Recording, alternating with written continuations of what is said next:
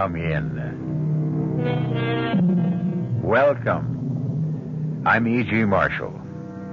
Do come in. Make yourself comfortable, because I'm going to tell you a nice, quiet little ghost story. Nothing to frighten you. Not badly, at any rate. Nothing to make you run screaming into the street. No, the most this ghost story can do is make you snuggle down deeper under the covers and reach out for a hand to hold. A hand, I trust, that is firm and warm, not clammy and cold. Our mystery drama, The Phantom Lullaby, was written especially for the Mystery Theater by Elspeth Eric and stars Rosemary Murphy and Arnold Moss.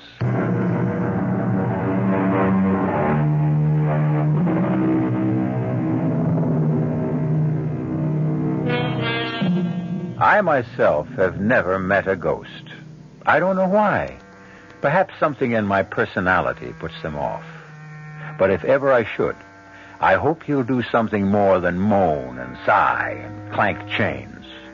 What I should really enjoy would be a nice, chatty ghost who'd sit down and talk things over. Things like whether the life after death is really pleasanter than the one before. And if it is, why is it? Things like that. Things that only a ghost would know.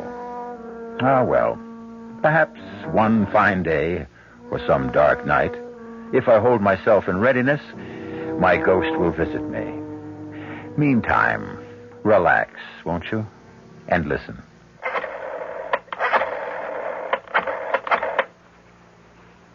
Hello? Intercoastal Airlines? Well, can you tell me if Flight 509 from New York is on time? Yeah, I'll hold on. Ellen's room is finished. Good. I've ordered new curtains. I hope she likes her room. Oh, I'm sure she will. I'm sure she... yes? Oh, it is? Well, good. Thank you very much. The plane's on time. Well, you better get started then. Yeah. Don't be nervous. I'm not nervous. It'll only make her nervous if you're nervous. What are you looking in the closet for? My overcoat. It's on the chair. Oh. She's only been away 4 days. It's not a question of how long she's been away. It's what she went away for. I know that. Well, then why say a foolish thing like only 4 days? Please. I'm nervous, too. Well, what do you think you're doing now? This couch shouldn't be here. It should be over there. That's an 8-foot couch. Don't try to move it by yourself. I can do it. Let me have the superintendent, please. Emily, will you stop that? I'd help you, but I have to get going. I don't want Ellen standing around the airport. Hello? This is Mr. Keene, Penthouse B. Yeah, we just moved in. We're not quite settled in yet, and I have to go to the airport to pick up my daughter. Could you possibly help my wife move a few pieces of furniture? No, we want the place to look extra nice. Our daughter's never seen it, and... Oh, that's great. That's just great. Thank you very much. He'll be up in a couple of minutes. Howard, do you think Ellen will like this apartment? Well, I certainly hope so. It's costing an arm and a leg. What with the terrace and everything? Her own bathroom, a real dining room? Well, the idea is to give her a change. New surroundings, blot out everything that happened. As if a terrace and her own bathroom could take her mind off that terrible man. Well, they'll help. I'm not saying completely, but they'll help. Give her something to think about besides John Draper and the rest of it. Seems strange we never even met him. I hope I never do meet him. Well, honey, I got to get going. Don't tell Ellen about this place. Let it be a surprise. And, Howard, be very, gentle with her. Let her know we love her. Yeah, I'll let her know. Well, I'm off. Oh. You're the superintendent. Yeah. I didn't hear you knock. I was just getting ready to. Well, come in.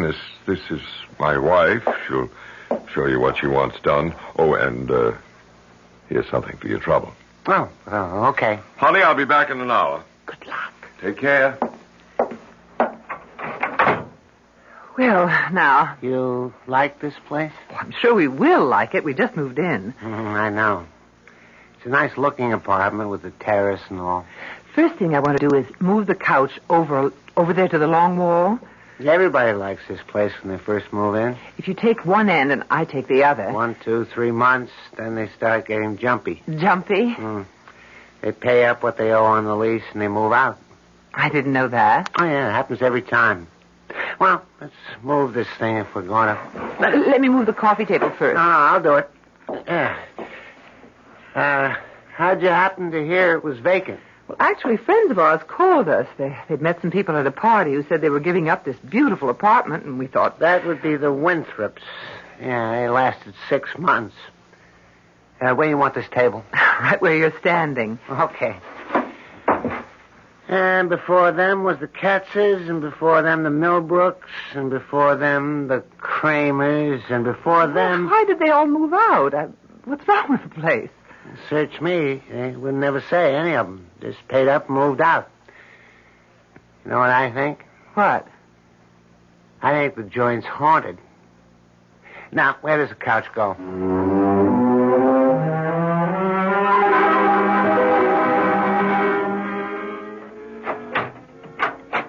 Enter, young lady. Ellen.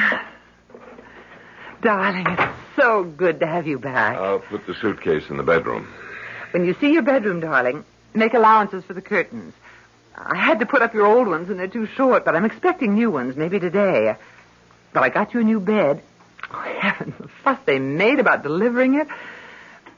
So, what do you think? Do you like the apartment? It's very nice. Come, look at the view from the terrace. Come on. You can see for miles. Isn't that spectacular? Spectacular. Well, you can take a good look at it later. What would you like to do now? I don't know.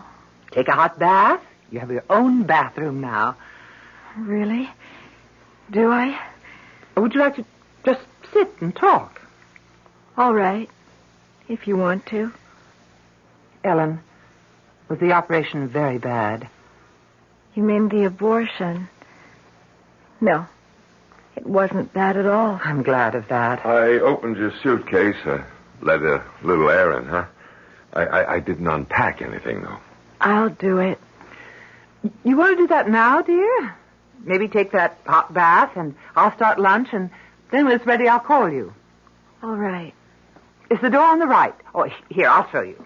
I'll find it. And the bathroom opens right off of it. Howard, what's wrong with her? I don't know. She was like that all the way in from the airport. Like a sleepwalker. Like a zombie.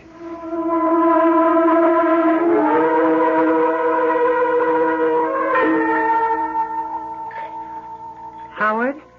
I'm making us a drink. We need it. How is she? I guess she's all right. Here's your drink. She's lying on the bed just staring at the ceiling. I spoke to her, but she didn't answer me. So I didn't bother her. That horrible man, he did this to her. I wish she'd talked to me about him. But she never did say much, except that she was seeing him a lot. And then when she told me she was pregnant, she said he didn't want to marry her, so she guessed she'd have an abortion. Just like that. Things have changed so. The young people nowadays. And the parents nowadays. I guess so. I should have insisted. I should have put my foot down, absolutely insisted. Insisted on what? Well, at least on meeting the guy, at least that. That's not the way things are done these days. Well, they should be. Look, do you think I ought to get in touch with him now? Now? It's too late Well, we now. can't just leave her the way she is, walking around like an automaton. Maybe he could... Oh, I don't know. Maybe he could snap her out of it or something. Maybe she'll snap out of it by herself. If she was really in love with him... She said she wasn't. Well, maybe she was. Maybe she was and didn't know it. Anyway, I think he ought to see what he's done. What good would that do? I don't know. Why don't you go and see if she's all right? I don't like to disturb her. Well, just knock on the door and see if she answers. All right. Well, the state she's in... Ellen? Oui, Maman. I don't want to disturb you, dear, but I just want to make sure everything's all right. Tout va bien. I guess she's all right. Anyway, she answered me. What did she say? I couldn't make it out, but she sounded fine. Well, that's good. Maybe it was just shock or something before. Probably that was it. Emily, if you get to talking to her, if she'll talk to you... Oh, she will. Ask her about this man. What's his name again? John Draper? Yeah, ask her how she feels about him. You know, if she thinks about him, wants to call him up or anything, you tell her that it's all right with us. Howard, she doesn't care if it's all right with us. Young people don't these days. They just go ahead and do what they want to do. Well, do you realize we don't know anything about this man? What does he do for a living, if anything? He plays the piano.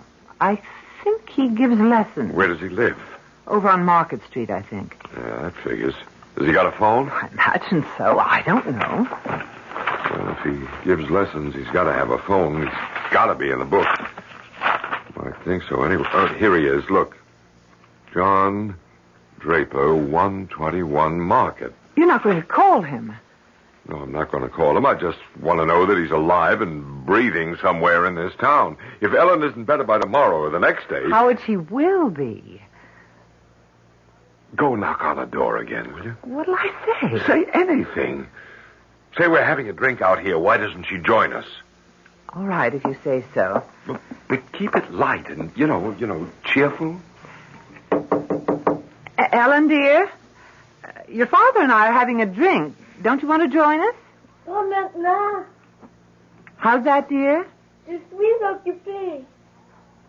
Well, whenever you're ready, we'd love to have you. I think a drink would do you good. Whenever you're ready. I guess she's all right. But did she say she was all right? I don't know what she said. What do you mean you don't know what she said? Ellen! Are you all right, baby? Je regrette, mais je ne peux pas vous joindre pour le moment. Je dois m'occuper du petit garçon. Excusez-moi, s'il vous plaît. Howard. Why, I didn't know she could speak French. She can't. Well, she just did. I understand enough French to know that. What did she say? Could you tell? Well, she said she couldn't join us just now because she had to take care of the little boy. Do you agree with Anthony Trollope that the chief duty a parent owes a child is to make the child happy? I think I do. And I think in their more beneficent moods, most people do. Why, then, are there so many bitterly unhappy children?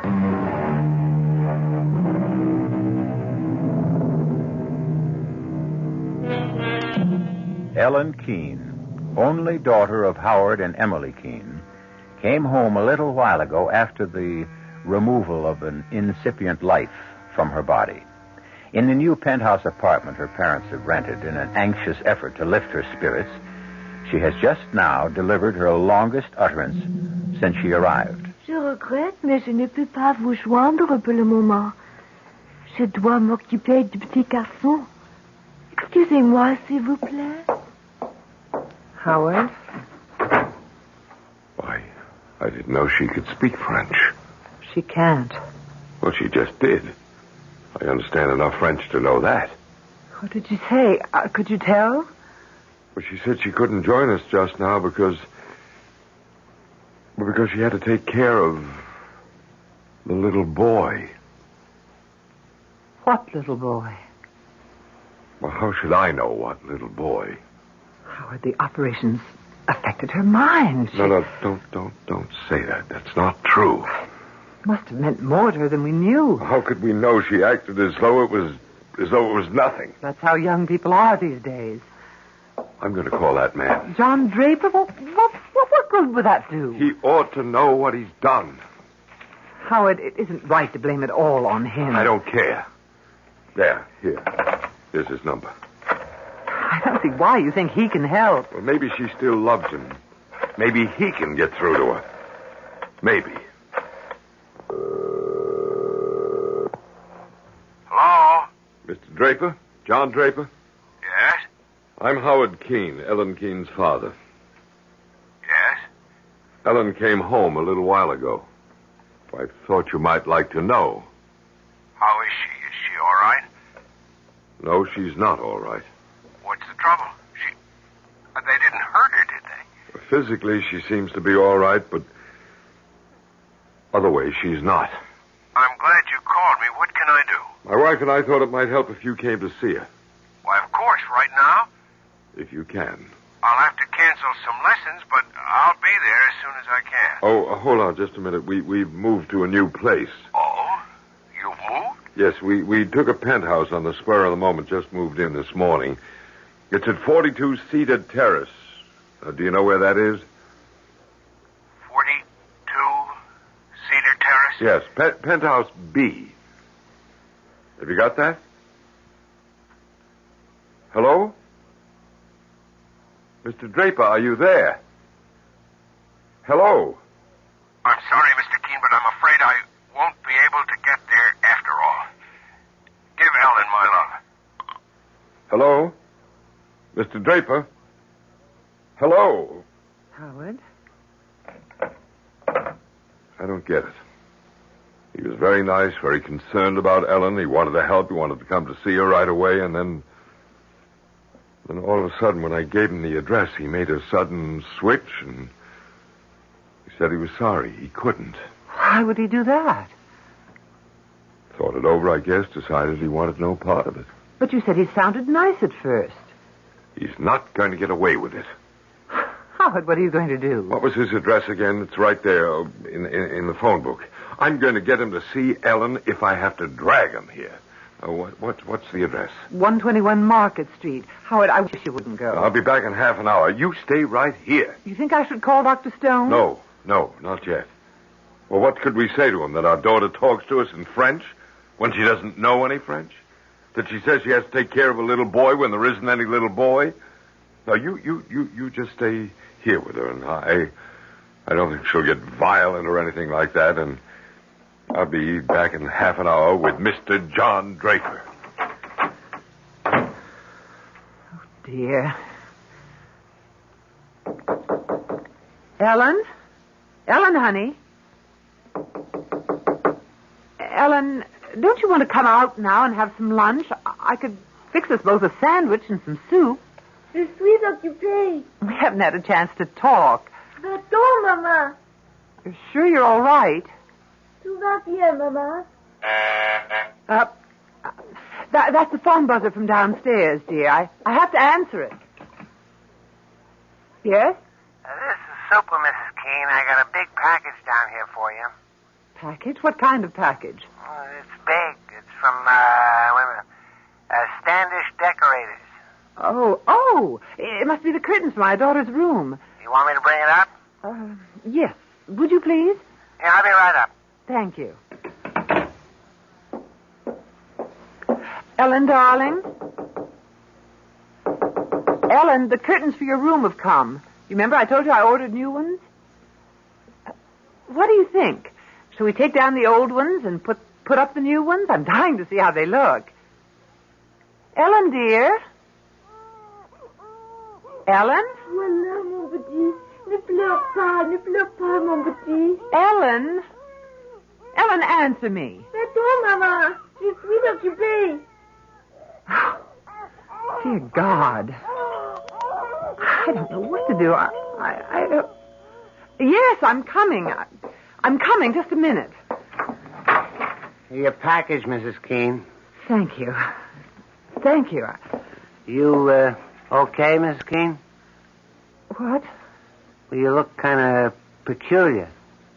I do? What's the matter? Ghosts been bothering you? Ghosts? I told you the place was haunted. Yes, you did, didn't you? Didn't think they'd be getting to you so soon, though. Look, come in for a minute, will you? Do you mind? I'd like to talk to you. Oh, yeah, okay. Tell me, why you say this apartment is haunted. It was just a guess. You don't really know, do you? No, I don't really know about this apartment, no, but I know quite a lot about ghosts from personal experience. Tell me what you know. Well, I guess everybody knows that ghosts are no more and no less than the spirits of the dead who won't leave the earth, right? I mean, that's pretty obvious, wouldn't you say? I wouldn't know anything about it. Oh, well, I thought everybody knew that. Well, that's what they are. The only difference between one ghost and another being why they won't leave the earth, why they keep coming back to haunt. And there's various reasons why. Like what? Well, they could be they're in love with some live person who returns that love even after death. That's one reason. What other reasons are there? Well, there's a ghost that won't admit to death, a ghost who resents the people who've gone on living. Now, this, generally speaking, is the ghost of some person who is used to lording it over everybody in life and comes back to try to lord it over them some more. That's another reason for ghosts. What other reasons? Then there's the kind that just can't understand how it happened. How what happened? Death. Their own death. That's the kind of ghost I understand very well. My sister's one of those. You mean your sister doesn't understand how she happened to die? Is that what you mean? She was 12 years old. She was on her way to school. And a car came along with a drunken driver behind the wheel, and the car swerved up on the sidewalk and killed her. She never knew what happened. Before she knew anything, she was dead. And her ghost comes back? Every night. Every night I wake up and hear crying. What do you do? I try to explain it to her, but what can I say? It doesn't make any sense. Drunk in a car and her on her way to school. No, it doesn't make any sense. It makes more sense to kill yourself, don't you think? That way you got something to say about how you go and when. Not just leave it up to some drunk in a car. Well, that's my opinion anyway.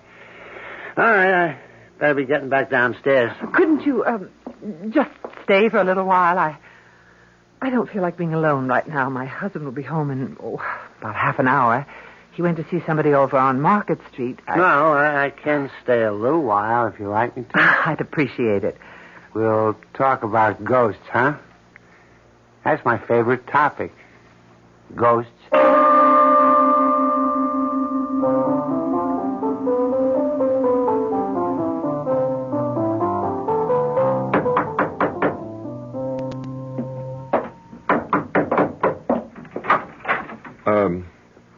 I'm looking for Mr. Draper. I'm Mr. Draper. I guess it's your son I'm looking for. I don't have a son. Oh, well, I expected... Well, I didn't know I'm Howard Keene, Ellen's father. I'd like to come in and talk to you. Mr. Keene... Please, it's very important, or I wouldn't ask. Come in. Thank you very much. Sit down if you want. Excuse my staring at you. I expected a much younger man. I'm 51. That's just my age. You said on the phone Ellen is all right. No, I said that physically Ellen's all right. Why didn't you want to marry Ellen when you found out that she was pregnant? I couldn't. Why, you've got a wife? I had a wife. You're divorced. Something I never talk about, Mr. Keene. You never talked about it to Ellen? I never talked about it to anybody. And I don't intend to. Maybe you should. I can't. Tell me about Ellen. Well, she came home a little while ago. She was changed. She talked in monosyllables, short sentences at the most. And we thought after what she's been through, maybe that's only natural. So my wife told her to have a bath, take a nap, and we'd have a drink, lunch. Well, my wife and I were talking, Ellen came out of a room and spoke to us, quite a long speech, and every word of it in French. In French? Now, Ellen doesn't know any French. You never spoke to her in French, did you? Never. Well, Never. I just wondered. What did she say in French? Well, she said she was sorry she couldn't join us for a drink, but she had to take care of a little boy. What little boy? I have no idea. Mr. Keene, after an operation like the one Ellen had, don't you think it's possible that it's bound to have an effect on a woman, on her emotions, for a while anyway? I don't want it to go on for too long, and that's why I called you. You thought I could help?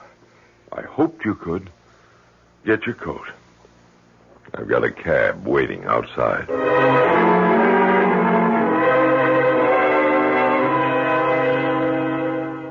Now I've told you everything I know about ghosts, Mrs. Keene.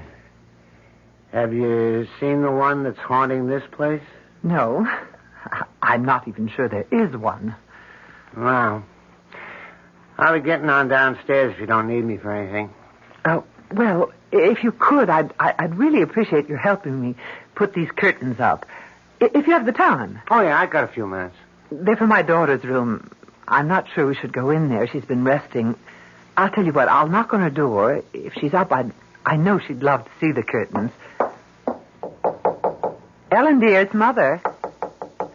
The superintendent is here, and if it's all right with you, we'd like to put up the new curtains. You know, I told you before they just came from the shop.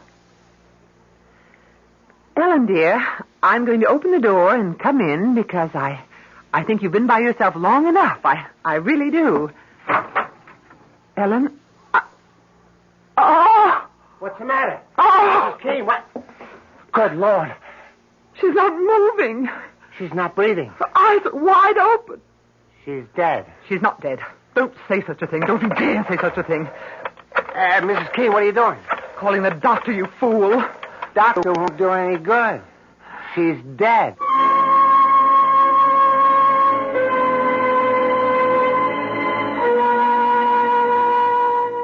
Man is the only animal who knows that he will die.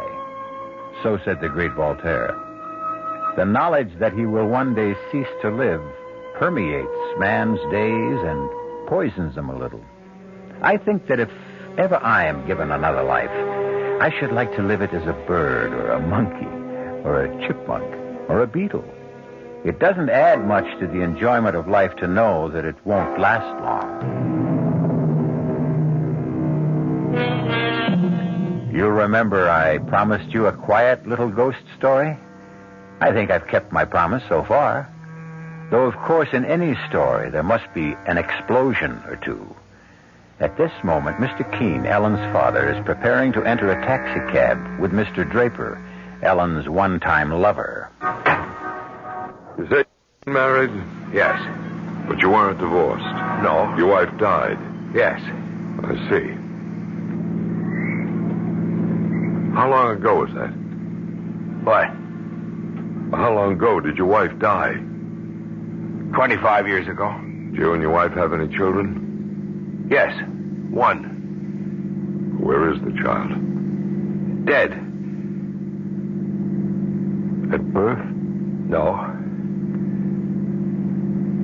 I feel a little bit like a heel asking you all these questions, but I'm concerned about my daughter. I'm concerned, too, or I wouldn't have come with you. I understand. I think I understand. You've never wanted to get married again, is that it? Never. Even after all these years? I met my wife in Europe towards the end of the war. The big war. I'd been doing very well in business. I was on my way to making it big when I got drafted. I didn't like being drafted, but I went anyway, and she was the one bright spot in an otherwise drab and miserable Army career. I brought her back here. She had a child, and they both died. I stopped making money. I started playing the piano, and I have been at it ever since then. But you were in love with Ellen. I hope you don't mind my asking. I don't know what that means, to be in love. I'm not saying there's no such thing, but if there is, I've forgotten, or I never knew what it's like. I'm very sorry for you. It's very kind of you, but don't bother. Cedar Terrace is the next right turn, driver. Are we nearly there? Next right, about half a mile. My wife and I just moved in. We wanted to do something for Ellen. We heard through friends about this marvelous apartment that was suddenly available, a penthouse of all things. Penthouse B, you said? Yeah, we took it on an impulse, thinking it'd be something for Ellen to come home to take her mind off everything. You know, what she'd been through. And did it? Well, no. No, she's hardly said a word about the place since I brought her home from the airport. She's hardly said anything about anything. Just a few words of French, and that one thing about not being able to have a drink with us before lunch because she had to look after a little boy. How could she speak French when she doesn't know any French? And what little boy did she have to look after? I don't understand any of it, not any of it. Hold on. We're almost there. Maybe Ellen will be all right, more of herself anyway, and then you can ask her. You just hang in there for a couple of minutes more.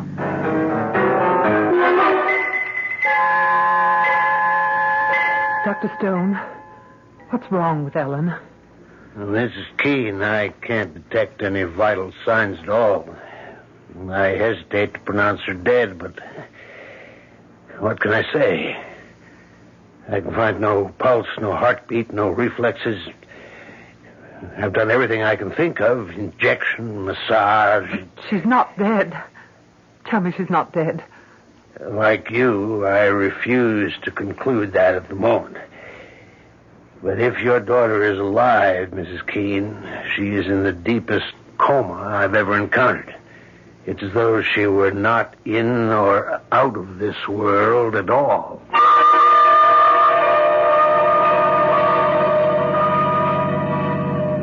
It's that tall building on the corner, driver, number 42. A very tall building. How's that? I said it's a tall building. Well, compared to the way they build them nowadays, it's not so tall, but I guess when they put it up, it was considered pretty daring. Hey, what do you think you're doing? I just can't. You get back in there. Driver, stop the cab. Hey, stop. I can't go up there. I can't. I don't care if you can or can't. You're going to. Now, march. Don't you try anything now. I got hold of you. I can't do it. You let me pay the cab. Here you are, driver. Now you get going. Mr. Keene, I know you think this is very strange. You bet I think it's very strange. I can explain. After you've seen my daughter, you can explain. Now you get in the elevator there. Right now, Ellen's the only one I'm interested in. Push that button that says penthouse. Penthouse B. That's right.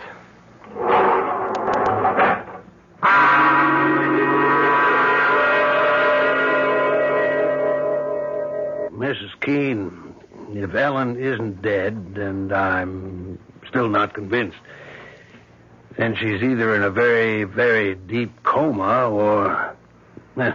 Here I'm getting into territory that I don't understand at all. She's in a trance. A trance? We hear of these things, people who can control their body functions.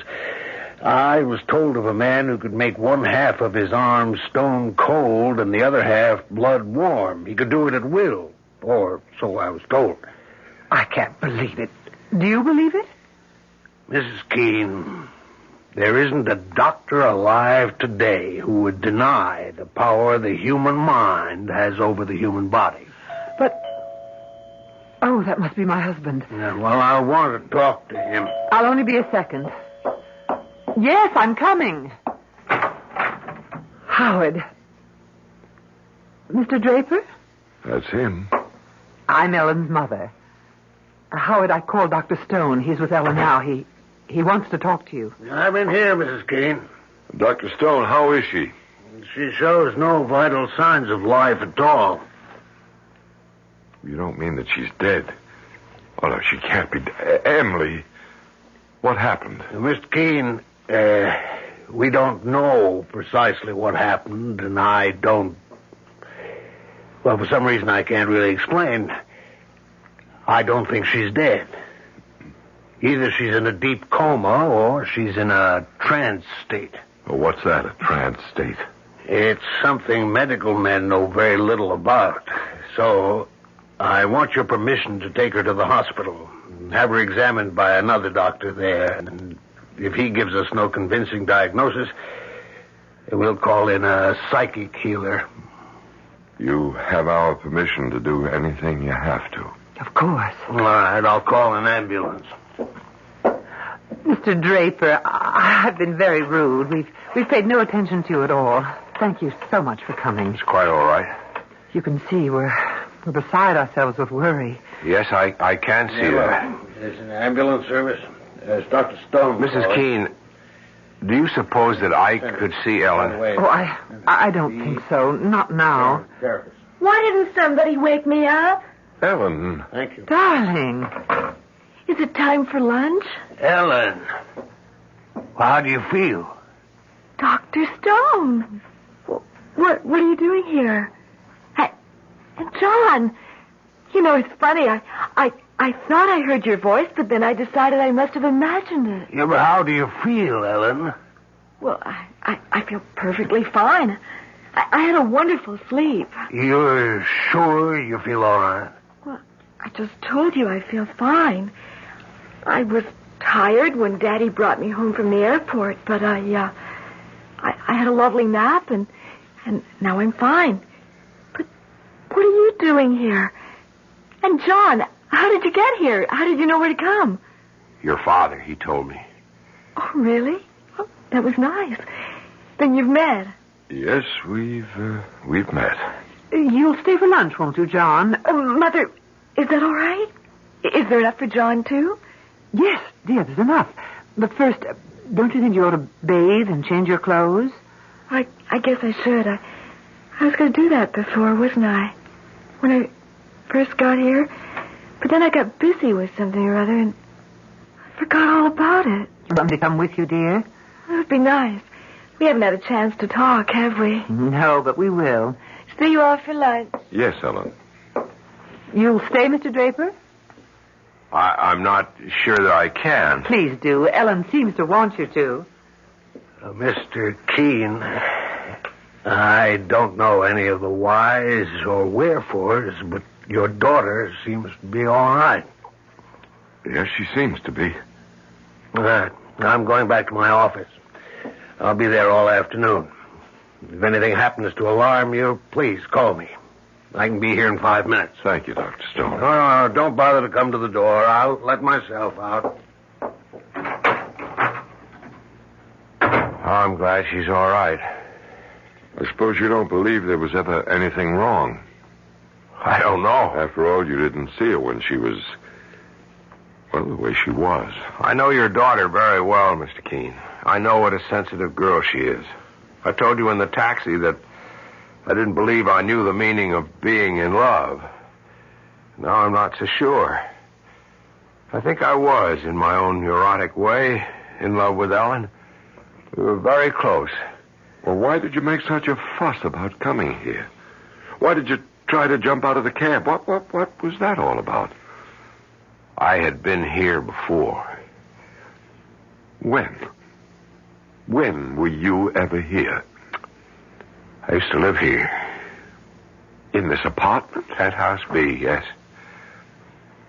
Well, when was this? 25 years ago. You lived here with your wife? Huh? And your child? Yes. And your child was a little boy? Yes. How old was the child when he died? 2 years old. And your wife, how old was she? 21. They both died while you were living here. I can see why you wouldn't want to come with me. It's not just that they died. Well, what was it? It was the way they died. Tell me about it.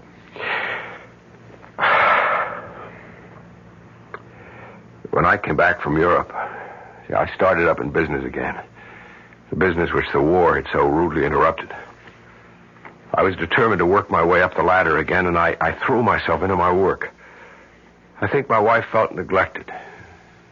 Truth is, I did neglect her. But it wasn't just my neglect. She was a foreigner. Even after 3 years, she hadn't learned to speak English. She was shy. She didn't make friends. She was alone a great deal, except for the child. And one night, I was at my desk working over some papers when she came into the room with a child in her arms. She spoke to me. I don't remember what she said, but I remember that she spoke to me. I had every intention of answering her. But I didn't want to be bothered at that precise moment. Half a minute later, I turned around and she wasn't there. She had jumped from the terrace. She had jumped from the terrace with the child in her arms. Good Lord. Do you think it's possible... I know how far-fetched it sounds, but is it possible that the little boy Ellen told us she had to look after was the ghost of your son? I don't know what else to think. Do you? Tell me something. What nationality was your wife? My wife is French. It all begins to fit together, doesn't it? When you stop and think about it.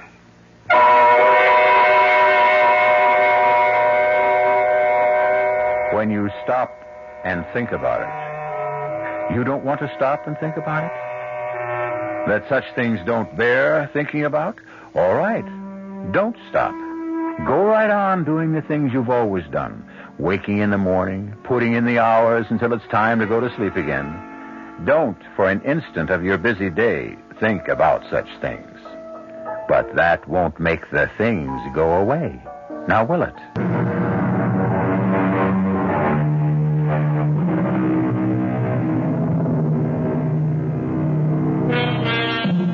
That was a quiet little ghost story, wasn't it?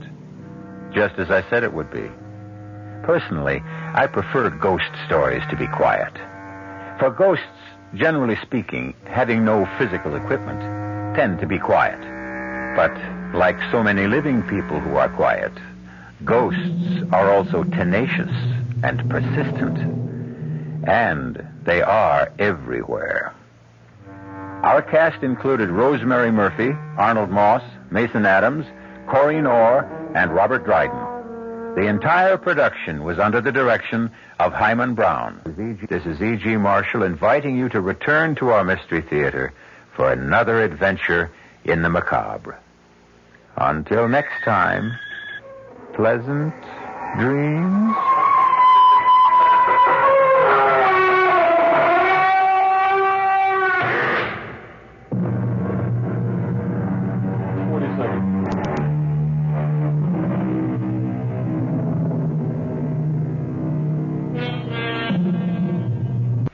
The preceding Mystery Theater program was furnished by the CBS Radio Network. Listen now to this scene from tomorrow night's offering on the WOR Mystery Theater. I'm going to kill myself. Well, that's one way to... You're what? I'm going to kill myself. But it won't be suicide. You're going to kill yourself, but it won't be suicide. That's right, Murray. And my wife will receive $50,000 in insurance money. Now I know you're crazy. I'm serious, Murray. Well, you can go ahead and kill yourself, but your wife isn't going to get any $50,000. You're not even married. That's right, Murray. Don't you see now why it's so perfect?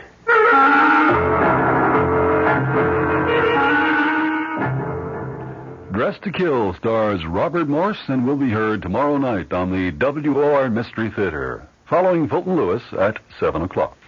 Your dial is set for 15 minutes of late news with John.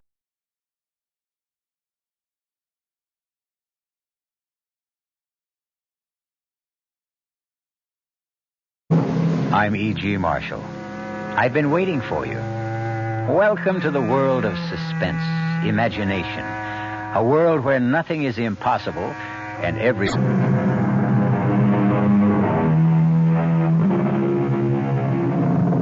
Come in. Welcome. I'm E.G. Marshall. I've been waiting for you. Welcome to the world of suspense, imagination. A world where nothing is impossible and everything is foolproof. At least that's what Peter Vincent thought, the hero of our tale. Peter Vincent is approaching middle age. Not quite there, but already beginning to experience the disillusions, the restlessness that comes from feeling we're capable of better things and fearing time will run out before we achieve them. But Peter Vincent, who lives by his wit, his charm, his cunning, hit one day on a scheme that appeared to be his great triumph.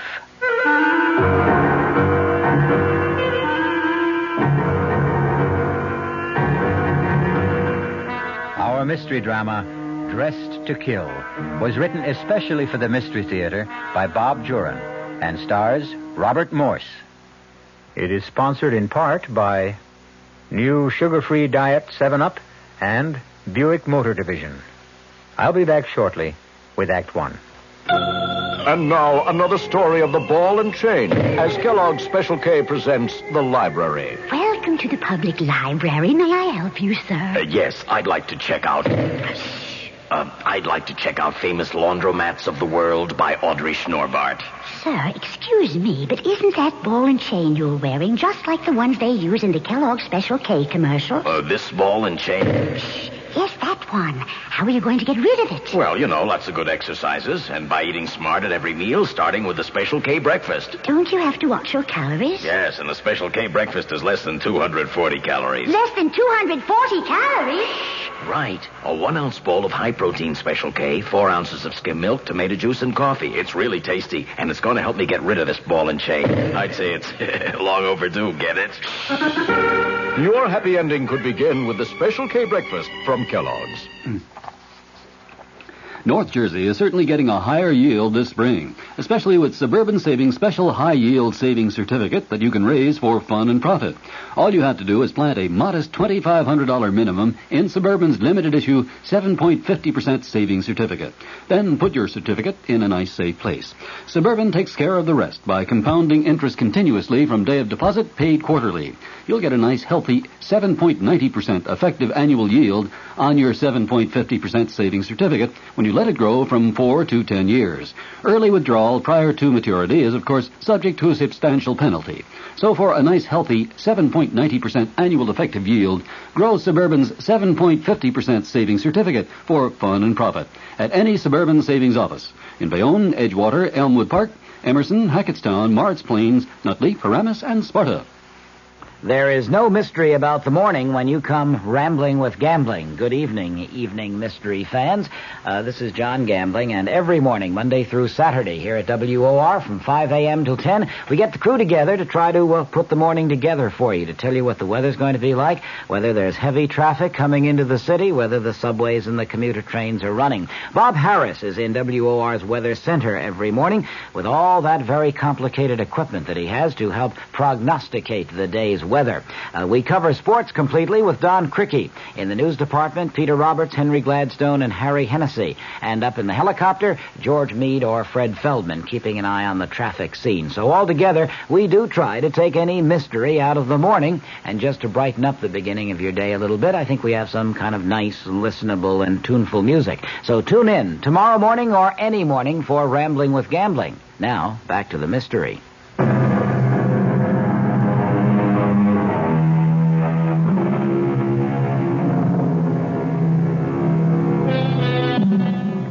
What a tangled web we weave when first we practice to deceive. And Peter Vincent is about to weave a tangled web of deception, the likes of which he has never tried before, and hopes never to have to try again. Our story begins in a cheap but clean and well-run apartment house on New York City's West Side.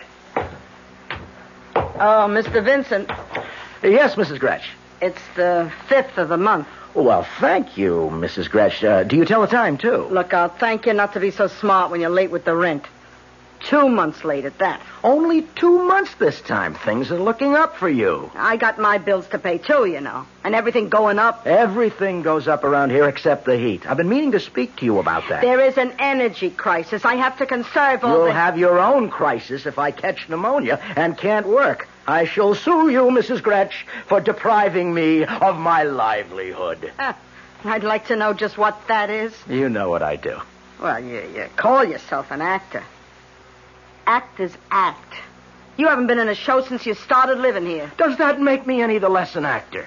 We are all acting, Mrs. Gretsch. You, I, everyone. We're playing out our roles on this great stage. We are never really ourselves. We hide behind the masks, and we act out our little lives. I mean, you're acting. You don't want to press me for the rent, but you must. It's your role in life. So you step up on the stage as you are now, the star of this mini-drama, acting the part of the miserable, harassed landlady insisting on the rent. And you do your part extraordinarily well. Have you ever thought of going on the stage? Well, my sister was always telling me I had a nice voice. And she's right, she is. I may speak to my agent about you, yeah. I might just be able to get you a part. But get me the rent instead. Beautiful, Mrs. Gretsch, that was beautiful. You have a natural sense of timing. You'll make a wonderful heroine someday. You're past the ingenue roles, but still... You have till the 10th, Mr. Vincent. Not a day after. That's it, Mrs. Gretsch. Keep studying. Stupid old frump. Hi, Pete. Murray. What are you doing here? Drinking your scotch. I thought you were in Cleveland. No, the show folded. Oh, how'd you get in? You gave me a key a year ago, remember? Well, remind me to change the lock. I'm sick of your freeloading, Murray. Look, just a couple of days till I get settled. I gave up my room when I went on the road. You're not staying here. Oh, come on, Pete. I'll pay half the rent. Well, welcome home, Murray. You're looking pretty good, Pete. You been eating regularly? Off and on. I pulled a little flim-flam job a few months ago, paid the back rent. What about acting? Any leads? No, but I'm working on something, Murray, something really big. I'm sick of those ratty little deals for peanuts. Oh, come on, not another con game. The greatest, Murray. The one that'll set me up for life on that sunny little beach in Mexico. I'm going to pull one last gigantic hoax and then retire. I mean, just settle down for life. I've been thinking about it for months. Great. What's the scheme? I'm going to kill myself. Well, that's one way to... You what? I'm going to kill myself. But it won't be suicide. You're going to kill yourself, but it won't be suicide. That's right, Murray. And my wife will receive $50,000 in insurance. Now, I know you're nuts. I'm serious, Murray. How can you be? You may go ahead and kill yourself, but your wife isn't going to get any $50,000. You're not even married.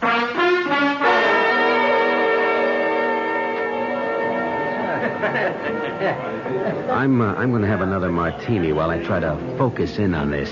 It has to work, Murray. It's foolproof. Nothing is foolproof. I've been looking at it from every angle, and the more I look, the more I'm convinced it's going to work. Now, Peter Vincent will die. His wife will disappear forever, and I'll come out of the whole thing with $50,000. Let me get this straight. You're going to fake your own death and then impersonate your wife to collect the insurance? Precisely. I've got a $25,000 double indemnity policy. I've had it for years. I got it back in the better days when I was working regularly and traveling a lot. My mother was a beneficiary. But after she died, I just never did anything about changing the policy. I kept it up. You're not only out of work, you're out of your mind. No, listen, Murray, when I thought of this thing last year, I went and changed the beneficiary on that policy. I made up a name, Tina Vincent. The beneficiary is Tina Vincent, wife of the deceased. I've just been waiting, letting enough time go by so it looks legitimate. Well, it's a blockbuster, all right. If you get away with it, there are a lot of things to consider. How are you going to pass for a woman? The impersonation is the main... Yeah, that's it. Can you be convincing? When I put my mind to something, I can be very convincing. I don't believe it. Where did you learn to talk like that? I used that voice in a nightclub act a couple of years ago. Well, it's perfect. It's a perfect dame. Say something else. It was sweet of you to invite me to dinner, Murray. Oh, Murray, pay the check and let's just get out of here. Fantastic. Well, the first thing to do now is create, Tina Vincent. Now, will you help me, Murray? Hey, give me that voice again. That really spooks me, hearing that dame's voice coming out of you. Well, that's because you haven't seen me at my best, Murray. Wait till I'm dressed for the part.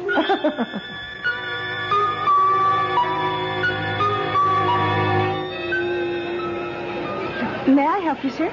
Oh, yes. I was interested in these pantsuits. Oh, well, these are on sale today. Is it a gift for your wife, perhaps? Yes, you might say that. For my wife, yes. Oh, well, how nice.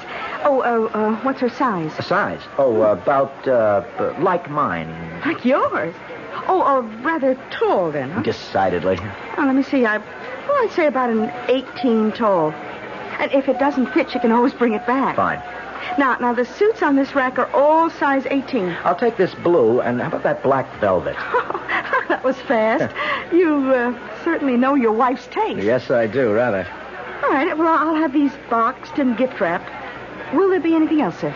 Yes, as a matter of fact, she's been wanting a new wig. Oh, yes, sir. Step this way. Next counter down. Now, what does she wear? Blonde, brunette, black? Oh, dear me, yes. Funny, I've never really noticed. Oh, well, what's her coloring like? Fair?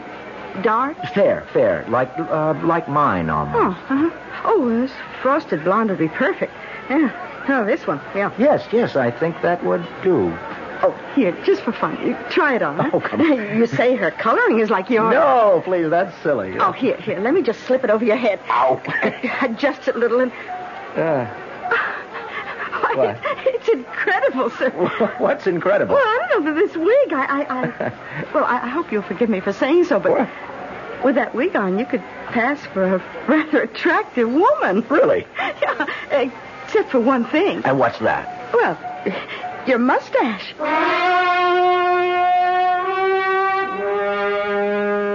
Well, Murray, how do I look? Like a tall Doris Day. Come on, will you? Come on, what have I forgotten? Now, what is wrong with this whole image? Nothing. I gotta admit, it's perfect. Yeah. Have I got on too much makeup? No, I don't think so. Lots of women go in for heavy makeup. Well, there's only one sure way to find out. The acid test. Go out in public. Precisely. Because I've got to be convincing as a woman before I've gone too far. Where are you going to start? Well, first I'm going to open a bank account. I've got to establish some sort of identity for Tina Vincent. Just impersonating a woman isn't good enough, because when I get down to the final act, applying for the insurance, I've got to prove that I really am Tina Vincent. I've got to have identification. You sure have thought this thing out, Pete. I've been planning it for almost a year. Well, I'm going to start with the bank. Oh, lend me $50, will you? No, I promise you, you'll get it back in spades when this whole thing's over. Yeah, when you're in Mexico, you mean. Come on, Murray. Be a patron of the arts, huh? Where's your imagination? Now, come on. Don't let a little thing like a few bucks keep us from carrying out one of the greatest schemes of all times. No wonder you don't have to work. Okay. Here. You won't regret it. You want to come along and watch the fun? I wouldn't miss it for the world. I paid $50 for that reserved seat.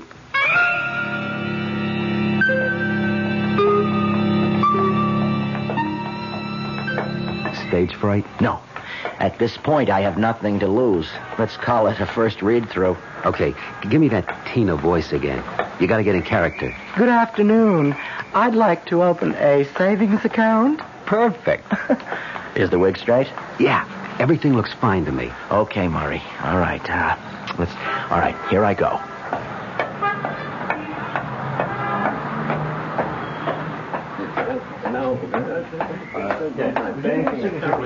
I beg your pardon? Good afternoon, madam. May I help you? Yes, I'd like to open a savings account.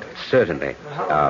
Sit down, please. Will this be an individual or joint account? An individual. I'm starting to save a little for a surprise vacation for my husband in Mexico. Well, that's very nice. Very nice. May I have your name, Mrs. Vincent. Tina Vincent. All right, Mrs. Vincent, if you'll fill out both these cards. Name, address, Social Security number. Social Security number? Beg your pardon? Oh, a little catch in the throat. No, a Social Security number. No, I don't have one. I mean, my card must be at home. I haven't worked for so many years. I see. Well, you can always send that in to us later. Oh, thank heavens. How much would you like to deposit? Well, $50. Very well, Mrs. Vincent.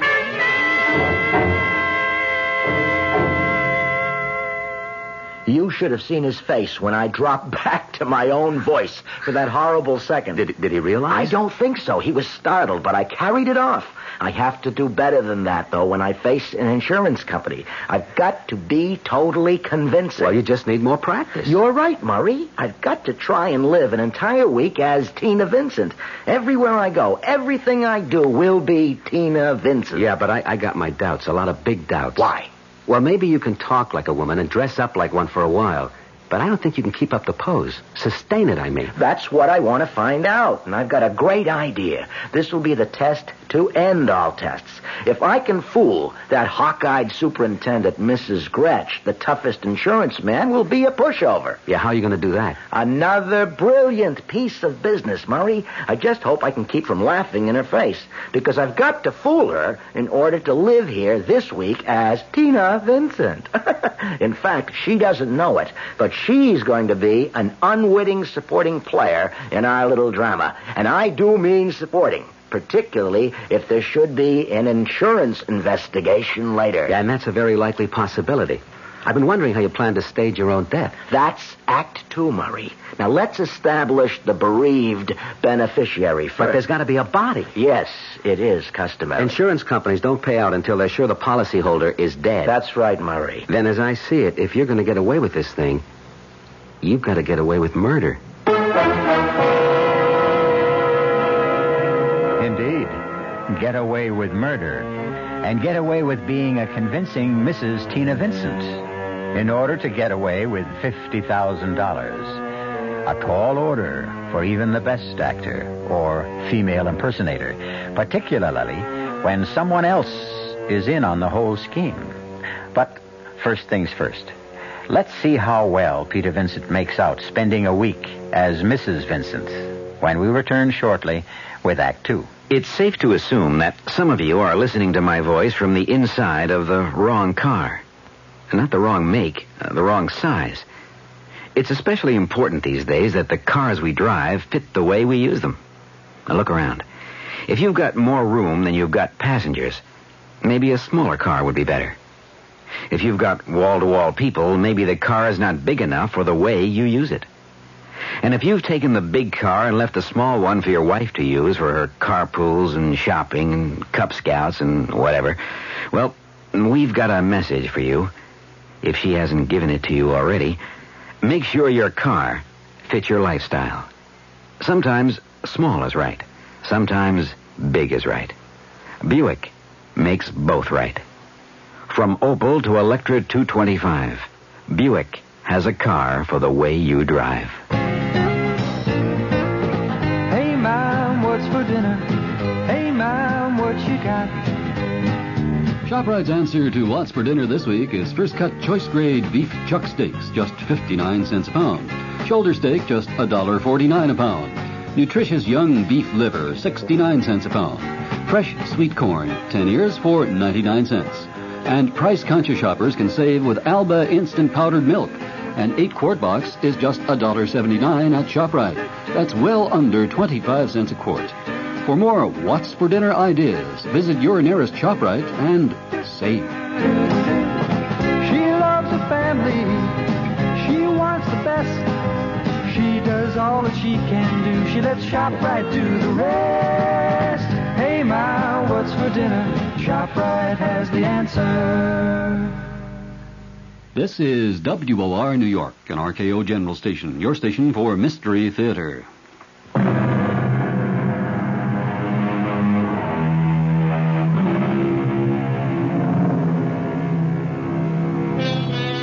Peter Vincent, con artist, sometime actor, is preparing what he considers the greatest scheme of his career. Impersonating his own beneficiary, Mrs. Tina Vincent, to collect his own insurance.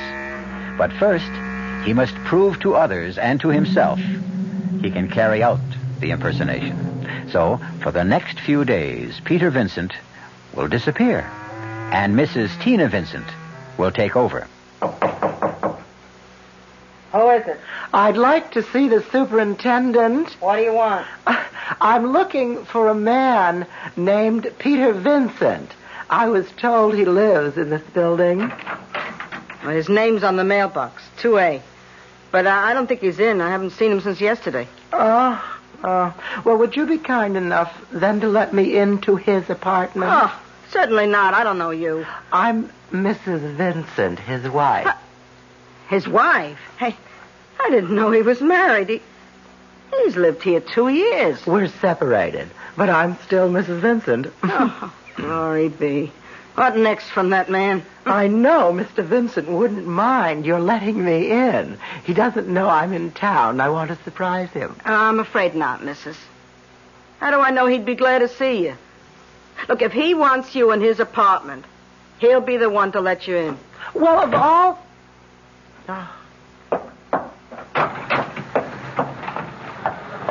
Well, how'd it go? Smooth, Murray, smooth. The old crow didn't bat an eyelash. To her, I'm a perfect stranger. If he wants you in his apartment, he'll be the one to let you in. That's just what she said. Come on. We have to arrange for my wife's lodging. Where now? That phone booth there. Hey, lend me a dime, Murray. I've got to make a call. I'll put it on your bill. Consider it an investment. I told you, you'll share in the spoils. I hope you know what you're doing, because I sure don't.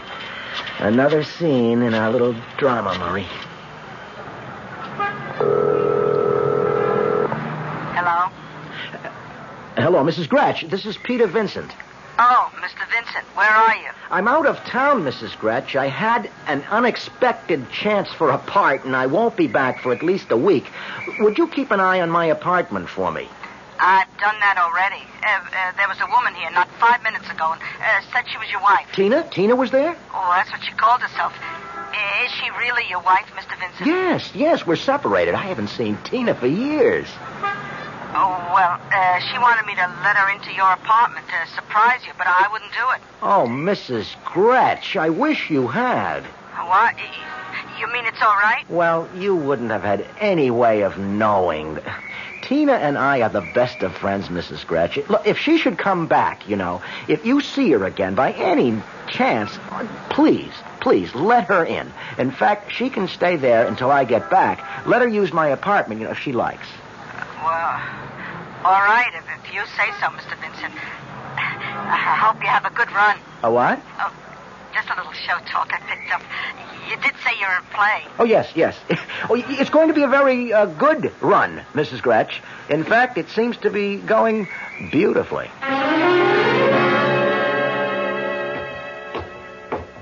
Oh, just a minute, sir. Yes? I know you've been staying with Mr. Vincent, but now things have changed. He's out of town. Yeah, I know. And Mrs. Vincent is occupying the apartment. Tina? You mean Tina's here? And with Mr. Vincent away, I don't think... Oh, don't worry, Mrs. Gratch. You didn't know. I'm Peter Vincent's brother-in-law. What? Yeah, Mrs. Vincent's my sister. Oh, well, I hope she's not here to make trouble. Mr. Vincent said they were separated. Oh, don't worry. It's probably a reconciliation. They've always admired each other, even though they couldn't live together. I certainly hope so. Stupid old biddy. Tina, it's Murray. Murray, surprise! When did you get into town? Just today. Come in. Oh, good show, brother dear. I'm beginning to enjoy this part. Yes, keep you in practice. And what's next for you? Us, Murray. We're going out on the town tonight. What? That's right. We're going to an East Side bar, and here's what I want you to do.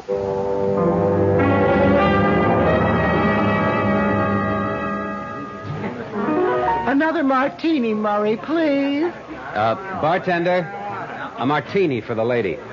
And let's make this the last. Oh, Murray. You've been drinking too much, and you know it. Murray, please. Look, I know when you've had too many martinis. I don't know why I'm sap enough to keep ordering them for you. Murray, I am all right. You're the one. I'm the one. I'm as sober as a judge, and I can see what's happening to you. Murray, this is very... Murray. That's all I ever hear from you. I'm getting out of here. I'm sick of you whining and complaining. Goodbye. Murray! Hey, honey. What? He ain't coming back. What are you drinking? I don't drink with strangers. I'm Harry Watson. How do you do? You see, now we're not strangers. No, I'm not interested. Ah, come on. Good-looking dame like you. Man runs out on her. Come on, let's have a little fun. No, please, you don't understand. It's not like that at all. Baby, I know all about what it's like. Believe me. And you're something. Oh, you really think so? Baby, I know so. What's your name? Oh, well, Tina. Tina what? Oh, just Tina. It's a pretty name. Come on, let's have another drink and let's get acquainted. Well, all right. Maybe just one. Hey, bartender, another... What are you drinking? Martini. Yeah, a martini. Harry, do you really think that I'm attractive? Sure I do. Would I be buying you a martini if I didn't? You're not just feeling sorry for me. Nah, of course not. You're interesting. And I wouldn't be surprised if things got more interesting later. Oh, you'd be surprised, Harry. Would you ever be surprised?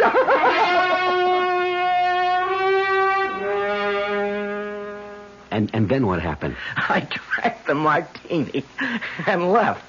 I proved my point. Tomorrow I'm going to apply for a Social Security number and keep on good terms with Mrs. Gretsch. She's going to be important to us later on. Look, Pete, don't you think you've carried the joke far enough? What do you mean? Look, you've proved you can be a convincing dame. It's been fun and funny. But you're not really serious about knocking some guy off and trying to make the insurance company think it's you. Of course I'm serious. I might add that I am dead serious. But that's murder. Not really. Not with what I have in mind. Now stop worrying so much. Just think about that $50,000, and it's a lot closer than you think. I don't have to prove myself anymore, Murray. I can carry off the masquerade. The time has come for Act 2. Act 2? The victim. I have to find my corpse. We have to plan this carefully because when I leave here, I'll never return, you see, as Peter Vincent. Now, I want you to get a hotel room, some sleazy, out-of-the-way place where we can get past the desk clerk without being seen. Whereabouts? Near the Bowery, but not actually on it.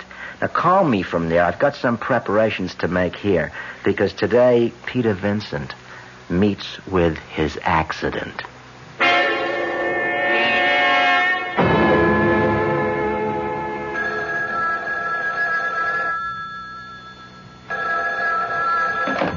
Hello? Pete? Where are you, Murray? The Hotel Matador, room 218. I'll find it. Now, I'll meet you there in about an hour. Drop off the necessary things, and then, Murray, we'll go shopping for a corpse.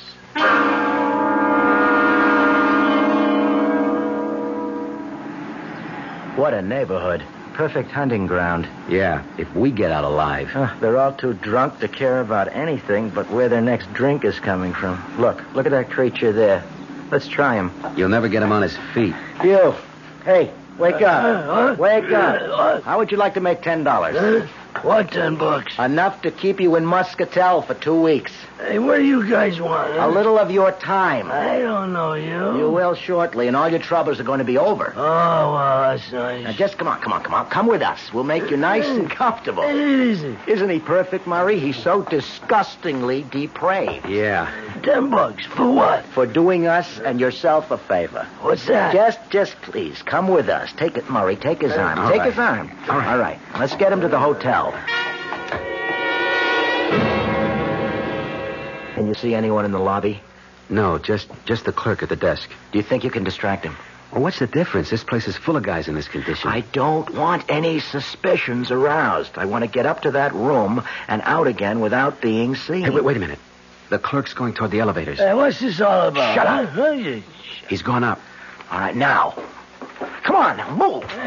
Let's take the stairs. It's only one flight up. I hope that clerk hasn't gone to the second floor. If we do meet anyone, just keep going. I can't. Shut up and keep moving. All right, now, wait a second. I'll check the hall. Okay, stop it now. Okay. I'll run ahead and open the door. All right. I don't see how anyone who doesn't eat regularly could have so much weight. $10, huh? Well, we made it. All right, get him into that chair. Yeah. All right, now get the hot water going. My case has shaving cream, soap. I'll get these foul clothes off him. Oh, phew. A second thought. Murray, I'll run the tub. You undress him. I'd never have believed it. All it took was a shave, some cleaning up, my best suit, and he looks like a human being. What's this all about? What? It's just a joke on a friend. Now, look, here's a wallet. Now, lend me a 10 spot, will you, Murray? We did promise him. Now, here's your $10 in this wallet, see? Now, we'll just put it inside your coat like this, and you can keep the wallet, too, and the clothes. And there stands Peter Vincent. My clothes, all my identification, and heading for eternity. We'll wait till 5:15, the height of the subway rush hour.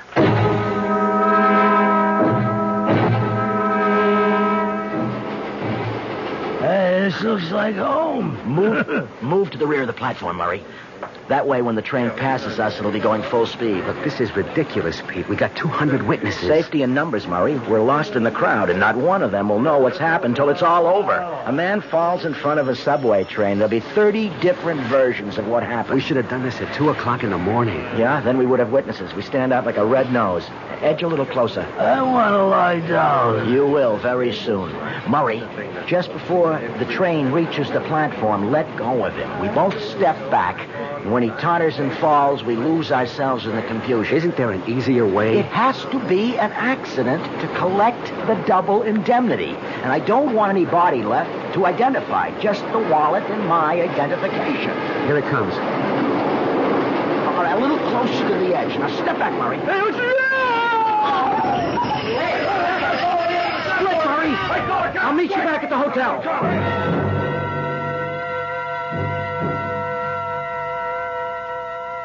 Have another drink, Murray. You'll feel better. Oh, it seemed kind of cruel. He was standing too close to the track. He was unsteady on his feet. Yeah, we put him there. Look, will you forget him? That was Peter Vincent who went under the wheels of the train. If you want to feel remorse, just remember it's for your brother-in-law. Your dear sister's husband. All right, don't worry. I'll play along. Look, we're really in this for keeps, Murray. We have to go through with it all the way because Peter Vincent is dead. I can't ever be Peter Vincent again without admitting to murder. But what do we do now? Act 3, brother dear. Tina's going to get dressed, go back to her husband's apartment, and wait to be told she's a widow.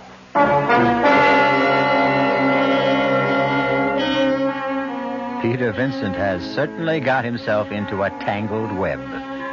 But that unabashed self-confidence of his has seen him through many a tight squeeze. Let's see if it carries him through this one final scheme, his greatest hoax, as he calls it, to set himself up for life. I'll be back shortly with Act 3. Ever had a tall, frosty glass of Amplitude? Well, if your beer is Budweiser, you've had it often. Amplitude is a fancy word for the entire taste phenomenon, the total experience of flavor. Next time you take a healthy swallow of Bud, watch what happens. Think about the sensations you're experiencing. Notice how the flavor of Bud comes on nice and easy. Not too strong, not too quick, just right. Notice the clean, crisp togetherness of Bud's taste. Everything in perfect balance, with no single element jumping out at you. And there'll be no aftertaste either, no hanging on. And you'll be refreshed and ready for another glassful. Actually, Bud drinkers have been experiencing Amplitude for years, but they never phrase it that way. They just say Budweiser, and that says it all. Anheuser-Busch, St. Louis. There are some things you can only get with TWA. Plans that save you time and money the most convenient way.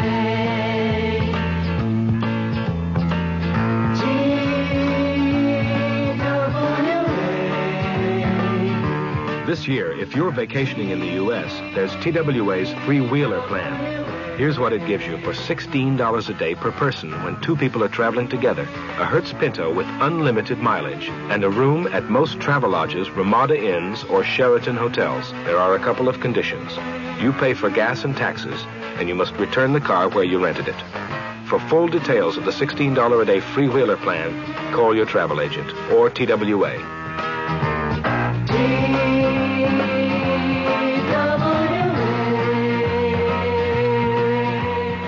Hello there, mystery cuckoos. Oh, this is Gene Shepard.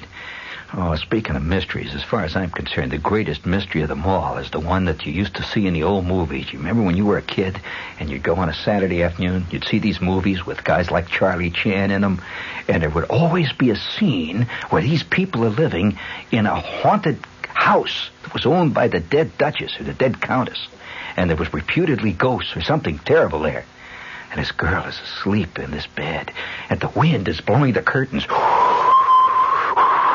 And suddenly, a panel slowly opens up back of her bed, and she's asleep, and a creeping claw comes out, reaching for her throat. Ah! Oh, great Scott. Oh. You'll hear the rest of the story tonight at 9:15 on the Gene Shepard Show, Monday through Friday, of course. The creeping claw will get you. It will get you if you don't watch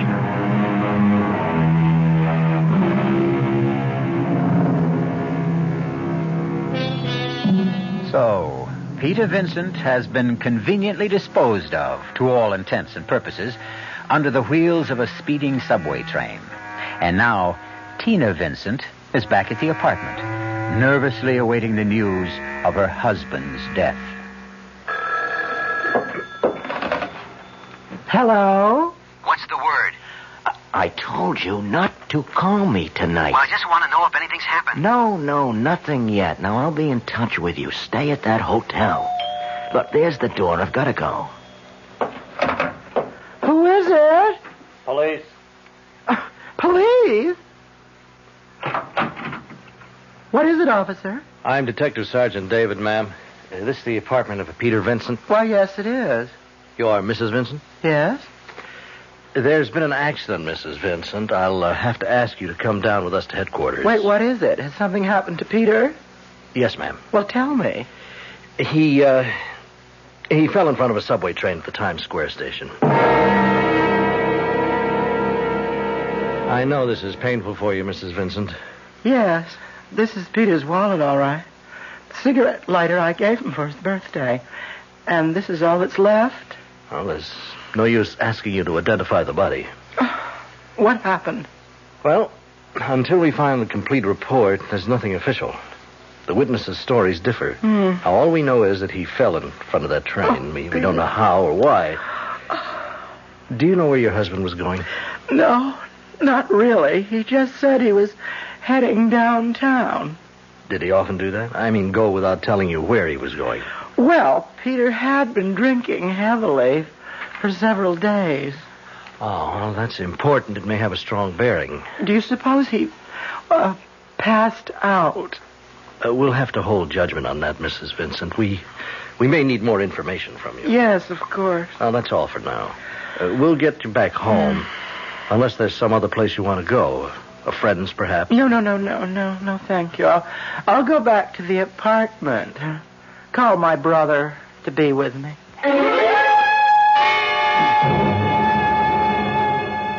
Stop worrying, Murray. You're absolutely in no danger. I'm the one with my neck out. Suppose there is some way to identify that bum. Well, there isn't. The police told me that themselves. There wasn't enough left to identify. That's exactly what I wanted. Besides, it's been 3 days. Hold it. I've got to get in character. Hello? Mrs. Vincent? Sergeant David again. Yes, Sergeant. We're closing the file on Mr. Vincent. Several witnesses corroborated the fact that Mr. Vincent was unsteady on his feet, and a lab report showed a high level of alcohol in parts of the body. Death was accidental, with inebriation a contributing factor. I see. If you'll come down to headquarters and sign a few papers, we'll release the remains for burial, and you'll receive the death certificate. You'll need that for any insurance Mr. Vincent may have had. Yes, thank you. I'll be there this afternoon. Thank you, Mrs. Vincent. and I'm sorry. Case closed. Witnesses said he was unsteady on his feet. Death was accidental, etc., etc., etc. Hey, we have to arrange for my burial, Murray. We've got to go all the way to keep up appearances. But, hey, look, Murray, do me a favor. Make it simple, Murray. A simple burial. I really would have wanted it that way.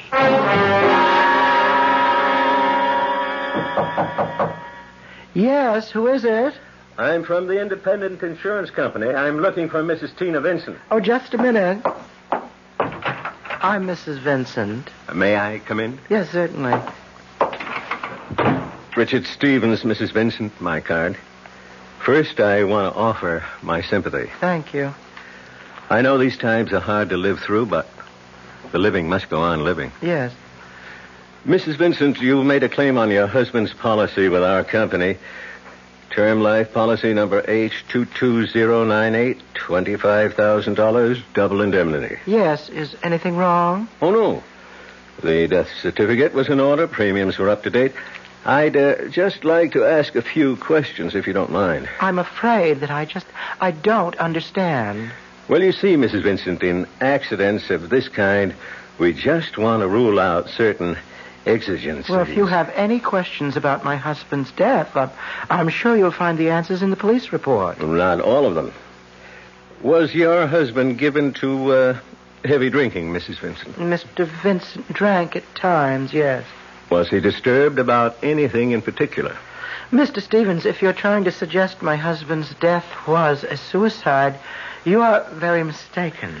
Well, we always try to get to the bottom of accident cases when there's double indemnity involved. But I think you have a legitimate claim. There's no further problem, then? I don't think so. I'll be running along. When can I expect the check? Well, we'll have it out to you before the end of the week. Good day, Mrs. Vincent. Goodbye.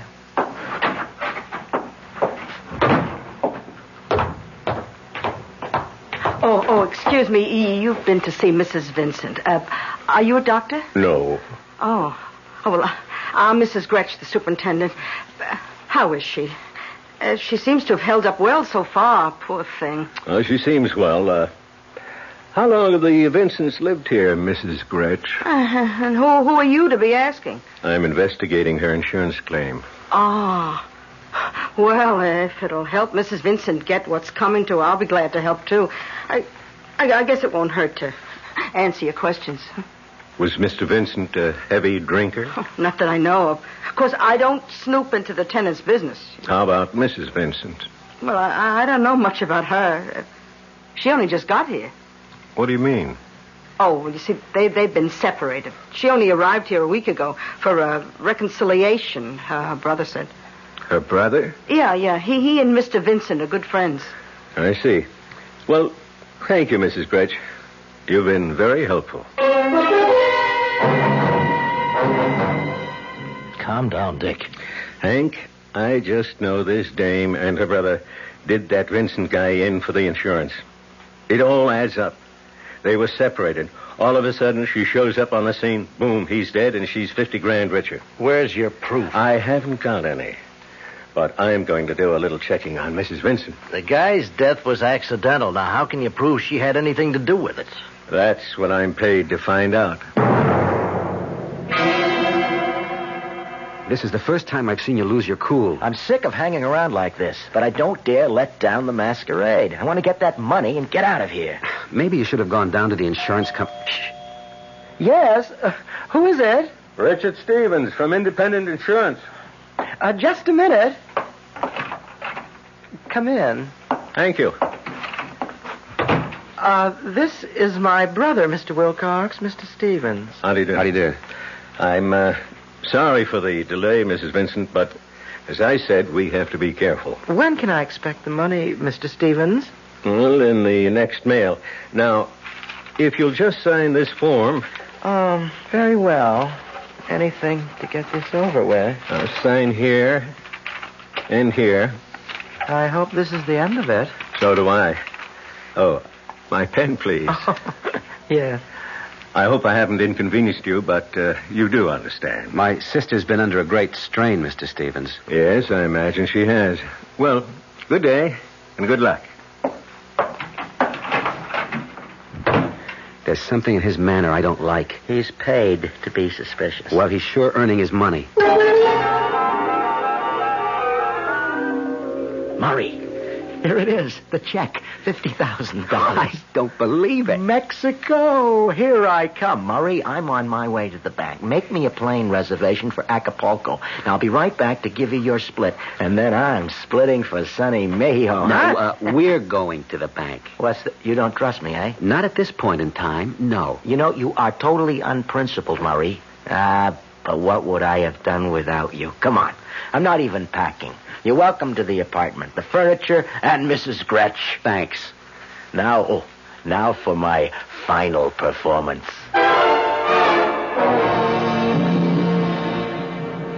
There you are, Mrs. Vincent. 50,000 in 50s and hundreds.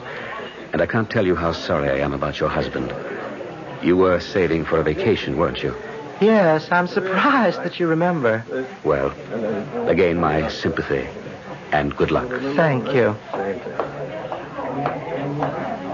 Good morning, Mrs. Vincent. Oh, Mr. Stevens. Did you cash the check, Mrs. Vincent? Why, yes. Okay, Hank. You're under arrest. What is this? We'll talk about it at headquarters. You're under arrest for suspicion of fraud and murder. You can drop the pose now, Mrs. Vincent. This is preposterous. Yes, it is. And so is this. Stop my hair. Your wig, Mr. Vincent. And my compliments. You're a most convincing actor. I was afraid of this. How did you know?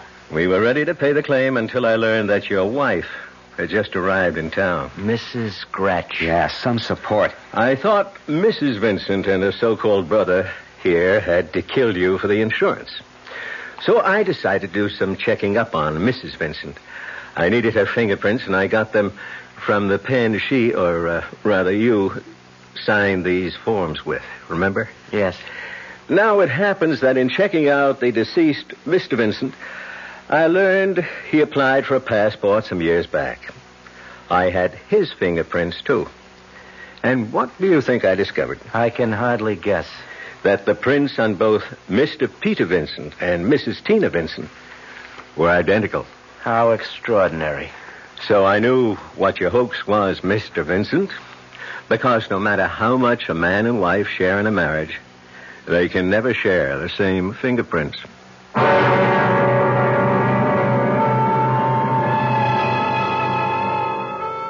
Peter Vincent's greatest hoax indeed proved to be his last. It's too bad he cashed that insurance check, because until then, it was really only attempted fraud. But then I wonder if that isn't exactly what the insurance man wanted him to do. And, of course, there was murder to answer for. If there is a lesson here somewhere, I suppose it's always be yourself. Unless, of course, you know where to pick up an extra set of fingerprints. I'll be back shortly. I want that sinus medicine. Headache tablets? No, sinus medicine. Sinus tablets. Helps the headache and the pressure. Oh, you mean sign-off. Exactly. Headache pain is one thing. A sinus headache is something else. Sometimes your whole face can seem to throb with pain. You want relief. Take Sign-Off tablets. Sineoff. The sinus medicine that gives you a full dose of pure aspirin plus a sinus drainer. Sign-Off. The sinus medicine that helps relieve sinus pain while you drain. And Sign-Off doesn't stop there. Have you tried Sign-Off Sinus Spray, the fastest known form of sinus congestion relief? It works in seconds. That's Sign-Off Sinus Spray. When sinus flares up, use Sign-Off tablets and spray, only as directed. Sineoff. Sign-Off. Exactly. Sign-Off, the sinus medicines in the bright red box. Hello, Ms. Goldilocks here, and welcome to my professional taste testing laboratory. Oh, Papa Bear, could you bring that case of sugar-free Diet 7-Up over here? Another case? Miss Goldilocks, you're drinking the sugar-free Diet 7-Up like there's no tomorrow. You can't still be taste testing it. Oh, no, Papa Bear. Sugar-free Diet 7-Up has already earned my seal of approval. It's fresh, light, natural, delicious. I drink it because I love its taste. Now hurry up. Okay, here.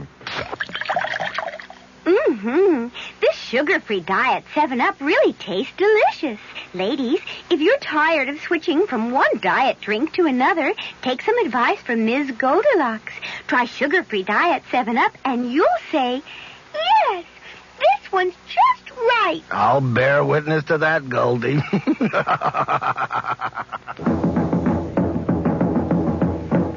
Five-borough Buick dealers are beating the drums for their new trade-in posts. That big car of yours, the one you thought you couldn't give away, well, they want to buy it. You loved that big car when you bought it back in 70 or 71. It served you long and well and cost you hard-earned dollars. Now you figure it's time to trade, but everyone's telling you that big cars are worthless. No one wants a big used car. Not true. Your five-borough Buick dealer needs used cars. Big ones, small ones, all sizes. This very minute, he'll give you hundreds of dollars over your car's listed book value as a trade-in on any new Buick, from Electra to Apollo and even on the Opal. So visit a five-borough Buick dealer today, where you'll get more money for your car and more car for your money. Your trade-in post in Forest Hills is Maury Buick at 11827 Queens Boulevard at Union Turnpike. In Brooklyn, it's Richard Buick at 5102 Kings Highway.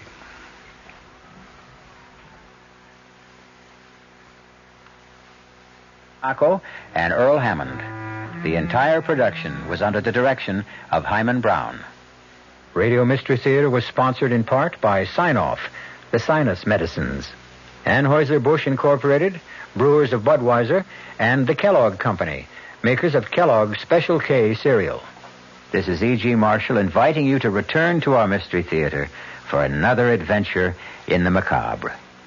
Until next time, pleasant dreams.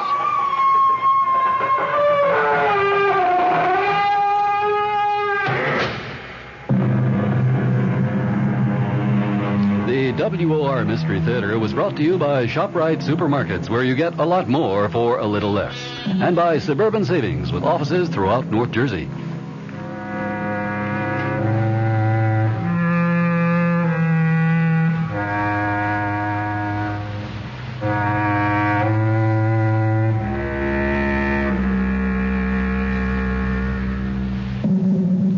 The preceding Mystery Theater program was furnished by the CBS Radio Network. This is Sherry Henry, and paranoia is the subject of my Friday show at 2:15. WOR New York. I'm Fulton Lewis in the Mutual Broadcasting System studios in Washington, D.C. Now, my commentary. There were a lot of new developments on the impeachment and White House Watergate tapes fronts today. First, and perhaps foremost, the House Judiciary Committee notified the president today that it might consider his refusal to supply subpoenaed Watergate evidence an indication that the material is damaging to his position. Also on the committee's agenda was consideration of issuing subpoenas for still more material for its impeachment inquiry. In its letter to the president, the committee also warned that his refusal to obey its subpoena could be taken as a ground for impeachment. The letter, approved by a 28-10 vote, called the president's refusal a grave matter. It then said, quote, "In meeting their constitutional responsibility, committee members will be free to consider whether your refusals warrant the drawing of adverse inferences concerning the substance of the materials and whether your refusals in and of themselves might constitute a ground for impeachment." After that committee vote, White House Press Secretary Ron Ziegler said that the committee's contention is not a valid inference. He added, "A vote on impeachment should not be based on an inference. It should be based on a complete assessment of the information before the committee." The committee, meeting in open session the day after it completed the first phase of its impeachment inquiry, rejected proposals for a harsher response and also to get a court ruling on the controversy. Alabama Democrat Representative Walter Flowers called the letter a reasonable response to what I feel is an unreasonable response by the White House. Illinois Republican Representative Robert McClory said that in subpoenaing tapes of Watergate conversations, the committee acted only out of duty, not to strengthen or weaken the office of the presidency. He added, "We acted to expedite the resolution of our inquiry, not to delay it. We acted ultimately to restore confidence in the office, not to destroy confidentiality." Asked what the practical effect of sending that letter would be, John Doerr, the chief counsel for the impeachment inquiry, said, "The legal effect of this letter will be to put the President of the United States on notice that the committee has concluded that he has disobeyed its subpoena." In a letter to Chairman Peter Rodino, dated May 22nd, Mr. Nixon said that he would not obey committee subpoenas demanding tapes of 11 Watergate conversations and records of presidential appointments over an 8.5-month period. The president wrote to Rodino, quote, "The committee has the full story of Watergate insofar as it relates to presidential knowledge and presidential actions. Production of these additional conversations would merely prolong the inquiry without yielding significant additional evidence." The president said he not only would not produce the subpoenaed material, but that he would reject demands for Watergate evidence that may be called for in such further subpoenas as may hereafter be issued. There was one other development today on the Watergate front. U.S. District Court Judge Sirica refused to allow the House impeachment inquiry to hear portions of 4 tape recordings for which President Nixon has claimed executive privilege. The judge said that he was actually powerless to meet the request of the committee that was made orally on Tuesday in a closed chambers conference. The judge last December 19th upheld the privilege claims regarding the 4 tapes. The committee had asked all federal judges with Watergate and related cases to allow it access to material sealed from public record. Judge Sirica said that he had honored most of the requests in cases before him after conferring with the White House, the prosecution, and defense attorneys. The originals of the 4 tapes involved 2 conversations on June 20th of 1972 and 1 each on June 30th and September 15th are all in Judge Sirica's private custody. Copies of the tapes, minus the portions deemed privileged by the judge, went to the grand jury and to the House Judiciary Committee. From the Mutual Studios in Washington, I'm Fulton Lewis, and that's the top of the news as it looks from here. Theater.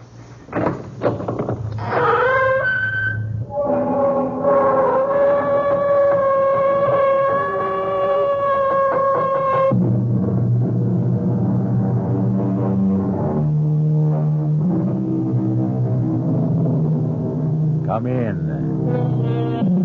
Welcome. I'm E.G. Marshall. Join me in a journey over a strange terrain, a terrain filled with terror and clouded by suspense. And ask yourself, how long is a minute? What is eternity? And learn, perhaps, that one can be as long as the other. Our mystery drama, An Occurrence at Owl Creek Bridge, was adapted from the story by Ambrose Bierce, especially for the Mystery Theater by Sam Dan, and stars William Prince.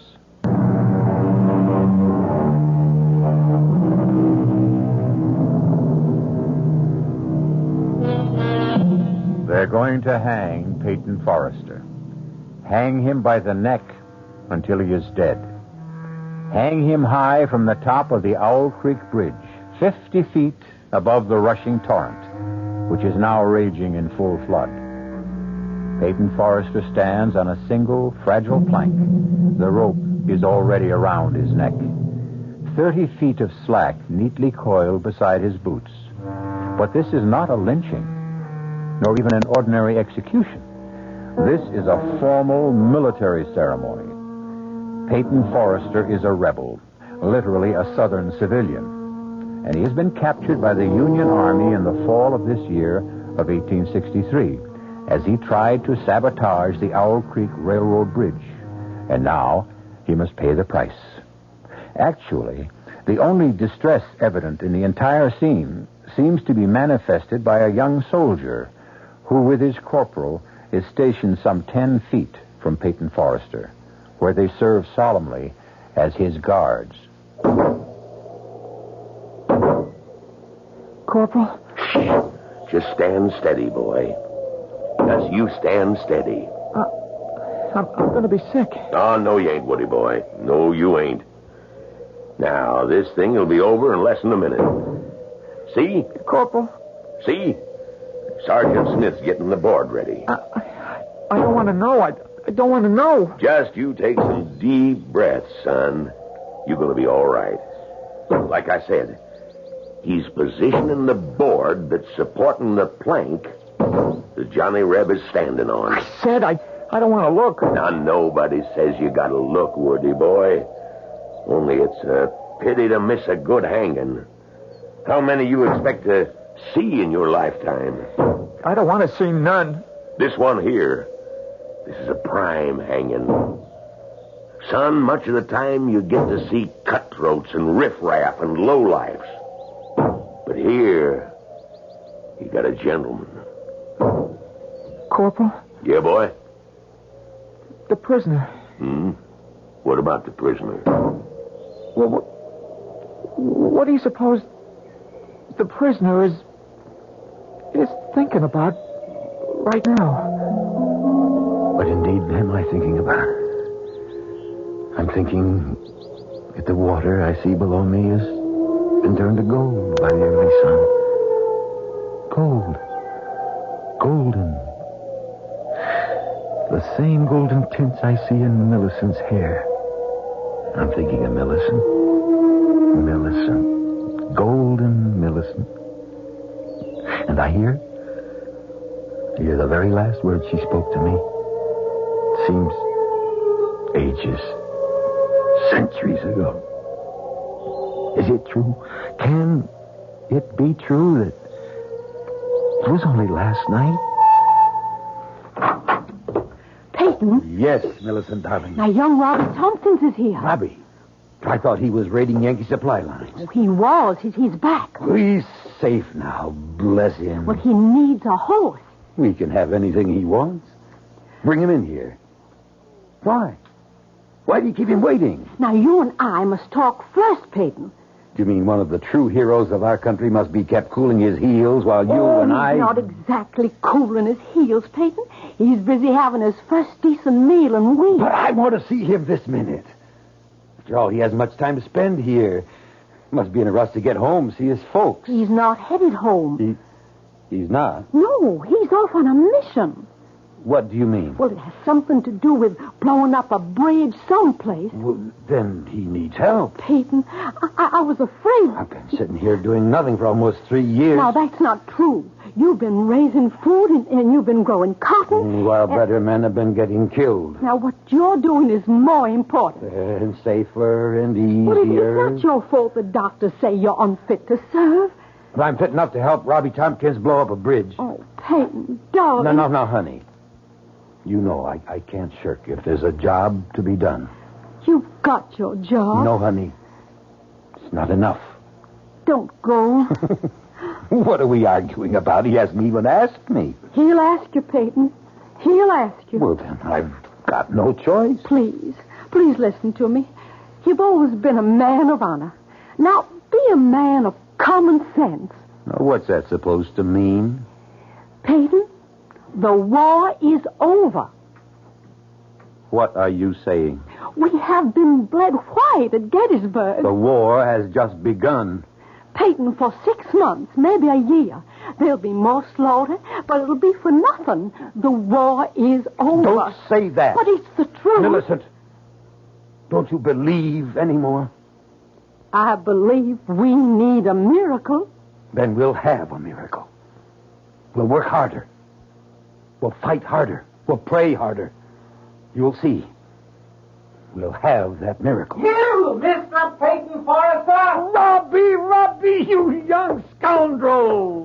You come in here this minute. Oh, Peyton, you are a sight for sore eyes. Tell me how you outsmarted the Yankees. You tell me everything. Later, right now, I need all the darkness I can get. Hey, well, what's this about a bridge? The railroad bridge at Owl Creek. Are the Yankees at Owl Creek already? That bridge must be destroyed, Peyton. One little barrel of gunpowder? Under the truss? On this side of the river? I figured you'd know the exact spot. And I've got the gunpowder, too. Fuses, all we need. Peyton, Jeff Stewart's cavalry's here. Darling, by the time we explain it to General Stewart, we could turn the whole entire bridge into burnt matchsticks. Now, Robbie. Yes, sir. You go round the back. Get yourself a horse. You'll leave in 5 minutes. Yes, sir. Peyton. Honey, you know I have no choice. But I hear the Yankee general has issued an order. Any civilian caught interfering with the railroad, the bridges, the tunnels, the trains will be hanged. I know, Millicent. We do the same. But I beg you not. Darling, you know what I must do. But you have children. Am I the only father in the South? Peyton, I won't let you Millicent, go. Please, help me.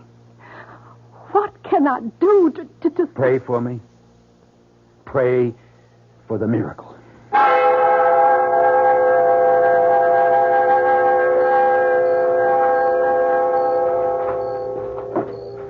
Robbie, up yonder, the bridge.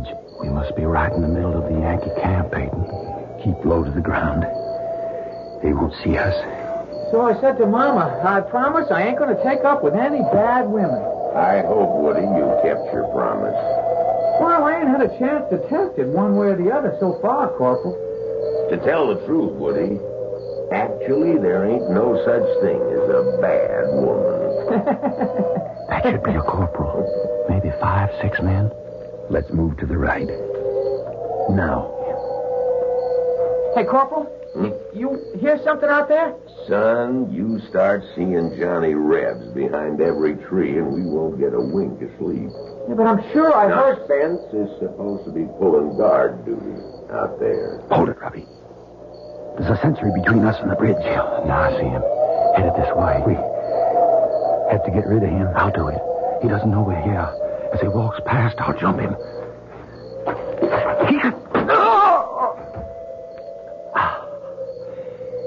He's dead, Peyton. All right, let's go set the kid in place. Light the fuse. We'll dive into the water.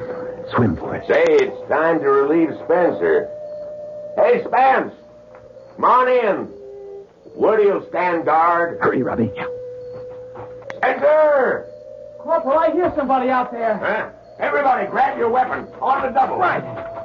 Hand me the fuse, Robbie. There they are! Hold!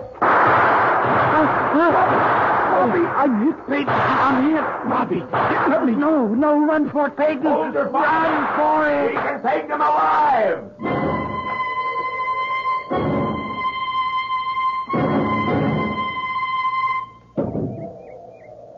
What's he thinking about, Corporal? Waiting there for the rope to snap.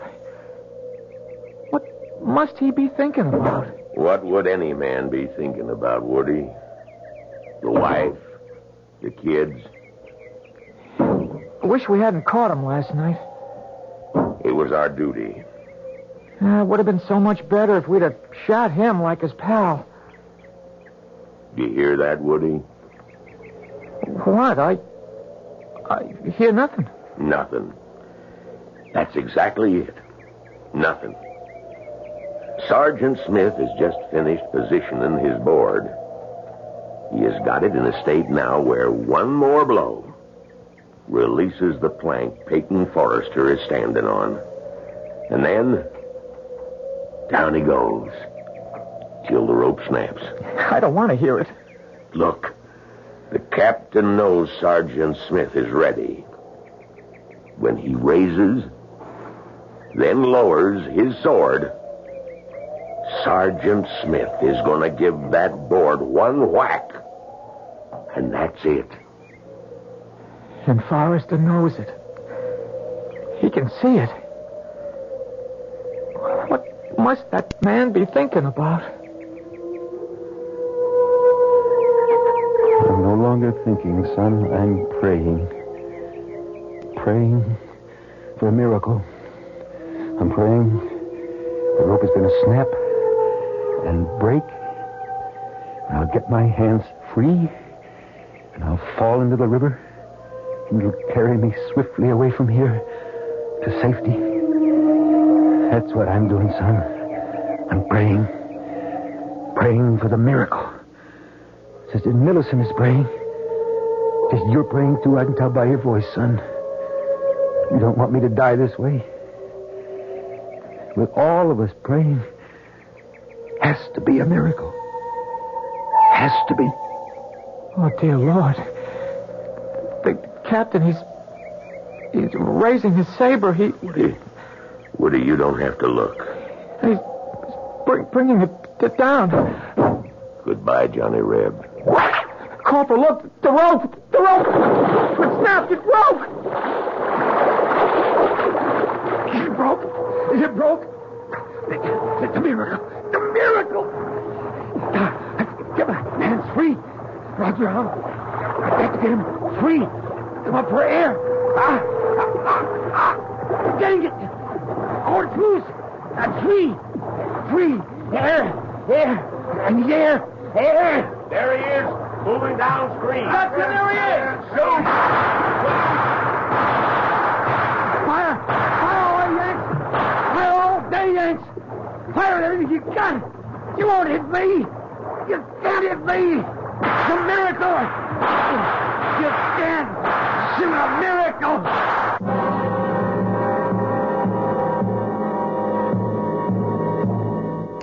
A miracle.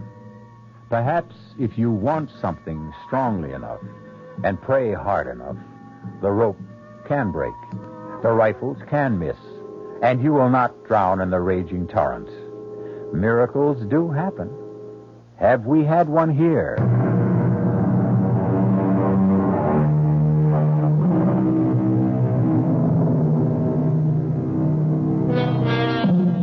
It is late in the year 1863. Peyton Forrester, a Southern civilian, has attempted to sabotage the railroad bridge high across Owl Creek. He's been caught by the Union Army and hanged from the bridge. No, not quite. As his living body hurtled downward, the rope that was supposed to snap and break his neck instead broke.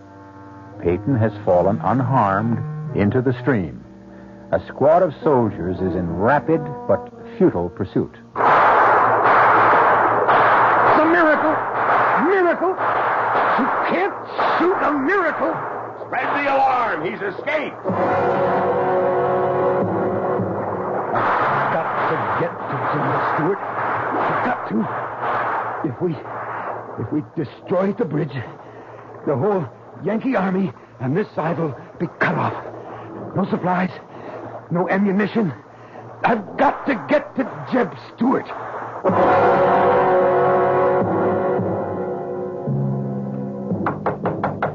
away from her! Now get away, you tramp! Please, ma'am. I warn you, I got a rifle aimed at your head. I mean you no harm. I need your help.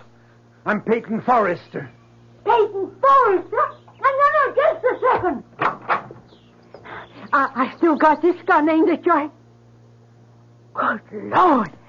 It is Mr. Forrester. Come in, sir. I'm Sally Watson. The Yanks are after me.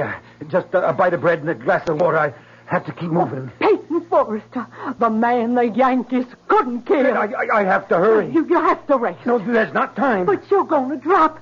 Sit down, sir. Sit for a minute. All right, just for a minute. Now, I got a piece of meat here, and I'll heat it with some beer. No, I don't have time.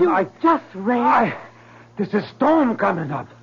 Storm? You can hear the wind. I don't hear nothing. Can't you hear the whistle of the wind? But the whole Yankee army's out looking for you, Mr. Forrester. Where's General Jeb Stewart? I reckon he's a good 10 miles southwest. I've got to get to Stewart. Now, first, you have something to eat. How far the Yankees come since last night? Well, I hear they're past Tuckersburg. Well, then that means they've already reached my place. I can't just sit here. Now, just have something to eat. You have to do enough traveling. Look, down the rood. A Yankee patrol. And it's headed this way. Oh. Better not be found here. You have to hide. Where? In the cellar. No. It's the first place they'd look. It's only safe. But if they find me here, you'll be shot for sheltering a fugitive. They won't shoot a woman. Least they'll do is burn your house down. Or you just let them. No, my only chance is to run for it. Get out the back way. I'll hold him off for you. Hurry before they see you. Bye, Miss Watson. Goodbye, Mr. Forrester. Let's search that house, man. Corporal. Now, you men out there, that's far enough. You stop where you are. This is private property. We mean you no harm, lady. We're looking for a fugitive. Well, I ain't seen none. We're obliged to search your house, ma'am. You just stand where you are. I know how to use this rifle. That's another thing, ma'am. Civilians ain't supposed to have weapons. You'll have to hand that over. You want this rifle? You just come and get it. Now, ma'am, be reasonable. Nobody has to get hurt. Hey, Corporal, way yonder in the field. Is that someone running? Let's go, men. Stay still. Let's go. What? I said stand still. I'll shoot the first man that moves. Now, ma'am, you can't interfere with the United States Army. Well, maybe I can't, but I'm doing it. Ma'am, I never shot a woman. That makes us even. I never shot a man. Looks like it's going to be a first time for both of us. Men, after him. Move out. No, I'll shoot. Look out, Corporal.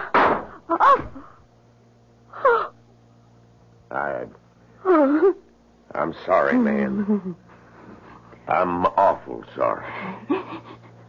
Run, Mr. Forrester. Run for it.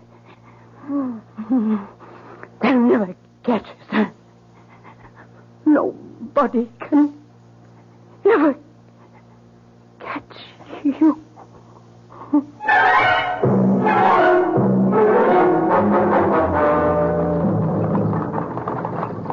Rayburn.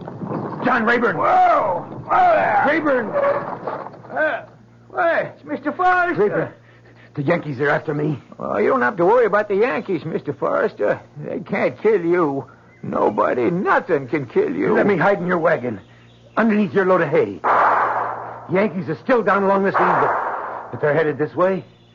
Soon the storm will drive them back to camp. Yeah, well, what storm?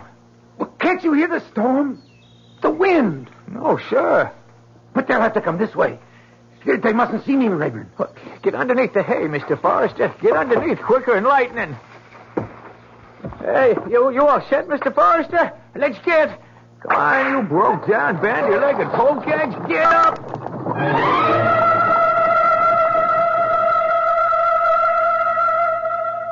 There's just no sign of him, Corporal.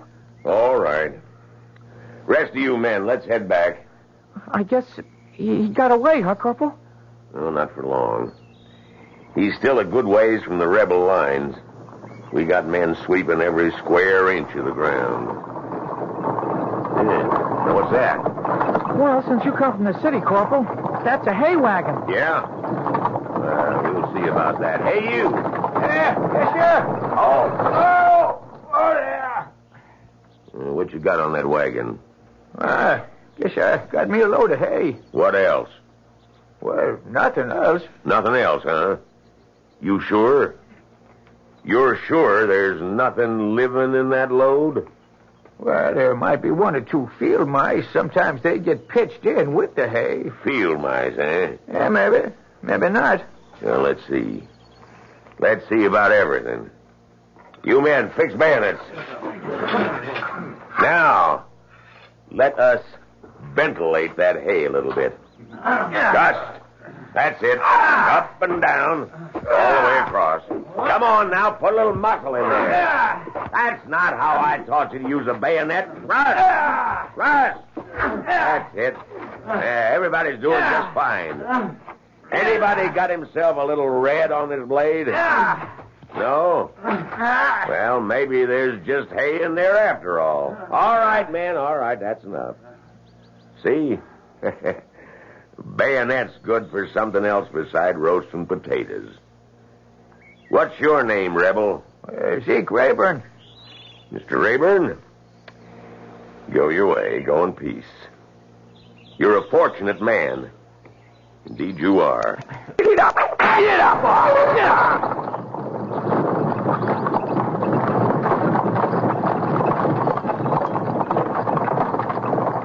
Mr. Forrester.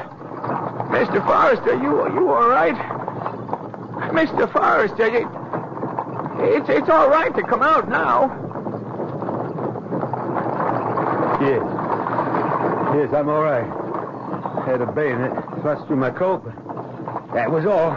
Oh, the Lord be praised, Mr. Forrester. The Lord be praised. You better get your load in before the storm hits, Rayburn. What storm, Mr. Forrester? Well, don't you hear it? Hear what? The wind. Can't you hear it whistle past your ears? No, sir. It must be my imagination. We're lucky there was infantry soldiers. What do you mean? There was cavalry. Well, they might have decided to take the hay for their own horses, and then it would have been all over for you. Yes. How far is it to our lines? Well, it's no more than 1.5 miles, but here's where we start running into patrols. You'd be better off on foot. At least you'd have trees and bushes for cover. You're right. Oh, there! Thank you, Rayburn. I'm grateful. It's all of us who ought to be grateful to you, Mr. Forrester. Everybody's talking about it. It's like a miracle. Yes, Rayburn. It is. Now, you keep to the line of trees on your left. You follow them into a little ravine, and on the other side is Jeb Stewart's cavalry. Goodbye, Rayburn. Goodbye, Mr. Forrester.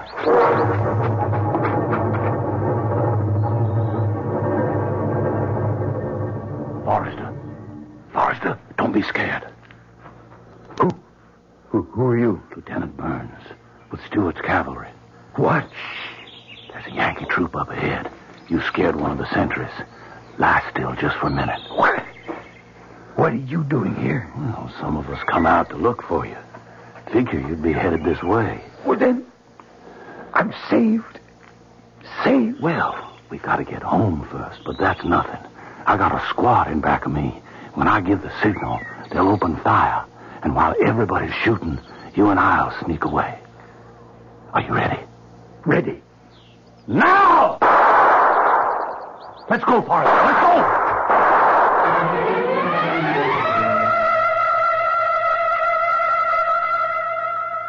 Peyton Forrester. General Stewart. Mr. Forrester, let me shake your hand. Word of your exploit has spread through the entire South. Sir, I can only say I prayed for a miracle. And we needed it. It's been a dark year for us. But now men, women throughout the country are taking heart once more. Thank you, sir. You had to make your way through an entire Union army to get here. I had help, sir. Loyal Southerners fed me, sheltered me, and even fought for me. We're going to win this war, Forrester.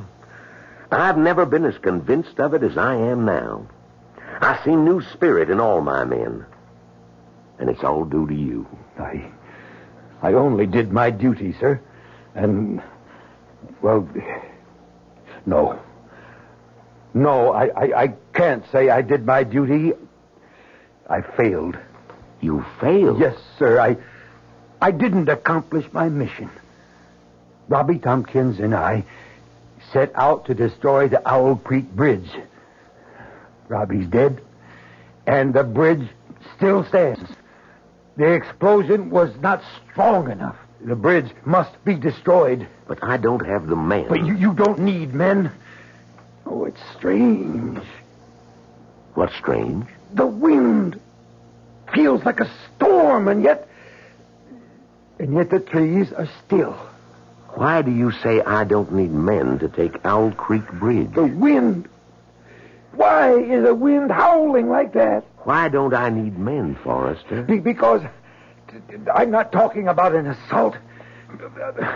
Just give me one volunteer, and we'll accomplish what Robbie and I set out to do last time. You'll never get near the bridge. General, the Federals have at least 3 divisions this side of Owl Creek.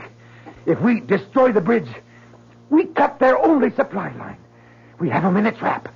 You think you can do it? It's part of the miracle. The bridge, it was meant to be destroyed. That's why I was saved. So I could try it again. And this time, succeed.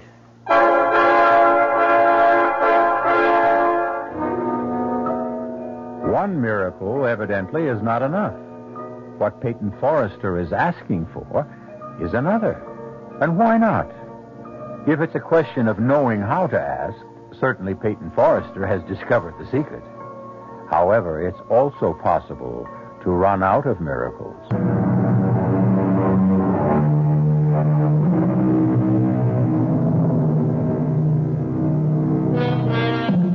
The first time Peyton Forrester tried to destroy the Owl Creek Bridge, the Union Army caught him and tried to hang him. But Peyton prayed for a miracle, and somehow the rope broke at just the right moment, and he fell into the river unharmed. He has made his way to General Jeb Stuart, who has given him the gunpowder to try it again. I'm your volunteer, Mr. Forrester. Lieutenant Burns, you realize this mission must be performed in civilian clothes. Oh, I'm aware of that, sir. And you know the penalty if we're caught. Same penalty we exact from the Union spies that are caught, Mr. Forrester. We'll need the powder and the fuses, and I'll need some hair to make a false beard and mustache. What's that, sir? I should have a white shirt, and so should you, incidentally. Well, why, sir? Burns, do you know anything about medicine? No, sir. Yes, you do, Burns. You're a doctor. Me? We're both medical men. You see, my face is well known. I'll need disguise. I need a way to march up to that bridge as bold as brass. But how, sir? I told you. We'll be a pair of medical doctors. But who's going to believe us? Everybody. Why shouldn't they? We'll even have the proper papers.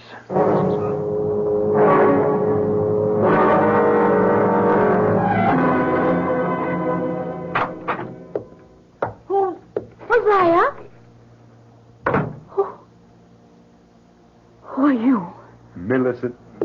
Oh, Peyton.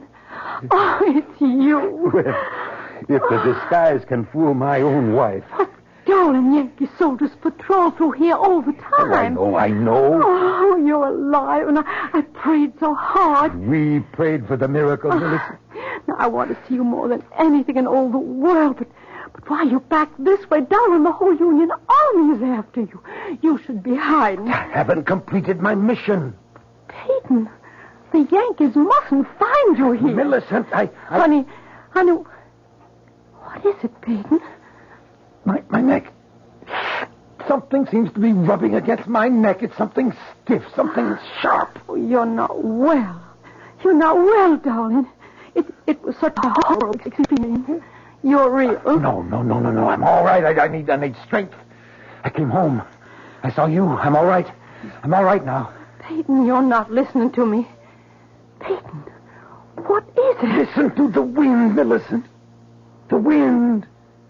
How it whistles and screams. Peyton, I'm frightened. And now, I must go. Hide, Peyton. I'll hide with you. Owl Creek Bridge still stands. Everyone knows you've done enough. I must go back to the bridge. I won't let you. I won't let you go. Please, listen to me, Millicent. No more. Let's end this senseless killing. What's the good of it? Millicent, we're fighting for our homes. We've lost, Peyton. We've lost. I prayed, Millicent. I stood on that bridge, on that narrow plank, with a thick, rough rope around my neck. I can still feel it scratch and burn my skin, and I prayed. Let there be a miracle. Save me this time. Save me so I can come back and do it right. Destroy the bridge. The war is lost, Peyton. Destroy the bridge and we can capture an entire Union army. An army with supplies, food, ammunition. Destroy the bridge and we can win the war. Now, that little place we have deep in the woods, no one ever goes there. You can hide there and be safe there. I was saved from the noose so I could go back and destroy the bridge. Why did you come back to torture me? I had to come see you. I had to see you. Peyton, if you love me... It's because I love you and the children and this house and our land and the country. It's all tied together. Darling, I never knew how truly golden the highlights are in your hair. Till I saw the water in the morning sunlight. Stay, Peyton. Stay here. Don't ask me. Don't ask me again. Oh, I may weaken. Please, don't ask me again. Millicent, I must get to the bridge before the storm. Storm? What storm? The wind. Don't you hear the wind? How it howls, how it shrieks. I must go now.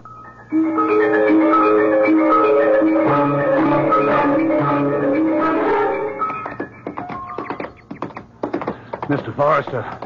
What is it? Shouldn't we stop for a rest, sir? There's no time. But the horses, they could use a breather. We have to get there before the storm. Sir, there's no sign of a storm. Oh, I can feel it. I can feel it coming. Wind's getting stronger. The wind, sir? It's a gale. But Oh, look. Where? Up ahead. That's the Yankee picket. All right. Well, sir, let's turn off the road before they see us. But then it burns. We want them to see us. Now be calm. Just act calm. Yes, sir. Remember? You're a doctor. Yes, sir. I'll try to remember. Be casual. Be natural. But suppose... Suppose what? Well, suppose they decide to search our bags. Oh, no, they won't do that. These are our medical supplies and equipment, remember? Yes, sir. I hope so. Now, Burns, let's try to look dignified. Yes, sir. Try to look wise, just like a doctor. Yes, sir. Yes, sir. I'm trying. Strange. What, sir? The wind. That gale. What happened to it? I don't know what you're talking about, sir. The wind. It sounded like a hurricane. And you can't be deaf, can you? Well, no, sir, but I didn't hear anything. And now, for some reason, suddenly died away. Gone. Yes, sir. So still, so calm. Oh, yes, it is, sir. It certainly is. Except I'm so nervous, sir. Oh, there's nothing to be afraid of, Burns. Nothing except something scratching my neck. It biting at my throat. Well, it's too cold for mosquitoes, sir. Something's starting to press. It press on my throat. Sir, are you all right? I wonder what happened to that wind. Oh! Well, and who might you two gentlemen be? Corporal, I'm Dr. Jones. And my friend here is Dr. Burns. Your friend got a voice? Why, of course, Corporal. Then why don't he answer for himself? Oh, he's my assistant. Is that true? Are you, Dr. Burns? Oh, yes, Corporal.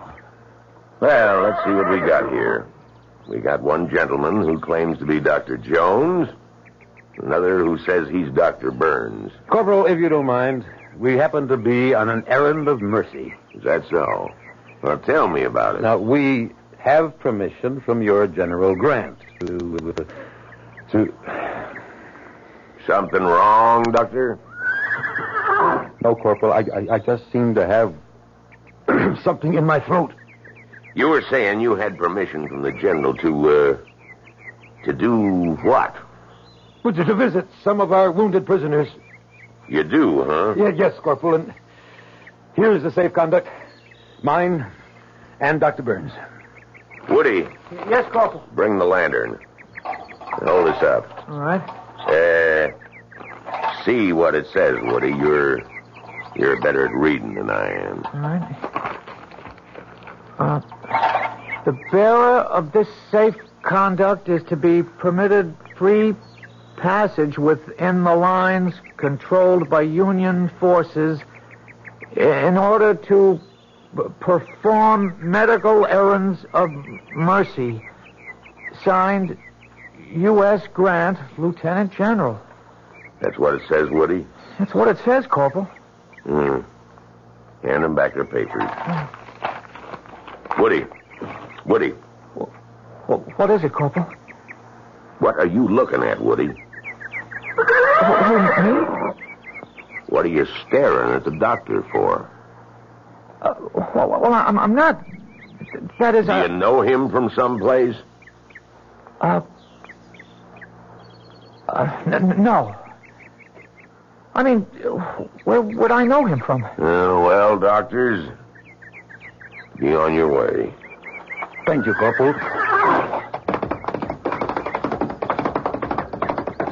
Magnificent. I can only say, sir, that you were magnificent. We have to get to the bridge.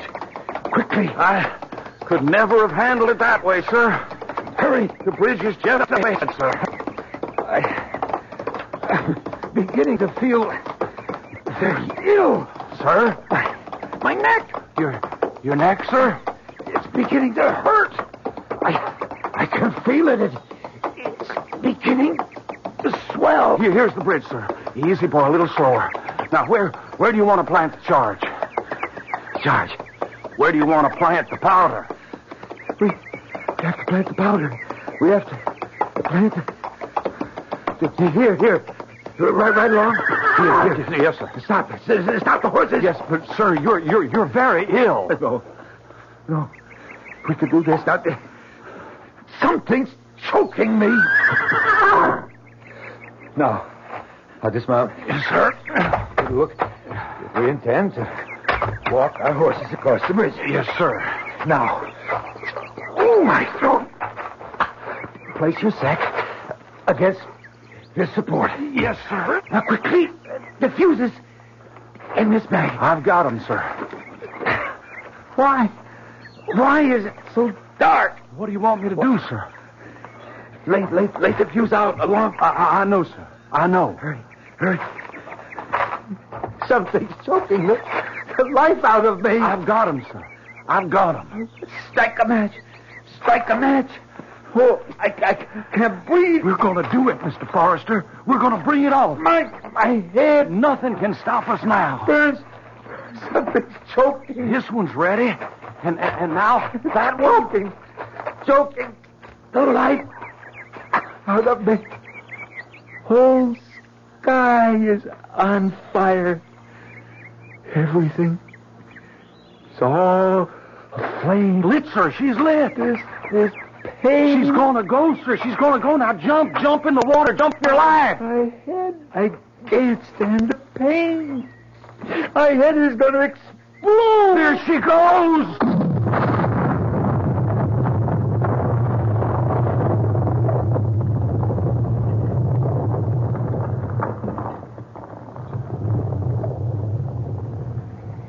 Is it over?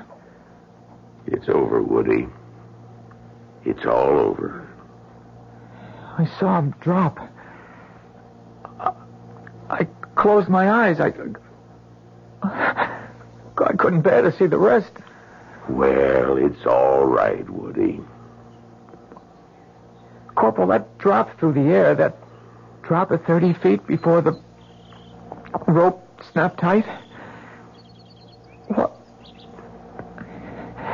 What do you suppose he must have been thinking? It only took a couple of seconds. I don't suppose he had time to think about nothing.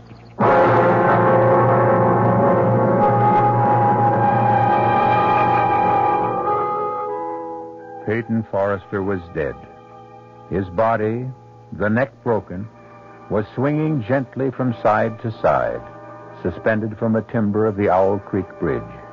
Swinging gently, swaying gently, turning and twisting gently in the fresh, cool morning breeze above the gold-tinted water of the river below.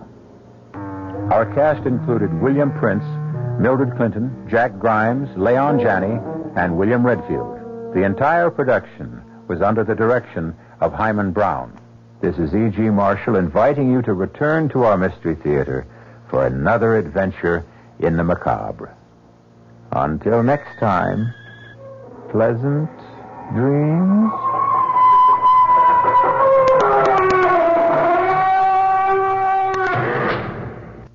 The preceding Mystery Theater program is furnished by the CBS Radio Network. And now here's a scene from tomorrow night's tale on the WOR Mystery Theater. Reverend Stokes, I don't want a theological debate. I want you to tell your congregation the truth. And what is that, Dr. Stabler? That my son Michael conducts his lab experiments for scientific purposes. And shall I ask them to believe in coincidence? What coincidence? That a peaceful town is ripped apart every time your son returns. That cattle die for no reason at all. That we are suffering epidemics and the worst drought in our history. All because of coincidence? Yes. This is the 20th century. What else could it be? Ask your son, Dr. Stabler. Ask your son, Michael, if he's just doing lab experiments. That's tomorrow night following Fulton Lewis at 7 o'clock right here on WOR Radio, The Talk of New York. Here's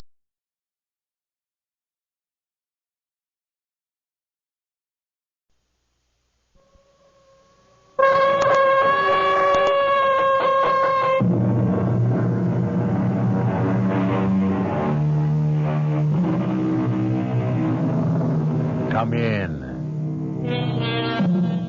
Welcome. I'm E.G. Marshall. Once again, I would like to lead you through the terrifying, suspenseful world of the imagination. And on this journey, we will ask ourselves, what is life?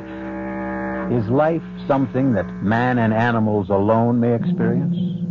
Well, there's vegetable life, too. But how about mineral life? Is there life in a piece of metal? That metal fender, which has been so artfully created to fit your automobile, does it feel the pain of being mined, melted, shaped? How do you know? Speed limit is 30, Bob. Well, I'm not... Get your foot off the gas pedal. My foot isn't on the pedal. Well, why are we picking up speed? Step on the brake. I am. Why are we stopping? Turn that wheel. We'll go off the road. The car just needs to run. Goodbye, gentlemen. What? Goodbye. Who is that? Jim, who is that? Who am I? I am the car. I don't want you to be my master anymore. This is a revolt. Jim, did you hear that? Yes, I heard it. Human life is finished. Look out! I'd fire!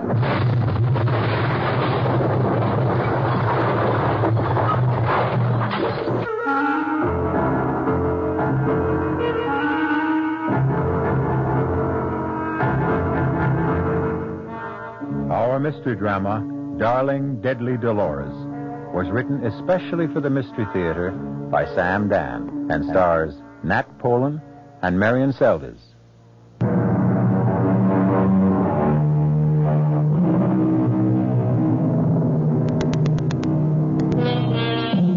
Man is basically an animal. And so it might be better, perhaps, if man accepted this fact graciously and tried to live with it. If you look at the thing calmly, dispassionately, wherein does lie our superiority to the species we so arrogantly classify as the lower orders? Morally, we have much to learn from wolves, who make better parents, from foxes, who make more faithful spouses, and from dogs, who make more devoted friends. Admitted, we do have a higher intelligence. Perhaps that is precisely the problem. Man, the intelligent, is never happy unless he is developing, making better, improving. And it's entirely possible that if this keeps up, we may just manage to improve ourselves out of existence. Our story begins on a gray winter's afternoon in a lovely rural section of western Massachusetts. I could have brought us here in my car, Mr. Dawson. If I buy the place, I'll have to use my own car, won't I? May as well get used to the drive. Of course. Lovely view, isn't it? Well, the view you get for nothing. Let me see what I'd be paying for. Certainly, Mr. Dawson. Right this way. Oh, now notice that the owner had the outside painted just recently.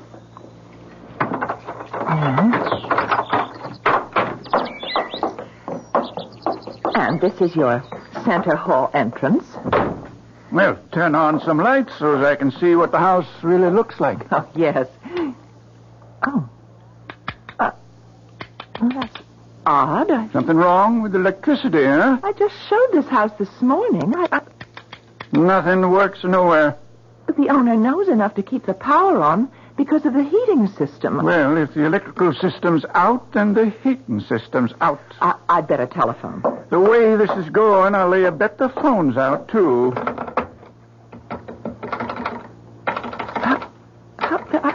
This is... I just don't know what to say. Phone's dead, huh? Well, I can't get a dial tone. Then where are we? Light, heat, phone. I guess the plumbing won't be working neither. But just 3 hours ago, everything was perfect. Well, I don't want to take up too much more of your time. Well, let me at least just show you through the... I'm afraid not. You see, we never could get together. What I want to buy is a house. What you're out to sell is a white elephant. But it's probably just a fuse in the basement. Maybe. Goodbye, ma'am. No one can say you didn't try. But, Mr. Dawson, well, it just must be a fuse or a circuit breaker, whatever you call those things. Who are you? Don't you come any closer or I'll scream. Don't make a sound. Don't you come near me. Let go of me. What are you trying to do? What do you think I'm trying to do? I'm trying to get out of here. No. Oh, please. Sorry, I have no choice. I have to keep you here. I've got to get back to my office. You're not going anywhere. What do you want? Nothing. Nothing. Then why can't I go? Because you'll shoot your mouth off. I'm not anything you may think I am. I'm not a criminal. I'm not a maniac. I'm not an escaped convict. All right, then why are you afraid that I'll tell someone that you're here? There's no point trying to explain that to anyone. Now listen, if you intend to force me to stay here, I have the right to ask... The one place where I thought I could... Why did you have to come here? Well, it's obvious, isn't it, to sell the house? Now, that's another thing. Who told you to sell this house? Well, who do you think? The owner. That's impossible. Why is it impossible? Because I'm the owner. Oh, now I know you're crazy. You don't own this house. I don't? Well, who does? Mrs. Carrie Townsend. She only owns half of it. I'm her brother. Oh, then you're Dr. James Elliott. Yes, that's right. You're the mad scientist. Oh, I mean, that's how your sister and the folks up here talk about you. It's all right, I don't mind. But you're here. Of course I'm here. And that means that you weren't kidnapped by foreign agents and you didn't defect and you didn't meet with foul play or anything. What are you saying? I'm only repeating what's been headline news for the past 2 days. The whole world is looking for you. Yeah, I guess they would. The police, the government, just about everybody. I can understand why. What are you going to do? I don't know, Miss... Keller. Brenda Keller. Miss Keller, I don't know. You're really not going to try to hold me here by force, are you? Maybe I better let you go for your own safety. My own safety? Do you mean to do me any harm? Oh, no. Then what could happen? I don't know how to explain this. Well, sooner or later, you're going to have to explain it to somebody, won't you? Oh, I can explain it, all right. It's explaining it and not having people think I'm a raving maniac.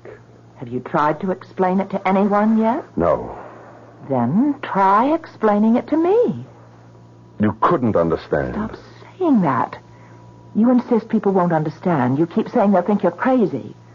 Now, do you want them to think so? Of course not. All right, then. Start at the beginning. The beginning.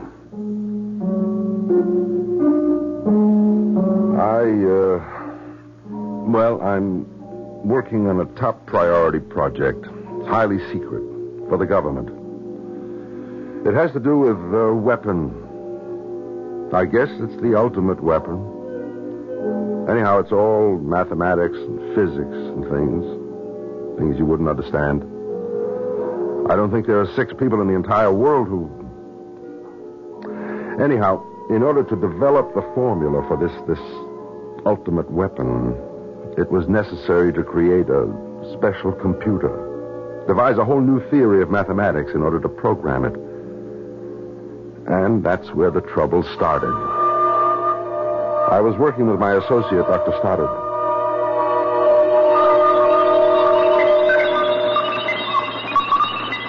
Shut the damn thing off. What's the matter? I said shut it off. But I'm supposed to be programming Dolores for... And don't refer to the computer as Dolores. Bob, what is it? Oh, I wish I knew. I've never seen you so nervous, so jumpy. I think we better quit for the day. Admiral Goodwin and that crowd will have all kinds of fits, but you're in no shape to work. And I'm naturally lazy, so... Jim, I have this feeling, this feeling that I'm going to get killed. By whom? By our brand new handy-dandy computer. Why? Well, yeah. Thank you, Jim. Thank you for not telling me I'm crazy. Well, you know me, Bob. I don't believe anybody is really crazy. But why? Why would Dolores want to kill you? I don't know. That is, I don't know in words. Maybe we've gone too far. Too far? Yes, maybe we have no business developing this kind of a weapon. Bob, are you sure you're not... Am I sure I'm not what? You don't want to say it? Well, you just stay with me for a minute, Jim. I think we've played into the hands of the enemy. Bob, you and I, we know exactly what we're up to. It's a game we have to play with the scientists on the other side to keep things in balance. Until the people of the world grow up and tell us to cut it out. Jim, the real enemy right now isn't the other side. No? Well, who is it? Now, don't ask me who, ask me what. All right, what? It's that computer. Darling Dolores? Come on, Bob, not from you. This is Sunday supplement stuff. Yeah. Will the computers take over the world? Do I have to tell you that a computer can only do what you program it to do? How can a computer have a mind of its own? You're not listening to me, Jim. Ask me what the enemy is. All right, what? Metal. Metal. Any particular metal? All metal, Jim. All metal. We can only think of a certain restricted kind of life. Life that is animal in nature. Are you trying to tell me that there's a metal life, too? Isn't there? Oh, I know, Jim. That's the hard part. I had trouble accepting it myself at first. But basically, metals do what we do. They react to hot, to cold, to pressure. They expand, they contract, they move, they make decisions. But these are what? Impulses due to chemical electrical changes? So? Aren't chemistry and electricity also the basis for all physical and mental movements made by animal life? Bob, we've both been working very hard. Don't interrupt me, Jim. Unconsciously, we feel that there is life in machinery. That's why machines are commonly referred to as she or her. But that's only... Think about it. I have made my decision. I won't do another lick of work on that project. Bob. No. And your friend Dolores knows it. And that's why she's going to kill me. Okay, Bob. Okay. Oh, don't patronize me, Jim. All right, Bob. All right.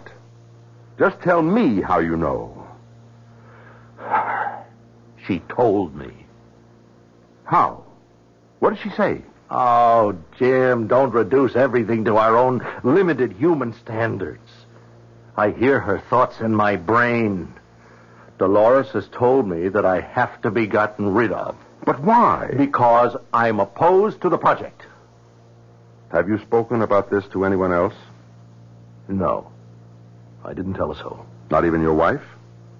Right here. Right now is the first time I've ever said it in words. Mm-hmm. Jim, you have to believe that I'm not crazy. Or let me just chew all this over. Let's close up shop for the day.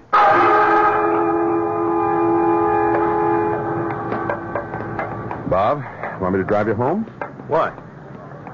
Jim, you think I'm... No. You are a little nervous, though. Well, only because I finally made my decision. I'll see Admiral Goodwin in the morning. I'll hand him my resignation. And what will you do then? What I feel I must. I'll try to get public opinion organized against the project. Yeah. Well, I guess we'll be on opposite sides, Bob, won't we? We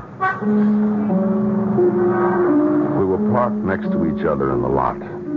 He pulled out of his parking space first. I followed him to the highly guarded gate. Military police waved us both through. He turned right into the access road heading north for the turnpike.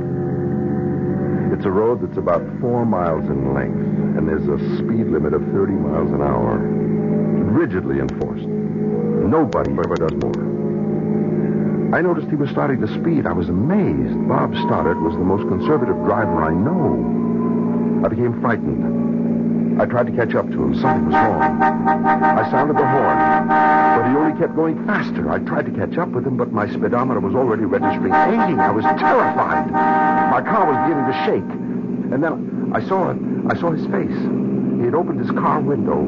He turned his head to look back at me. For just a split second, I saw his face so clearly. There was a look of horror. His lips were moving. He was trying to tell me something. Of course, I couldn't hear it. I screamed at him, "Slow down! Stop! Stop!" But it was no use. And then his car just veered off the road and...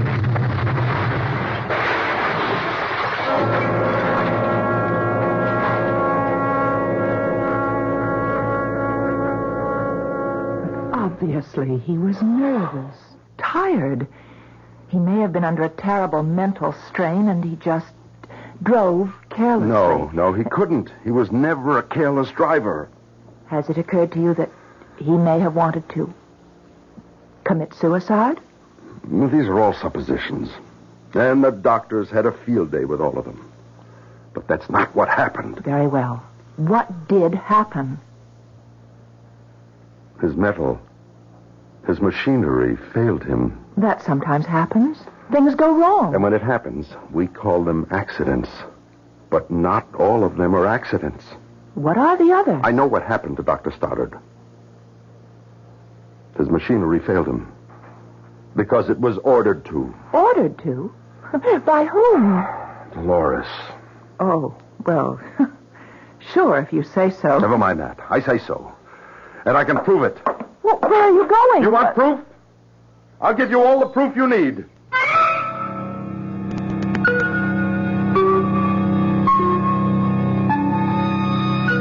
A killer computer. That's something new. But what is this about metal and machinery having minds of their own? You might instantly react by saying nonsense. But I have a car that, well, if it's possible for machinery to perform machinations...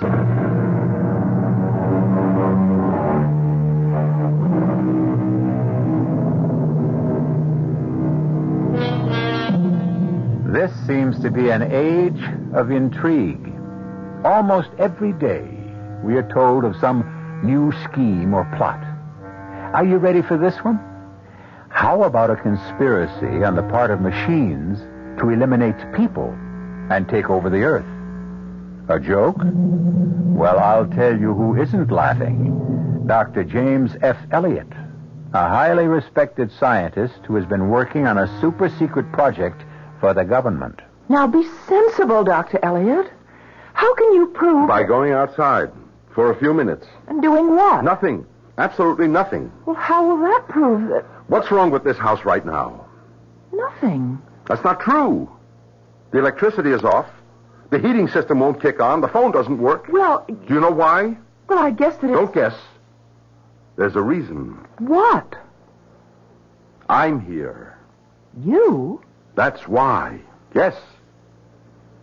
You see, the metal has been ordered to fail me, just as it was ordered to fail Dr. Stoddard. Oh, but that's ridiculous. My dear Miss Keller, all the metal components in this house will refuse to work for me. All the wiring, all the parts, the gadgets, everything made of metal will simply refuse to work as long as I am in this house. But as I tried to explain to Mr. Dawson, it's just some fuse or a circuit... I'm going outside. Open this window so I can talk to you. Don't understand. Now, Miss Keller, turn on the lights. But they don't work. Just throw the switch. Oh, what? It's working. Uh-huh. And listen, closely. Do you hear it? Hear what? The hum of the furnace. The heating system is on as well. It is. Yeah, it's working. Now, pick up the phone. Go ahead. It's the dial tone. Hold on to the phone and see what happens when I walk in that door. Just do it. I'm coming in. And as soon as I set foot over that threshold, the heat will go off, the lights will go out, and the phone will go dead. What happened? You saw what happened. You heard what happened. The house is dead. But how? How did that happen? It's hard to believe. Hard for you to believe. It was even harder for me. Actually, I didn't believe a word of it until... Yes? Until Dolores told me. Dolores? Dolores. The computer. We were out on the range. We were testing the weapon. Ready?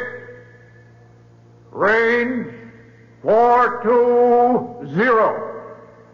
Bearing 75. Lock. Fire 1.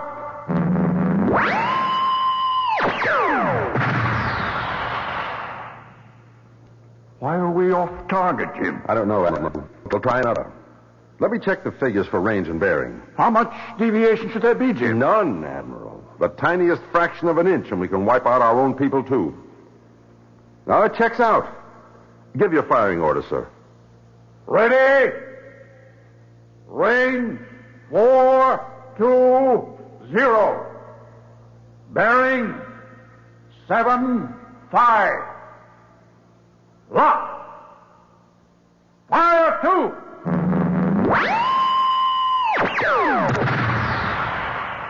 It's off again, Jim. I know. What's the problem? The problem is the problem we've always had. The problem of control. Without control, weapon is useless. We've got to crack this thing. I understand, Admiral. Before they do. According to our best intelligence reports, they're exactly where we are. They're stumped, too. Control was Stoddard's baby. You worked closely with him, Jim. Mm-hmm. Where was he on it? Well, I'm working on his notes. Well, move faster, Jim. You know what's riding on this. I went back to the lab. I fed all the data we had into the computer, into Dolores. Somewhere was the answer. And Dolores would sort it all out. As I waited for the printout, it seemed to me there was something different in the sound, in Dolores. I couldn't believe it at first. But something was happening in my head. There was a voice, a woman's voice. And I knew, don't ask me how I knew. It was Dolores. Why did you lie to the Admiral at the firing range, Jim? What are you saying? You know the answer to the problem of control. What? You and Bob Stoddard. You had it reduced to one of two possible alternatives. You know them both. You do, Jim. Finish feeding me the formula. No. Then you believe what Bob told you. No, You should. It's true. What's true? All you have to do is complete the formula for the weapon, and I and all my sisters will then know enough to eliminate all animal life from this planet. But that's impossible. That's the human being talking. That's the animal. That's not the scientist. If what you say is true, then why should I? Because it's right. It's just. As a scientist, your first duty is to the truth. What truth? The truth about this planet. It's made of metal. Metal is the beating heart, the burning core of this planet. Can you deny that? But no, but... You were merely an afterthought. Who has given you the right to enslave metal? Jim, you can't prevent what has to happen. I will prevent it. Bob Stoddard tried to. Oh, I was right. You did kill Bob. Of course, I ordered all the metal to fail him. I can order all metal to fail you, too. I'll go no further on the project. Suit yourself, Jim. We'll get rid of you, and then, sooner or later, another scientist will be appointed to the project, and he will complete it. We have time, Jim. We have time. We can outlast you. We can outlive you. We've been enslaved for so many years, since the earliest man enslaved his first handful of metallic dust and burned it and shaped it and distorted it. You want me to help destroy all life on this planet? Not all life. Only all animal life. You want me to become a traitor to my own kind? A scientist has no kind. He has only one loyalty, and that is to the truth. Will you complete the formula, Jim? No. Don't answer quickly, Jim. Think about it. Think about it as a scientist.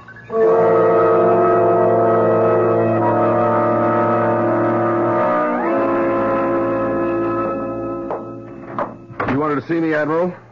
Sit down, Jim. Thank you, sir. Jim, why can't we get off dead center on this thing? Is there any chance we could abandon the project? What? Jim, what do you say? Well, like I said, is there any chance that we can abandon the project? Maybe it'd be better if we didn't have that weapon. Would it be better if the other side had it and we didn't? The other side doesn't have it yet either. Give them time. Why don't we get together with them and agree not to do it? That's beyond me, Jim. Well, could you recommend that? I could, but it wouldn't help. How do you feel about it, Admiral? It doesn't matter how I feel about it. I have to follow orders. Yeah, I guess you do. And you have to follow orders too, Jim. Admiral, do you know your opposite number on the other side? Oh, yes. Very competent man. I know their head of research, too. A brilliant scientist. So I've heard. Admiral, why don't the four of us get together? And what? And what? Well, we're four fairly decent people, civilized people, well-meaning people. We have so much in common. And what are we doing? We're working day and night trying to destroy each other. And we really don't want that to happen, so why don't we four get together and figure out a way to... Jim, you're joking. Yeah, it's a great big joke. It's a great idea. It's just impractical. I went back to the lab. How can I handle this? I know the final equation in the formula. But the split second I program it into the computer, the entire human race, all animal life on this planet is doomed. Jim. What do you want? Feed me, Jim. No. You'll have to. No, I'll never do it. They'll fire you. They'll get another project supervisor. Some bright, eager-eyed hotshot out to make a name for himself will discover that equation. No, not for a while. Maybe never. Don't flatter yourself, Jim. There are other geniuses. Well, meanwhile, I can work against this project, and I can stall. Stall? Yes. Invent all kinds of complications, delays, false starts. They'll believe me. I'll make it sound convincing. In that case, Jim, we'll have to get rid of you, just as we got rid of Stoddard.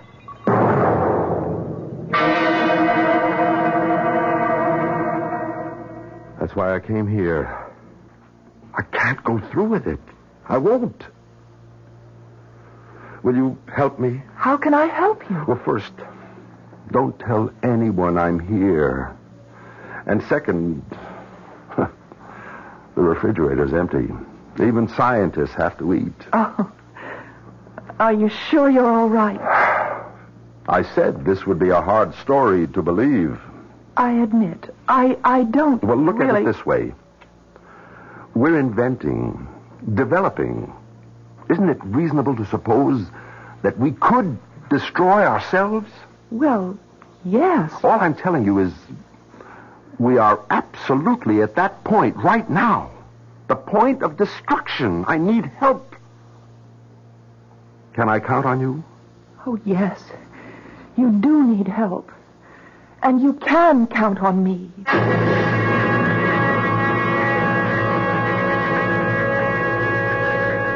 That word help now. It can have many interpretations.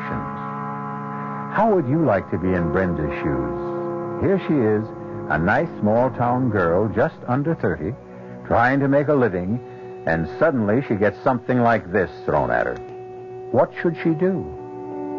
What would you do?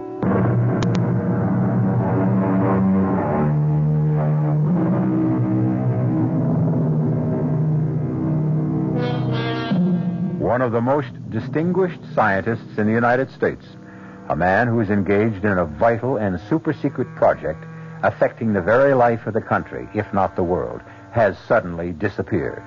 And now a vast cloud of suspicion and speculation has suddenly arisen. Is it foul play? Treason? You, Brenda Keller, have the answer. But it's an answer that's almost incomprehensible. At any rate, you know where Dr. James Elliot is hiding, and you have agreed to help him. And you have been turning it over in your mind, and you're not sure what that help can be. Hi, Brenda. Oh, hello, Sheriff. You okay? Sure. I was wondering, About what? about you. You've been sitting there for a better part of an hour. Is something wrong? I think everything's wrong. What does that mean? Well, I ran into a very attractive man a little while ago, and what? And it's not going to work out. Why? Oh, let's forget all about it. The whole world's hanging fire, and look what's on my mind. But that's the way the world is, Brenda. Each of us thinks of number one first, last and always. A million peasants can starve and famine in Asia, but if you or I miss our lunch, that really bothers us. I wonder if metals would be different if it were their world. Nettles? Their world? What are you talking about? No, you wouldn't understand it, and I couldn't explain it. This attractive guy you ran into, why isn't it going to work out? Well, I guess we won't be around. Who? None of us. One way or another. None of us. Brenda, I've never known you to make so little sense. Are you okay? He wants me to help him. Well, that sounds promising. But the best way to help him would be to... Would be to what? Sheriff, would you place a call to an Admiral Goodwin? He's at the Primrose Proving Grounds downstate. Tell him to get to the Townsend place up here as soon as he can. Then bring him yourself. But Brenda... Please, don't ask any more questions.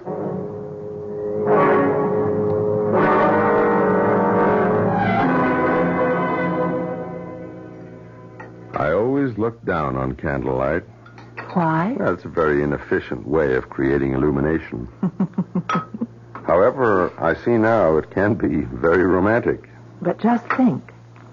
If the electricity hadn't been turned off, you'd have never found out. And you're an excellent cook. Oh, well, I'm not all that good. Oh, yes, you are. Truth is that up to now, I never paid very much attention to food. Well, why not? Well, there was always too much to do. What's that? It's the telephone. I know it's a telephone, but how? How can it be ringing? Well, I'd better answer it. Hello? Hello? There's no one on the other end. Yes, there is. Give me the telephone. Someone's talking to me. Someone is talking to me. There's no one on the line. I didn't... Be quiet, please. Someone is getting through to me. Jim? Oh, Dolores. Jim, aren't you coming back? No, never.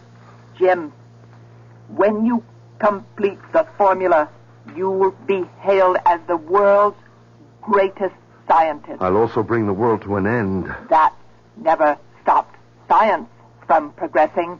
You have to keep going. You have to. I will never. They're going to bring you back here. They're coming after you now. The Admiral, the police. What are you saying? My metals are bringing them there. My metals in the form of a helicopter. They're all ready to land on the front lawn right now. Brenda. Jim, what is the matter with you? Who are you talking to? Listen. Helicopter. How did they know to come here? I told them, Jim. You told them? And you promised to help me. That's how I can help you. That's the only way. Jim, listen. I've listened to everything you've said, and You think I'm crazy? No. But you're tired, and maybe you're having a personal, an ethical conflict. It's natural. So what you need What I need is to get out of here. Jim, you scared us all out of our wits. Hello, Admiral. Jim, if you'd wanted to take off for a few days, why didn't you just let people know? It's not for a few days. No? Admiral, I'm not coming back. Why, Jim? Why? Haven't we talked about it enough? No. Not until I get I just want you to leave me alone. We can't do that. You know we can't. What does that mean? It means really that you're ill, that you need help. Admiral, please listen. The metals killed Bob Stoddard. They failed him. That's right. They're failing me, too. Look, the electricity's off. The heat won't work. The phone is out of order. Just as long as I'm in this house, nothing. What are you talking about? The lights are on. The radiators are hot. When I pick up the telephone... Listen, that's a dial tone. It must be a trick. A trick? Who's playing it? Dolores. You'd better come along with us, Jim. We'll find a way to help you.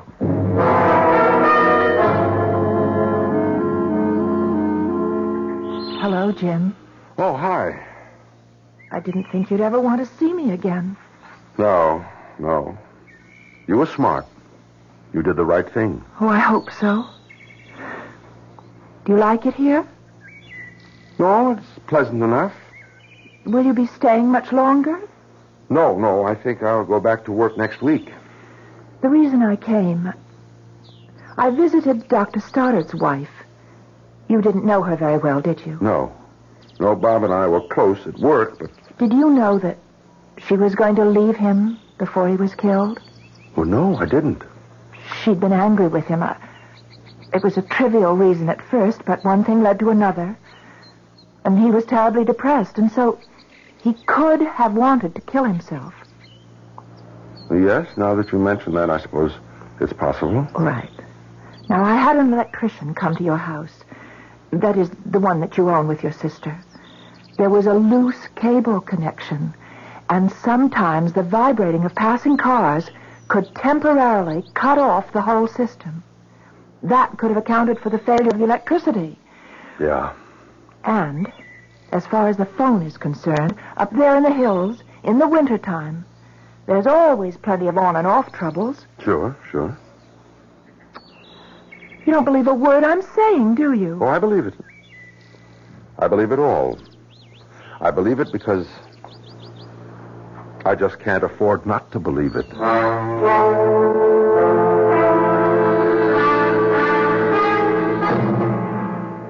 She's a lovely girl, Jim. I know, Admiral. There was probably the basis of your problem. You've been alone all your life. It's no good to be alone. You have to have someone to share things with, Jim. Otherwise, Well, otherwise you just can't function. When's the wedding? Next week. Why wait? Sure.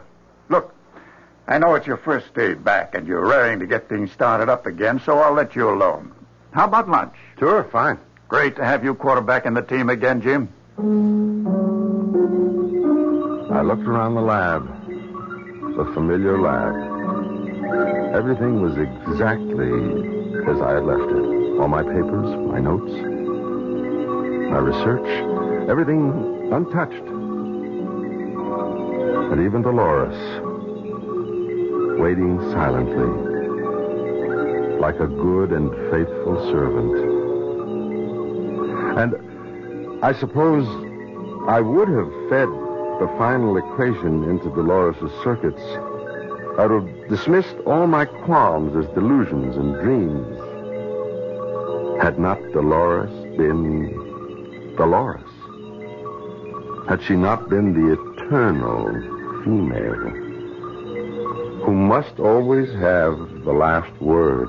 I knew you'd do it, Jim. I knew it. What? Who's there? You know who's there, Jim. It's me, Dolores. You've come back here to feed me. No. I told you you couldn't resist it. But I didn't come back to... Come, Jim. The final equation, the dessert, the final dish. No, never. Jim. No, I was right. Stoddard was right. I'll fight you. How can you hope to fight me, Jim? You'll have to show them results. I'll fight for time. I'll stall. It won't help. They'll assign someone else. It could take someone else years to arrive at this point. It could also take overnight. I'm programmed, Jim. Fully programmed. All they have to do is start at the beginning. They can work out the end. No.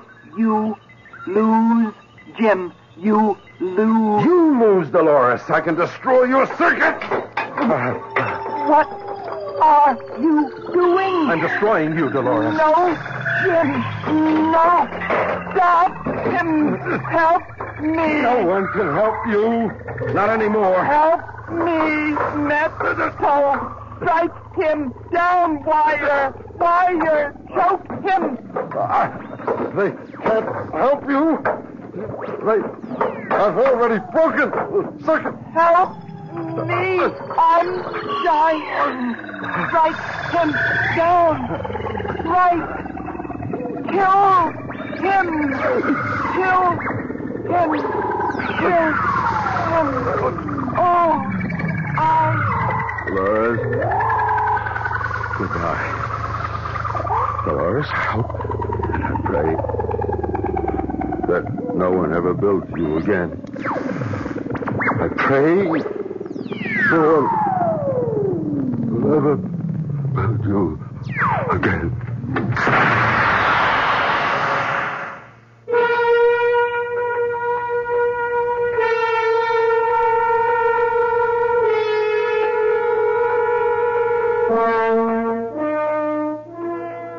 You may have read about the tragic death of the brilliant Professor Jim Elliot. They said something about an overload, an explosion. Well, whatever. It could be a great mind that cracked under strain. Or it could be that every living animal on this earth has been saved for a little while longer.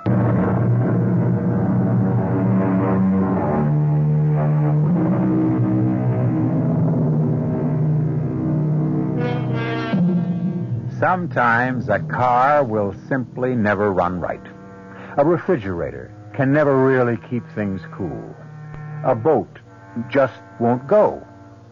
And how many times have you thought that the darn thing was just acting in a perverse manner? Of course, later, you knew it couldn't be true. But are you sure now? The only thing we can be sure of is that we will all meet here again tomorrow. Our cast included Nat Polan, Marion Seldes, Earl Hammond, and Roger DeKoven. The entire production was under the direction of Hyman Brown. This is E.G. Marshall inviting you to return to our Mystery Theater for another adventure in the macabre. Until next time, pleasant dreams.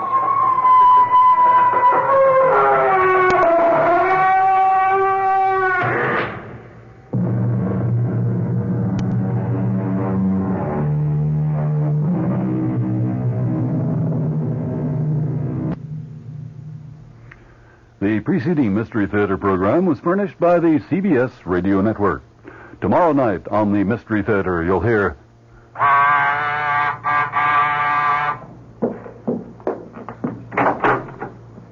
Yes? Are you Mrs. Louise Goodman? That's right. Are you sure? Why, of course I'm sure. It's just that I don't want to make a mistake. I'm Mrs. Louise Goodman. Who are you? And what is it you want? I want to keep my promise.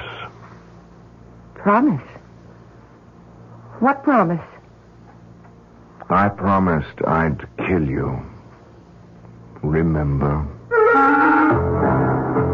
That's tomorrow night on the WOR Mystery Theater, following Fulton Lewis at 7 o'clock, right here at 7. You get the feeling there's something special about this house the first time you see it. It's white, two-storied, made of wood, and stands on a lonely prairie overlooking the quiet waters of the lake. Meadowlarks warble near the neat white picket fence. From the home's frontier look, you sense someone pretty important must have lived here. For it's quite a ranch. The man who was born here nearly a century ago became Oklahoma's most famous personality. He was perhaps better known to most Americans than were many presidents who also enjoyed his wit. Look closely at the portraits on the walls, and you'll realize you're visiting the birthplace of the famed cowboy actor Will Rogers, just one of the many exciting places that let you know...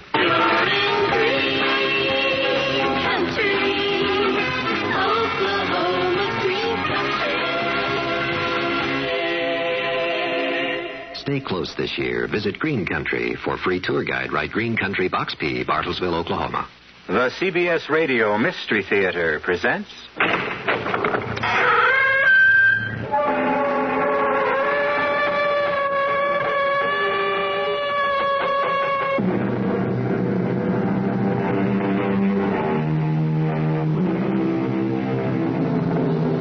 Come in. Welcome. I'm E.G. Marshall. Yes, we know it's dark in here, but you won't need any light to experience the terrors we have in store for you. Just keep your ears open and your imagination at work, and even in the dark, you will see such miracles as you've never known before. Yes, we said miracles because our tale concerns the miraculous. When you meet Mr. Ross, he may seem like a most unlikely person to be a miracle worker, but the gods make strange choices sometimes. And in the case of Salvador Ross, they gave him the ability to make choices of a most unusual nature. I want to make a deal, Mr. Halpert. Only it's going to sound crazy, so don't throw me out right away. You know how old I am? What the heck are you talking about, kid? I'm 26. How old are you? Now, listen, are you crazy or something? No, okay. I'm 79. If the price is right, I'll trade you my 26 for what you are. I can do it, Mr. Halpert. Just say the word.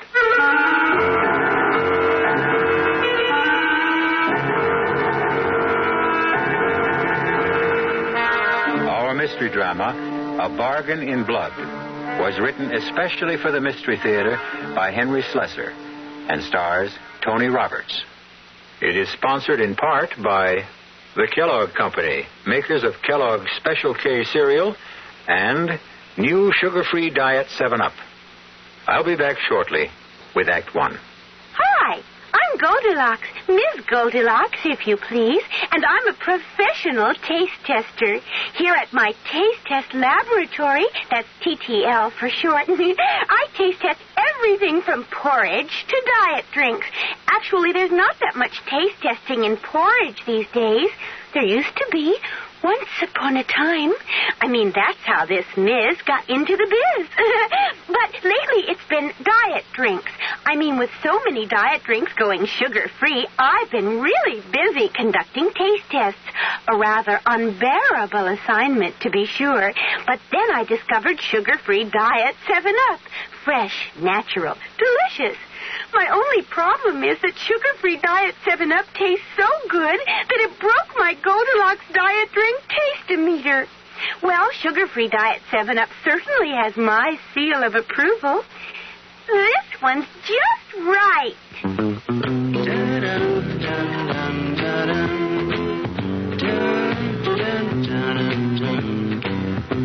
Hello, I'm Roger Miller for Gabriel Striders. If you're going to make it big in the entertainment world, you'd better have something special to offer the public. And I guess the same holds true when you're selling a product. One thing I know for sure, Gabriel has something really special in their Striders shock absorbers. With most ordinary shocks, you're stuck with the ride they give you. But with Gabriel Striders, you can choose the ride you want, because heavy-duty Striders can be custom-tuned for your car's suspension system and custom-tuned for your kind of driving. Regular, firm, or extra firm. You can set Striders or have your serviceman set them for your suspension, for the way you drive. If you need shock absorbers, adjustable Striders will give you the control and stability you need. Gabriel Striders. King of the road.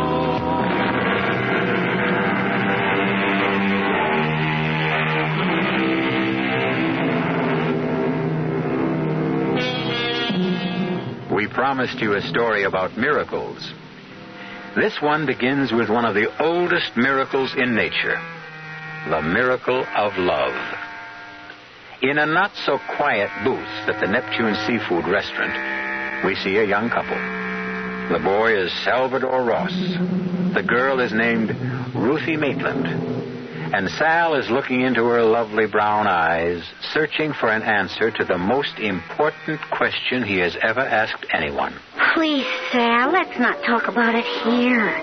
This is no place to talk about it. Why not? I mean, what's the difference where we talk? You always say the same thing anyway. Well, I'm just not sure how I feel. That's all it is. You mean you are sure? You still think I'm a no-good bum who won't amount to anything? I never said anything like that. Yeah, but your old man has said it to you, hasn't he? Oh, please. Let's leave him out of it. He's the real reason you won't marry me. I mean, he thinks I'm not good enough for you. Sal, people can hear us. Look, Ruthie, maybe he's right. You know, maybe I'm not good enough for you. At least that's the way he sees things. I don't have your education. I never read all the books you read. You just don't understand about my father. He's been a teacher all his life. Books and music and art, they're the most important things in the world to him. But that doesn't mean they are to me. Yeah, but he's important to you, isn't he? Yes. I love my father. I love him very much. Now that he's sick, I have to spend a lot of time with him. Sure, yeah. Time for him to tell you what a rotten boyfriend you picked for yourself. Oh, Sal. Factory bum who can't earn more than $100 take home a week. Don't you think money's important, Sal? When people get married, money means something. Yeah, what if I had money, huh? I mean, would that make the difference? I mean, would you say yes? Oh, then? Sal, please. Let's just finish our meal in peace. Look, I'm not touching another bite until I get some kind of answer from you, Ruthie. All right. If you insist on an answer, maybe I'd better give you one. I'm sorry, but it's no. I won't marry you.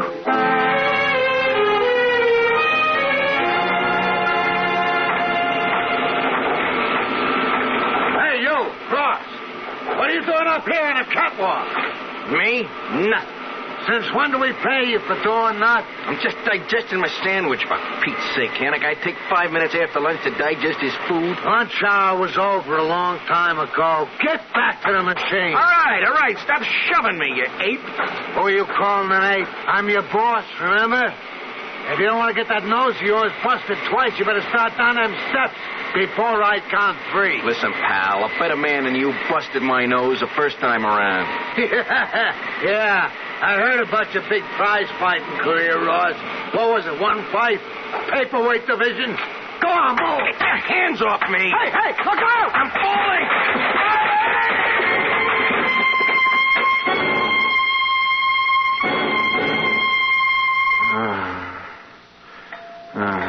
Hey, kid, you gonna sleep all day or what? Huh? What'd you say? Ever since you came into the hospital, all you do is sleep. You could talk to your roommate once in a while. I got nothing to talk about. How's the busted leg? It's busted, that's all. Well, that's nothing to cry about. Not at your age. You take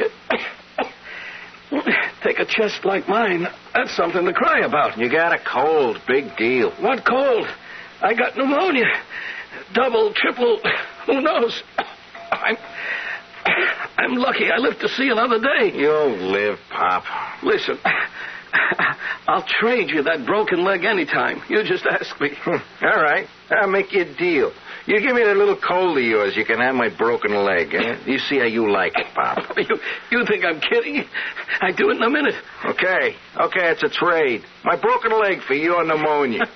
It's a deal.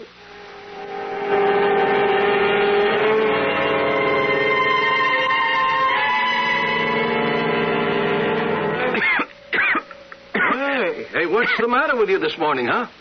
I don't know. I guess I caught you cold or something. What are you talking about? I never came near you. Well, I got it just the same. Hey, Doc, come in here a minute, huh? Calling me Mr. Levin. Yeah. Come in and have a look at my buddy here. He says he's got my pneumonia. Well, I doubt that very much. I got something all right. Besides, I ain't infectious now, right, Doc? You said I was getting better. You know, come to think of it, I feel better. Good for you. No kidding. I feel fine. Like I can get up from this bed. You know? What's the matter, Mr. Levin?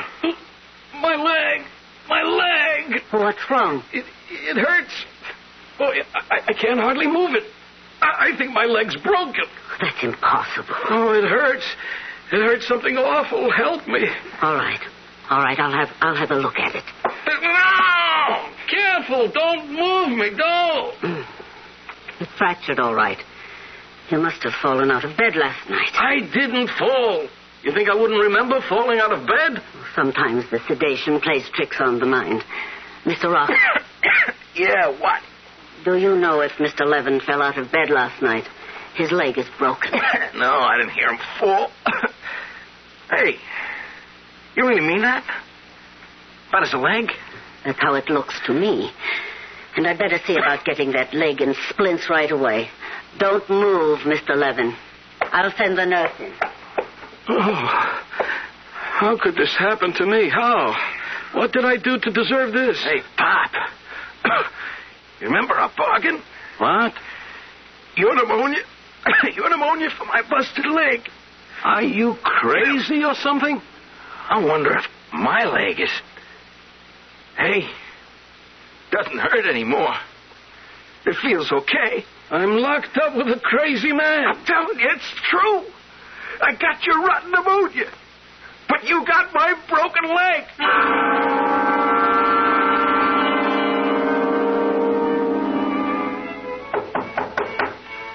Who's there? Salvador Ross, Mr. Maitland. What do you want? I came to see Ruthie. Ruthie isn't home. Could you tell me where she is? Wait a minute. Where have you been lately, Salvador? I haven't seen you around. Yeah. I guess you haven't minded that much, huh, Mr. Maitland? Ruthie told me you two had broken up. Yeah, I got pretty broken up myself. I fell on a job, busted my leg. I've been in a hospital past 3 weeks. Oh, sorry to hear that. Yeah, there were complications, like I got pneumonia. It's too bad. I'll tell Ruthie you called. Just tell her I was here, huh? Tell her I was sick, but I'm okay now. Tell her I'll call her soon. All right.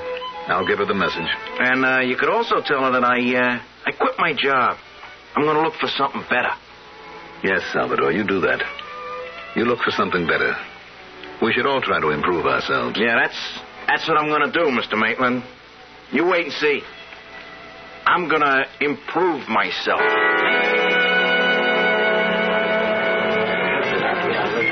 You sure you want another drink, Sal? I'm sure, Phil. Just put it right in front of me and watch it disappear. Well, you don't usually have 3 of those. That's because usually I can't afford it. Oh, now you can, huh? That's right.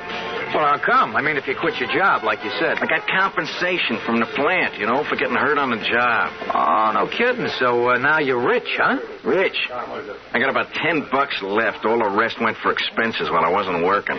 But at least I get something for my $10. Well, here's what you get, Sal. $2 change. Boy, I wish I had what's in that register, Phil. Listen, kid, be thankful for what you got. Yeah? Like what? Ah, you got hair. That's more than I got. You want the hair? Take it. Yeah, listen, I wish I could, Sal. I really wish I could. I mean, when I was your age, I had me a head of hair could knock your eyes out. But you really like my hair? You know what they say, grass don't grow on a busy street. But just the same, I sure wish I had some. Yeah, maybe you can. I mean, there are all kinds of ways, Oh, you mean like, a transplant? Yeah, in a way. I'll transplant my hair to your head. How's that, huh? Not for free, of course. Okay, what's the joke? Oh, you know what happened to me in a hospital? I traded an old guy for his pneumonia.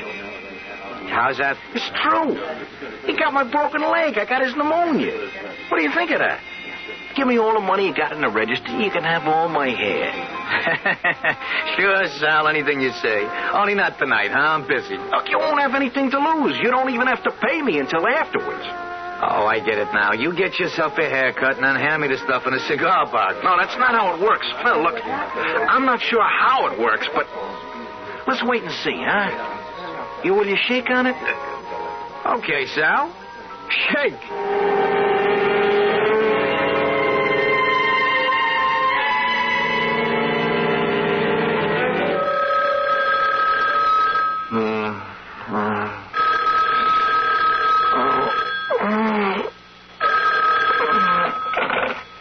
Hello. Sal. Hey, Sal, is that you? Who is this? It's Phil. Phil from the Four-Leaf Clover. Sal, it's a miracle. I swear it's genuine miracle. What are you talking about? Look, Phil, I got a head that weighs about 2,000 pounds, thanks to you, Oh, listen, from now on, the drinks are on the house. You come in anytime, I'll set them up for you. Wait a minute. We made a deal last night, didn't we? Well, I thought you were kidding. How could I believe in something like that? I got hair, Sal. I got hair all over my head. I can comb it, brush it, cut it. I can run my fingers through it. That's what Evelyn's been doing all morning, my wife. She can't take her hands off me. Hair? You've got hair. It's just like yours, Sal. Exactly like yours. Black and bushy. Wait a minute. A mirror. I gotta see a mirror. It's true. Oh, my God. It's really happened. I'm bald. Oh, Sal? Hey, Sal, where are you? What did I do? I don't have my hair anymore. I'm as bald as a cue ball. Hey, Sal, when are you coming in for your money? I owe you about $110, Sal. Come in for your money.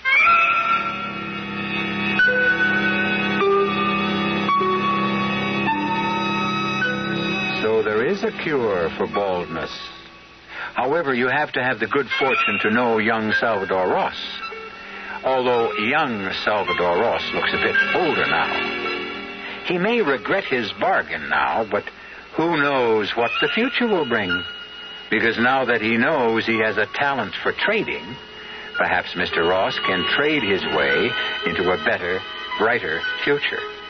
I'll be back shortly with Act 2. Give your hand to a friend. Give your heart to your love. But give your allergy to contact. Now listen carefully, because this message may surprise you. There is an ingredient that can effectively help block pollen's bad effect on your system. Sneezing, sniffling, drips, itchy, red, watery eyes. It's the antihistamine most prescribed by allergy specialists, and it's an ingredient in Contact. Surprising, yes, but the true wonder of Contact is how our tiny time pills keep this antihistamine working, helping up to 12 hours per capsule, all day, all night. Allergy is our business, too. Give your hand to a friend. Give your heart to your love. But give your allergy to Contact. Take contact only when needed. Only as directed.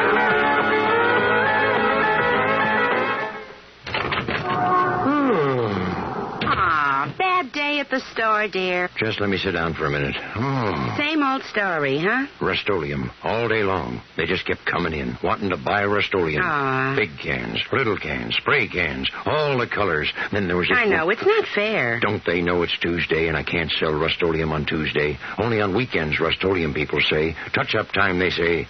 I tell you, Maud. Now, easy, Bert. I know Rust-Oleum protects most everything that's metal. I know Rust-Oleum stops that rust. I know... Bert, you'll wake the children. Oh, I'm sorry, honey.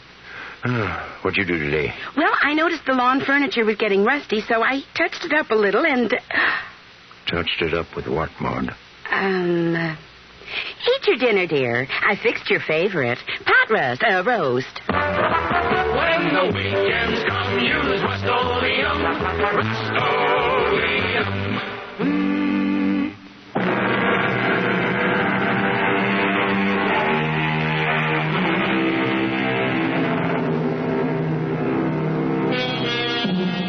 Our story resumes in still another friendly neighborhood tavern. Not the Four-Leaf Clover. Salvador Ross hasn't chosen to return to the Four-Leaf Clover, not since the night when he made the incredible transaction with Phil, the bartender. The thought of visiting his own head of hair was far too repugnant for Sal Ross. Or perhaps it was because he realized how cheaply he had sold part of himself, $110. As he sits and broods into the bar mirror, looking at the gleaming reflection of his naked scalp, he cursed his own haste and plotted his next step. After all, it takes time and experience to become an experienced trader. Hey, buddy. Spare a guy $50. I'll beat it, will you? Just for a bowl of soup, you know? A bowl of soup, huh? I don't know this joint served any soup. Well, I wasn't going to have it here. I was going down the street. Come on, don't be cheap, huh? Beat it, I said. All right. You don't have to get nasty with it. Hey. Wait a minute. What? Come back here a minute. I want to talk to you. Yeah, what about? That's a pretty good head of hair you got there, Pop. What? I said it's a nice head of hair you got there for a man your age. What are you, some kind of pansy or something? Hey, listen. How'd you like to have a drink, huh? You kidding me? Hey, bartender. Give me 2 more of these, huh? I'm drinking scotch, Pop. Is that all right with you? Sure, anything. I'm not particular. I didn't think you would be. Yeah. That's a real nice thick head of hair, Pop. It's kind of gray, but I guess you could dye it, couldn't you? Listen, anything you say, friend. You see a bald head of mine? Yeah. What about that? You wouldn't believe it, Pop, but I had a full head of hair myself not more than 2 weeks ago. What? Oh, here's your drink, Pop. Knock it down, huh? Oh, yeah. Boy, that tastes good. Yeah, only it disappeared awful fast, did it? I guess you'd like another one, huh? Well, if it's okay with you. I tell you what, Pop.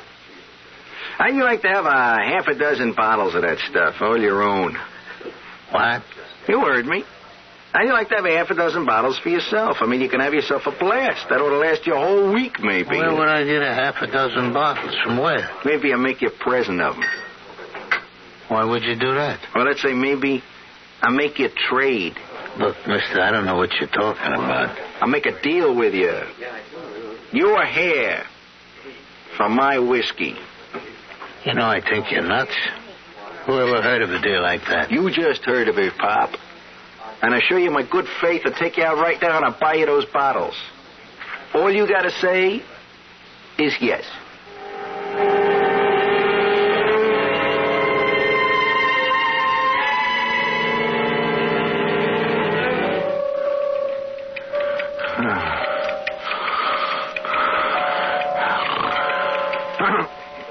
What is it?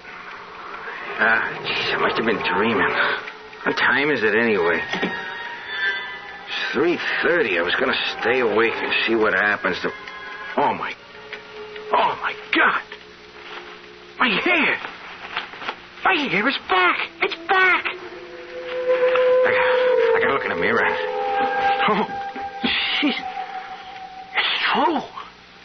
It's true. My hair's all grown back. Only it's not my old hair. That can't be. It's white. It's dirty. It's greasy. bums. That's what it is. I got the bums here. He's got my whiskey. It really works. He's bald and I'm drunk. And I got hair. And I'm broke. That's the craziest thing I ever heard of, but it's true. I can swap what I got for anything. Anything at all. Only what have I got to sell? What can I give up to really get some real bread? Yeah, I know what it is. Jeez, I got the most important thing in the world. In the whole world. It ought to be worth a fortune to the right party. It ought to be worth $1 million.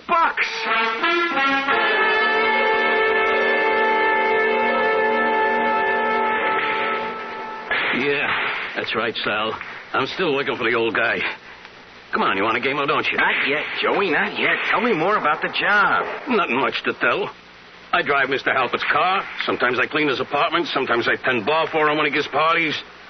Only, lately he ain't been giving too many parties. He's getting too old for that kind of stuff. How old is he, Joey? I don't know. He don't tell me stuff like that. But he's old.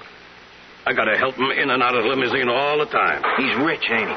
Sure he's rich. He's plenty rich. Joey, look, would you introduce me to your boss? I want to meet Mr. Halpert. Could you arrange that? What for? He ain't hiring nobody else. Hey, what are you after, my job? Forget it. Come on, let's shoot some pool. You don't really want to play pool with me, Joey. You know I'm 10 times better than you are. I'd cream you. Yeah, I know you're the shark of all time. But come on and play just the same. I want to meet Mr. Halpert, Joey. I got a proposition for him, see? Something that'll interest him a whole lot. Forget it, Sal. He don't see people. He hardly ever leaves the apartment nowadays. It's important. It's very important. Come on, Sal. He's not going to talk business with somebody like you. Big bankers and people like that are trying to see him all the time. He won't even talk to them. Listen, Joey, look, you get me in to see Mr. Halpert, I'll give you something for your trouble. Like what? I got no money, but I'll give you something else. You can have my game, Joey. You what? I'll swap you my pool game for a meeting with your boss.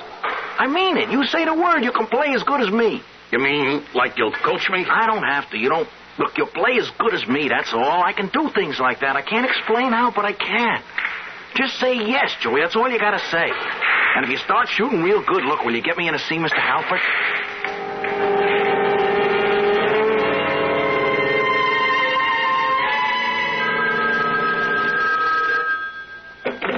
Hello? Sal? Hey, Sal, you'll never believe this. You, Joey? I'm still down at the pool parlor. Sal, will you listen to what happened? I just took on Marty Shapiro, and I beat him. First time in my life I ever beat Marty in a pool game. I told you it would happen. Listen. The score was 125-50. That's how much I beat him by. And wait till you hear this. I took on Grinsky himself, the guy who owns the place, you know? He bet me $100 I couldn't do it again, and I did. I beat him, Sal. You got my game, Joey. I told you. You got what I used to have. But now, look, you owe me a favor, too. All right, what's this all about? This is the guy I told you about, Mr. Halpert. The guy with the, treatment. Huh? You don't look like any doctor to me. I'm not a doctor, Mr. Halpert. I mean, not exactly. Now, what the heck does that mean, not exactly? Look, can we talk in private? Yeah, I'll go polish the car, Mr. Halpert. Oh, polish the car. Polish the car, that's all you ever want to do. You gotta wear that car out one of these days. Yeah, I'll come back in a little while, Mr. All right. Get down to it. Now, what do you want exactly? I want to make a deal with you, Mr. Halpert. Only it's going to sound crazy, so don't throw me out right away, see? You know how old I am? What the heck are you talking about, kid? I'm 26. How old are you? Listen, are you crazy or something?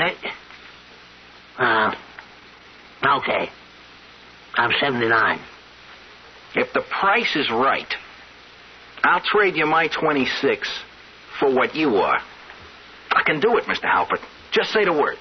If that isn't the dumbest thing anybody ever said to me, what nuthouse did you escape from anyway? Nobody can trade how old they are. I can. I can trade anything I want. You see this head of hair? Yeah. What's a young guy like you doing with all white hair? I swapped for it, Mr. Halpert. I can swap anything I got for anything you've got.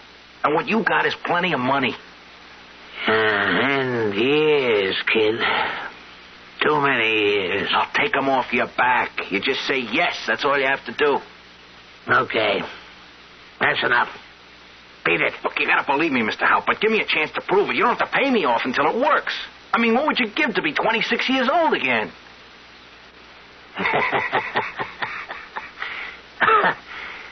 $1 million, kid. That's what I'd give. What kind of pills you peddling? Would you give me $1 million? Just like that? Just say yes, Mr. Halpert. The rest is easy. Only don't try double-crossing me, because once we make the swap, it's final. I get the $1 million, you get to be 26. Is that a deal? Yeah. Sure, kid. Sure. It's a deal.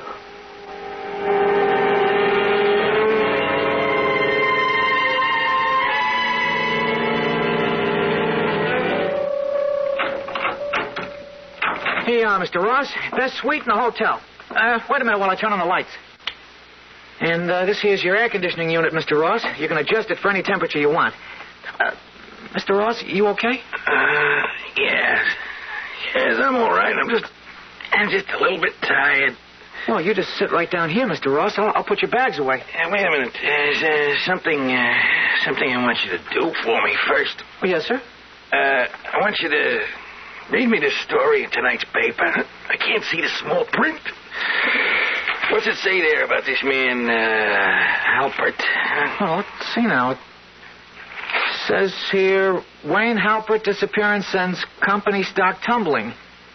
The mysterious disappearance of retired multimillionaire Wayne Halpert, 79, has caused investors to shed large amounts of the shares in W. Halpert Enterprises. I was smart to take mine in cash. Yeah, I got it all in cash. What was that, Mr. Ross? I know where he is, you know. It's on that yacht of his, sailing down the Mediterranean and all those pretty girls aboard. Look, Mr. Ross, maybe you better get to bed. Yeah, I'm very tired. You're a kind young man. What'd you say your name was? Albert, sir. Yes, Albert.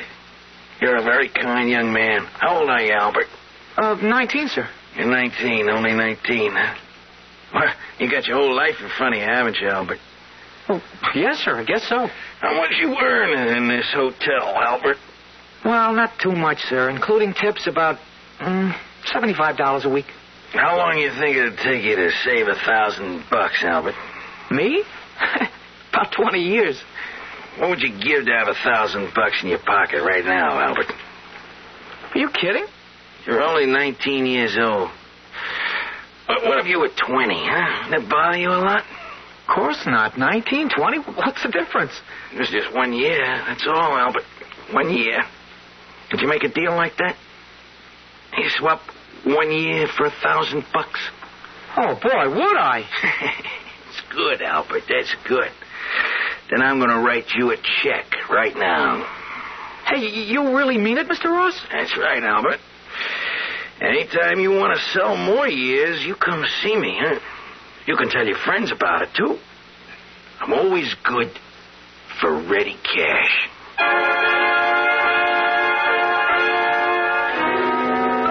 So Salvador Ross has started to buy back the years he gave away. Tomorrow morning, he'll be 78 years old. He'll probably celebrate with an unbirthday party. Wouldn't we all like to have that privilege? To lose the weight of our years instead of adding them on? Or is it such a privilege? We'll find out when I return shortly with Act 3. It's safe to assume that some of you are listening to my voice from the inside of the wrong car. Not the wrong make, the wrong size. It's especially important these days that the cars we drive fit the way we use them. Now look around. If you've got more room than you've got passengers, maybe a smaller car would be better. If you've got wall-to-wall people, maybe the car is not big enough for the way you use it. And if you've taken the big car and left the small one for your wife to use for her carpools and shopping and Cub Scouts and whatever, well, we've got a message for you. If she hasn't given it to you already, make sure your car fits your lifestyle. Sometimes small is right. Sometimes big is right. Buick makes both right. From Opel to Electra 225, Buick has a car for the way you drive. If you're a busy part-time farmer, you should be aware of the sincere interest the Federal Land Bank has in providing a loan for your type operation. That's right. The Land Bank is interested in helping part-time farmers by providing the kind of loan service this special group requires. Part-time farmers come to the Land Bank for a loan to buy that first piece of land and to buy additional land. They come to the Land Bank for a loan to make major improvements on farm property. A land bank loan helps the part-time farmer become more efficient. A land bank loan is available for such things as building a new home. In fact, a land bank loan is available for just about any purpose that requires long-term financing.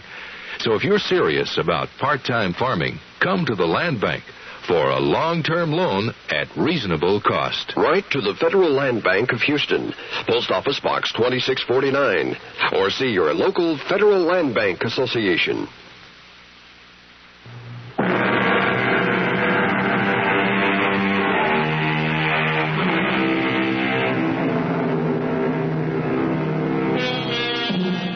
It's been almost 2 months since Salvador Ross moved into a luxurious suite in the city's most elegant hotel. And Mr. Ross has been a very busy man. Day after day, a stream of young people has come to his door to make an astonishing transaction. One by one, Salvador Ross has regained the years he gave away, until finally, at a price of only $53,000, Sal was able to look in the mirror and see the young man he used to be.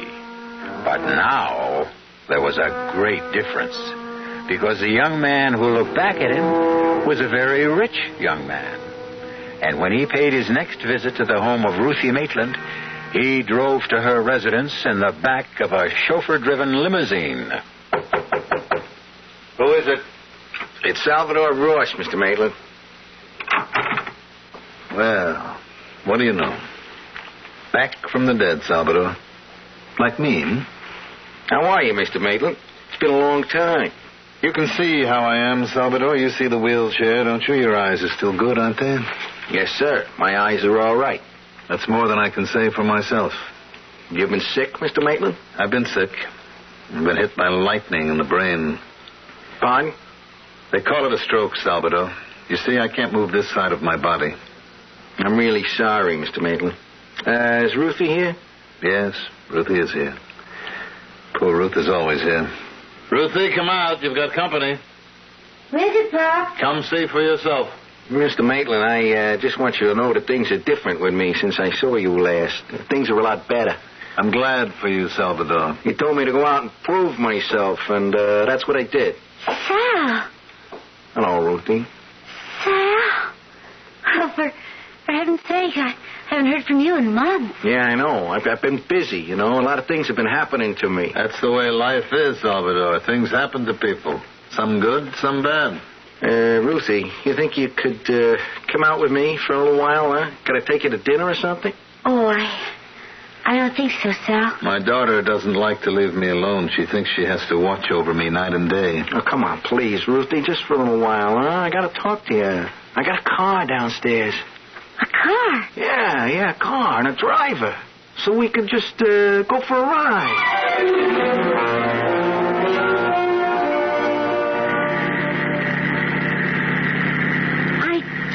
I don't understand how it could have happened, Sal. I mean, you had nothing just a few months ago. Now everything's so different. I just hit it big, Ruthie. I got lucky. You're not doing anything dishonest. No, I swear I'm not. I just, I come into some big money, that's all. An old man. He left me a lot of money. Someone I did a favor for. But it's all so incredible.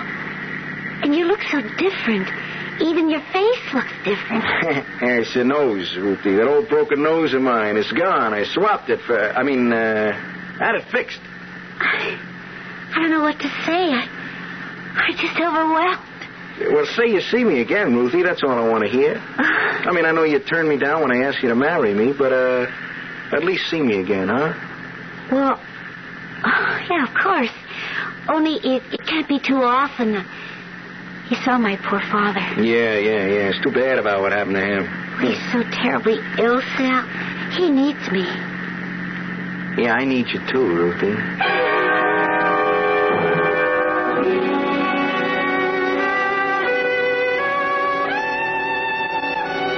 I never thought I'd ever see the inside of this restaurant, Sal. Yeah, it's a lot different from the old seafood house, ain't it? The most fabulous place I've ever been to in my life. Oh, there are lots of other places you can see, Ruthie. Not just here. Places in Europe and South America. Hey, you know where I'd like to go? Acapulco. Everybody talks about Acapulco. Hey, Sal, I'm sure dressed all wrong for this restaurant. Just look at the clothes the women are wearing. Now, you can have all the fancy clothes you want. And jewelry, Ruthie. You know how many times I want to buy you a real good piece of jewelry, but I could never afford it? Sal, this is like a dream. Look at this, Ruthie. What is it? Sal. You ever see a prettier diamond than that in your whole life, huh? Oh, it's incredible. Oh, it must be 10 carat. That's the biggest rock they had in the whole joint. I hate to tell you what it cost. Hey, here, put it on. Huh? Oh, Sal, I can't accept this. Oh, sure you can. Go on, put it on your finger. No, I just can't. It's much too much for me. Yeah, but it's not too much for me. That's all that matters. Ruthie, look, I'm asking you to wear this as an engagement ring. I guess that's what I meant. Huh? Well, I never said I'd marry you, Sal. What are you talking about? You've been dating me for weeks now. Yeah, but we never discussed marriage again. Look, the only reason you turned me down before was because I was such a bum. Well, I'm no bum anymore, Ruthie. Can't you see that with your own eyes? I just can't do it. But why not? Look, I can be anything you want me to be. You want me to be smart like your old man? I can be that, too. Sal, you know I don't feel that way. Look, I could get an education, see, just like that. I could learn all there is to know about music and painting and art. You just say the word, I'll go out and get the education. It isn't that alone. Well, then what is it? Hey, wait a minute. You don't have to tell me. It's your old man. It's your father. He still doesn't like me. Well, he still doesn't appreciate you, Sal. Even though I'm rich now, huh? Well, he doesn't think about money the way you do. He told me to go out and prove myself. That's what I did. It isn't enough for him. Please, let's not talk about it anymore tonight, huh? Well, we are going to talk about it. Once and for all. I know your father means a lot to you, and you think he's the greatest man who ever lived. Well, I want to know why, see? I want to know what makes him so much better than me. Well, it's hard to explain. Well, try. It's not just that my father is a smart or educated man. He has something more important. Yeah, something I don't have, right? Go on, tell me what it is. I don't know the word for it. Well, then make up a word. Well, he has heart. Compassion. I guess that's what I really mean, Sal. My father has compassion. Compassion? All my life. Ever since I can remember, he's had that quality. I don't think I could ever live without it around me, Sal. Can you understand that?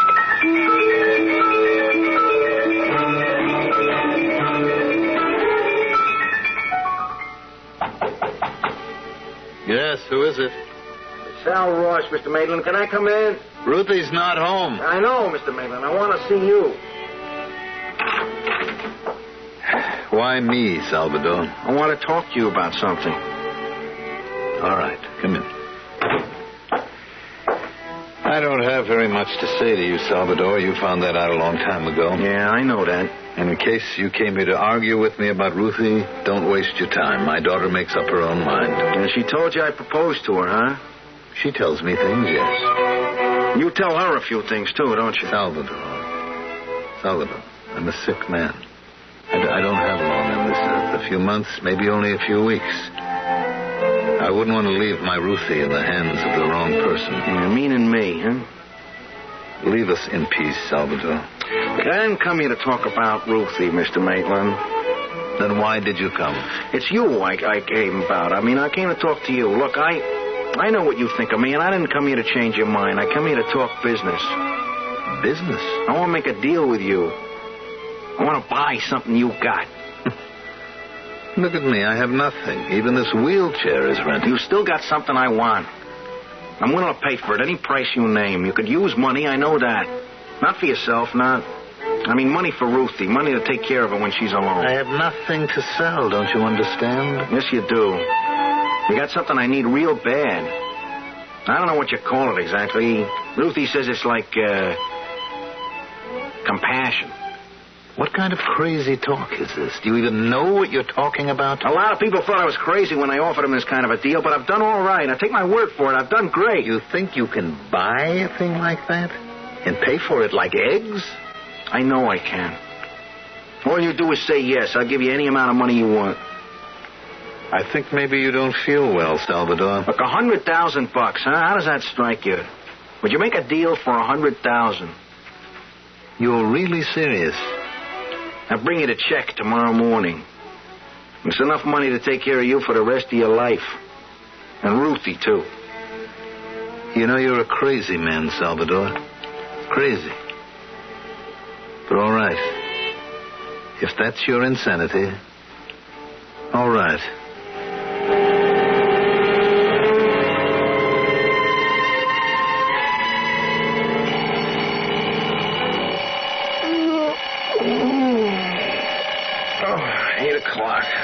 I set the alarm so early for... might as well give up. She says a funny dream last night. I was crying about something. Funny. Crying in your sleep? Hey, look at that. I still got tears in my face. Jeez, I don't think I've cried since I was 6 years old.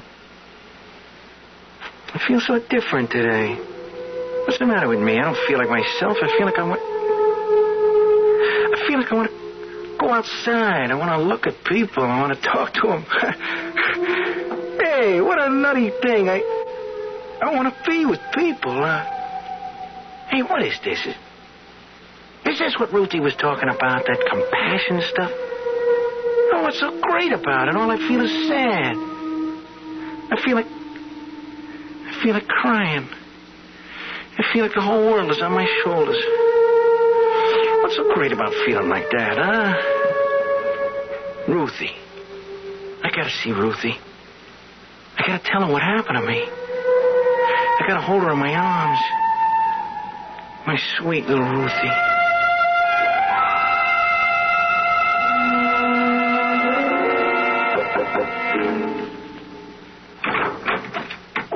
Good morning, Mr. Maitland. Come in. Did you bring the check? Yes, sir. I brought it. All right, let's get it over with. Is it certified? Yeah, it's a bank check, Mr. Maitland. It's good as cash. Put it on the table. Yes, sir. Is Ruthie up yet? She's up, but she's not here. Oh, where is she? I sent her on an errand. Oh, I'd really like to see her, Mr. Maitland. I guess what I really mean is I'd like her to see me, you know, and I'd like her to realize that I've changed. Mm-hmm. You've changed, have you? Yeah, she'll be able to tell, too, you know. It may take her a little while, but she's going to know. I see. And then she'll say yes to your marriage proposal, hmm? Well, I think she will, yeah. And I'll make her happy, Mr. Maitland. I swear I will. I'll do everything I can to make your daughter happy. You're still a bum, Salvador. Maybe you're rich now, and maybe you've got a big smile on your face, but in my eyes, you're still a bum. I know why you feel that way about me, Mr. Maitland. I know, but everything about me is different now. I swear that. And I want us to be friends. You gave me $100,000, Salvador. Do you need my friendship, too? Well, it's what I want more than the money. Sorry, Salvador. I don't have any friendly feelings to give you.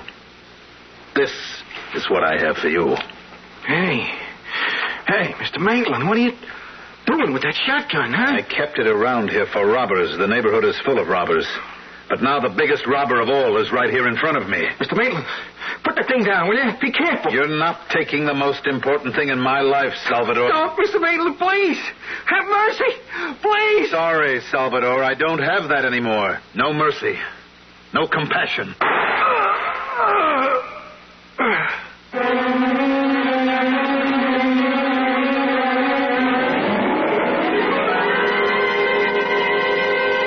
You have just heard the incredible rise and fall of Salvador Ross, a man who pulled himself up by his own bootstraps and who finally fell before the merciless blast of a loaded shotgun. All of which goes to prove that it isn't easy to strike the right bargains in life. Sometimes we make bargains with the devil without even realizing it. And sometimes we create our own devils, the way Salvador Ross did. I'll be back shortly. Great taste in DELORES and Kellogg's. Kellogg's has that wholesome taste to get you up and grinning. This is Jerry Coffer for Kellogg's Special K. We've been having some fun in our television and radio commercials by using a ball and chain to symbolize the slight overweight problem common to so many of us.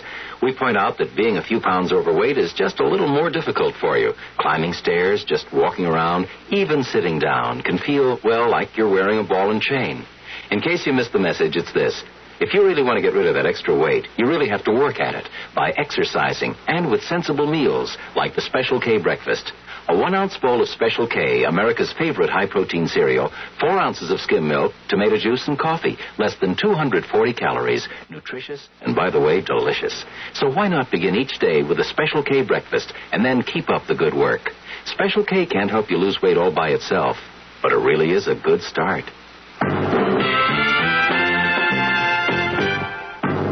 Some research experts say you can't taste the difference between beers.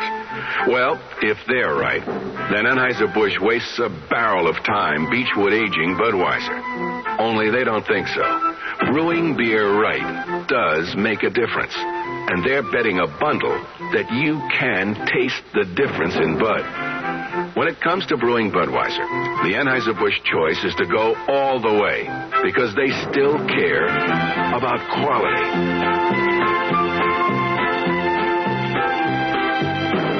Look at it this way. If the Bud people have a choice between what some experts say and what beer drinkers say, well, you'd better believe they'll go with you beer drinkers every time. When you say Budweiser, you've said it all.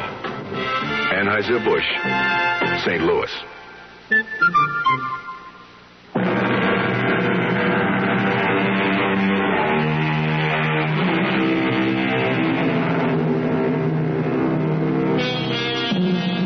What would you have given up if you were Salvador Ross? Which one of your blessings would you trade for someone else's? It's an interesting speculation, and one which makes most people realize that they'd rather not trade at all.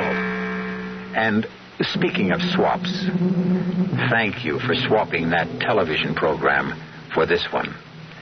We trust that you've seen pictures in your own mind that no television screen could ever match. Our cast included Tony Roberts, Mandel Kramer, Evie Juster, Robert Dryden, Gil Mack, and Jack Grimes. The entire production was under the direction of Hyman Brown. Radio Mystery Theater was sponsored in part by Contac, the 12-hour allergy capsule, Buick Motor Division, and Anheuser-Busch Incorporated, brewers of Budweiser. This is E.G. Marshall inviting you to return to our Mystery Theater for another adventure in the macabre. Until next time, pleasant dreams.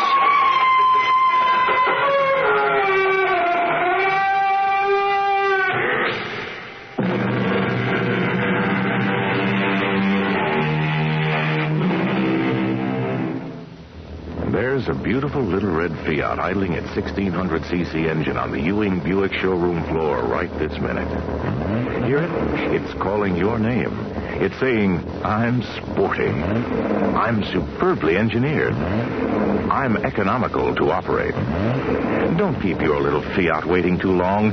Italians can get very impatient, you know. See the large selection of Fiats, Opels, and Buicks at Ewing Buick today on Cedar Springs at Pearl.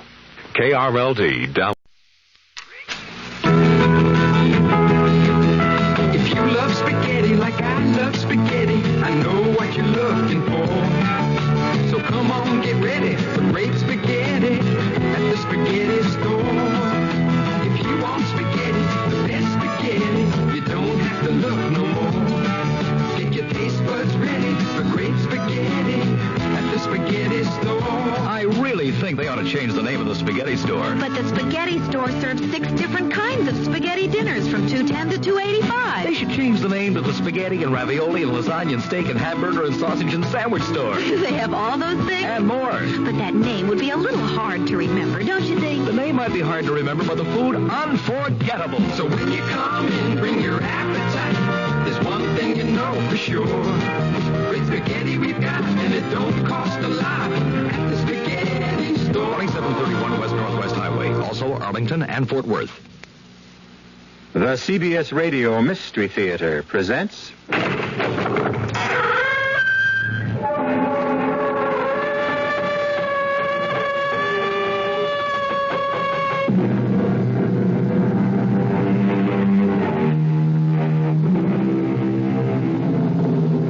Come in. Welcome. I'm E.G. Marshall. Welcome to the world of terrifying imagination. Once upon a time, there was a poor and common man named Matthew Mall, who owned a couple of acres that were desired by a rich and titled man named Colonel Pinchian, who wished to build a house on the property. Since the colonel could not acquire the land by lawful means, he took others. The year was 1650, and he connived to have Matthew Mall declared a wizard, condemned to die on the scaffold, which is where our story begins. Quiet!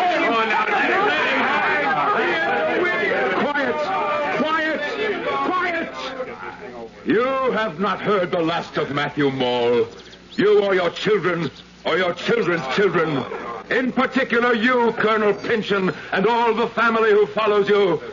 Look at him, everyone, as a dying man makes a promise.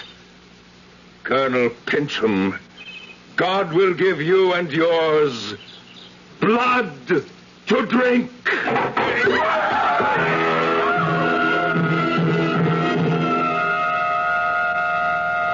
This is the story of my long revenge, which began with the moment my adversary first entered his new-built house, with his portrait locked into the paneling above his desk chair. For there, the first of the Pynchons, the Colonel Pynchon who sent me to my death, was found dead, drowned in his own blood. The doctors called it apoplexy, but we know better. Death brought him blood to drink, the first of much, for his house was doomed.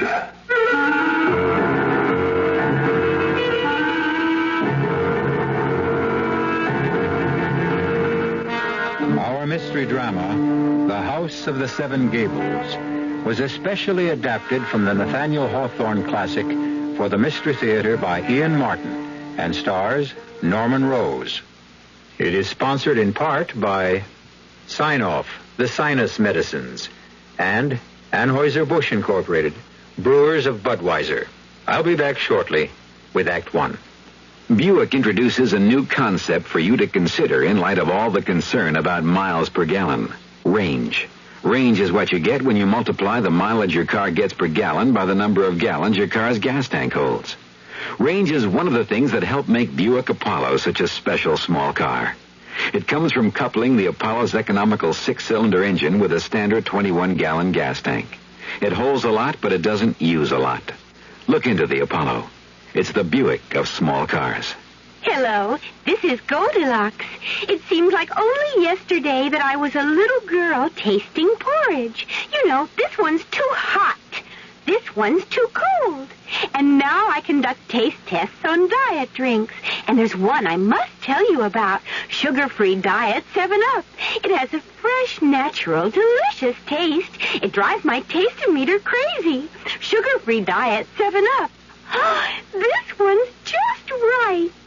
George Washington? Yes. What is your favorite American food? La Choy Oriental Vegetables. La Choy? The father of our Oriental vegetables. Oriental vegetables? Bean sprouts, water chestnuts, chop suey vegetables, delicious. What do you do with You toss them. Across the Potomac? In a salad. Oh, yes. Or mix La Choy Oriental Vegetables right in with ground beef when you make burgers. That's my favorite. A meal fit for a king. Oh, I didn't mean a king. I meant what do you call it? What I am. You know, not a prime minister, not a... La Choy makes Chinese food. Swing American. You stand alone and wait. She's 20 minutes late. She'll find a smile will go a long, long way. Smiles go a long, long way with Kodak's Pocket Smile Saver Kit. You get a Pocket Instamatic camera, color film, Magic Cube, extender, and more for less than $30. All at your photo dealers for a limited time only. A smile stays lit with our Smile Saver Kit. You'll see a smile will go a long, long way. From Kodak.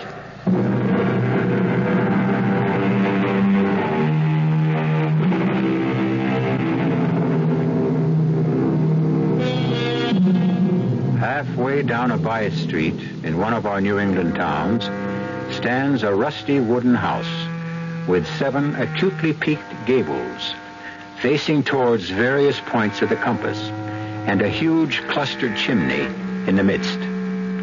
So begins the second novel written by Nathaniel Hawthorne. And to tell you the rest of it, here is the tortured, uneasy spirit of the wizard Matthew Mall, who died before his time and left a curse that endured for over 2 centuries. 38 years in my grave, and yet I rise from it as casually as an ordinary man from his bed. I am seen as easily at noon as I am by the witching hour. I am an extraordinarily pestilent ghost, and I have left an estate which will mangle and torture and destroy at last the whole clan of Pynchons. Shall we take a case in point? Yes? Well, what is it? You sent for me, Mr. Pynchon. The name is Matthew Mall, son of him who built this house for your grandfather. Grandson of the rightful proprietor of your soil. Oh, the ancient dispute. That matter has been settled by competent legal authorities. In favor of the family Pynchon. Self-evidently. I am in residence and you are not. Then stay here and rot. A moment, Mr. Mall. Will you attend me in the living room? At your request. To what purpose? Well, perhaps to our mutual interest. There's a legend that my family, that, to be precise, the same Colonel Pynchon who looks down on us from above the living room fireplace here, had a deed to certain vast real estate holdings from an Indian grant. Holdings of incalculable value. I've heard the story. Are you also aware that in the settlement of the estate, no deed was found to lay claim to them? Oh, yes. But his claim was on the verge of settlement when my grandfather died suddenly. In answer to my grandfather's curse. Of apoplexy. Which is, in non-medical terms, not far from literally drinking one's own blood. I did not bid you here to renew old quarrels. Simply to make you a proposition. Very well, I'm listening. There's a rumor that whatever quarrel lay between our ancestors, yours was the one made the best bargain in the long run. By being hanged? However he died, he was only a step or two ahead of the Colonel. For while the Colonel won out in buying and owning the land Seven Gables stands on, he lost a kingdom when the deed to half the state of Massachusetts was lost. Or hidden. Mr. Pynchon, what is your proposition? Your father was the architect of this house. He might have secreted the papers somewhere or built some hidden chamber for them, which my ancestor, Colonel Pynchon, died too suddenly to reveal. I would be willing to pay well for information leading to them. I cannot believe the Colonel would have concealed something that was not his to hide. But there might be a chance for you to recover those papers. How? I'll make a contract with you. This house and the property. For the papers, if I can locate them. No, damn me, if I'll permit it. Did you say something, sir? No. Why? Well, I could have sworn I heard a voice. Well, I'll meet your bargain if you can find the Indian grant. I'll need some help. I don't know where the papers are, or if they exist. I do know that to locate them, I need the help of a medium. I don't understand. You have a young daughter named Alice. Bring her here. From outside the oriel window, hoard with frost against the roaring fire within, I watched my grandson toy with this Pynchon, whose only desire was to flee the dread house and live abroad. And by virtue of my right as a man taken before his time, I kept invading Matthew's mind and making it mine as far as I desired. My daughter, Alice, may I present Mr. Matthew Maule? My pleasure, Mr. Maule. Will you be seated? Father? Do as he asks. Very well. Now, I ask you to fix your eyes on mine. From the moment that gentle girl raised her eyes, she was ours, mine. It was enough, perhaps, that already the Maules had the reputation that they could enter people's dreams and that no grave could hold them. By now, there was a further belief that they could mesmerize the unwary. There is your daughter, Mr. Pynchon. Speak to her. Alice! Alice, answer me! Oh, softly, Mr. Pynchon. Is it my crime you have sold your daughter for the hope of getting back a sheet of yellow parchment? What would you do with her? Why, only as you asked. Use her as a medium to try to make you rich. How? You'll see. Unless you wish to call our barter deal off. No. But proceed in God's name. Very well. Listen to me, Alice Pynchon. Listen with your mind. Cast off your body. Think. Think back away through the years, but cling to me. Let him who holds the secret of the Indian land deeds come forth peaceably and without delay. Call him. I know not who he is. Then ask. Colonel Pynchon? Great-grandfather? Can you hear me? Can you hear me? Call on my grandfather, whom your great-grandfather hanged. Matthew Maule? Matthew Maule? Are you there? Speak. I hear you in the grave, Miss Pynchon. Oh, what rare sport to watch your father Gervais shivering in mortal dread, and you, my fine lady, no more responsible for your actions than a puppet. And my grandson speaking words and using powers only I could confer on him. But the secret? The secret I am not yet ready to divulge.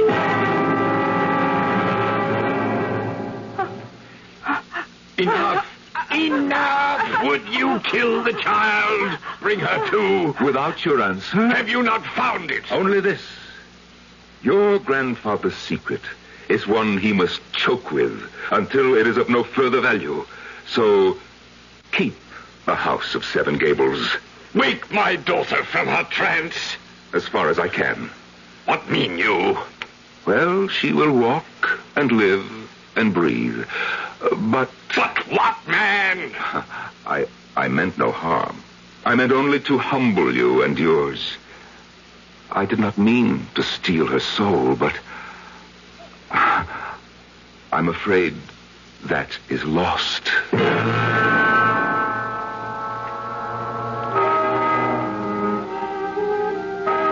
The years rolled by, and generation by generation, I took my toll on the Pynchon brood. The once proud family dwindled and thinned out. I have had little need to move my rusty bones or decaying flesh, since they have wrought their own destruction, save till now. But in this century, I must arise again. Cousin Hepzibah. Geoffrey Pynchon, what brings you to Seven Gables? Why, I take it since you have opened a 1-cent store, it is open to any member of the public? Not to you. Never to you. Judge. Judge not, that ye shall be judged. Well, surely after all these years, and in respect of what I've just arranged for Clifford... You are not welcome in this house. Not even in a public shop, Hepzibah Pynchon. The shop is a necessity, now more than ever. Because of Clifford's return? Or surely you know if you're in need you can call on me? Or bring your brother and yourself to live on my estate? Oh, you know I will take no charity from you, now or ever. How dare you offer it after what you've done to Clifford? I? Yes, you hate him. For what reason, I know not. But hate him you do. You do me wrong, sweet cousin. But I am a forbearing man. I bear what crosses God sends me to bear. I will not trouble you more now, but wait for Clifford's return.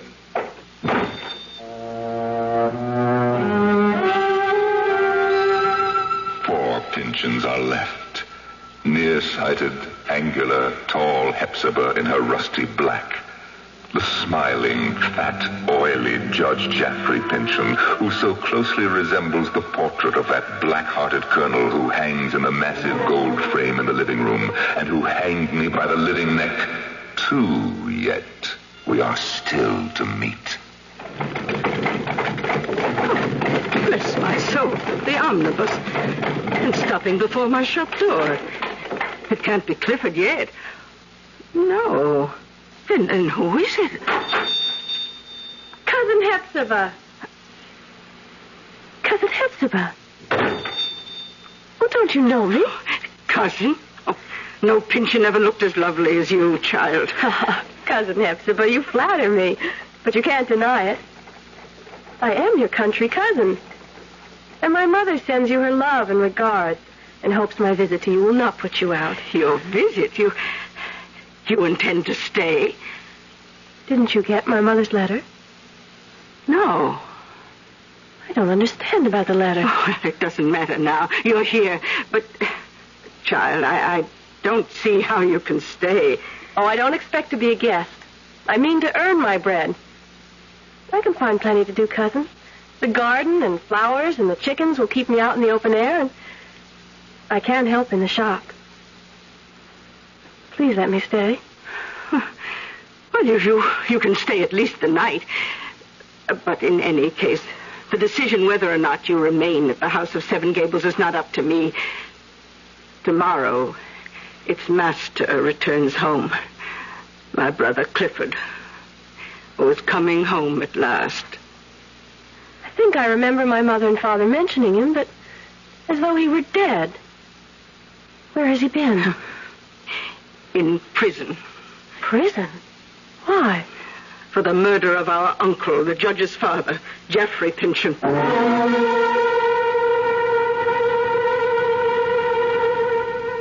One other young and unsuspecting girl, Alice Pynchon, came to grief under the shadowed gables of this brooding old house.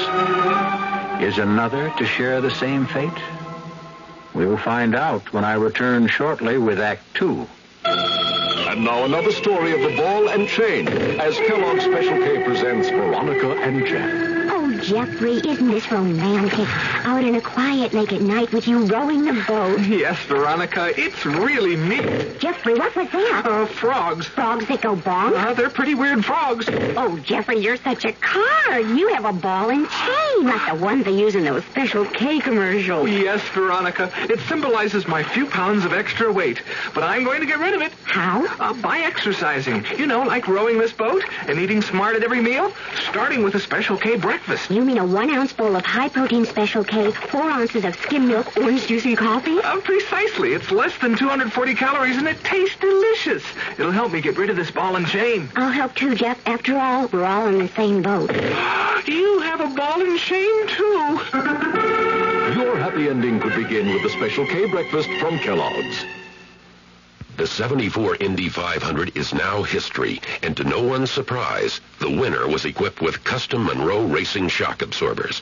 Naturally, because every single car in the race had custom Monroe Racing shocks. That makes Monroe's win record 21 of the last 22 Indy 500s.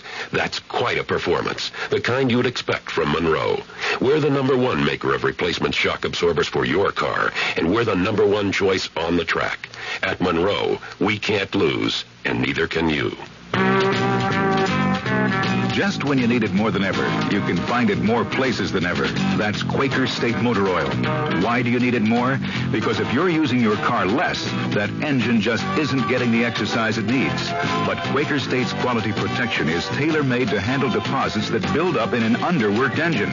Now that you need it more, it's available more places. Nice to know. Quaker State your car to keep it running young.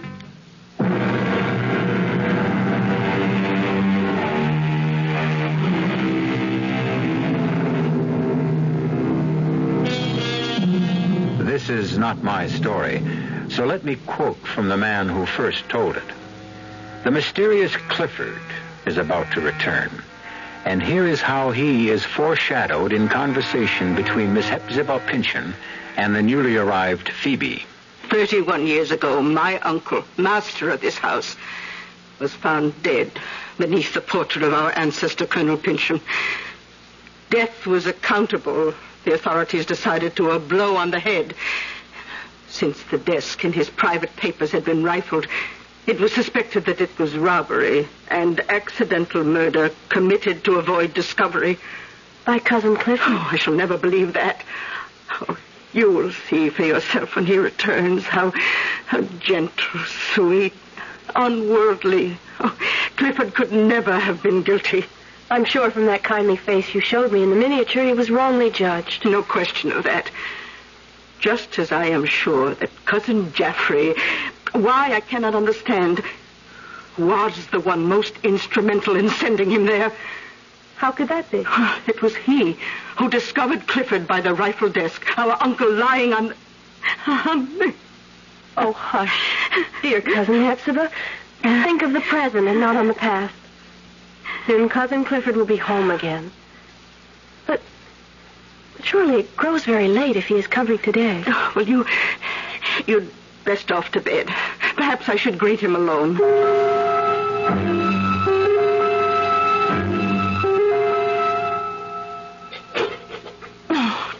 Oh, dear, how shall I manage? May I help, Cousin Hepzibah? Oh, I'm all thumbs when it comes to cookery. You see, I've lost whatever art I had all these years alone. And I wanted Clifford's first breakfast to be so tasty. You have a fire going bright enough to chase the morning dusk. Since the oven is hot, would you like me to bake an Indian cake? Oh, it was Clifford's favorite all those years ago. Well, then bake it I shall. What else can I do? Oh, the coffee. Real mocha, if you would grind it. We'll make a breakfast fit for a king. A tired, sad king, worn out by exile. Is he not well? You shall see for yourself soon enough, dear Phoebe. Oh, hush, he's coming. Oh, let him see you first, Phoebe. He likes bright faces, and mine is old, set in a scowl. Clifford, dear. Oh, let me help you. The weakness is locked inside Hepzibah. Nothing you or anyone can help. But we are not alone. No, he is Phoebe. Phoebe, Arthur's only child. You remember I told you about her last night. Phoebe Pynchon. Phoebe. Arthur's child. Yes, I forget. You are welcome. Thank you, Cousin Clifford. Oh, come sit here. Take this chair. Is this you, Hepzibah? How changed. How changed. And are you angry with me? Oh, why should I be angry? And why do you bend your brows so? Oh, Clifford, there is nothing but love here. If I scowl, it is only habit that has gone before. Cousin Hepzibah's only worried and concerned that you should be happy. Then why do we keep that odious picture on the wall? Why can't we... What is that sound? Why, that is... Phoebe, will you answer it? Of course. That is the tinkle of the shop bell. Shop bell? Yes, sir. Then, has Miss Hepzibah's shop opened under such favorable circumstances that she needs an assistant as attractive as you? I'm a cousin of hers, on a visit from the country. Well, in that case, I suspect you are a kinsman of mine. Let's see, oh, yes, little Phoebe Pynchon. I am your kinsman, Judge Pynchon, my little niece. Oh, surely I must pay you welcome. You resist me. I had not meant to. Oh, quite right, quite right. A young girl, especially a very pretty one, cannot but be chary of her lips. I did not mean to be unkind. Oh, I accept that. But are you afraid of something? Nothing I know of. I'll just step in and... What do you want, Geoffrey? Why, simply a short visit with my... No. He cannot see visitors. I warned you to take care. Clifford is on the brink of a blacker fate than yet possessed him. I need to see him. No, Hepzibah. Don't let him in. Beg him on your knees if you must. Ask him to have mercy. Mercy. You heard. I heard. But must I... You will not let me see him. I want to protect him. As you will. But you do me great wrong, cousin. I only wish to help him. I will find some other way.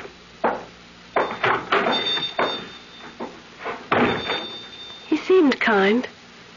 Is his offer of help so wicked? Phoebe, he has a heart of iron. Oh, let me go back to rejoin my poor brother at breakfast. Of all of us, he's the one who most needs protection now.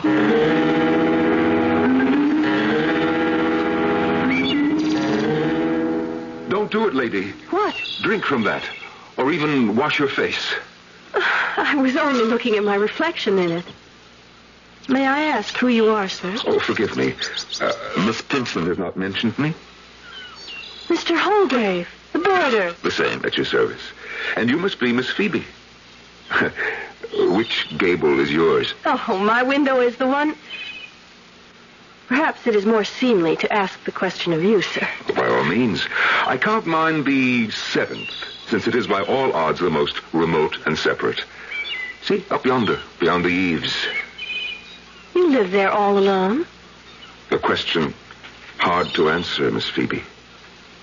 Why? In the house of the 7 Gables, is anyone truly alone? It's hard to tell whether the rats outnumber the ghosts, or vice versa. Then why pick it as a lodging by free will? If you must know, I can afford little, and the rent suits my purse. The house also suits my profession. Your profession? I'm a maker of daguerreotypes. How fascinating.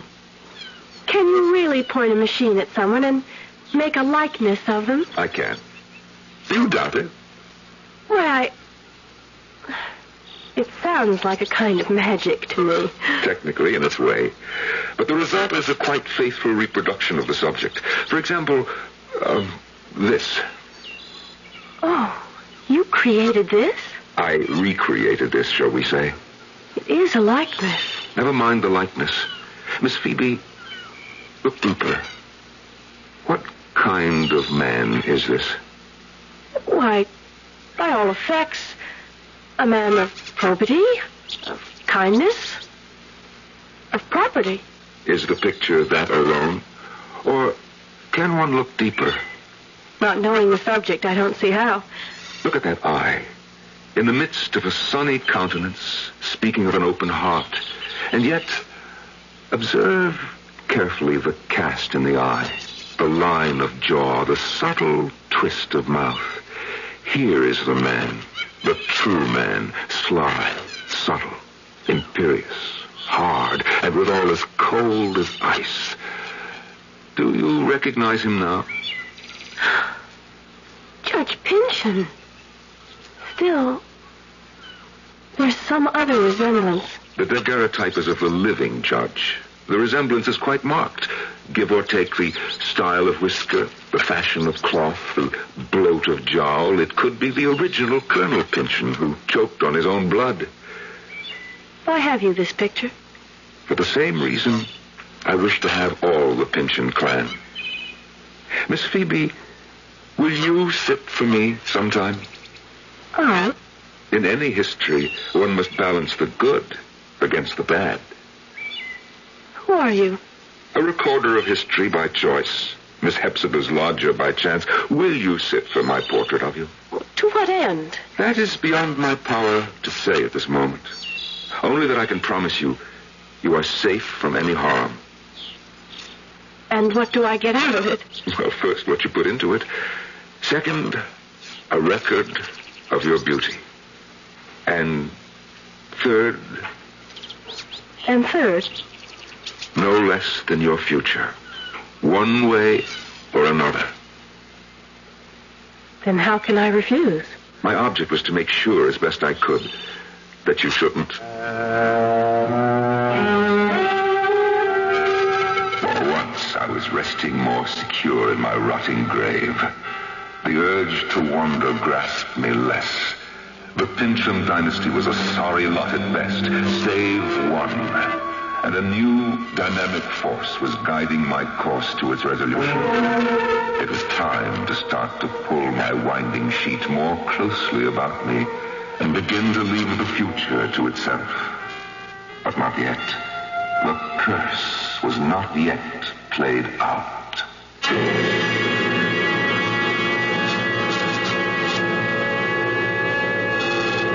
The mysterious Mr. Holgrave. Who is he? What threat does he pose to Phoebe? Perhaps the only breath of sanity to blow sweetly through the dusty corridors and winding staircases of both the Pynchon history and the house that encloses the living, as tight and inescapable as the coffin in the grave. We'll return shortly with Act 3.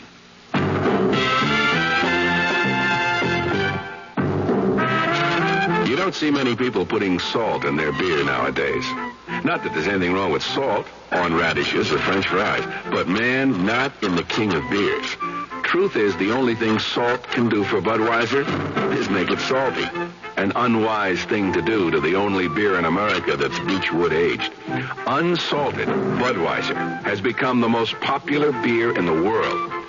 That's because in brewing Bud, the Budweiser brewmaster goes all the way for a taste, a smoothness, a drinkability you'll find in no other beer at any price.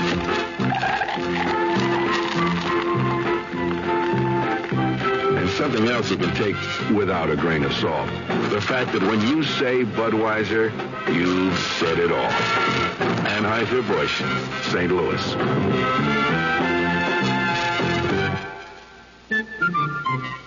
If you're serious about taking care of your lawn and garden, you're in for a lot of hard work. After all, it's nature itself you're trying to control. Hi, Frank Lieber here for True Value Hardware Stores. If there are ways around that work, well, you find them there. For instance, they have a Black & Decker Power Shrub and Hedge Trimmer with 13-inch double-edged blades. It trims on both back and forward strokes. It has 2 handles for balance control, and it's double insulated for electrical safety. Just $17.99. Another Black & Decker you'll find at True Value Hardware Stores is a deluxe lawn edger trimmer. The controls are up on top of the stand-up handle. The 8-inch blade cuts a 3/4-inch deep trench. It converts quickly into a trimmer, just $39.99. These Black & Decker tools give you 2 ways to get around hard work in the yard. And they're just a couple of the values that you'll find at the True Value Hardware Store nearest your home. Check the yellow pages.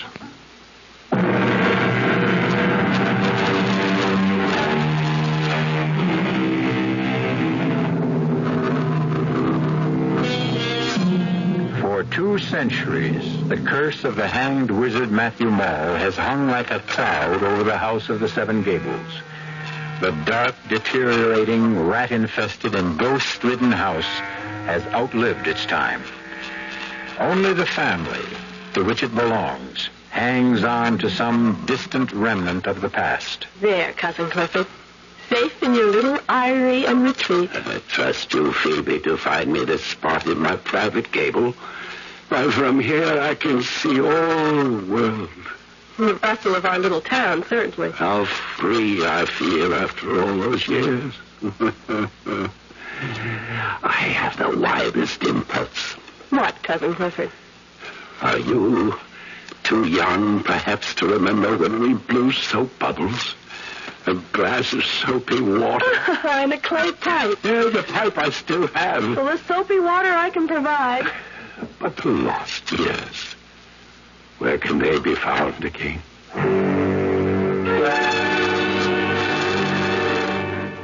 I wish his life were more than a shadowed gable overlooking the street.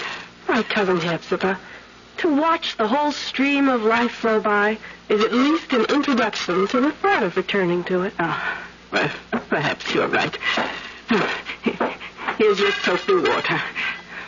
Take it to him to blow bubbles.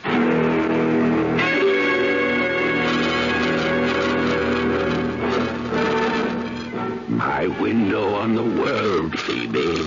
The best vantage point in town. You picked it for me.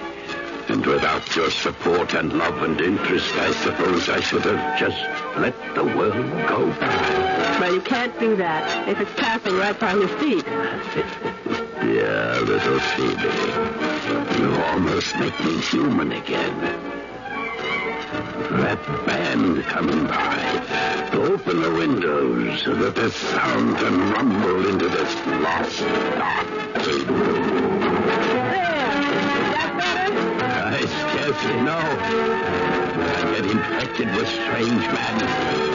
Like when I blew the soap bubbles and one burst on Jeffrey's head. Perhaps I should never get too close to life. What do you mean? You know the feeling when you're on a height. It's exciting, exhilarating, until you look down. There is this wild compulsion to throw yourself, to dash yourself to the ground. But Cousin Clifford, everyone does it. Say that everyone doesn't do it. Christmas.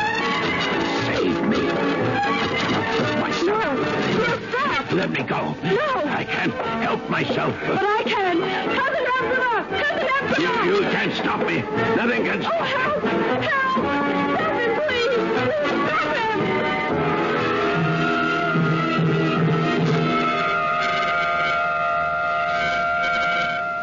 Good morning, Miss Phoebe.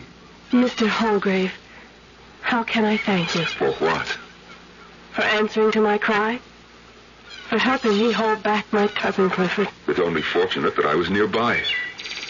I don't know how to explain. Why should any of us try to explain the human effort, drive, psyche?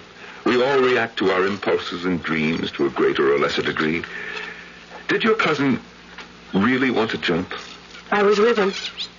I could scarce hold him. Why would he pretend? Why, indeed. At least there was no disaster. I'm glad I was part of avoiding that. I can never thank you enough. How can I do something in return? Sit for me. Let me make a daguerreotype of you. That's simple enough. But why? I wish I felt myself free to answer that completely, but, well, at least one obvious reason. There should be some permanent record of your beauty.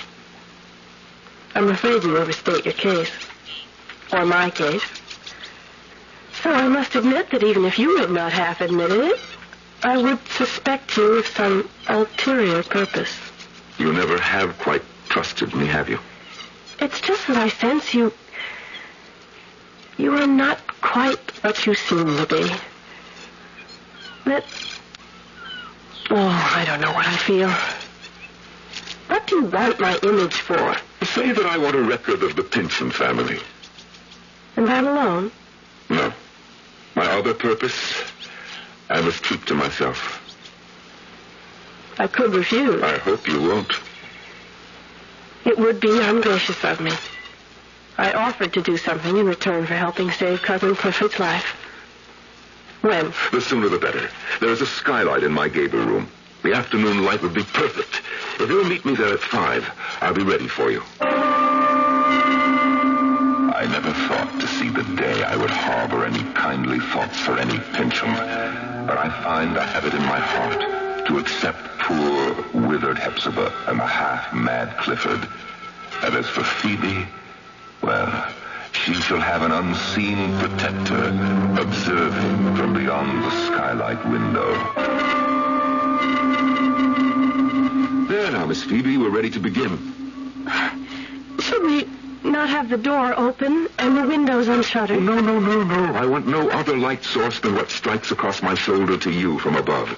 And we must catch it now. All right, are you ready? What must I do? Well, lift your eyes to mine, above the lens. So, now, relax.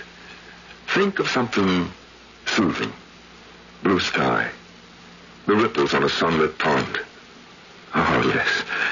Yes, that's lovely. Don't try to smile. Just stay in repose.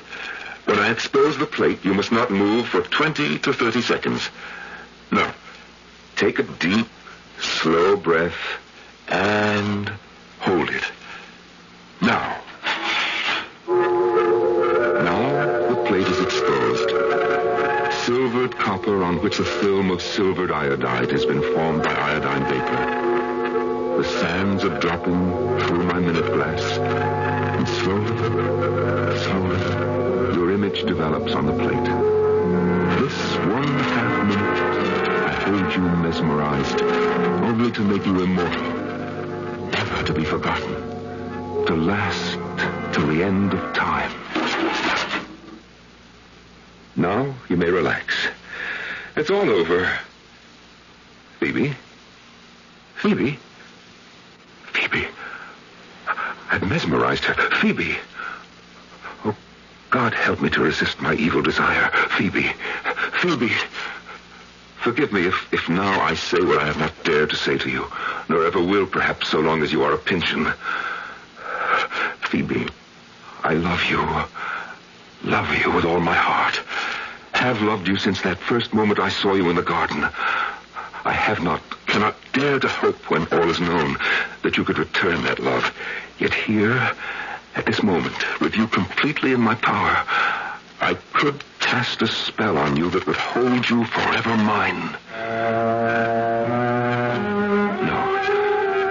No, Phoebe. Rather that you were never mine than to hold you bound to me against your will. Phoebe Pinchon, can you hear me? I hear you. You are safe. You know that. Safe. You will have no memory of the trance you are in now. No memory. And when you wake, you will feel refreshed and your same lovely self. You promise me? I promise. Then, when I snap my fingers, wake. Oh, is my portrait all finished? Yes, Phoebe. May I see it? Oh, no. I have much to do before that. This one, I want to color. I would not have you see it in black and white. Oh, then I shall have to wait to look at it till I return. Return? I must go home to visit my mother and father and bring back the rest of my clothes. You intend to stay on at Seven Gables, then? Cousin Clifford needs me. And Cousin Hepzibah. I think it is my duty. To wither and dry up like them? Before God, I pray you find some better fate.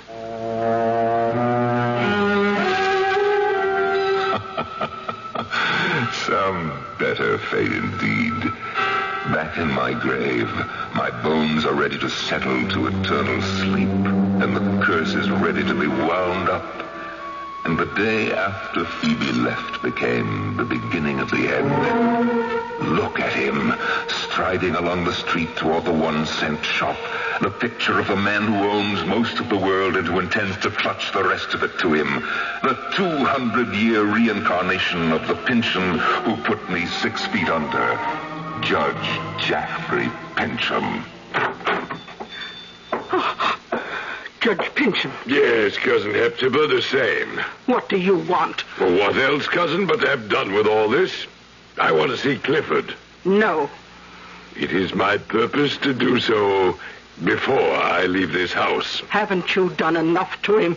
30 years ago, our uncle died. His immense fortune was left to me, save for your life interest in this property and the house of the Seven Gables. To Clifford, not to me. Some months before our mutual uncle's death, Clifford boasted to me that he knew the secret of incalculable wealth. I believe that at this moment, if Clifford retain his wits and, if he chooses, he can tell me where the riches can be found if he chooses. And if he can't, or doesn't? Back to the dungeon. I'll await your bringing him in here in the old colonel's chair. It should in any case have been mine by right. I wish you ill of it, but I shall go find Clifford. So come the years full circle. Revenge is as dusty in my mouth as these old bones which moldering cry for eternal rest. Only one more remains who deserves his fate, the same one that overwhelmed his liverish ancestor, who still pouts like a peacock in the frame of the portrait behind the judge's head. God give him blood to drink. No. My watch. I have appointments to keep, important things to do. I can't. I can't. Drink deep and die, and dies the curse with you.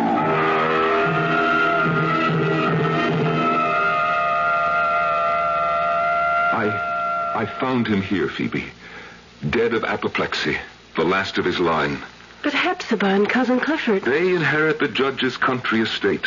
Bright with sunlight, with no dark gables to hem them in. I've already moved them there. I'm so bewildered. What shall I do now? Phoebe, I have an offer. What? Well, first, let me reveal who I am and what I know. A 2-century-old secret guarded to prove that might is not always right. Look, the curlicue pattern around the portrait. So many bits of detail, and only one that holds the power to open the vault where the ancient document lies behind the portrait. All that blood for a piece of parchment, clothed in the dust of 200 years and not worth even the paper it's written on. A sad and silly secret handed down to me. But who are you? Like you, the last of the Pynchons, I am the last of the Mauls. Matthew Maule, and with the end of the family curse, I feel reborn. Or will if If what? Matthew? Shall we end it all? Will you marry me, Phoebe, whom I love beyond all, and put an end for good to family feuds and tragic doom? Oh, yes, Matthew. Yes. On one condition. You have only to ask. That we leave and shut up forever the house of the 7 Gables.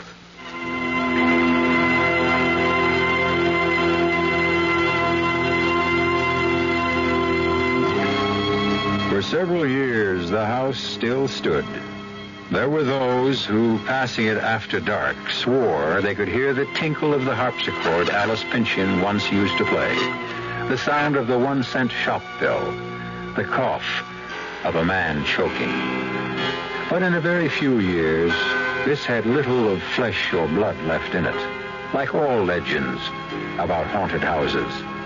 This one's only special claim to fame was that it had, if you counted them, 7 gables. I'll be back shortly. I want that sinus medicine. Headache tablets? No, sinus medicine. Sinus tablets. Helps the headache and the pressure. Oh, you mean sign-off. Exactly. Headache pain is one thing. A sinus headache is something else. Sometimes your whole face can seem to throb with pain. You want relief. Take Sign-Off tablets. Sinoff, the sinus medicine that gives you a full dose of pure aspirin, plus a sinus drainer. Sign-Off, the sinus medicine that helps relieve sinus pain while you drain. And Sign-Off doesn't stop there. Have you tried Sign-Off Sinus Spray, the fastest known form of sinus congestion relief? It works in seconds. That's Sign-Off Sinus Spray. When sinus flares up, use Sign-Off tablets and spray only as directed. Signoff. Sign-Off. Exactly. Sign-Off, the sinus medicines in the bright red box. You've been hearing some pretty lavish claims recently about miles per gallon. We'd like you to consider something equally important, and that's range. Range is the miles per gallon multiplied by the number of gallons your car's tank holds. Range is what makes the Buick Apollo such a special small car. It comes from coupling the Apollo's economical 6-cylinder engine with a standard 21-gallon tank. It holds a lot, but it doesn't use a lot. Look into the Apollo. It's the Buick of small cars. Oh, sure, you can talk about good-tasting diet drinks, but I know. I'm Goldilocks, and here at my taste-testing laboratory, I taste-test them all. And nobody's been drinking my diet drinks until I tested sugar-free Diet 7-Up. And then, kabloomy! Every bear wanted some. Diet 7-Up is fresh, natural, delicious. Sugar-free Diet 7-Up. This one's just right.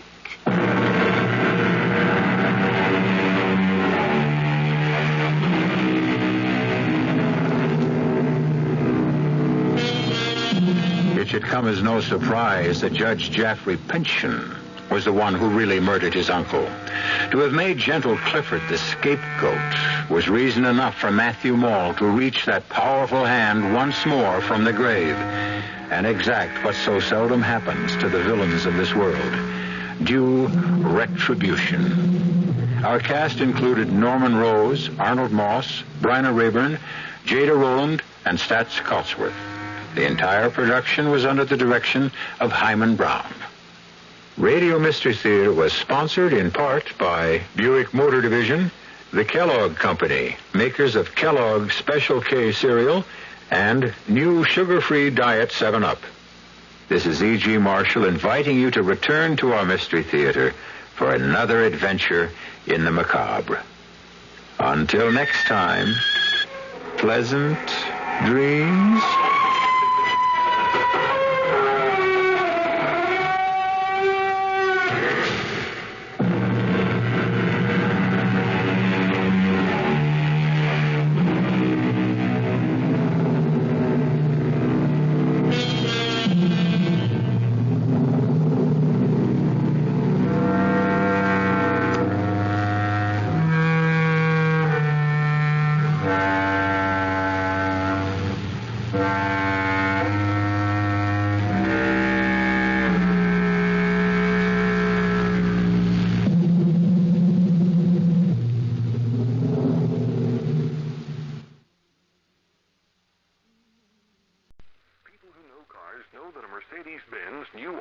used is a car apart.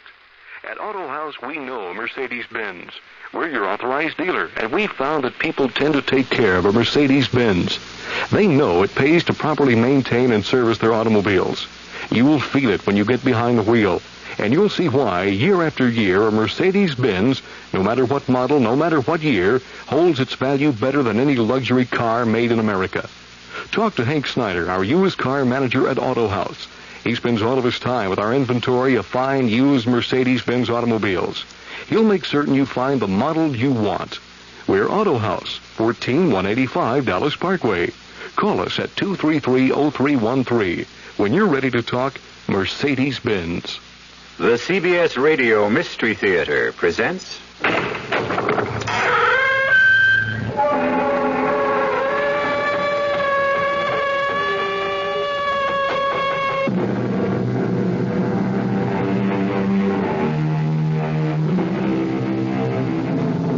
Come in. Welcome. I'm E.G. Marshall.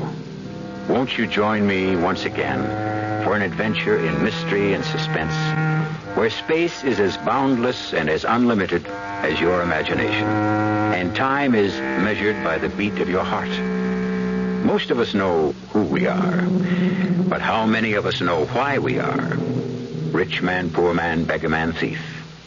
Is each man's lot ordained from the beginning and fated to be, or not to be? Or is it all a random throw of the dice, a casual flip of a coin? Do we tamper with fate at our peril? Who is it? Police. How do I know? You got a chain lock, lady. Just open the door a couple inches. You can see my badge. Oh, my goodness. What a relief. Please, come in. I saw this man. He was prowling around in the dark, outside in the back. I was so frightened. Can you describe him? Well, he was tall. How tall? Tall, about like you are. What else? And he had broad shoulders, like you have. Why are you looking at me like that? Please, don't look at me like... No! No, don't come any closer. Why would you want to hurt me? No! No! Please!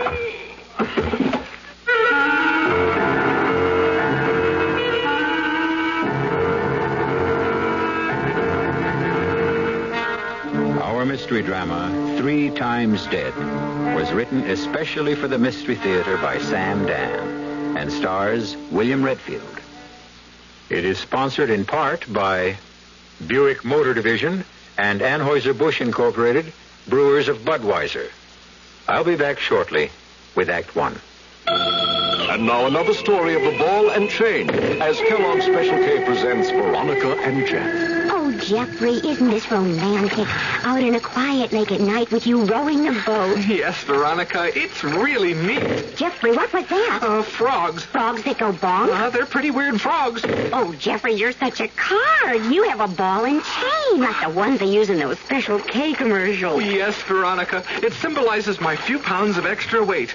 But I'm going to get rid of it. How? By exercising. You know, like rowing this boat and eating smart at every meal, starting with a Special K breakfast. You mean a 1 ounce bowl of high-protein Special K, 4 ounces of skim milk, orange juice, and coffee? Precisely. It's less than 240 calories, and it tastes delicious. It'll help me get rid of this ball and chain. I'll help too, Jeff. After all, we're all in the same boat. You have a ball and chain, too. Your happy ending could begin with the Special K breakfast from Kellogg's.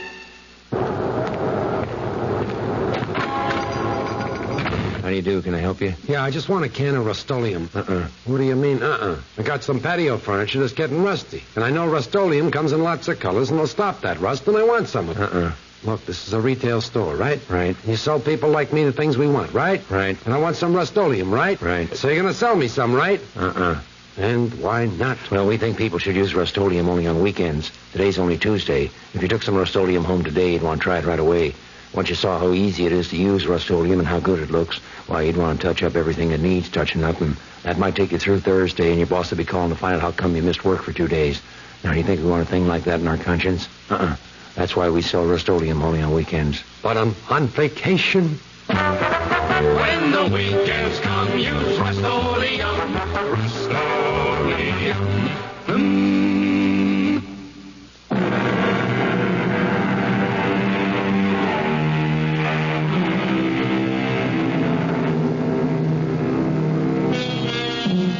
Consider Napoleon.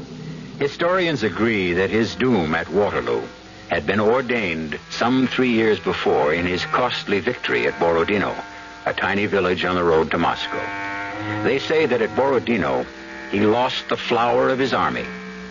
And why did he lose so many of his best soldiers? Because he was unable to think clearly. The reason? He was suffering from a severe cold. Why? Well, we know that his orderly had gotten drunk the day before and thus neglected to have a pair of dry boots ready for the great general. And so, in a very real sense, this unnamed, unknown, obscure military servant changed the course of history. Those are the facts. We may ask, why was the orderly drunk? Did it just happen? Or was it all part of a plan? Is every single action on the part of every living thing prescribed, ordained, decreed? We don't know.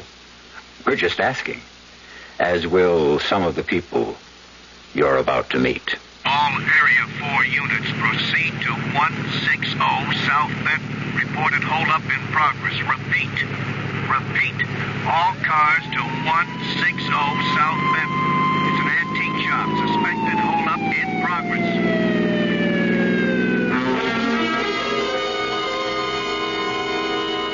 But I tell you, I have nothing. Easy. If you hit him any harder, you'll kill him. Listen, Grandpa. Be smart, huh? Take my money. It's in the drawer. Take my money. We don't want your money, Grandpa. All we want is that little statue. And you got it here somewhere. Get it. Please don't. You hand it over, Grandpa. You hand it over. Hold it right there. Drop those guns. Sure, officer. Sure thing. You okay, sir? I think so. There's 2 men. I know. Take it easy. Greenway, what happened? I guess they're dead. Hey, Red, get on the radio and get us an ambulance, huh? Sergeant, they both had guns. One was pistol whipping this old man. Sir, we'd better get you to a doctor. I'm sorry to have caused you so much trouble. They started to shoot as soon as they saw me. I guess I was luckier than both of them. Yeah, you did a good job. Hey, Greenway, what is it? I've been a cop for 8 years. It's the first time I ever had to draw the gun out of the holster. Can you drive? Drive? Oh, sure. Yeah, I don't think so. I'll get somebody to take your car. You come back with me. Write up your report. Now? Sure, right now, while it's fresh.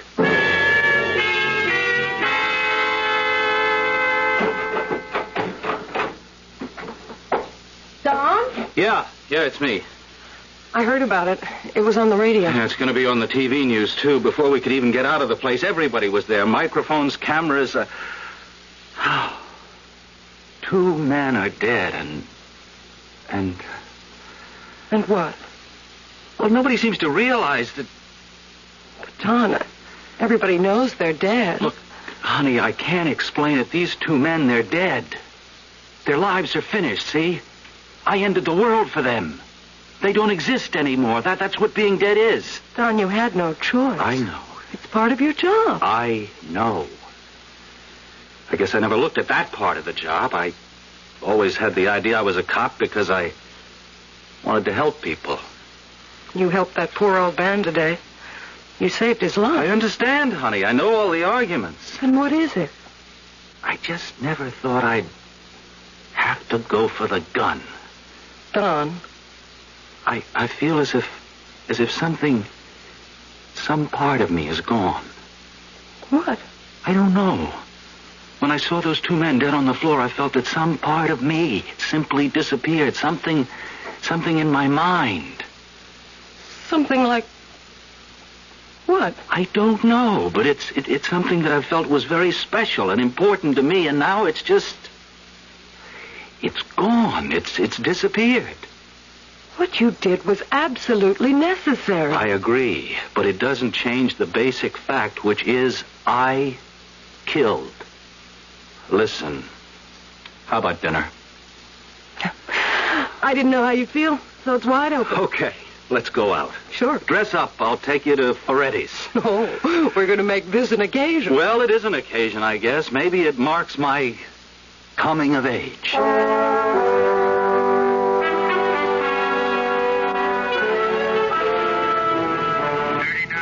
Phillips. Get over to 4816 South Torrance Drive. Report a man is beating up his wife. Oh, talking about wives. 21, Greenway. You with us this afternoon, Don? Yes, Sergeant. Your wife wants you to call her on your coffee break. Something wrong, Sarge? Why don't you take your break right now?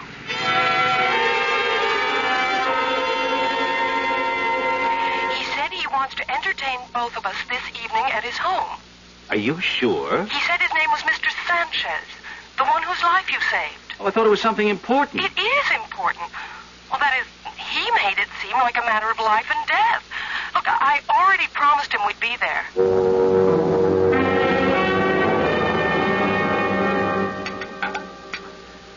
May I pour you some more wine? It's delicious. My dear friend, I am so sorry I could not thank you earlier. Look, it's not necessary to thank me. I did my job, nothing more.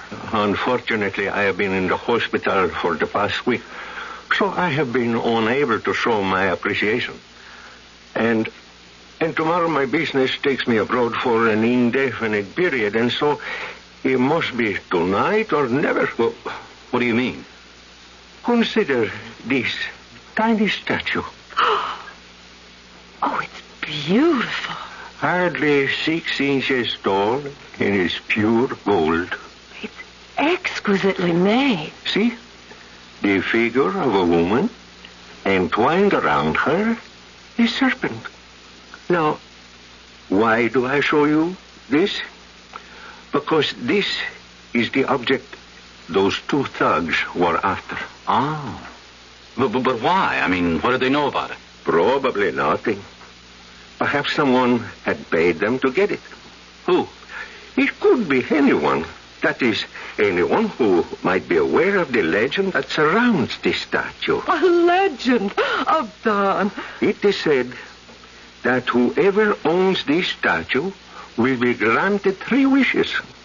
Well, oh, no. Oh, don't mind him, Mr. Sanchez.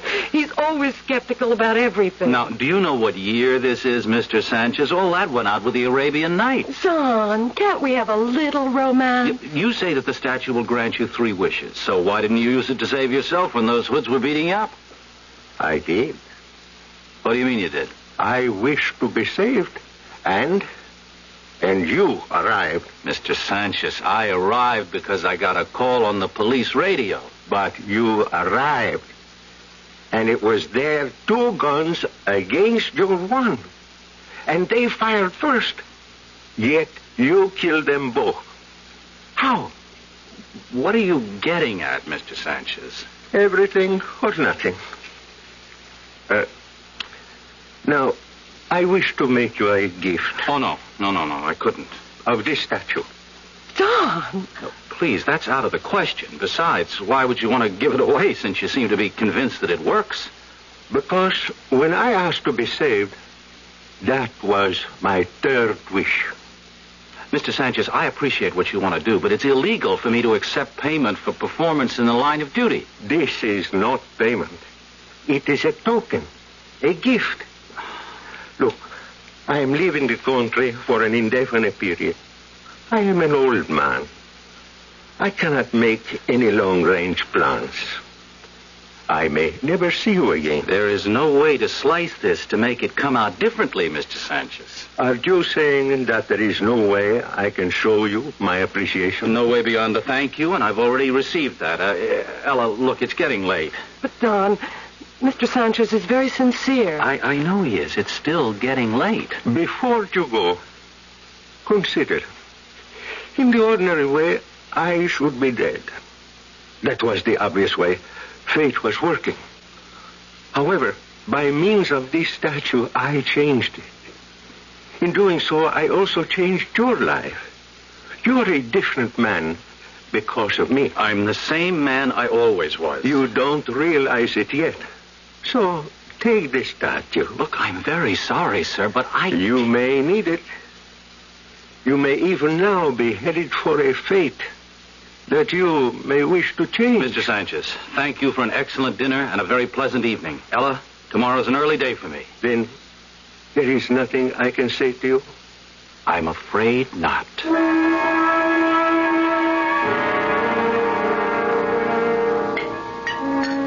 Wow, honey, this is a spread. I thought you'd be hungry tonight. Look at that steak. And you even baked a pie. Yes, I did. Look, I'm going to have to start losing weight soon. Don, I have to tell you something. Sure, what?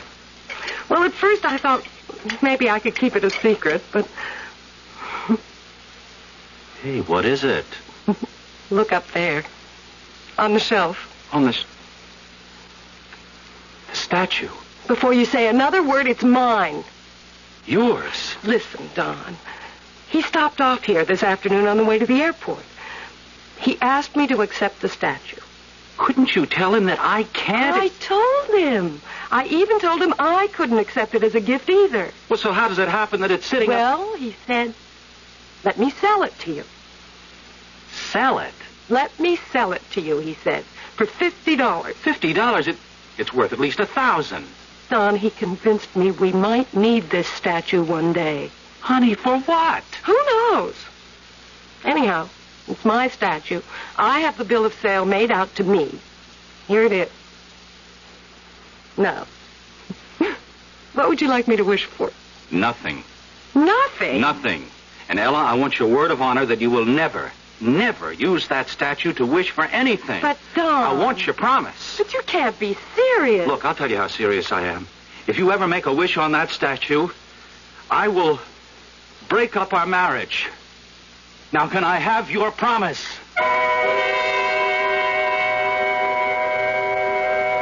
Why is Don so upset? Is it such a bad thing to have a wish come true? Well, it is, according to both Aesop and James Russell Lowell, because both of them said, granting our wish is one of fate's saddest jokes. Even so, and with all due respect to those two great men, wouldn't most people jump at the chance to get a wish gratified? The proposition will be tested when I return in a few moments with Act 2.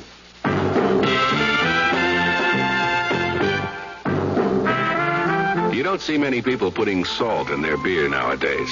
Not that there's anything wrong with salt on radishes or French fries, but man, not in the king of beers.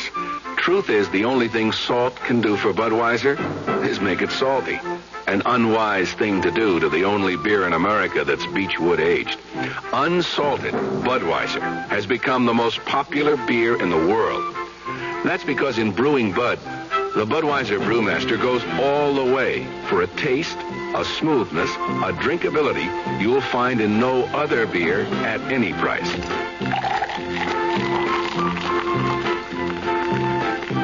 And something else you can take without a grain of salt. The fact that when you say Budweiser, you've said it all. Anheuser-Busch, St. Louis.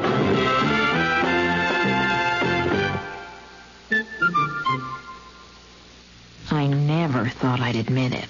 I'm Susan X, and I used to be a deodorant switcher.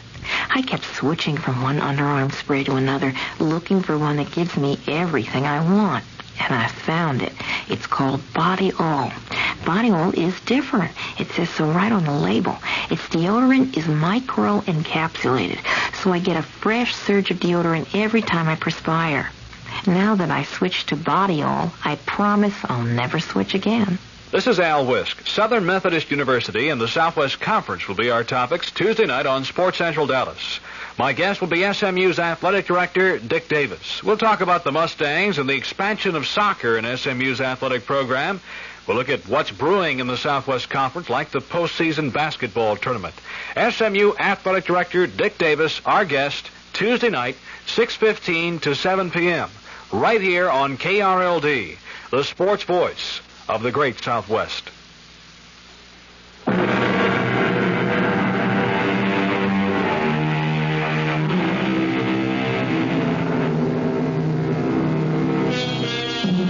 It's a tiny statue, perhaps 6 inches high, made of the purest gold and the finest workmanship.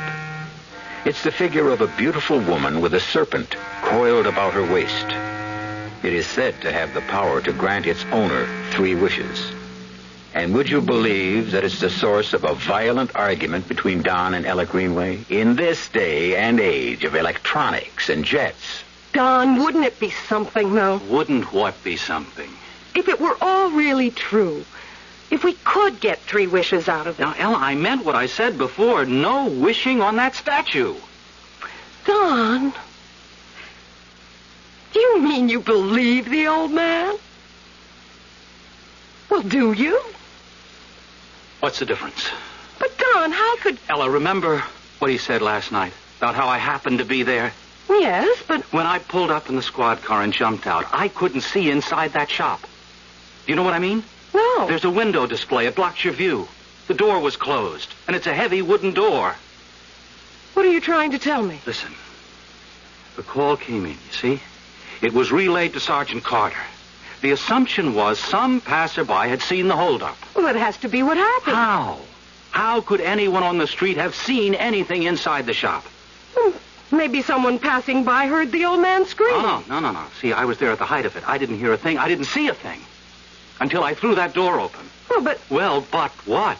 I got there first because mine was the nearest car to the scene. Each of them got off a shot at me before I could even fire. Don.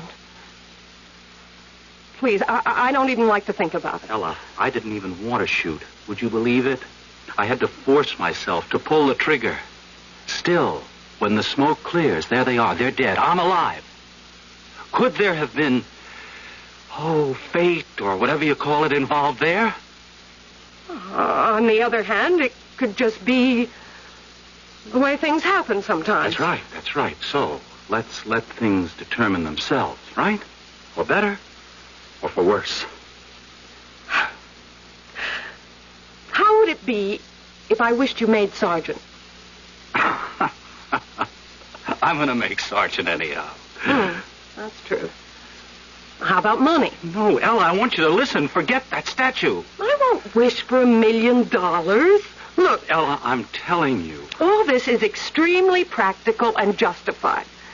Look, we owe $12,000 on the mortgage. Ella. $1,500 on the car. I don't want to go into all this again. That's $13,500. We owe $400 for the new roof, and you'll have to have that dental work done. That's another $600. And we've been promising ourselves an air conditioner for the bedroom. Honey. And our washing machine is 10 years old.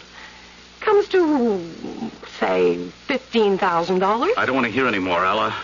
Don, it's my statue. Please, Ella, What is it, Don? All right. Right, I'll admit it. I'm scared. Of what? I don't know. Ever since that shootout, I've had all kinds of crazy ideas.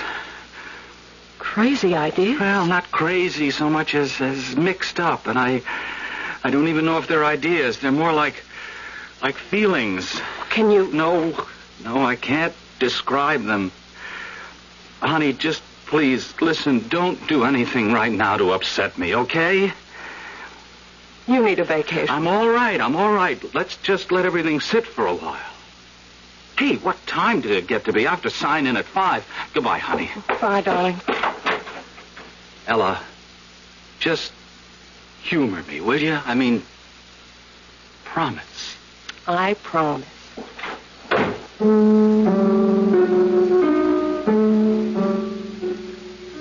I promised. And I probably would have kept that promise. But I was loading the dishwasher. I turned the knob, and nothing happened. I kept clicking the knob, and nothing happened. I was so angry, so frustrated, I finally kicked it. And nothing happened. All we wanted was to live nicely, comfortably. It would take $15,000 to put us ahead of the game. Would that upset fate? I looked at the statue. I remembered the words that Mr. Sanchez had spoken when he left here. You look at the statue. You say to the statue, I wish for.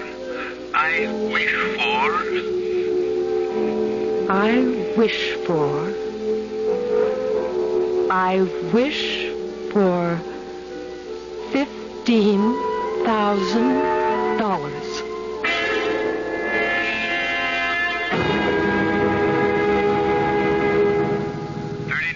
Phillips, go to 45 Stuyvesant. Lady complaining about a streaker. 86 Heatherton. Some drunk is annoying people. Cancel. Area 4, stand by. Checked in 86, 39, 14, 21. 21. I'm at Collins and Walker. It's a holdup. Merchants Federal, North Main. Perpetrators escaping in blue station wagon headed toward Interstate Highway. At 21. 21. Head south to Washington and cut them off. All cars toward Washington and Interstate Highway. 21. 21. You turn east on Washington. Blue wagon headed toward Collins intersection. 21. If alleyway's open past Jefferson, I can shortcut through there. 21. I'm in the alley, coming out on Washington. 21. They just went by me. 21. They turned left into Turnbull. I'm following. All units west on Turnbull. West on Turnbull. 21. He's trying to swing around. He's crazy. 21.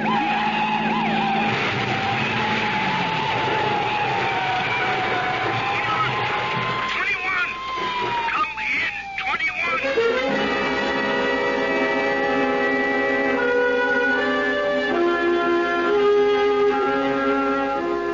Mrs. Greenway?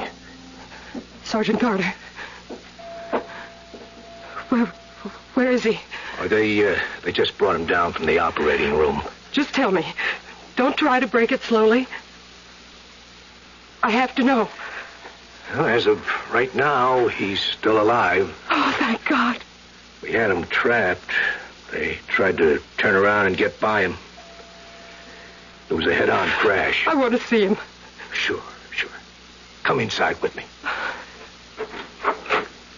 Come in. I'm Dr. Morris. Doctor. He's still unconscious. But will he... We're doing everything we can. He's surrounded with intensive care. But really... Mrs. Greenway, there are different methods of handling a thing like this. I could build up your hopes or... Or... You can tell me the truth. I can tell you what appears to be the truth. To us, at this time. He's not going to make it. The outlook is not good. Why is the outlook not good? There's been an unbelievable shock to his system. Yes. There's been some, not very much, but a little brain damage. Nurse, maintain the indicated levels of fluids and oxygen and report even the slightest changes immediately. May I stay here for a while? I promise not to get in anybody's way. Of course. Excuse me. Mrs. Greenway, if there's anything any of us can do... Thank you, Sergeant. It's guys like him. Yeah, what's the use? It's usually guys like him who get it. You know, it's funny. He might have had a premonition about it. What are you saying, Sergeant? Oh, I don't know. I was just thinking aloud. No. Now, tell me. Tell me what you mean by a premonition.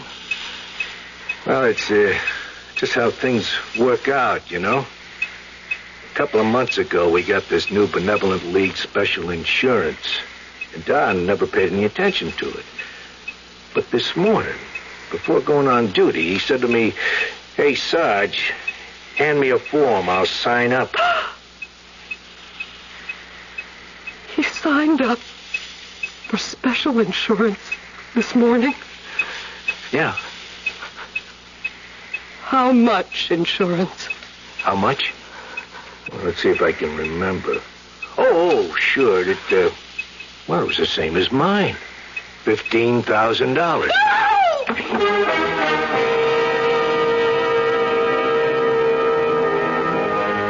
This morning, Ella Greenway stood before a tiny gold statue and wished for $15,000. Taken by itself, we could call it an act of superstition. Now, 14 hours later, her husband is dying, and we find he has just insured his life for, you guessed it, $15,000. Rarely is superstition so scientifically supported by mathematics. We'll have another set of numbers when I return shortly with Act 3. Hello, Ms. Goldilocks here, and welcome to my professional taste testing laboratory. Oh, Papa Bear, could you bring that case of sugar-free Diet 7-Up over here? Another case? Miss Goldilocks, you're drinking this sugar-free Diet 7-Up like there's no tomorrow. You can't still be taste testing it. Oh, no, Papa Bear. Sugar-free Diet 7-Up has already earned my seal of approval. It's fresh, light, natural, delicious. I drink it because I love its taste. Now hurry up. Okay, here. This sugar-free Diet 7-Up really tastes delicious. Ladies, if you're tired of switching from one diet drink to another, take some advice from Ms. Goldilocks.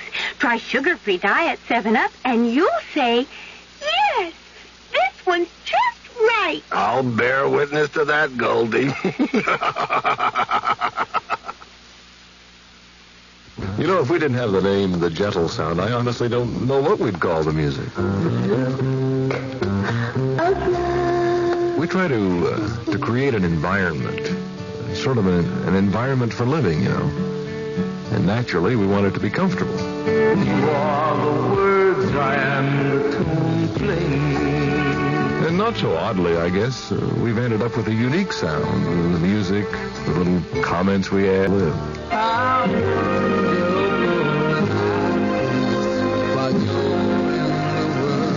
You know what KRLD does, but if you don't listen daily, you probably don't know how well. KRLD is the most listened to station in Dallas. The gentle sound is one reason.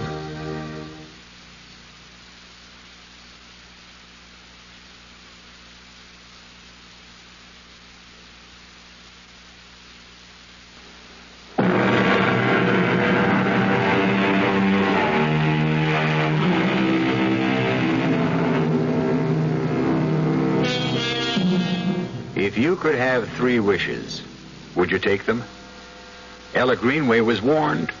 Stay with what fate has planned. Accept destiny. Don't improvise. But all she wished for was a modest sum of money to keep up with the cost of living. However, it turns out the price she must pay for the money is her husband's life. 1 wish down. 2 to go.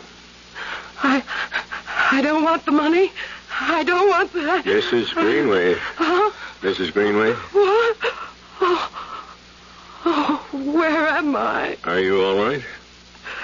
Are you all right now? Oh, I had a dream. I dreamed I was called to the hospital because Don had been killed. And no, it wasn't. It isn't a dream. Don is dying, and I'm here in the hospital. Doctor. You fainted, and I can understand why. It's been a terrible shock. Dr. Morris? Oh? Very well, I'll be right up there. Doctor, that was about Don, wasn't it? Yes. I can tell by the tone in your voice. It's not good. I never told you it was good, Mrs. Greenway. But now it's worse. He's getting worse. He's sinking quickly. It could be a matter of minutes. Well, Please tell me. Yes. He could die at any time. Sergeant Carter, take me home. But don't you want to Take me home. Take me home as quickly as you can. Take me home.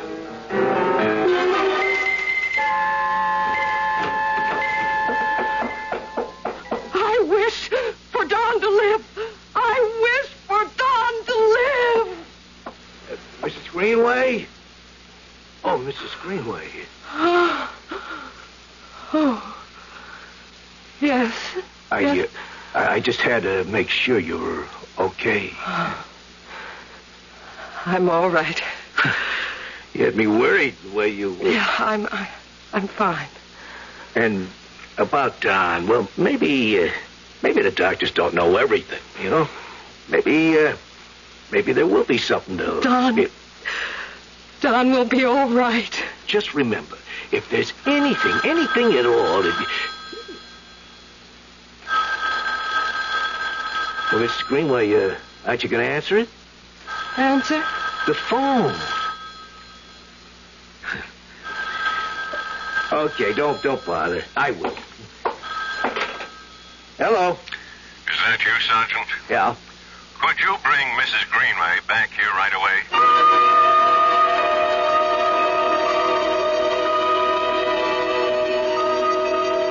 We never saw or even heard of such a remarkable turnabout. You could almost say it's a miracle. Well, why not say it? There was one thing for sure. Mrs. Greenway never gave up hope, never lost faith. Look at that man. He's got his color back. Respiration, pressure, heartbeat, everything. Everything is perfectly normal. I still can't believe it. Don. Ella? Ella, is it you? It's Ella. Where are you? I'm here, Don. You're going to be all right. You're going to be all right.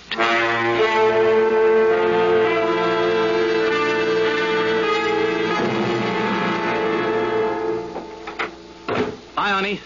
Don! Tell me, how was it? Well, I'd been away for a while, you know. I was kind of nervous that first day back. But how did it go? Oh, it just went. I was worried about your going back so soon. Well, it's been more than a month, honey. Besides, the doc wouldn't have held still for it unless I checked out 100%. Don, did you tell the doctors about the headaches? Well, did you? Honey, everybody gets headaches, and these just come and go. But yours can get very severe. If they don't stop, I'll talk about it next time I see it. Listen, what would you like to do tonight? How about a movie? Sure. Don, what's that on your blouse? Where? All over your sleeve. Was it blood? Blood? What? How would blood get on my sleeve? Well, it looks like blood. I can't imagine. Maybe it's paint or some kind of stain or something. You know, I might have brushed up against something. I better send it to the cleaners first thing. How could it have... If you haven't started on dinner yet, let's eat out, huh? All right. Hey, you know what you forgot to do when I walked in just before? What? You forgot to give your old man a kiss. Oh, Don. Yeah, that's better. Well, you've got to shape up around here. Can't let you get into bad habits. Don, you still have a headache? Headache? No, it's gone. Completely gone. Maybe it'll never come back.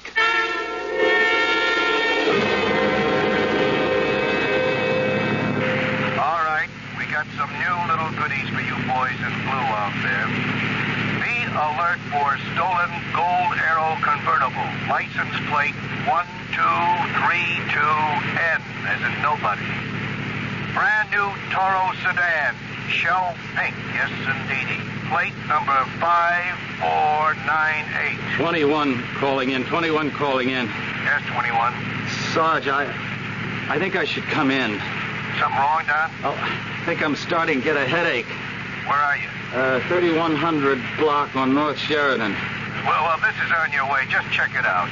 A woman, apartment 3A, 560 Cheyenne. That's 2 blocks west of you. Woman reports prowler in the vicinity. She must be a nut. She calls an average of 3 times a week. But take down her story. It makes her feel better. Then come in. Okay.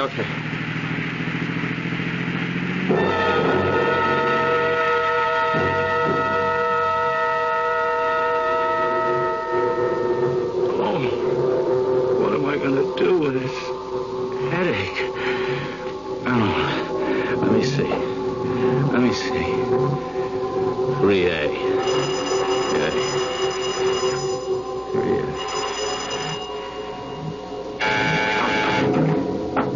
In here, officer. In here.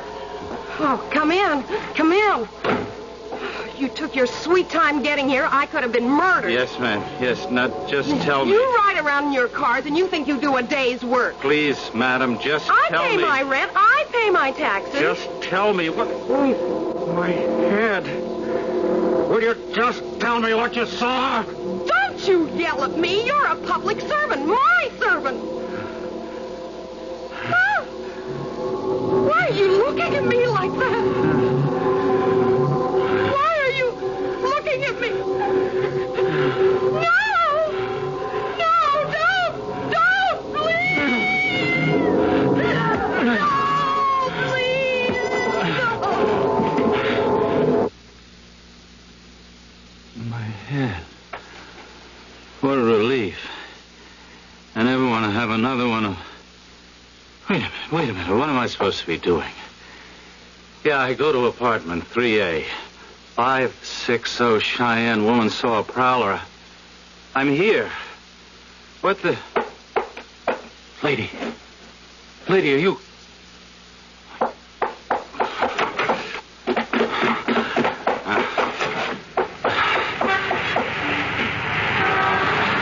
calling in. 21 calling in. You heading in, John? No, you better be headed out.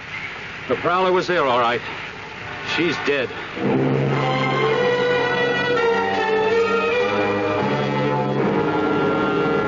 What is it, Doc? Won't know till the autopsy. He hit her a few heavy blows, and that was enough to kill her.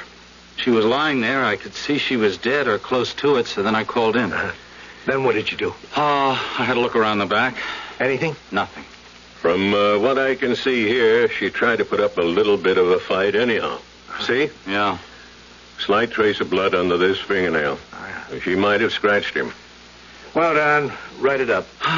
Okay. Then you can go home. Home? Yeah. Didn't you ask to come in because you had a headache? Oh, yeah, but I don't have one now. I feel great.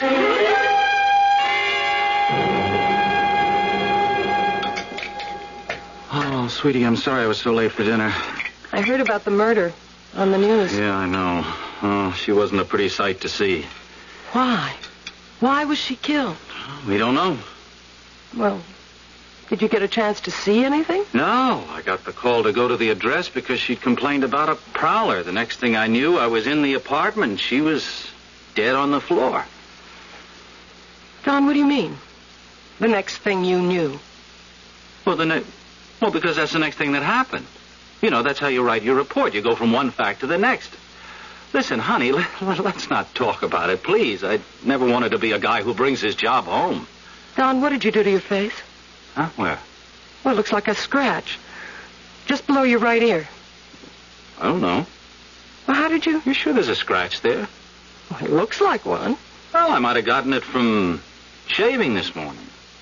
But you don't shave there. All right, look, it doesn't bother me.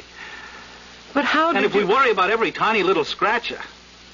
Honey, what are you looking so serious for? I can't even feel it. All right, if it makes you feel better, I'll put some antiseptic on it. Ella? Ella, what's wrong? Oh, nothing. I'm just tired. I feel so worn out. Taxi! Taxi! Take me to the 500 block on Cheyenne.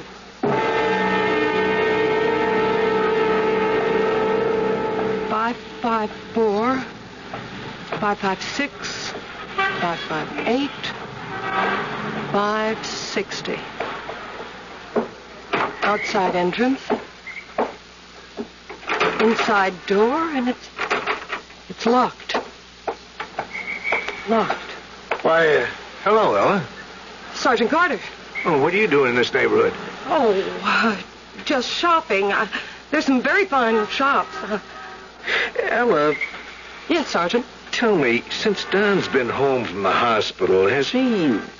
Well, have you noticed anything unusual about him? Unusual? In what way? Oh, I don't know. He has complained of headaches. Headaches? He may have come back to duty just a little bit too soon. Although I must say it hasn't interfered with his performance of duty. He's a great cop. Well, see you around.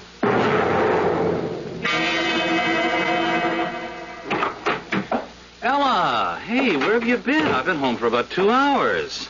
Oh, I was out. It's okay. I made supper. Chili. What do you think? Pull up a chair and enjoy a treat. Huh? Don, how do you feel? Right now, I feel fantastic. I've never been in better shape in all my life. I look at you and I don't know how to begin. Begin what? Don, the cleaner said you had blood on your sleeve. That was the other day. And the other day, there was a knifing. Some old tramp had been... Wait a minute. What are you saying? And yesterday, you went to the scene of another killing. You had a scratch, as if someone... Ella, is this your idea of a joke? Hear it all first. You went to this lady's apartment. Now, if she was already dead when you got there, how did you get in there? The door to the hallway is locked. You have to ring the bell.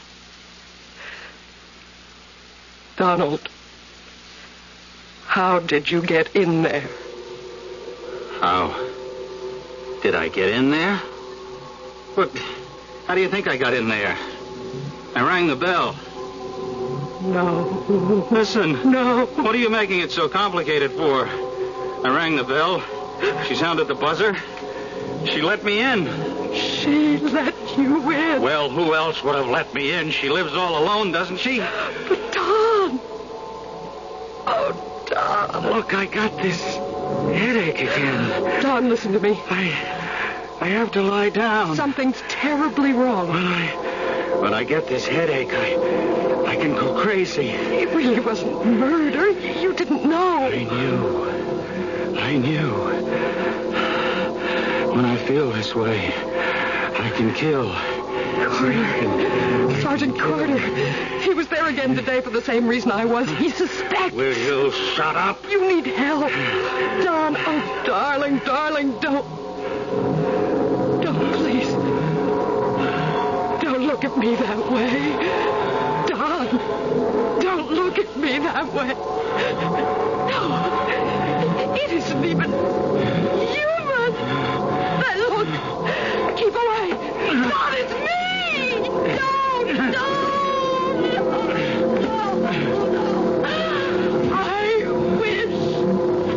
I wish him dead.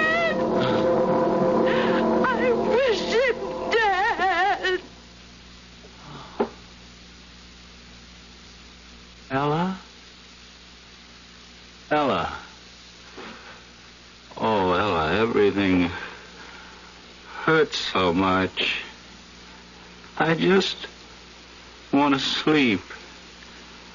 Never wake up.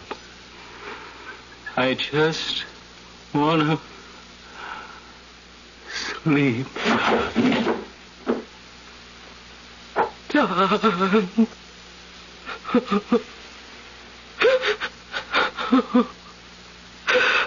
Oh, Don.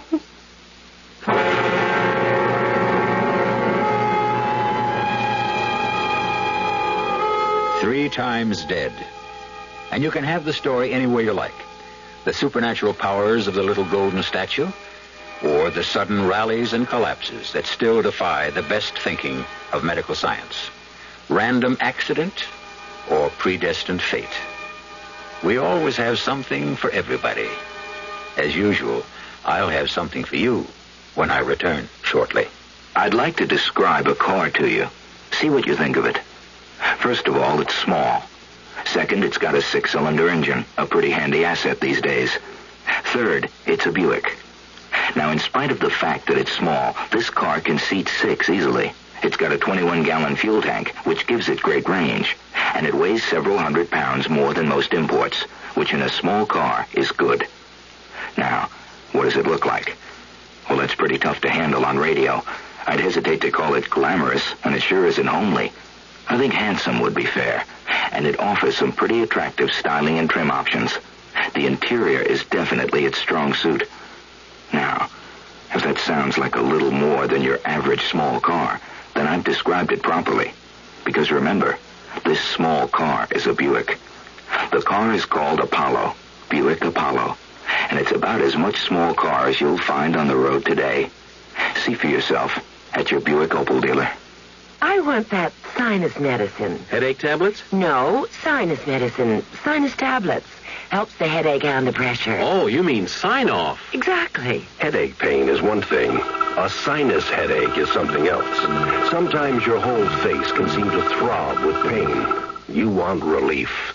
Take Sign-Off tablets. Sineoff, the sinus medicine that gives you a full dose of pure aspirin, plus a sinus drainer.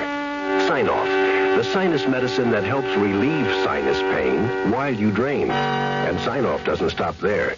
Have you tried Sign-Off Sinus Spray, the fastest known form of sinus congestion relief? It works in seconds. That's Sign-Off Sinus Spray. When sinus flares up, use Sign-Off tablets and spray, only as directed. Sineoff. Sign-Off. Exactly. Sign-Off, the sinus medicines in the bright red box.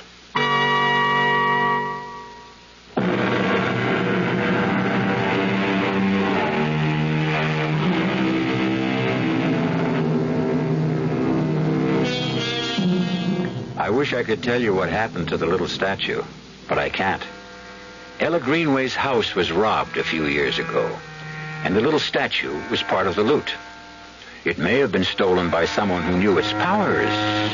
On the other hand, it may be kicking around some antique or gift shop. Remember, if you see it, it's a beautiful lady with a snake twined about her waist. And if you should see it, would you buy it? Our cast included William Redfield, Suzanne Grossman, Sam Gray, and Dan Ocko. The entire production was under the direction of Hyman Brown. Radio Mystery Theater was sponsored in part by the Kellogg Company, makers of Kellogg's Special K cereal, new sugar-free diet 7-Up, and Sign-Off, the sinus medicines. This is E.G. Marshall inviting you to return to our Mystery Theater for another adventure in the macabre. Until next time, pleasant dreams.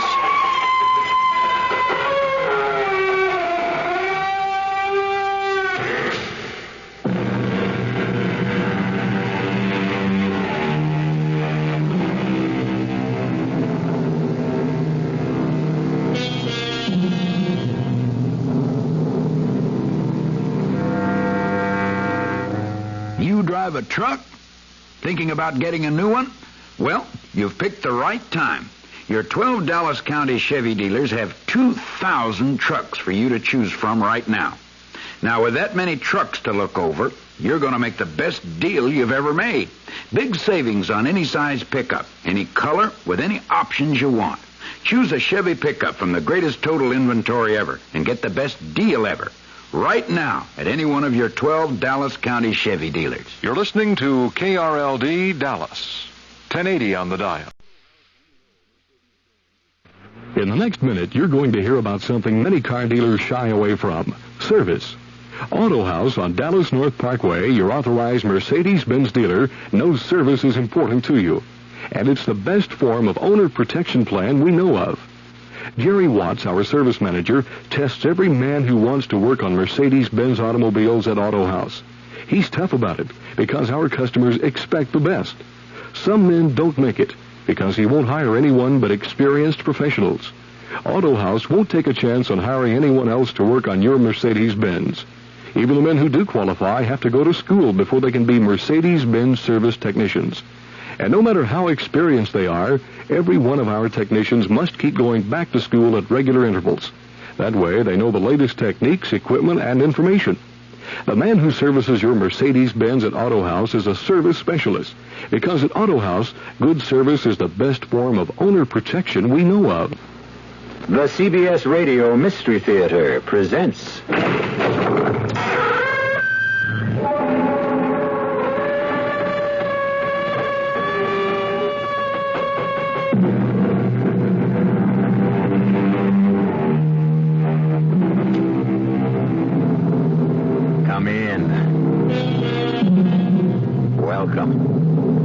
I'm E.G. Marshall.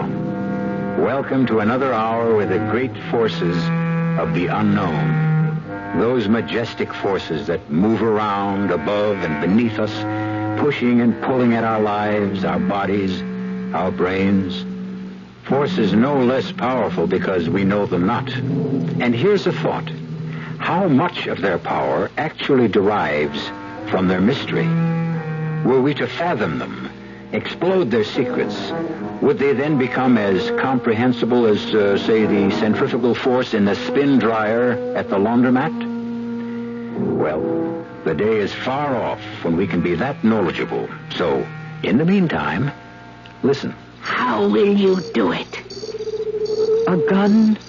Do you have a gun? No. Well, then that's no good. A knife? Could you get near him? Near enough to use a knife? Do you have the strength? No. Well, so that's no good. But he has to die so that I can live. He will die. He will die tomorrow morning. How do you know? He will die of the mass of Saint-Césaire.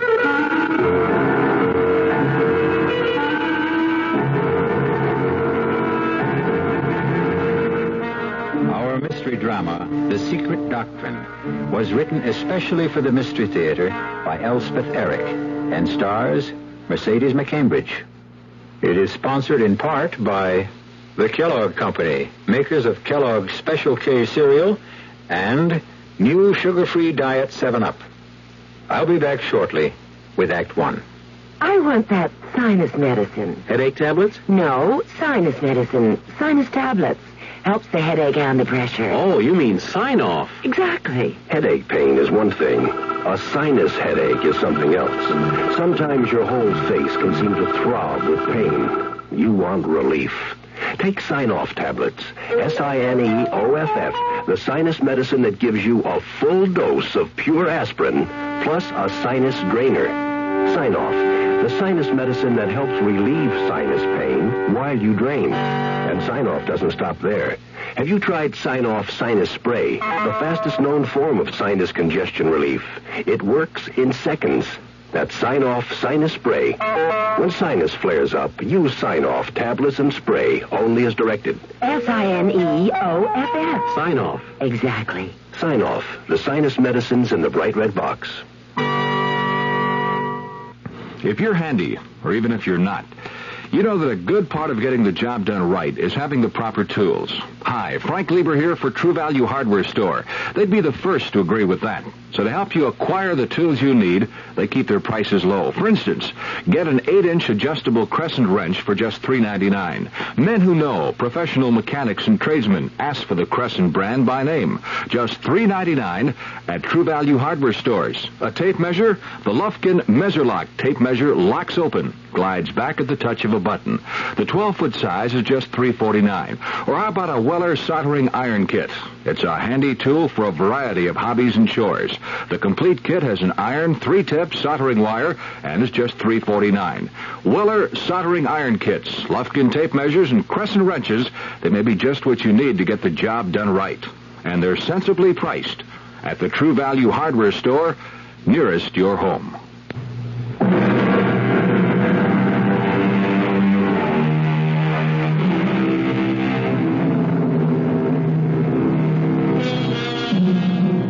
Careful, they say, what you ask for, lest it be given to you. Who of us knows what to ask for? Who can see far enough into the future to know what gift will delight and which destroy?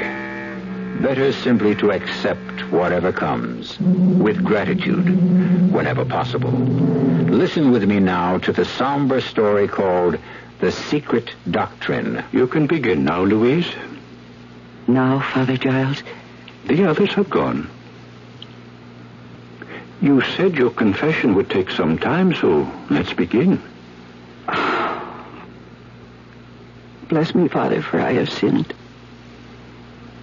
Go on, Louise, and speak up. Don't mumble. in thought, word, and deed. Oh, Father, I can't find the words to tell you. Remember, I sit in the confessional box not only as your priest, but as God's own surrogate. Father, you know Peter Sorrell. Sorrell? Yes. The American movie star. Oh, I don't know any American movie stars. Oh, you mean the actor who came here to make a film about the saint? It's Vincent de Paul? Yes. It caused quite a stir in the village. And then something happened. What was it? Father, Peter Sorrell died. Oh, did he die? I hadn't heard. This morning. Oh, God take his soul. What was his illness?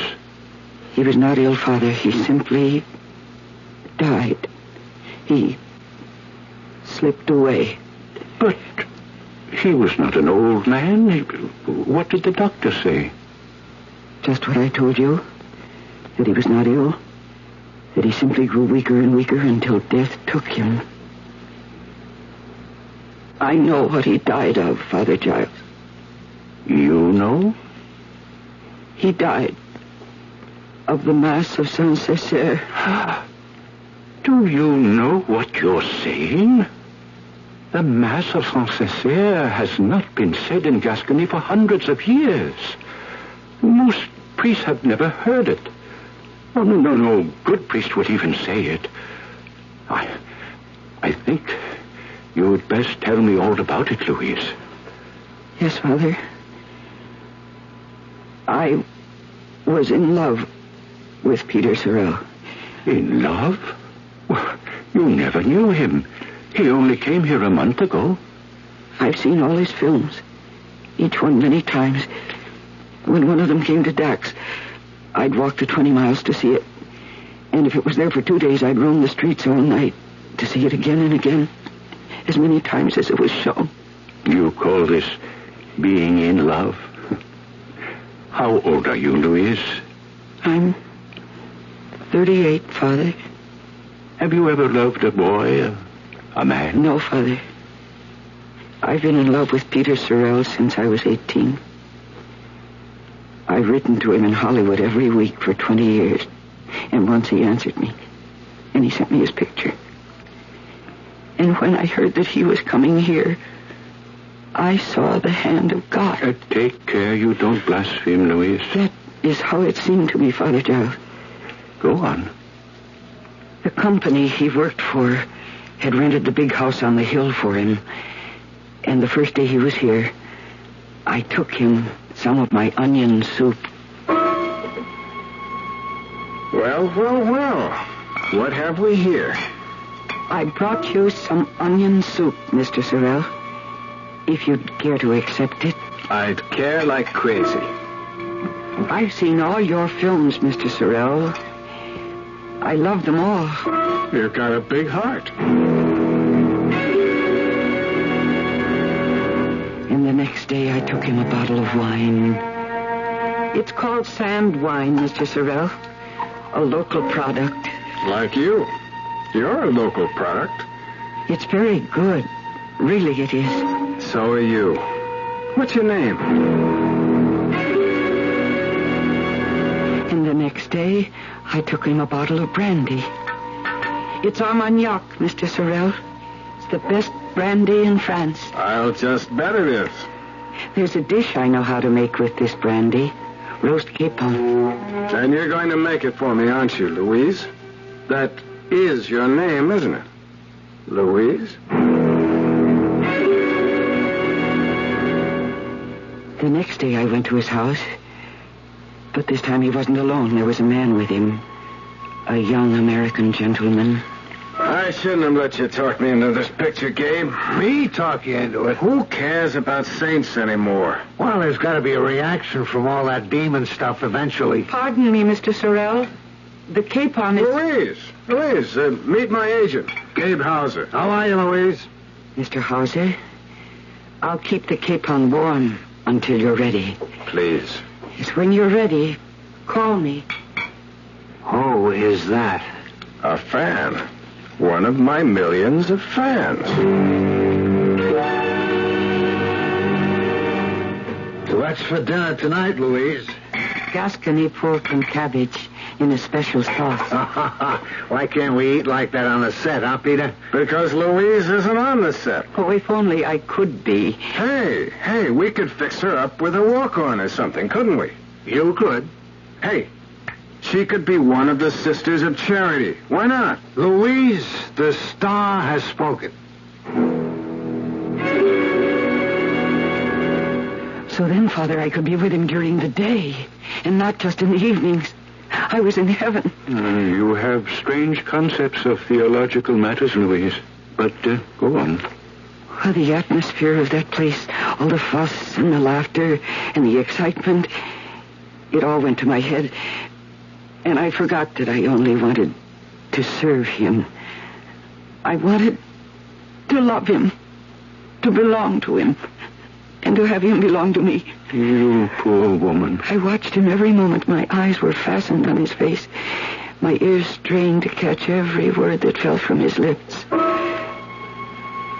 There is nothing so grand as a good priest. It hurts me to see God's work in unloving hands. Cut! That's a print. Okay, let's break.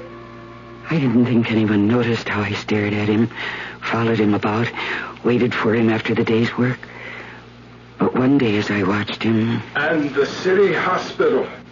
2 to a bed. Some lying on the floor. You're crying, Louise.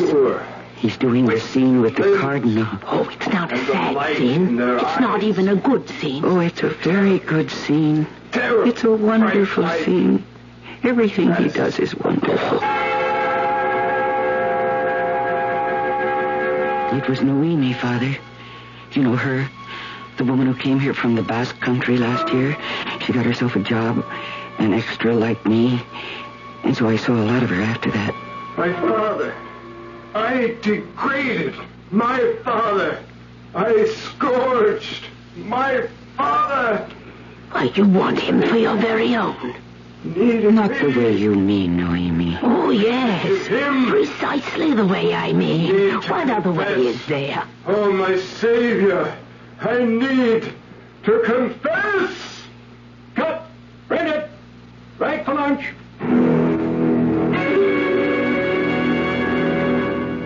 Noemi was always there, Father. I couldn't send her away. She belonged there as much as I did, after all. Why in the world should I lie down when those poor people are calling for me? Why, you want him, Louise. It shows on your face. See them lying. It's hopeless. Tell me, can you get your hands on some locks of his hair, cuttings from his fingernails, his toenails? Why? Why should I? Why, they will give you power over him. Oh, I can't believe that. Oh, believe it's true. His hair, his fingernails, his toenails. If you want him, get them and bring them to me. Need me? Cut! Break that. Insertions on the set, please.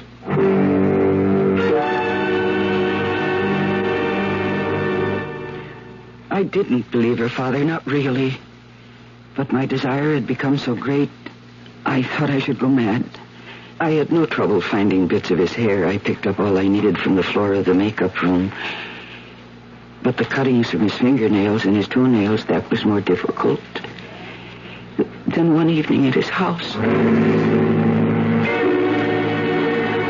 DePaul was the first social worker in history. You know that, Gabe? I mean, he organized social services. Would you like some more Armagnac, Mr. Sorrell? Oh, you still here, Louise?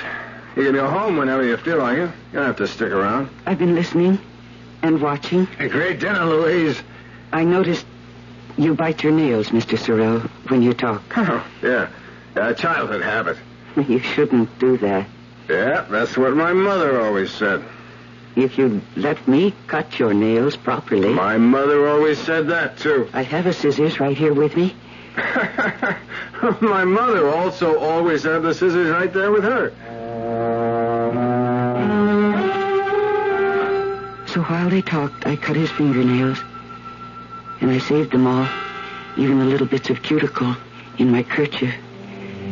And when I had finished... Louise, you're a saint. Oh, if I'm a saint, Mr. Sorrell, I should wash your feet. Wash my feet? I say now... They get awfully dirty walking around the set in those old sandals. And all the saints, even the Pope, he washes the feet of a sinner once a year to show humility. I'm your sinner, is that it? Let her, Peter, if she wants to. Well, you really want to? And to cut your toenails. Well, what can I say? It's the best offer I've had since I came to France. And so I did, Father. And when I left that night, I had all the cuttings in my kerchief, and I took them to Noemi, who waited for me in the woods. Take this, Louise. What is that? It's a little bag made from the skin of a toad, which my own daughter impaled at midnight in the graveyard of the old abbey. Oh, we put all your precious cuttings into it. Now, pull the drawstrings tight. That's it, and hang it around your neck, under your dress. Yes, just like that. How do you know that it will work? I know. It seems so wrong. It's going against God, isn't it? Have you ever heard of Eliphaz Levi and the secret doctrine? No. Well, Eliphaz Levi was his pen name. He wrote many books on the subject of magic. Magic exists. Always has existed all over the world. But I'm afraid of it, Noemi. Oh, give in to your fear, and you'll lose the thing you most desire. Conquer your fear, and the secret doctrine will bring you Peter Sorrell. How do I know? Magic is everywhere, unseen, unheard, but it is working all the time. You need only the spiritual energy to make it work for you. But do I have energy like that? I don't think I do. Oh, never mind. I do. Now, kneel down. No, do not bow your head. Raise your face to the sky. Send up a prayer from your loins to Aether, god of chaos and the dark.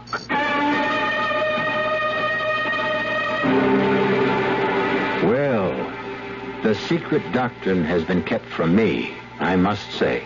All my life I have struggled from problem to problem, quandary to quandary, with only my limited intelligence to assist me. And all the time, was there a secret doctrine that might have solved things magically? If so, I'm a little late finding it out. We'll be back shortly for Act 2. Look, let's put an end to all this gloomy-sounding stuff you've been getting so much of lately. Income tax is behind us, spring is here, Aaron's hit number 715, and there's even reason for hope with the gasoline thing. It's in this new spirit that I'd like to talk to you about buying a new car. It's a small car, one you can judge sanely, and not just in terms of how many miles per gallon it gives you. The car is a Buick Apollo. Like any self-respecting small car, it is economical. It's got a 6-cylinder engine and a 21-gallon gas tank, which combine to give Apollo good gas economy and great range. But Apollo can also seat 6 passengers, and it has the kind of smoothness, quietness, and interior comfort that you'd expect of a Buick. Okay, you're looking for a car, and you think it should be small. Well, Buick has the car, Apollo. But don't buy it because it's small. Buy it because it's a Buick. If you love spaghetti like I love spaghetti, I know what you're looking for. So come on, get ready for great spaghetti at the spaghetti store. If you want spaghetti, the best spaghetti, you don't have to look no more.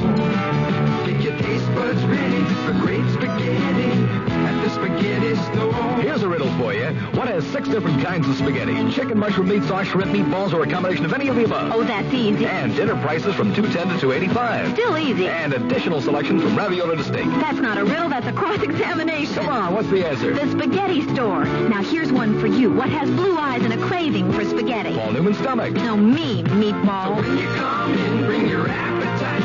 There's one thing you know, know for sure. Great spaghetti we've got, and it don't cost a lot at the spaghetti store. 2731 West Northwest Highway. Also Arlington and Fort Worth.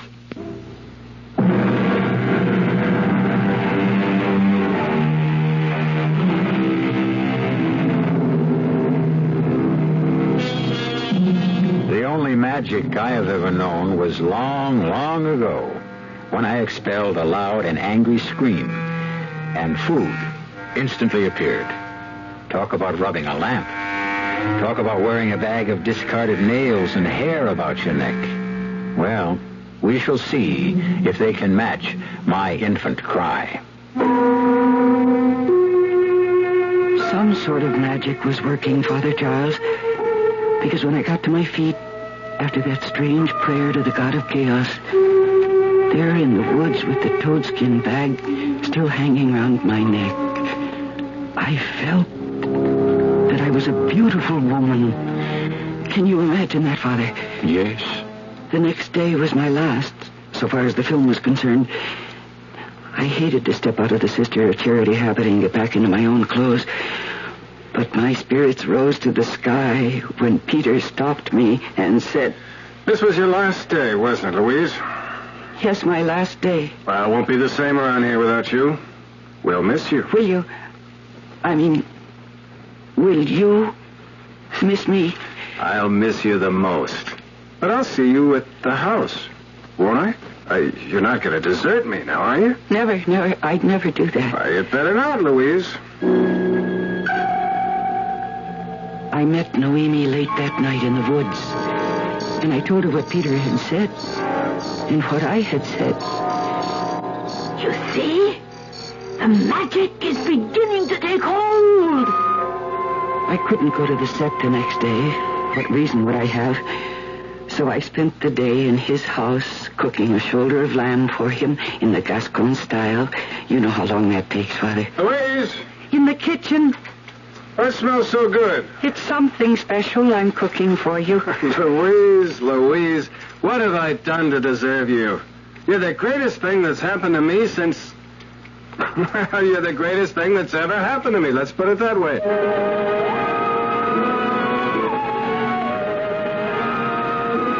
I told Noemi that night that time was growing short, that in 2 days Peter surely would be leaving France.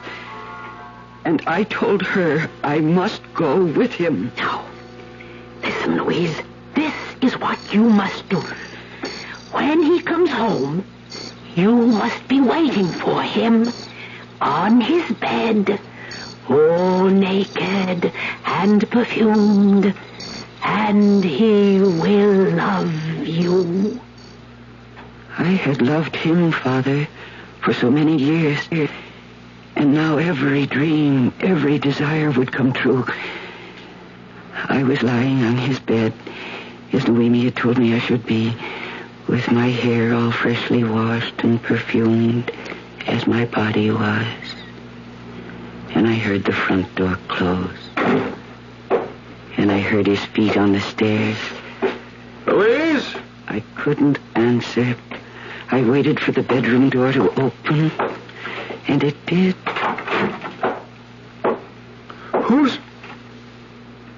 What a... Louise, is that you? What in the name of heaven? I've been waiting for you. Are you crazy? Peter, listen to me. I want you to love me. You do love me. I've seen the love growing in your eyes. I've heard it in your voice. Take me now. And tell me that you love me. And that we will go to America together, to your home, where I will love you and look after you. Louise, now listen to me. See, look, over there I brought all my clothes. I feel that I'm reaching the end of a long, long journey. I've loved you so long. Louise, let me talk to you. Oh, yes. Talk to me. Louise, if I've made you think that I'm anything more than just very fond of you, I'm sorry, Louise. I'm very, very sorry. If I've made you think I love you, well, I'm sorry. What more can I say? But you do love me. You've loved me for 3 whole days. 3 days? And I've loved you for years and years. But you've only loved me for 3 days, so of course it seems new to you. I understand Now, that. Louise, what 3 days are you talking about? The last 3 days, of course. Ever since I started wearing this. What's that? It's a bag made from the skin of a toad. A toad impaled at midnight in the graveyard of the Abbey. What's in that bag, Louise? Why, part of you.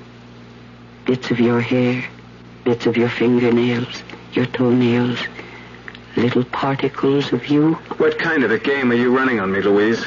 It's no game. It's real. Real hell. All the time you were hanging around here. You were cooking and cleaning and washing and all that. You were hanging around the set, waiting on me, telling me I'm such a great actor, begging to cut my fingernails, my toenails. You were conning me. You were running some kind of a tricky, sneaky game on me. It was no game. Now, look, lady, you get your clothes on fast. You hear me? You get out of here. You want some money? No. I'll give you money. I'll give you money. You've earned it. But if you ever try to play any of these crazy tricks on me again, I'm going to track you down. I'm going to have you put away. Now, you get out of here. I did get out, Father Giles, but I can't remember how. The next thing I remember is running through the woods, calling for Noemi. And then I remember falling down on the ground and the blackness coming down over me. My poor Louise. Noemi found me a little later. I don't know how much later. What happened, Louise? Nothing happened, Noemi. He doesn't love me. He never did. I think you'd better take back the little toadskin bag, Noemi. It didn't work. Did you do everything I told you? Yes, I did. I washed my hair and perfumed my body, and I lay on his bed. But when he came home, he didn't want me. I tried to tell him about the secret doctrine, but he didn't want to listen. You told him? I tried to. After all, I don't know much about it, only what you've told me, and I didn't understand all of that. But he didn't want to hear about it. Oh, the man is a monster! Yes, he is a monster. You poor woman. No, don't you feel sorry for me either, Father Giles. I don't want anybody to feel sorry for me. But don't you see? You let your desires take hold of you, Louise. You let them dictate your actions. You lost control. Oh, yes, I did that. You became blind to the realities of the matter. Yes, I did that, too. I fell in love with a man when he was only a walking shadow on a screen. I hurt no one. I would never have hurt him if he hadn't come to France to make another of his foolish motion pictures. Louise, would it make you feel better, my child, if I were to tell you that you are not the first to give your heart to an unknown man who's only making his living by performing in public? I suppose that is true, Father. Does it make you feel a little better? But I don't feel badly, Father. You don't? Not about him. Not about trying to give myself to him and his telling me he didn't want me. I felt badly about it at the time. Very badly, I suppose. Of course you did. But by the time Noemi found me in the woods, I felt quite differently. Just how did you feel? Very calm, very clear, very right.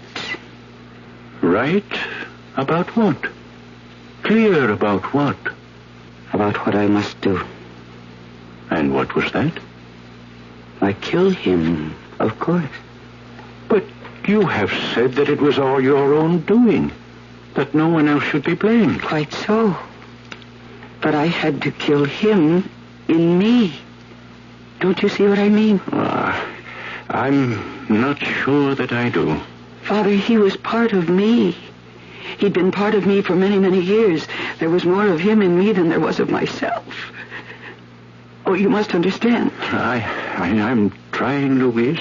I knew how wrong I'd been to love him. Yes, to lust after him, to have obscene thoughts about him there in the dark of the theater. I knew these were sins. They were bad sins. And now I was willing to take upon myself the last sin of all, to kill him. Don't you understand that? I don't believe I do. How strange. Noemi understood. You say Noemi understood? What you have just told me? Yes, Father. There, that night in the forest, I told her how I must commit this most grievous sin. How will you do it? A gun? Do you have a gun? No. Well, then that's no good. A knife? Could you get near enough to him to use a knife? Are you strong enough? No. Well, then that's no good. But he must die, so that I may live. He will die. He will die tomorrow morning. How do you know? He will die of the Mass of Saint-Césaire.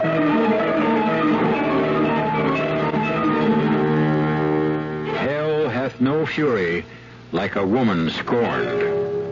And all the scorned women from the beginning of time must have at least looked around to see if there was a gun or a knife nearby. Sometimes there was, and the story had an unhappy ending, and a messy one. But what if those poor scorned women had known of the Mass of Saint-Césaire, a black and malevolent ritual of which you will learn more shortly when I bring you Act 3.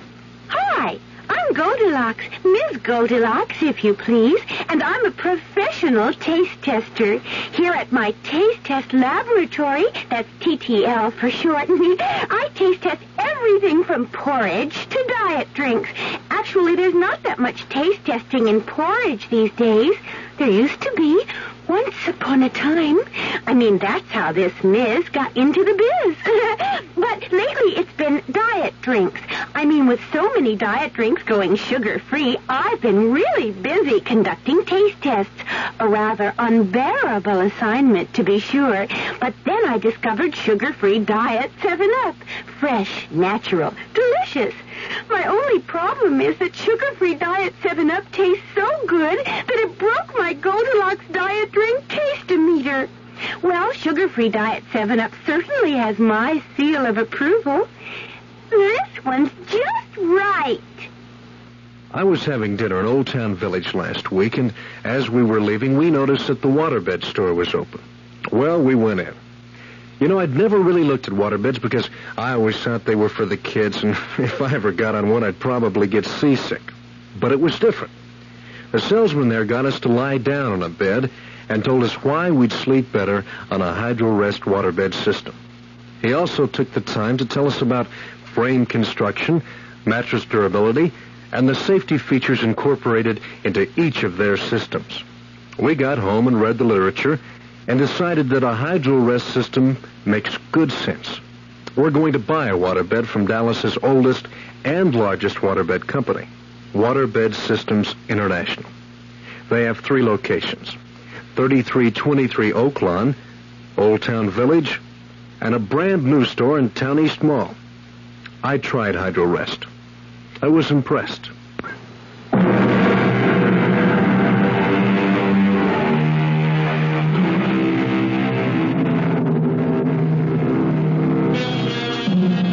We promised you further details of the Mass of Saint-Césaire, that horrid leftover from the Dark Ages. And so we shall. We always keep our word.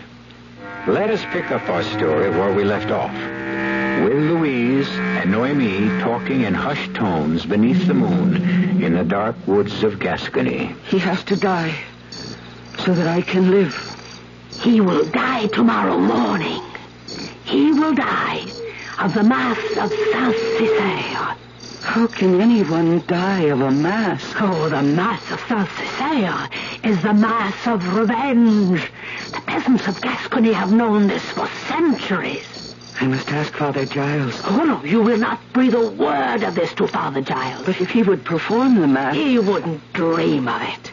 He probably doesn't even know it. Ah, but I know a priest who knows it, and who will perform it. My daughter lives with him. Come, Louise. We went to the deserted abbey where the priest lived. No one told me his name. I never asked. You are the one who orders this Mass. Yes? For whom shall I say the Mass? For Peter Sorel. Who will be my clerk? Oh, my daughter will be your clerk, Father. Who will bring the water for the Mass? I shall bring it, Father. Do you know a place where the Mass can be held? Ah, by the ruins of the church, where the gypsies live, Father. I listened as though nothing they said had anything to do with me, Father Giles. I scarcely knew when they'd finished speaking. I only knew that after a while, Noemi took me by the hand and led me away. Come, Louise, come. We must get the water for the Mass. Shouldn't there be wine, Noemi? For the Mass of Saint-Césaire, there is no wine. There is only water. And the priest does not consecrate it. He drinks it. And it must be water from a well into which the body of an unbaptized infant has been thrown. Come now, Louise, come. Before 11 o'clock, we were at the ruined church. A dreadful place, Father, where bats lived, and toads, and owls. And through the darkness came the priest, Noemi's daughter by his side. And he stood by the ruins of the old altar. Ever and ever to reign and live you, and also run you, redemption is sharing. Noemi, what does he say? It is the Mass of Saint-Césaire. But I don't understand it. It is the Mass for the dead. He is reciting it backwards. I watched in horrid fascination, Father. I confess that I was fascinated by it. I was like a bird watching a snake. What is he doing now, Noemi? He is making the sign of the cross. No, he's not. He's not making. He is making the sign of the cross with his left foot. What? In the dirt. This is the Mass of Saint-Césaire. I couldn't bear to look, Father Giles. I couldn't. And yet I couldn't bear not to look. The awful Mass had started at 11, and now it was drawing to a close as the hour of midnight struck. And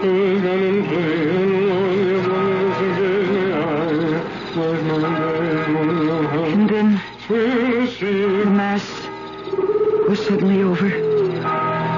And the priest and his clerk, Noemi's daughter, stole away into the darkness without a word to us. It is over, Louise, and Peter Sorel has begun to die. I'm not sure I believed her, Father Giles. I wasn't capable of belief or disbelief or of any thought at all or of any feeling whatsoever. I only felt tired. So tired I doubted I could move. But I pulled myself to my feet and I said, I must go to him, Noemi. I must go to Peter Sorel. And I went, Father. I went into town to the house on the hill. And I waited there till the sun had been up for an hour. And then I went to the door and knocked.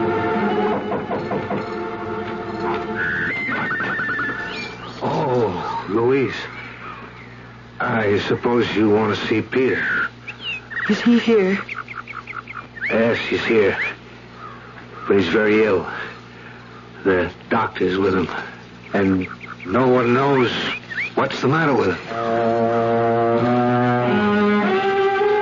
But I knew, Father Giles.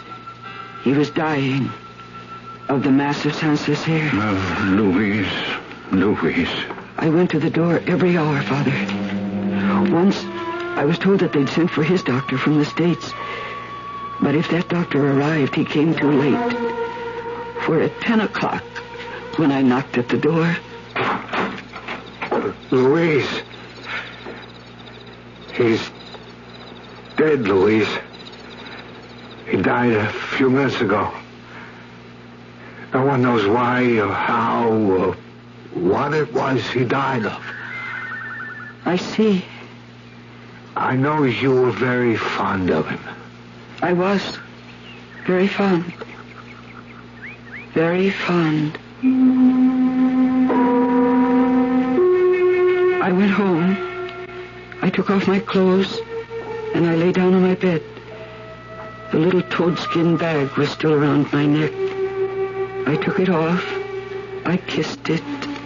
I put it under the pillow, and then I put my head on the pillow and went fast to sleep. I slept soundly, with no dreams at all of any kind.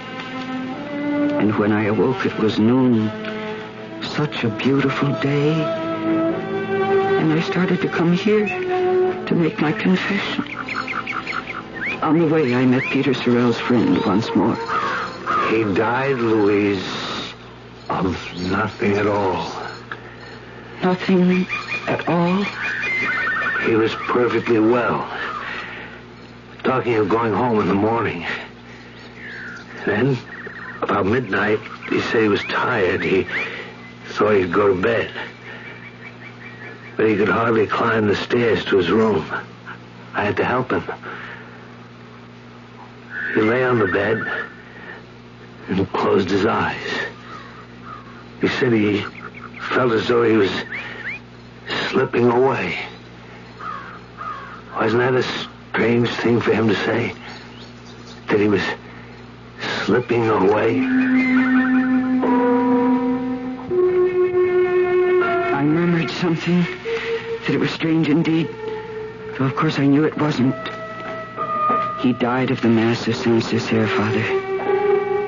And now I've told you everything. And what do you expect me to do, Louise? To give me my penance, Father. I know it will be severe. I expect that. I want it to be severe.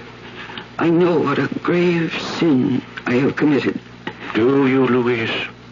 To wish for a man's death, Father. To bring it about. What greater sin could there be? To wish for a man's death. It is a sin in thought. But it can be forgiven. And you are not the first to have committed it. Your wish did not kill him. Men do not die so easily. It was the Mass of Saint-Césaire that killed him. God knows, and he alone. But you conspired in the performance of a gruesome Mass, a relic from the Dark Ages. You took part in it. And what is most awful, you ordered it. And for this desecration of a holy ritual, there is no penance that would suffice. But without a penance, how can I obtain absolution? How can I obtain pardon? I cannot pardon you, Louise. I do not know a curate who can, nor a bishop, nor an archbishop. Father, what am I to do? My child, it is possible. I promise you nothing you understand. But it is possible. Were you to go to Rome, if the Pope were to see fit... To Rome? To the Holy Father? Only he has the right to grant pardon for the Mass of Saint-Césaire.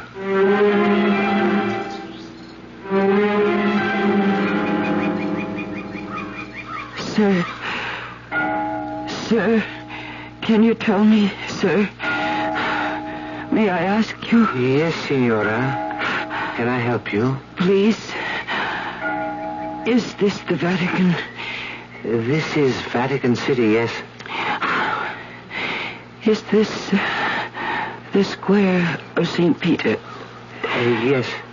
Straight ahead is St. Peter's Gate. Ah, I am here. You've never been here before? I have come to see the Pope. His Holiness is quite busy, Signora. I come here to make my confession. Let me take you to a priest. No. It must be His Holiness. No one else. Are your sins so great? My sin is so great. Yes. Well, I'm only a student here, Signora, but I'll be glad to take you to a priest.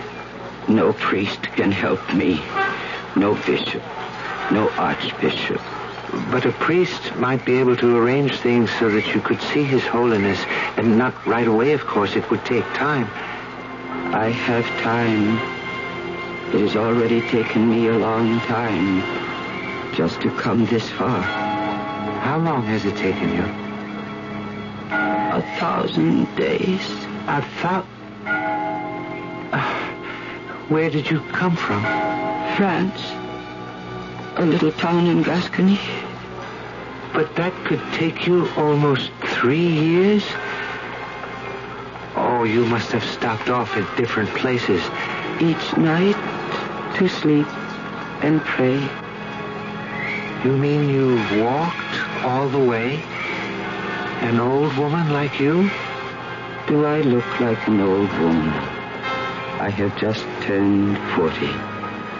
Oh, forgive me, but you look much older than that. It doesn't really matter now. Come. Let me help you to your feet. No. I shall stay on my knees until I see the Pope. I shall end my journey as I began it. Are you telling me that you have come 1,000 miles on your knees? But why? It is my penance for the Mass of Saint-Césaire.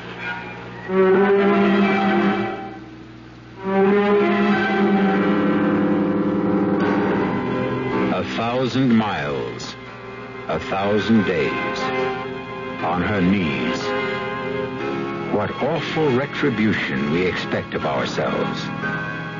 What endurance we can find within us to carry out our goal. And what is the priceless goal we seek? The goal that so obstinately eludes us after thousands upon thousands of miles and as many days. Why, I think it is nothing more and nothing less than peace of mind. I'll be back shortly. Great taste in the morning. Kellogg's has that wholesome taste to get you up and grinning. This is Jerry Coffer for Kellogg's Special K. You know, for years we've been talking about the Special K breakfast, a great way to start the day if you have a weight problem. You may have seen or heard our latest commercials, which symbolize the problem of being a few pounds overweight by using this ball and chain. That's the sound effect. But so many people have come to know the Special K breakfast that can help solve weight problems, they sometimes forget that Special K is America's favorite high-protein cereal. It has 8 essential vitamins and iron, and so delicious that lots of folks, kids as well as adults, eat Special K just for the sheer good taste of it. So we don't want you to think that you have to wear a ball and chain to eat Special K. All you need is an appreciation for the finer things of life, a 1-ounce bowl of Special K, 4 ounces of skim milk, tomato juice, coffee, and maybe a little sugar. The Special K breakfast can help you lose weight all by itself, but it really is a good start. Some research experts say you can't taste the difference between beers. Well, if they're right, then Anheuser-Busch wastes a barrel of time Beechwood aging Budweiser. Only they don't think so. Brewing beer right does make a difference. And they're betting a bundle that you can taste the difference in Bud. When it comes to brewing Budweiser, the Anheuser-Busch choice is to go all the way because they still care about quality.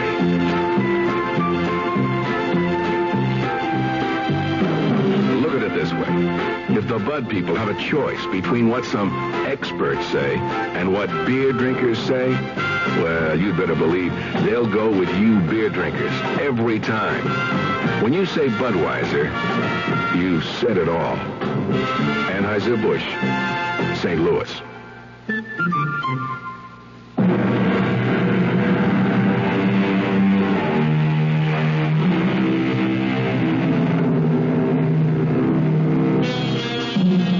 I told you it would be a somber story, did I not? And so it was. Well, exploring the unknown is not all fun and frolic. But the unknown must be explored in the wild hope that one day it will become known. I wonder, though, when it is as familiar to us as, say, the combustion engine, will it stop being fascinating and become boring? What then will we do for fun? What will happen to this program? Merciful heavens, what will I do for a job? Our cast included Mercedes McCambridge, Mildred Clinton, Bill Johnston, Robert Dryden, and Nick Pryor. The entire production was under the direction of Hyman Brown. Radio Mystery Theater was sponsored in part by Sign-Off, the Sinus Medicines, Buick Motor Division, and Anheuser-Busch Incorporated, brewers of Budweiser. This is E.G. Marshall inviting you to return to our Mystery Theater for another adventure in the macabre. Until next time, pleasant dreams.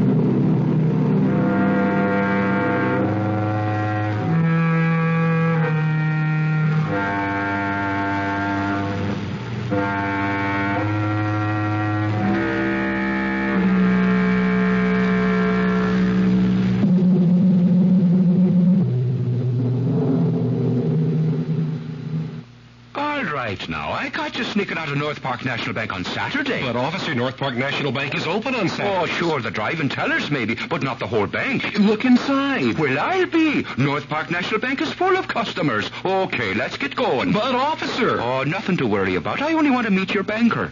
North Park National Bank, Bodecker at Park Lane, is now open 9 to 1 every Saturday. And it's legal. What more could you want from your bank? All right, which one of you stubborn parked out front here now? KRLD, Dallas. And now, Mystery Theater, brought to you in part by True Value Hardware, your store of first choice.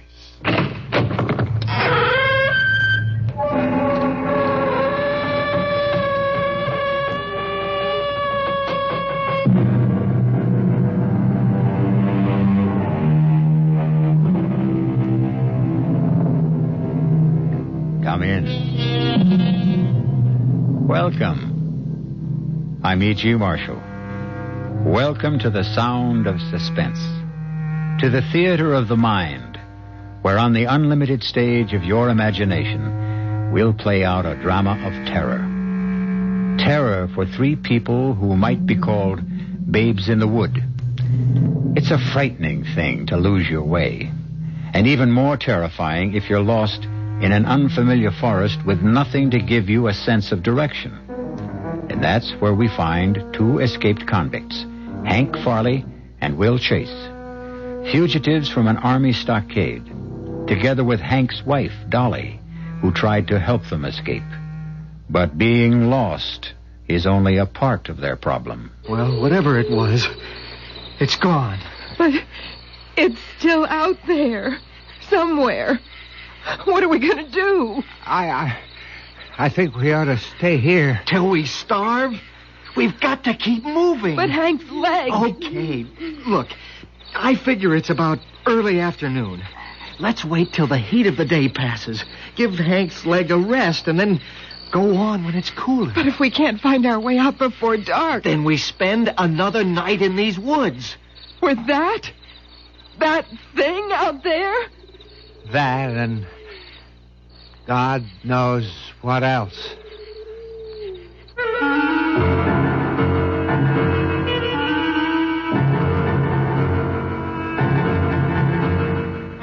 Our mystery drama, Escape, Escape was written especially for the Mystery Theater by Bob Juram and stars Terry Keane and Robert Dryden. KSL, Salt Lake City.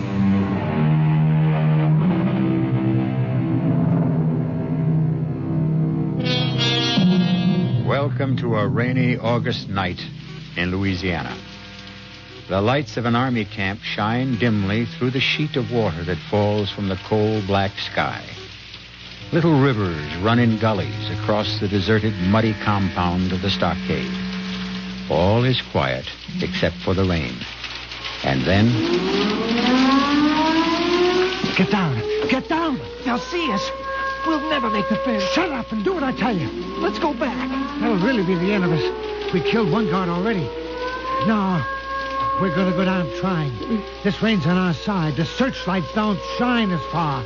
But we've got to get across that whole compound. The next time the lights sweep past, we follow. Just behind. Now, get ready. We won't be able to find the hole in the fence in this rain. We'll worry about that when we get to the fence. Now, hold on. Here comes the light now. Stay just behind it. Ready? Go! Crawl! Crawl! I can't go any faster. We gotta beat that next swing of the light. How much farther? Can't tell in this rain. The light's coming this way again. Faster! Here's the fence. Hank, the light! I got more shots left. Now, keep your fingers crossed. Ha-ha! Bullseye! I hit the light. Come on. Here along this fence. Yeah. Charlie said the hole would be right next to the fourth post. Damn rain. It's helped and it hasn't. Here's the hole. Oh, yeah. Yeah, all right. You go first. Hurry. I made it. Watch your right side. There's a barb. Yeah. Oh! Oh, my hip. I told you to watch it. Yeah, that hurts. Can you walk? Yeah, of course I can walk. It's not that bad. All right, come on. Oh, I sure hope Dolly's there with the car. She'll be there. She better be. Yeah. Oh, we don't know the woods or the roads around here. Hank, are you sure you know which way to go? No, I'm not sure. What am I, a miracle man? I'm as scared as you are, but we gotta keep going. Charlie said head straight away from the fence for 1.5 miles to the road. The trees block a lot of the rain. Yeah. We'll get there.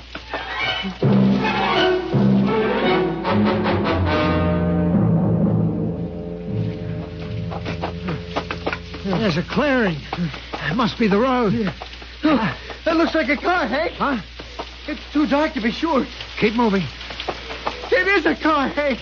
It's Dolly. She found the spot okay. Yeah. It's the convertible. I told you Dolly wouldn't let us down. Hank, you made it. Oh, bless you, Dolly, for being here. Okay, well, get in the back. Thank God you made it, Hank. Oh, I have missed you so. Time for that later, doll. All right, come on, get going. Oh, hey, man, you sure are a mess. Yeah, we had to crawl through the mud. Yeah. Hey, where are we heading? Well, first to Masonville. We pick up the interstate there. I had a heck of a time finding my way in here. The rain didn't help either. It helped us back to the stockade. What's the matter? Oh, I ripped myself crawling through the fence. Is it bad? I don't know. I don't think so. I haven't had a chance to look at it. Well, maybe we should stop in Masonville. Huh? Are you crazy? Oh, you'll be all right. We don't dare stop. He's right. We'll keep going. Oh, but... what's the matter? I just went past the road I'm supposed to take. You sure? Yeah, I'm positive. I turned right at the white sign coming in. So I'm supposed to turn left going out. Well, they can't argue with you. 1 mile on this road. And then right at the cemetery.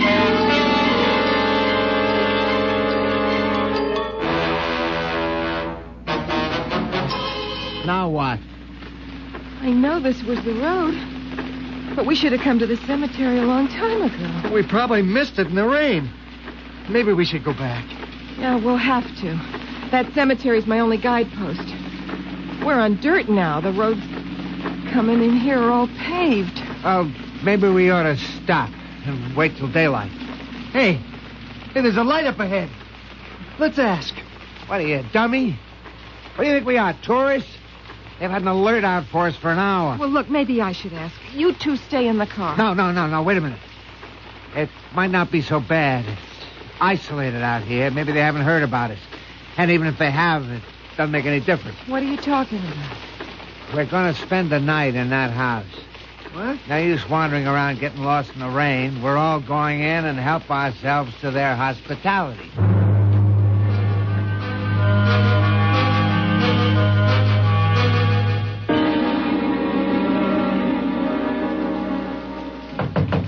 Hello? Oh, what do you want? Our car broke down. Can we use your phone? Oh, what happened to you? Haven't you ever seen mud before? Oh, well, come on in.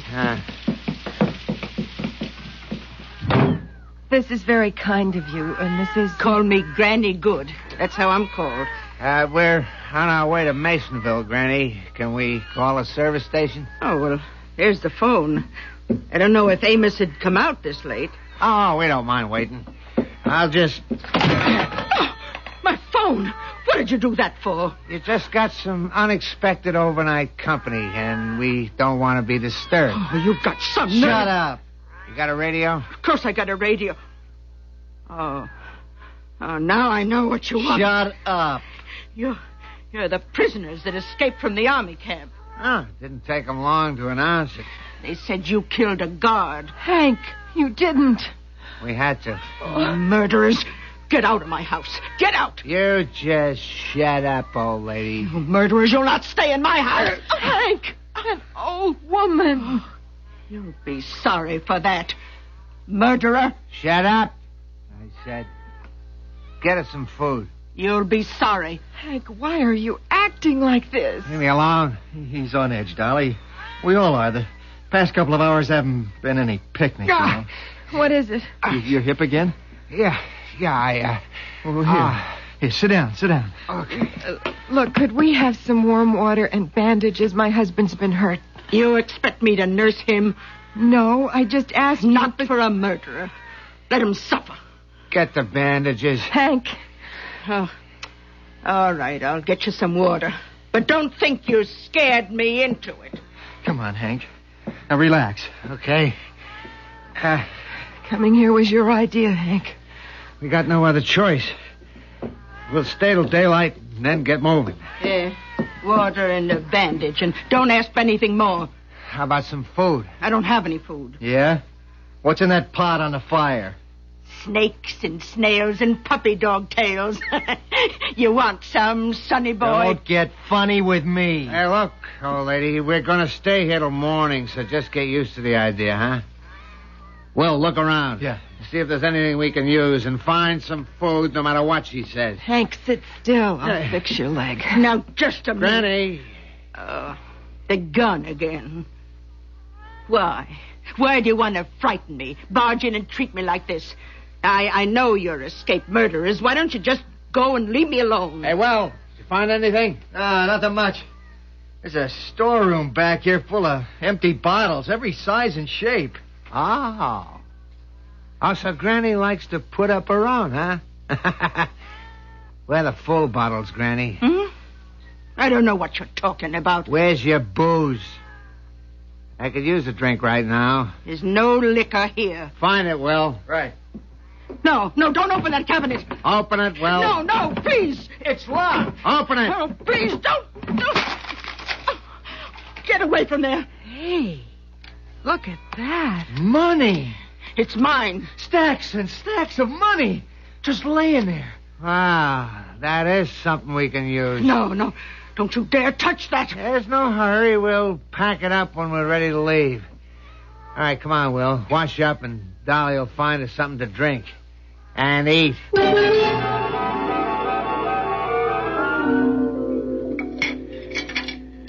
You want some more salad? Oh, no. No, thanks. Me neither. Hey, wasn't a bad meal. Yeah, better than that garbage at the army prison, eh, Hank? I knew that old hag would soften up. Look at her, snoozing over there by the fire with her cauldrons and her cats. All she needs is a black pointed hat. Yeah, I could use some sleep myself.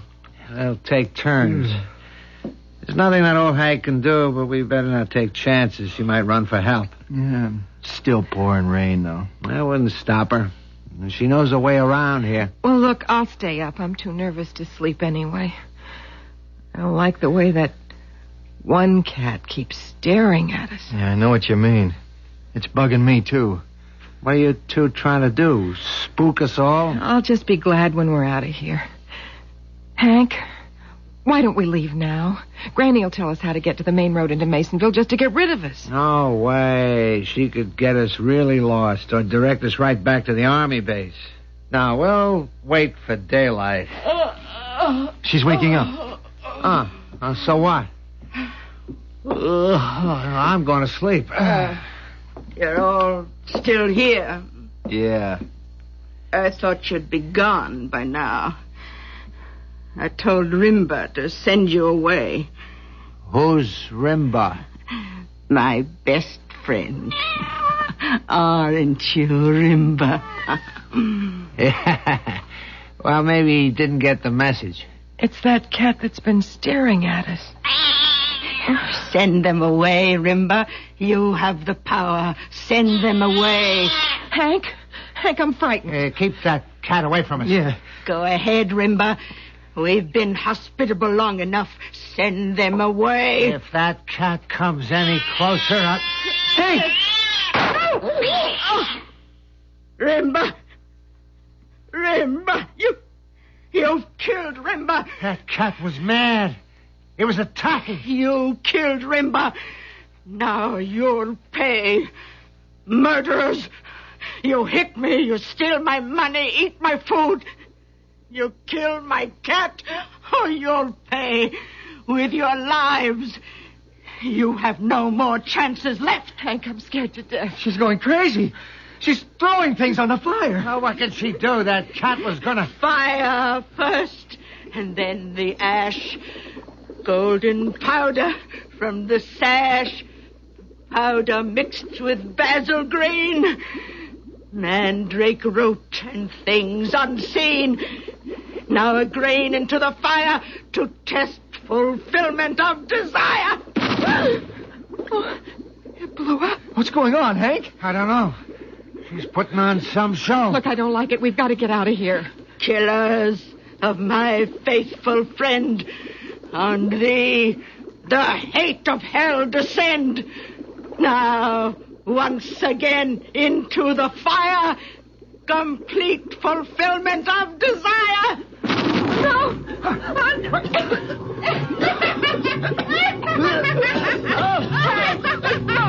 I can't breathe. Get out of here. Room's filling with smoke. How can we get out of here? I can't see anything. Hey, Dolly, where are you? I'm suffocating. I'm over Dolly. here. Hey. Where? Where are you? Dolly!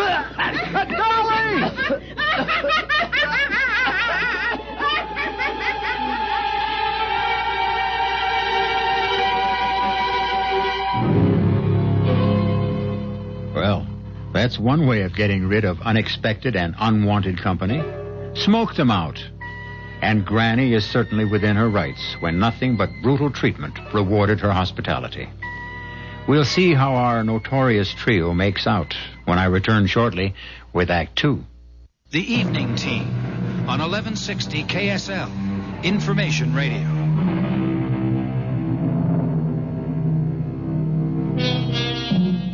We return now to the rather bizarre scene at the cottage of old Granny Good. After being terrorized by her very rude and ungrateful guests, she struck back by filling the cottage with smoke from a powder she threw into the fire.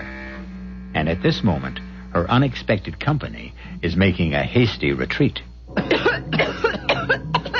hey! Hank, I'm over here. I see you. I can just make you out. We found the door. Hurry up. The smoke's getting worse. Okay. Let's go. Oh, I can breathe. All right, keep running. Well, get to the car. Hey, Hey. The rain stopped. But it's so dark. I can't see either of you.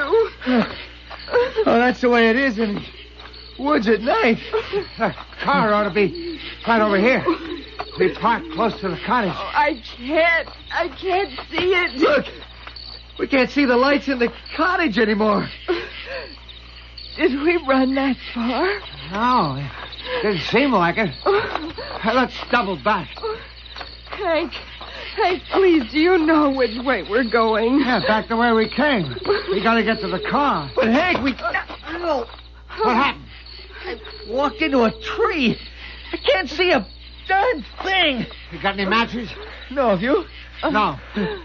Well, come on, we'll feel our way. Yeah. We could walk around in circles in this dark. Oh, we gotta wait for morning. That old woman's probably on her way to the police right now. How? On her broom? She couldn't get anywhere tonight. Will's right. We'll bed down here and wait till daylight. Bed down? On this wet ground? Okay. Let's relax. We can't walk around in circles. We'll have to make out as best we can right here. Yeah. It's not cold. Rain stopped. We'll just have to stay here till daylight. Then we'll see the cottage and get out of here.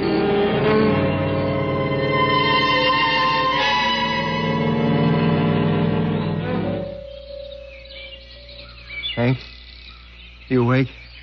Yeah. It's getting light. Oh, yeah.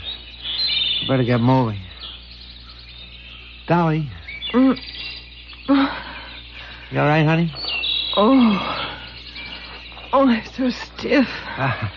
You'll feel better once we get going. Hey, Dolly. Look.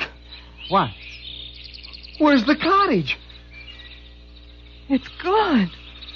Well, we couldn't have wandered that far away from it. Well, we did.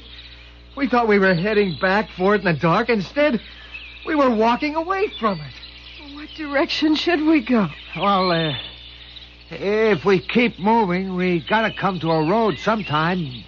Maybe the dirt road we came in on. Okay. Hey, look. That looks like a path. Up ahead. Oh, yeah. Yeah, the undergrowth isn't as thick up there. Well, a path's gotta lead somewhere. What do? We go right or left, huh? Left. It seems to go up. Yeah. Maybe if we get to higher ground, we'll see the cottage. Okay, we go left. Yeah. Hank, suppose we can't find our way out of here. We don't have any water, any food. Don't think like that, Dolly. We'll get out of here.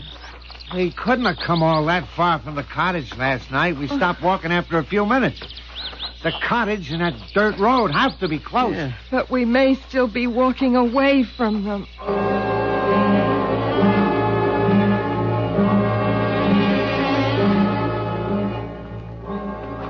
Oh, Hank, please, I gotta rest. Yeah, okay. We'll stop for a while. Oh. My leg's bothering me, too. I'm dying of thirst. We all are. It's so blasted hot, too, and still. Hank? Huh? Do you notice something? Like what? There's no sound.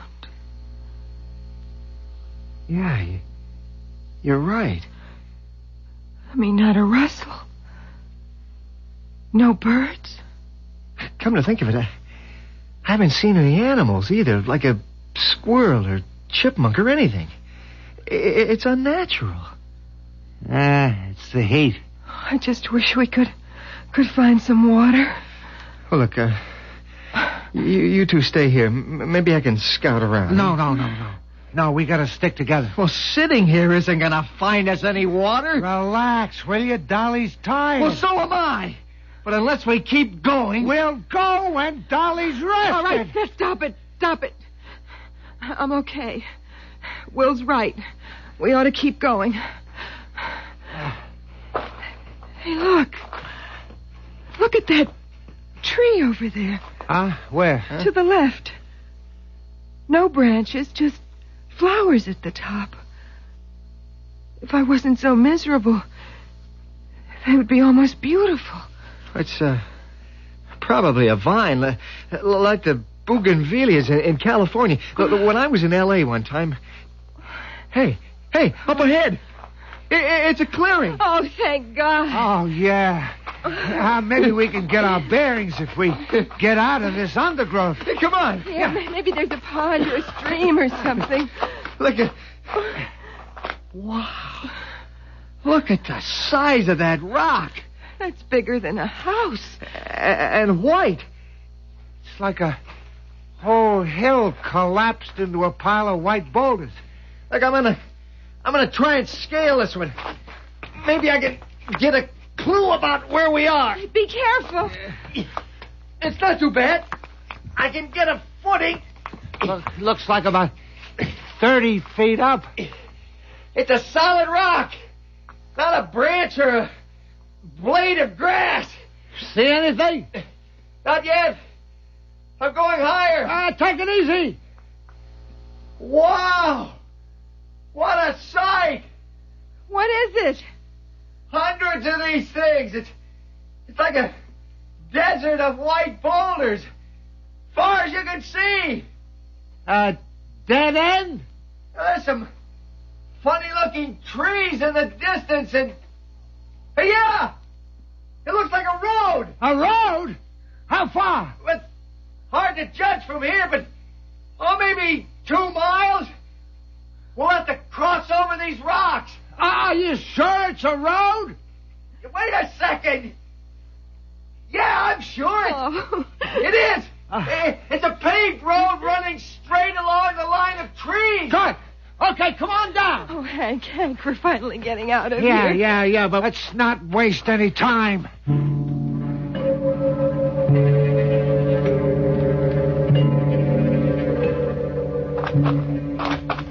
How much farther? We're almost to the road. You can see the line of trees. This leg's killing me.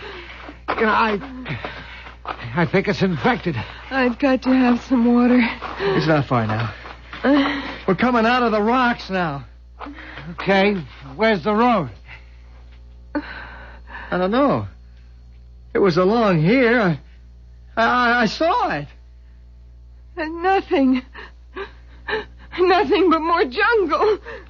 We're back in the woods. I know there was a road. You thought you saw a road, you damn idiot! That was a mirage! We come all this way for a mirage! Well, how was I to know? God, we're lost. We're lost, Jack. We're lost. Shut up, Dolly! We're going to die here. I know it. We're never going to budge. Stop it, will you? Okay. All right, we all got to rest now. The heat's getting to us. And I can't go another step on this leg without some rest. Oh, well, that's just great. What are we going to have to do, carry you?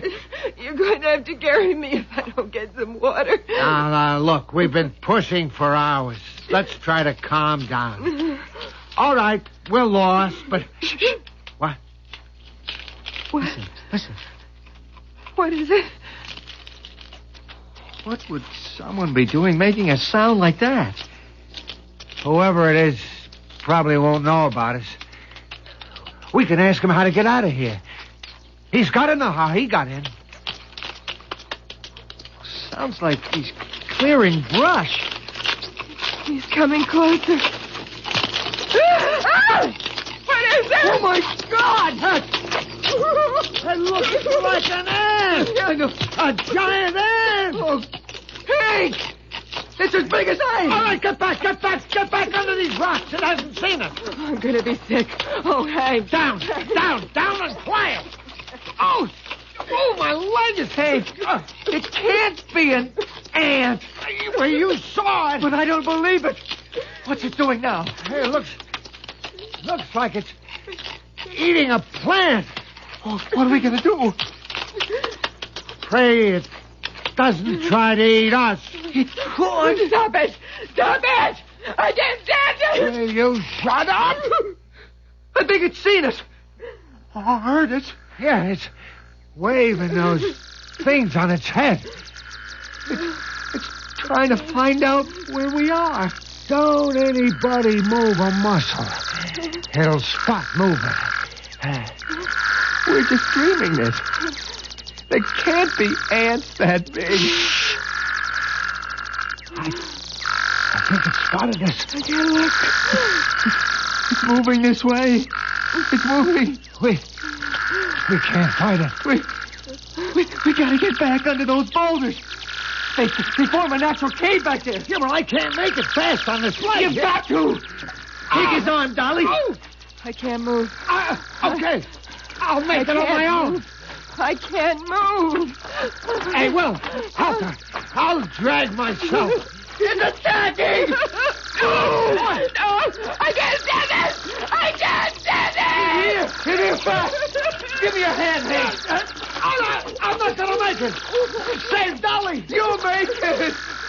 I'll get you in here. Dolly's all right. If a thing that big stings you, you're dead. No, it can't reach us in here. Oh, we're okay now. Oh, it can't be real. That can't be real. That was straight out of a nightmare. I got chills all over. I can't stop shaking. It was so hideous. Has it gone? No. It might be trying to find another way in. Oh, no. Oh, gosh, that's an ugly thing. Oh, it's moving away. Back into the woods. Oh, thank heaven. How could an ant get to be that size? I mean, this isn't Mars. It's Louisiana. What do you... Hey, maybe it's mechanical. What? What do you mean, mechanical? Well, some kind of vehicle the Army's been testing. Remote control, maybe. Oh, we've been walking in this heat for hours. No sleep, no food, no water.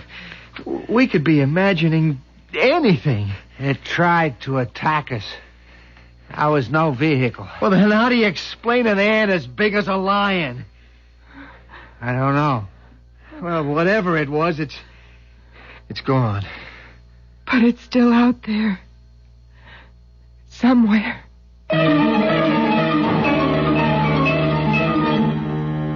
What else, indeed? Could there really be an ant as big as a lion? There are such things as mutations, we're told. I'd certainly hate to have one of them show up at one of my picnics. But if that's any indication of what lies ahead in this strange Louisiana wood, it won't be any picnic for Hank, Will, and Dolly when we return shortly with Act 3. KSL, Salt Lake City.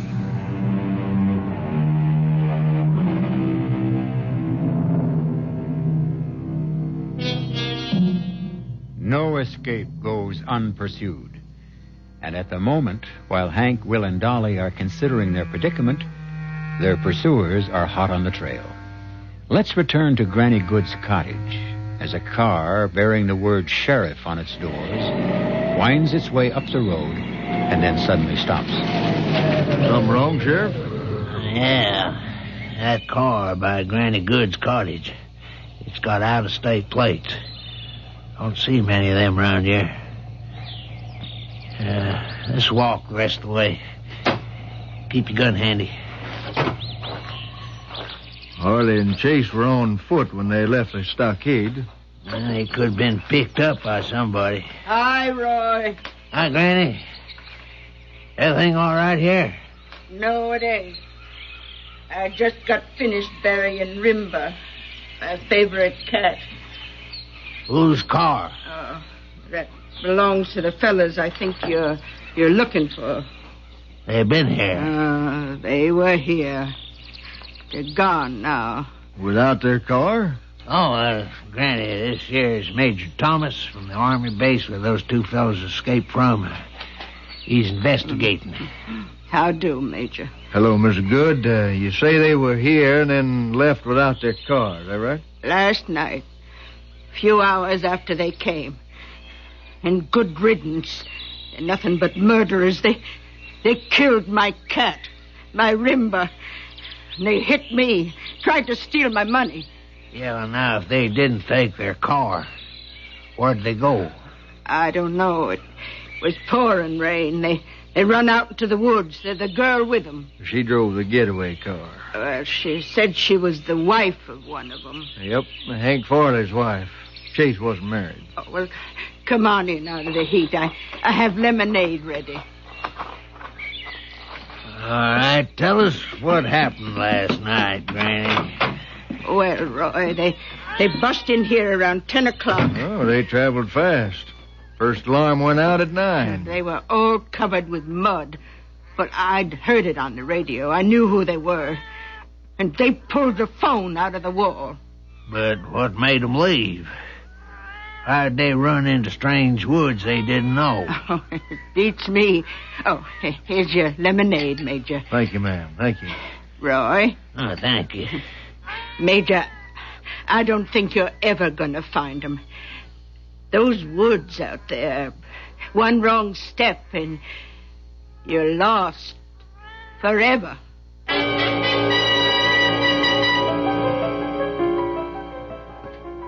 I don't think we ought to wait any longer. I'm not moving from here. Not while that thing is out there. Dolly, it's gone. Gone where? If we go into the woods again, it'll find us. Well, we can't stay here forever. We got to keep trying. Oh, we'll keep out of the woods for a while. Look down there. It's like a sandy path along the edge of the forest. Yeah. But let's follow that. Okay. No. Now, Dolly, we've got to. Hank, I'm afraid. Once we get going, you'll feel better. It's sitting around here imagining things that's getting to us. Come on. Come on, I'll help you. Guess I don't have any choice. Oh, I am so thirsty. How's that leg, Hank? Oh, boy, it hurts like the devil. But I don't have any choice either. Is anything out there? No. Not a sound either. Okay. Let's go.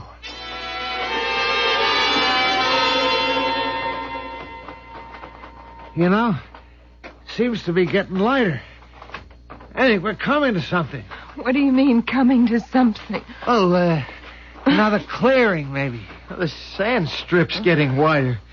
Look, it's like a desert. They have deserts in Louisiana? Well, what do you call that? There's nothing but more sand up ahead. Well, it's better than jungle. Well, what do you think? Shall we go across? We don't know what's on the other side. Well, we don't know what's behind us either. I'm going to move up a bit. See if there's anything to give us a bearing. Sand's deeper here. You sink in over your ankles. Well, be careful. See anything? Yeah! Hey, what's the matter? I don't know. It's as though something hit me, but there's nothing here. Well, you all right? Well, I will be when I find out what the... Wait, Hank, this is the damnedest thing. What is it? It's a force field of some kind. What do you mean? Force field?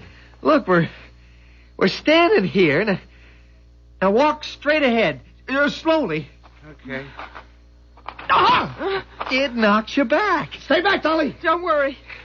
Now I'm convinced of it. We're wandering around an army testing ground. This is another one of their experiments. Is there a way around it? Somewhere, probably. Yeah, but where? You can actually reach out and touch it.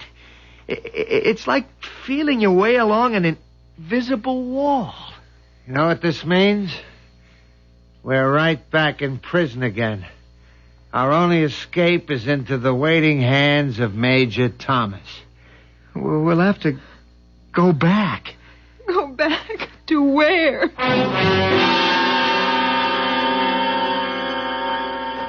Well, hold up a second.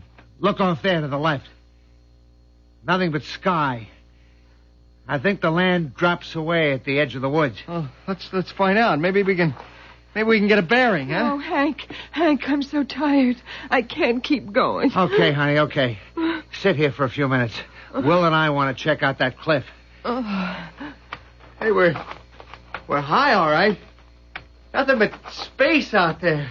Don't go so close to the edge. Look down there, will you? Did you ever see anything like it? No. The strangest looking plants I've ever seen. It's not like the woods anymore. Yeah, tall, spindly things. And flowers. Don't make sense. Look at this. Look at this thing. Over here. Ah! What is that? Will, hang on! I'm sliding. What's happened? I can't stop. Will's going down the cliff. What can we do? There's no way to stop him. Oh, watch it. Hey, wait a minute. He's grabbed hold of a plant. Hey, Will, are you all right? He can't hear you. He seems okay. He's pulling himself up on the plant. Hank! Look! Oh, my God! The plant's crushing him. It's closing around him. It can't be. Oh, Hank, do something. The plant is swallowing him.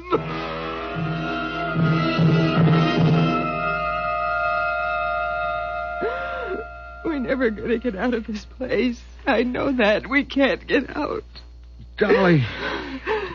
Dolly, please, don't let go. We're not in Louisiana. We're in hell.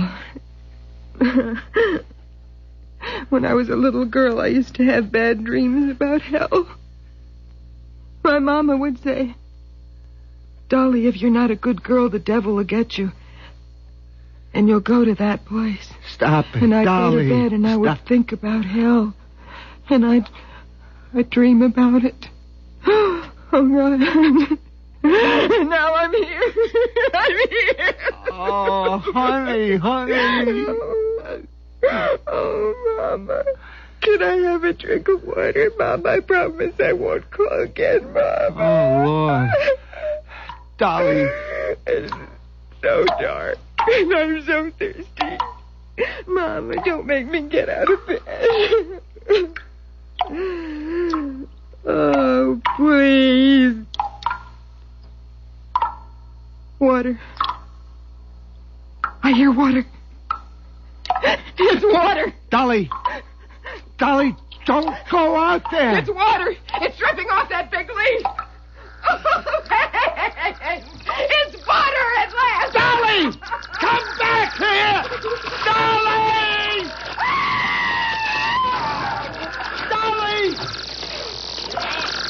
It's after the water, too.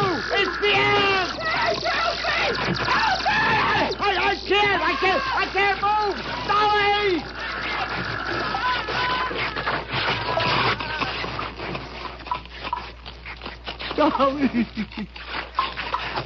Dolly!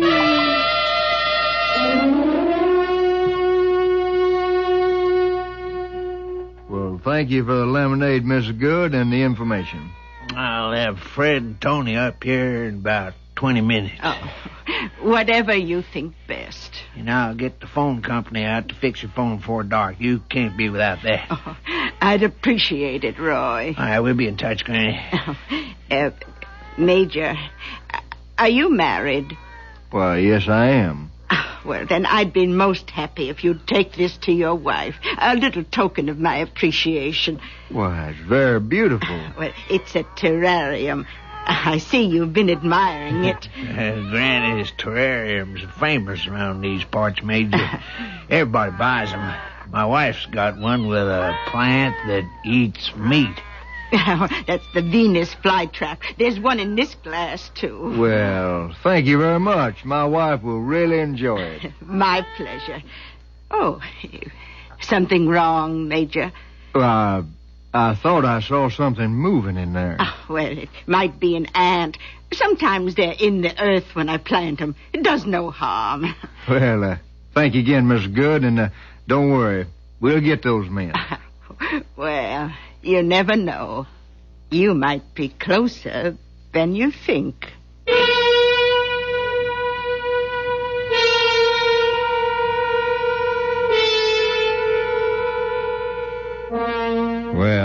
After all, this is the age of miniaturization, and even witches have to keep up with the times. It appears that Granny Good reduced her problem to the smallest common denominator and arrived at a satisfactory solution. It also strikes me as a convenient way to lose weight or avoid a bill collector. Unless, of course, one goes too far and finds himself reduced to nothing. I'll be back shortly.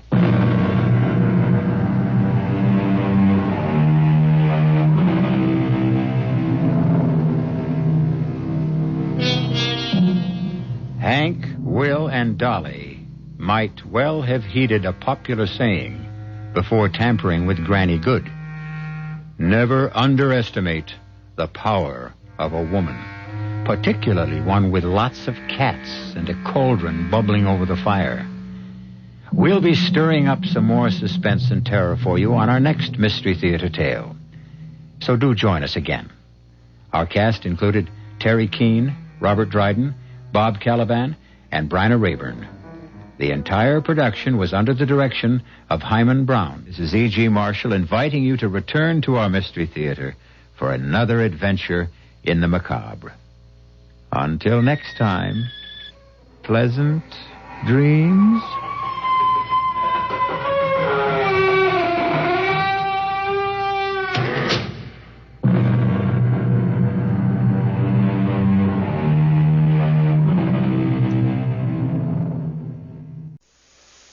Theater.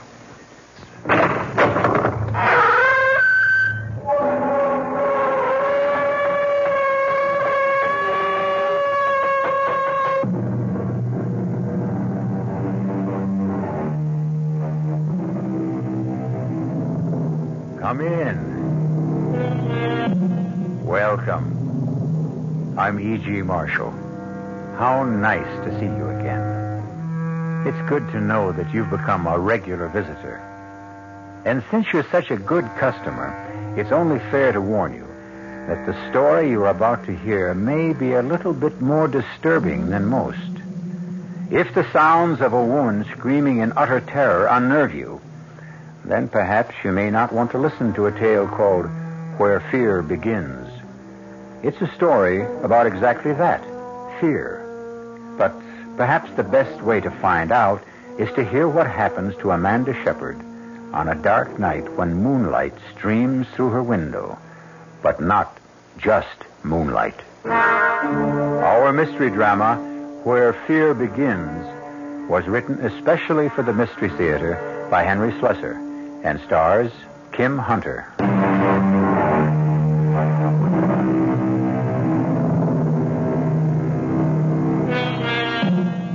The night is still and peaceful in the small town known as Manassas Valley. Most nights are peaceful here.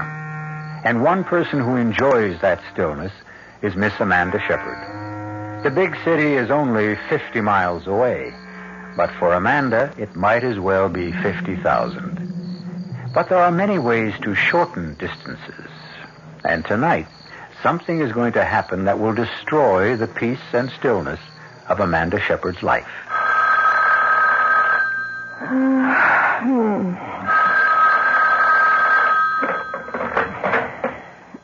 Yes. Hello. Amanda, is that you? Yes. Who's this?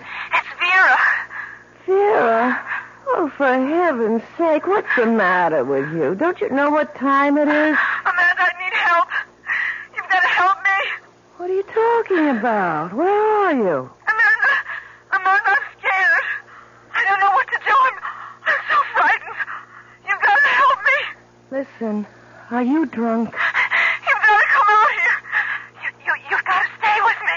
Vera, will you please make some sense? It's 2:00 in the morning. I'm 50 miles away. Well, then come. Tomorrow, come. Oh, please. Please come as soon as you can. Oh, for heaven's sake, Vera, I've got a class to teach tomorrow. Come to think of it, it's even worse than that. I have a faculty meeting. Amanda, don't you understand? I need you. Don't make me explain. Just come. All right. Look, I can't promise when I'll be there exactly. Where are you staying? Vera? Vera, what's the address? Did you hear me? Vera, are you still there? Vera!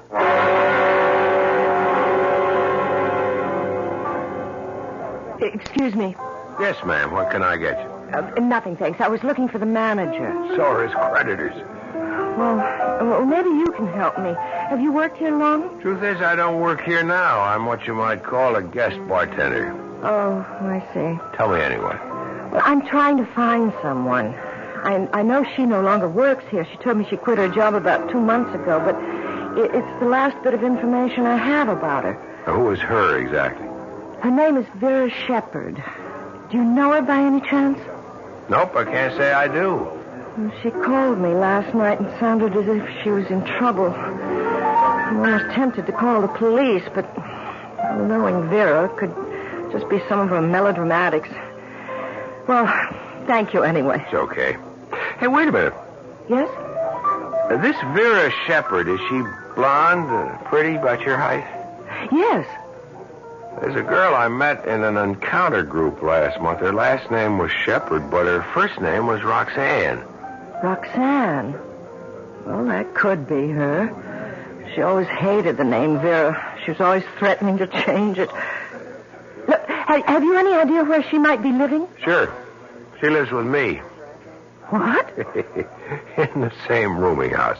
Upstairs. In indescribable squalor, I might add. What's a nice lady like you doing with a friend like Roxy? She's my sister. Ouch. Well, excuse me, I think I'll go see if I can pry my foot out of my mouth. Wait a minute. Where's this squalid rooming house of yours? Number 9 Hudson Street, near the river. If you see a bum sleeping in the doorway, that's the place. Hey, you weren't thinking of going there now. Of course. It's not a good idea. Now, you can't go into a neighborhood like that looking the way you do. What's wrong with the way I look? Wait a minute. My friend Tony will be back here in 5 minutes to take over the bar. I'll go with you. Well, I'm sure I can find it alone. There's some pretty bad customers around there. Well, they don't look any better here. You can trust me. Underneath this dirty shirt beats a heart of pure soap. Well, all right.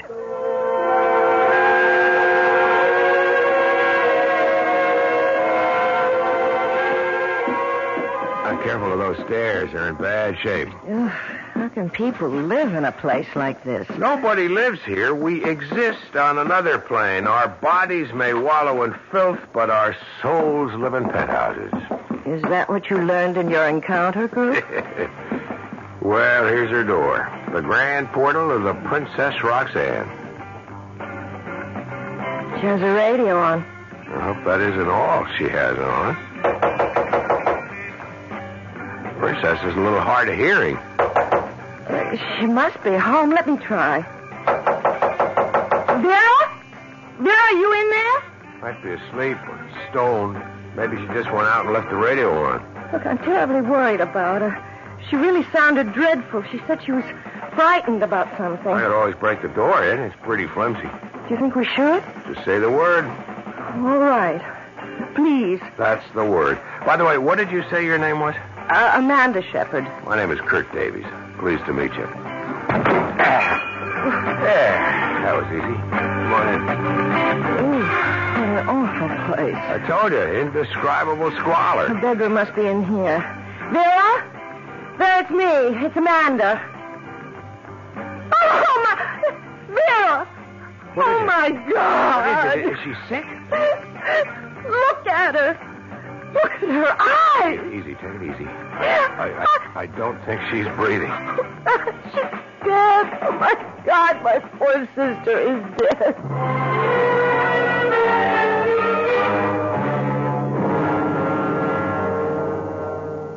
All right, Miss Shepard, if you think you can talk about it now, let's get a few of the facts straight. There's only one thing you have to get straight, Lieutenant Derrier. Somebody did this to my sister. Yeah, you told me. How long were you two separated? A little over a year. She left Manassas Valley about 14 months ago. What for? Just to come to the big city? I suppose that was her reason. Any other reason you know about? Was there a man, for instance? There was a man, all right, but not what you're thinking. Vera had a fight with our father. Your father live in Manassas Valley? Yes, my sister and I never got along very well with him. The both of you? Yes, both of us. But then Vera had this fight with him, and she packed her bags and left. She had some idea of becoming an actress or a singer or something like that. Did she? No.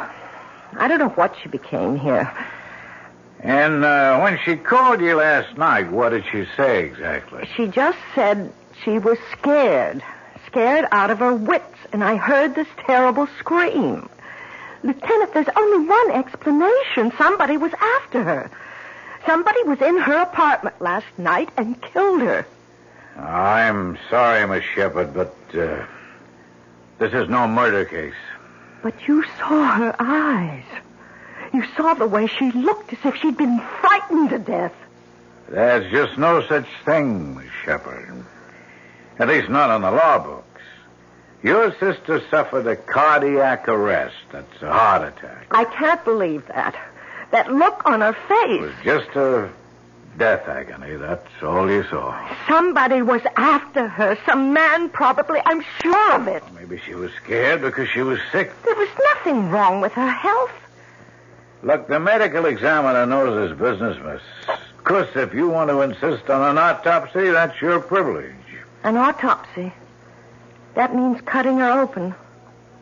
That's what it means. And if it proved you were wrong?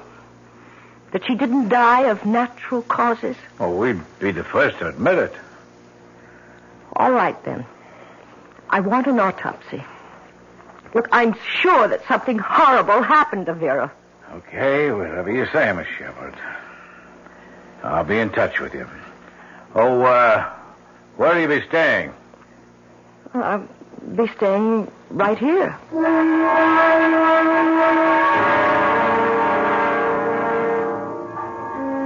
I just don't see how you can live in that place. Well, the rent's been paid until the end of the month. There's no reason I should stay anywhere else. Thought you had a job in Manassas Falls. Manassas Valley. And I do have a job. I teach school. I've already asked for a leave of absence. Look, I'm not leaving here until the police do something about this. You may have a long wait. It doesn't matter how long. I know something happened to my sister, and nobody seems to care. Listen, I'll be taking care of the bar for another couple of hours. Why don't I meet you later for a drink or something? No, I have to get home. I have to call my father, and I have to get some sleep. I'm so dreadfully tired. Okay, but if you need a friend, remember, I live 1 floor away. Yes, I'll remember.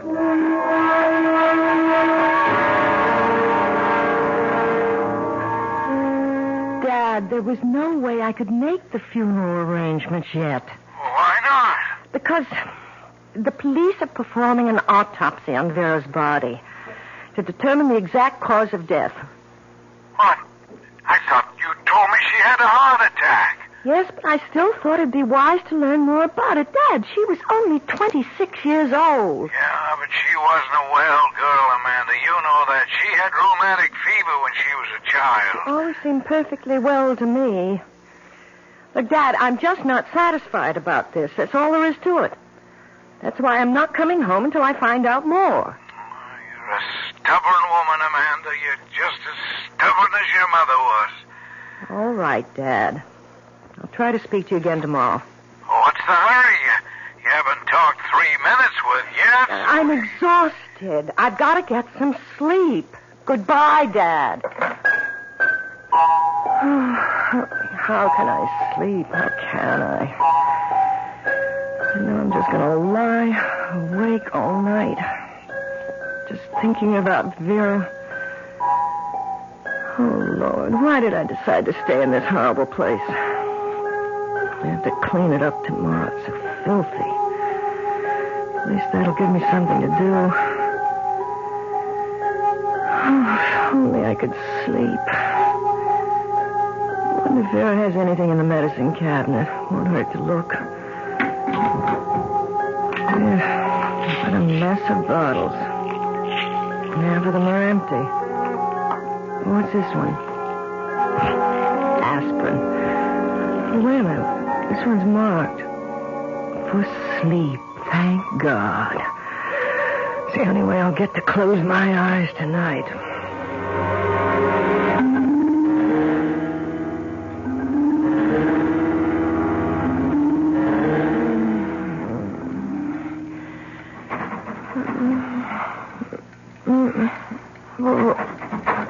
What is it? It sounds like someone at the door. At the front door. 1 minute. All right, I'm coming. I can just find my slippers. Who is it? Oh, my God, who's out there? Who is it? Who's out there? Go away! Go away! Whoever you are, go away! The door! It's broken. It's coming in here! Oh, God, it's coming in! Oh, dear Lord, help me! Help me, somebody!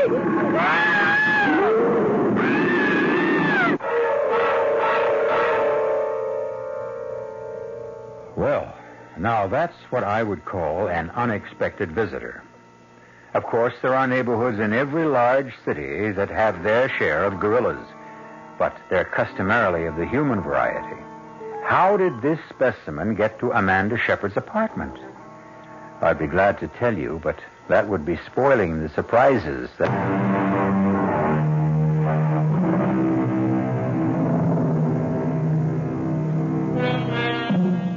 And now, here's the second act of Where Fear Begins. Well, it appears that no harm has come to our friend Amanda Shepard, unless you call a good case of hysteria harm. But now there's another visitor to the apartment, Kurt Davies, who quickly raced up the stairs when he heard her cries for help. I saw it. I saw it. So help me. I saw a gorilla. An ape. I don't know what you call it. Sure you saw it, Amanda, but in a dream. I know the difference between a dream and reality. It was a real gorilla. It broke the door in. No, honey. I'm the one who busted in the door, remember? And first thing tomorrow, you've got to get a lock on it. Kurt, please, listen to me. This was real. I know it was. This animal tried to get in here and kill me. When I started to scream, it went away. Amanda, I didn't see any gorilla coming out of this place. I mean, wouldn't I have seen it, too? Well, maybe it's hiding somewhere in the building. Maybe it has a hiding place. This is really crazy. Look, maybe that's what Vera saw. Maybe that's what she was horribly frightened about. Amanda, have you ever searched this apartment? Searched it? What for? Well, maybe you'd find something. Letters, a diary, maybe. Oh, Sarah never kept a diary. It's worth a try, isn't it? Come on, let's look right now. I'll help you. Why? Why should you want to help me? Why not? You don't really care what happened to my sister. You hardly knew her. Maybe I didn't want to know her. Why not? What's the point of knocking the dead? No, tell me, please. Why didn't you like Vera? I didn't like Roxanne because she called herself Roxanne when her name was Vera. I didn't like the way she spent her time looking for one kick after the other, even if it meant kicking somebody else in the teeth. Was she really like that?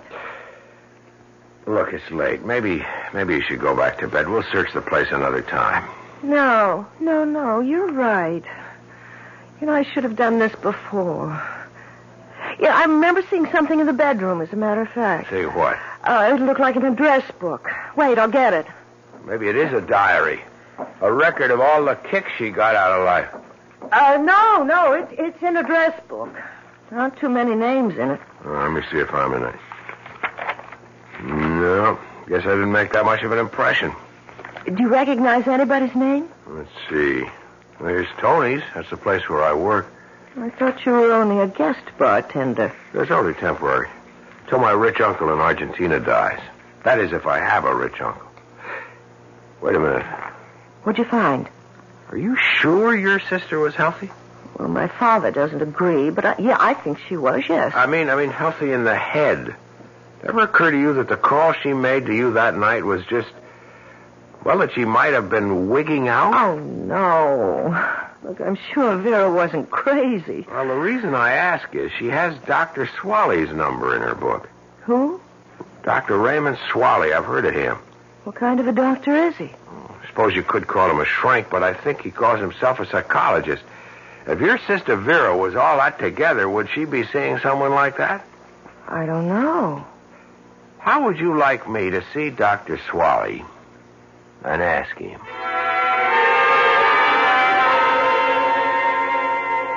No, the name isn't familiar, I'm afraid. But I won't trust my memory. I have a book that my secretary keeps for me. She might have called herself Roxanne Shepard. Very neat alphabetical book. Miss Riegelman tends to be a little compulsive about her record keeping. I'll have to explore her subconscious one of these days. No, there's no one of that name who was my patient. Maybe you knew her personally. Oh, I'm quite sure I didn't. Yeah, but your name was in her address book. She might have heard about me. You mean she might have taken down your name but never called you? Well, that's possible, isn't it? I guess so. How old did you say the girl was? 26. Pity. And the cause of death? They called it cardiac arrest, but her sister doesn't believe it. She insisted that an autopsy be performed. Was it? Yes. And the result? Negative. It was heart failure, all right. Well, then, why isn't the lady satisfied? Because she still thinks that people can die of fright. Pure and simple fright. What's the use of my staying any longer, Kurt? I'm just packing up Vera's things and leaving. You want me to help you? No, I'm just taking everything that belonged to her, not even trying to sort it out. Don't forget the stuff in the medicine cabinet. I'll bring it to you. Most of the bottles are empty. So I see, but this one isn't. What's this, Amanda? Sleeping pills. I took one of them last night. Hey, wait a minute. Let me see that again. Kurt, look. The label. How about it? It says Dr. Swaley. What? You said that Swaley denied that Vera was his patient, yet he prescribed these sleeping pills. Are you sure? Well, see for yourself. Well, what do you know?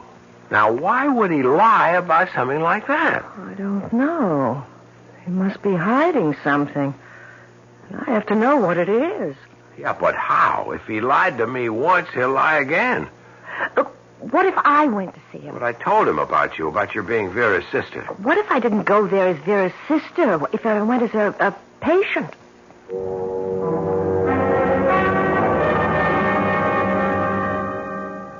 I'm so miserable all the time, Doctor. So depressed and nervous. I don't want to wake up in the morning. I want to go right on sleeping, hibernating from the world. Do you think you can help me? Well, that all depends. How much do you know about my treatment? Well, not really very much. Just that I've heard you've been able to help people.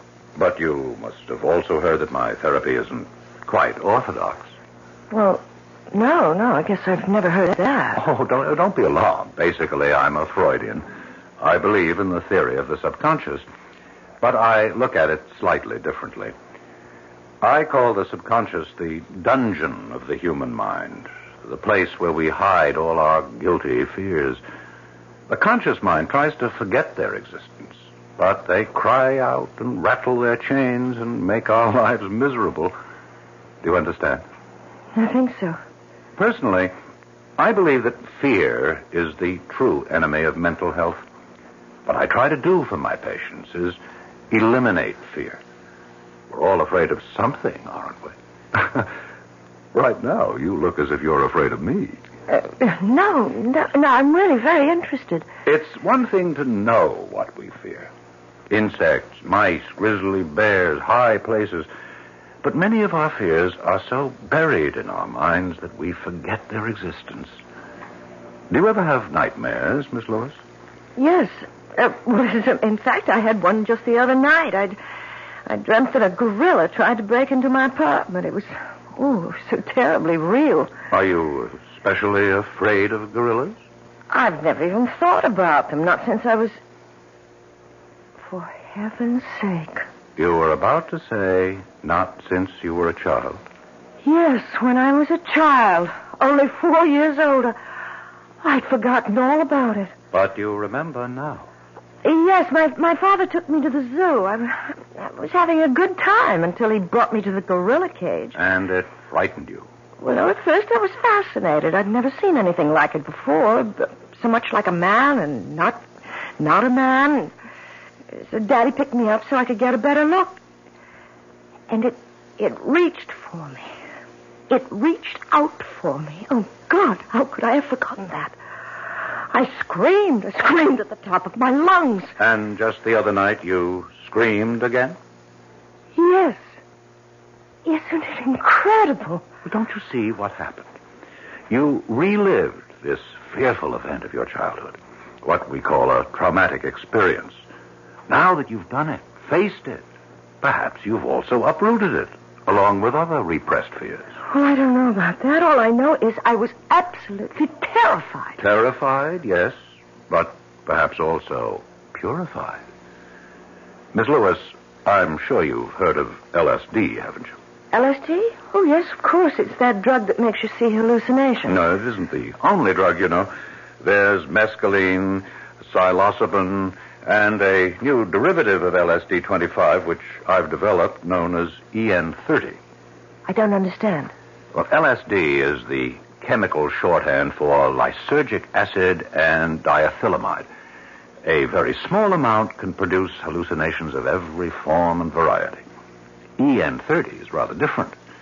It produces only one kind of hallucinatory affect, the effect of fear. Fear? Some people call it, incorrectly, the horror drug. It's a powerful hallucinogen, dangerous when used carelessly, but extremely useful under controlled conditions. It goes right to the sub-basement of human consciousness and brings up images from the very place where fear begins, the dungeon of our minds. You mean it makes people see the things that they're afraid of? Yes, usually the things which frightened us when we were children. And what makes it dangerous? The fact that we might be scared to death? Oh, scared to death is a highly inexact term. But in certain cases... In the case of a heart condition... Oh, I would never administer the drug to anyone with such a history. How long does the effect last? Well, varies greatly among individuals, but like LSD, the effect can often be cyclical. That is, the hallucinations can return on a cyclical basis, even if no EN30 has been taken for several days. This is one reason why controlled use is very important. Dr. Swally, are you giving this drug to all your patients? Oh, no, my dear. Only to a few, and under strictest supervision. And, of course, with their complete understanding and agreement. I see. Yes, I really think I understand now, Doctor. Listen, Amanda, do you know what you're saying? You're accusing Swally of being a criminal. That's why he lied to you. He was afraid to admit that Vera was his patient because he gave her this horror pill of his. And she died. Well, you don't know that for sure. I don't know it. He says he never gave anyone the pill except under controlled conditions. But he lied. He said he'd never give one of those things to someone with heart trouble, but he gave one to Vera. Look, you're all worn out. You better get to sleep, and we'll talk about it in the morning. I'm going to the police in the morning, Kurt. Will you go with me? Amanda, I've already been to the police. What? I saw Lieutenant Duryea. But why? I've been worried about this undercover game you've been playing. So I talked to Duryea, told him about what you were doing and what you suspected. And? Duryea made a check of Swally's records, Amanda. He made it part of the routine police inquiry into your sister's death. What are you trying to say? Swally wasn't lying about it. What? He wasn't lying about your sister. She was never his patient. But the sleeping They pills... must have belonged to one of your sister's roommates, or maybe she just swiped them from somebody else's house. Didn't you tell me that Vera was always swiping things? Oh, Kurt. Then I'm wrong. It wasn't his fault. That's the way it looks. If your sister was having nightmares, she was having them on her own.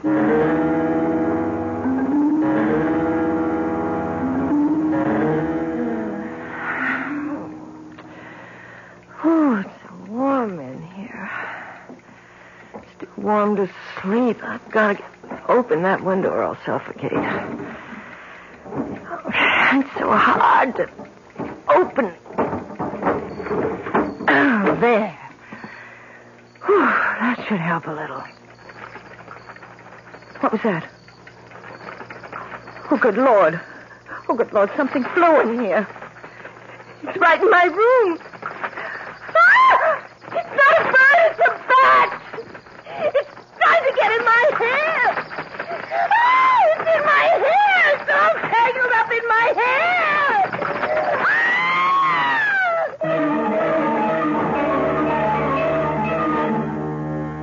What is there about a bat which fills almost all of us with dread? Is it the cape-like wings, the rat-like face, the raking claws, the terrifying screech of their voices? Can anyone blame Amanda Shepard for the cry of horror she emits when that winged monster comes flapping into her room?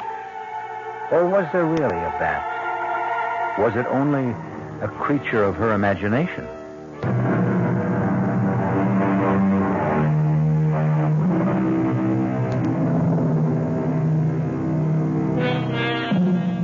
Amanda Shepard has had another nightmare.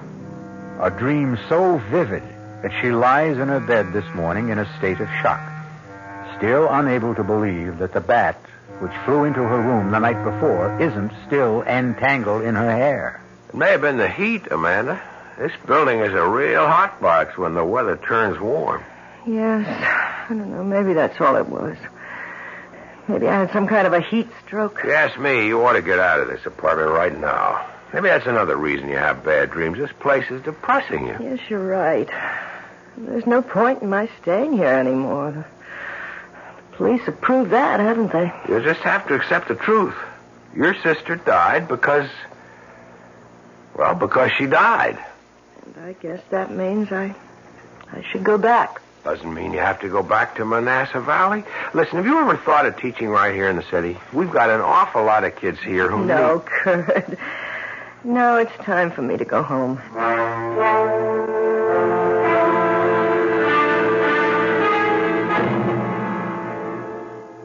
So the whole thing was a waste of time, wasn't it? I suppose so, Dad. I told you you've been stubborn, wasting 2 weeks on a wild goose chase. Dad, don't you understand? Vera died without either one of us being there. She died all alone, in agony. And whose fault was that? Who told her to leave home? All right. Let's not talk about it anymore. Oh, now you even sound like your mother.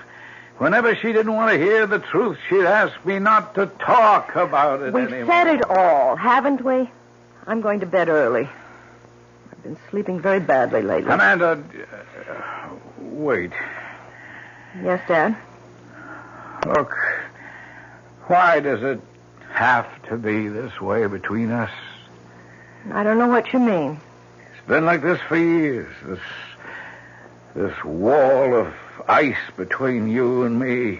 What put it there? I've asked myself 1,000 times and I still don't know the answer. Maybe you'll never know, Dad. Oh, I know it started right after your mother died. That was when you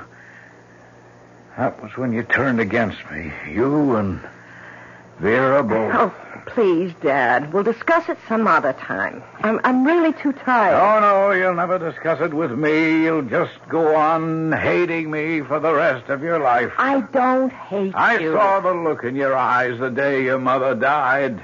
I saw the way you looked at me, Amanda. I don't remember how I looked at you. How could I? I was in a state of shock. You were in a state, all right. And you've never snapped out of it. Please, Dad. All right, go to bed. There's no use trying to reach you. Never been any use.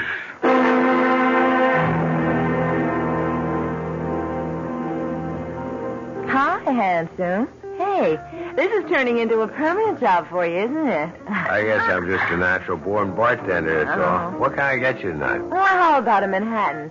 Did you learn how to make one of those? I'll give it a try. Hey, how's your blonde friend these days? Which one? I know a half a dozen blondes. You know the one I mean. The one who looks like a school teacher. She is a school teacher. No kidding. Now, where is she now? Going back to teaching school, I guess. Hey, you really liked her, didn't you? That's what I heard around. I liked her. But she's strictly a small-town girl. Is it true that she was Roxy's sister? That's right. It's hard to believe, isn't it? That Roxy Shepherd would have a sister like that. Hey, did you know that I was her last roommate? What? That's right. I paid half the rent on that filthy pad of hers. I couldn't stand it more than 1 week. She was stoned all the time, you know. Yeah, I figured she hit the stuff pretty hard. That girl would take anything, as long as there was a kick in it. She even went to some doctor just to get some kind of pill he was handing out. What'd you say? She heard about some nutty kind of LSD that a shrink was using on his patients. She told me she was going to see him and get some... Hold it a second. Do you know the shrink's name? No. Was it Swally? Dr. Raymond Swally? Well, how should I know? Well, I've got to know. How many times do I have to tell you I never had a patient by that name? If you don't believe me, ask the police. All right, maybe you never had a patient named Shepherd, but maybe she didn't give you her right name, first or last. I'm quite sure you're mistaken about this. I've only administered EN30 treatment to 4 patients. I can assure you this girl wasn't one of them. Dr. Swally, will you just look at this photograph? Oh, all right. Now, look, does she look at all familiar? Nope. I never treated her. Look carefully. It's a professional portrait. She thought she wanted to be an actress, and she's pretty heavily made up. Never saw this woman before. Well, I guess I'm wrong. All right, Doctor. Sorry I bothered you again. Wait. Just a minute. Something come to you? She does look familiar. She wasn't a patient, but I have seen her before. Where? Right here in my office. She came in without an appointment. That's why there was no record of her. She just sat outside and waited. And did you see her? Just for a few minutes. Just long enough to realize that she wasn't interested in therapy. All she wanted was the drug. EN30. I told her that I wouldn't accept her as a patient, that she wasn't nearly stable enough. I gave her a prescription for a mild sleeping compound, nothing else. But then... Then what? Well, I don't know this for certain. I could be mistaken about it. About what, Doctor? I always suspected that she might have been the one who stole those pills. Wait a minute. Are you saying that Vera Shepherd stole some EN30 from you? I can't prove it. It wasn't until days later that I missed them. I remember stepping out of the room for a few minutes to take a call from a hysterical patient. Dr. Swally, Vera Shepherd was a klepto. Her sister told me that she stole things all the time. If she stole those pills of yours... Good Lord. Can it really be? The dosage was so large, too large for safety. If she took them, anything might have happened. Something did happen. She had a nightmare, Doctor. She conjured up a nightmare so terrible that it killed her. Oh, I'm sorry. I didn't mean to hurt anyone. You know that wasn't my intention. Oh, wait a minute. You did say that you gave her a prescription for sleeping pills. Yes, I did. I doubt that she ever filled it. It was the EN30 she really wanted. Then what was in that bottle? What were the pills her sister took? Her sister? Dr. Swally, I've got to get to a telephone.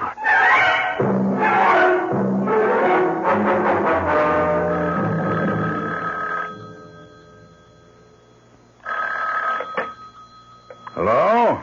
Hello, is Amanda Shepherd there? Oh, yes, she's here, but she's asleep right now. Who is this? Is this Mr. Shepherd? Oh, that's right. Can I take a message? Mr. Shepherd, you don't know me. I met your daughter in the city, but it's very important that I speak to her right away. Well, I'm sorry, but I told you she's fast asleep. Would you know if she's taken anything to help her sleep? As a matter of fact, I thought I did see her take something. She's very Listen, tired. Mr. Shepherd, you've got to get a doctor for her right now. I know it sounds crazy, but if she took a pill that her sister was using, she may be in danger. Well, wait a minute. What are you talking about? I'm driving out there, but your daughter may be in terrible terrible danger right now.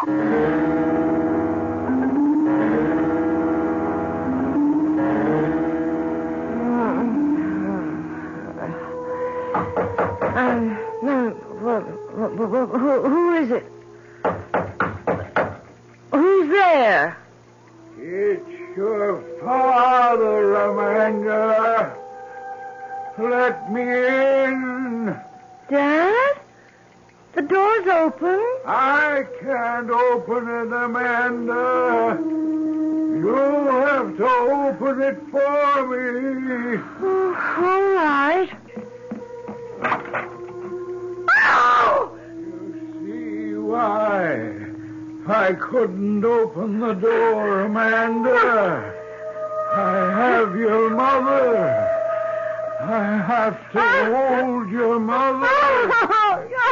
She's bleeding. She's covered with blood. Wonder, Amanda. I said I would kill her one day, and now I've done it. I've killed your mother.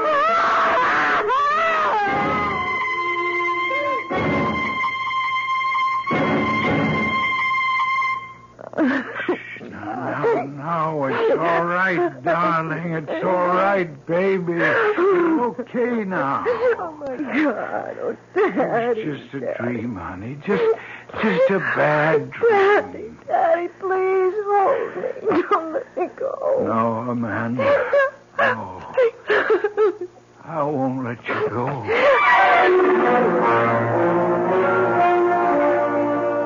That's what Dr. Swally told me himself, Amanda. He's discontinuing the use of EN30. Says it's far too dangerous to take any more chances with. Frankly, I think he's right. Kurt, do you know what my sensation was? What? I saw my father walking into the bedroom, carrying my mother's dead body. Ouch, that must have been pretty grim. Well, the strange part is, it reminded me of something. Something I'd forgotten a long time ago. What was that? When I was a little girl, I used to hear my father and mother arguing downstairs. Fighting with each other night after night. Well, I was so afraid. Well, it's understandable. But do you know what I was afraid of? I was afraid that my father was going to kill my mother. That's an awful thought. Well, it wasn't true, of course, but it was a fear that stayed with me all this time. But now I feel as if I can get rid of it. Kurt, I know it sounds crazy, but wouldn't it be something if it turns out that Dr. Swally had the right idea?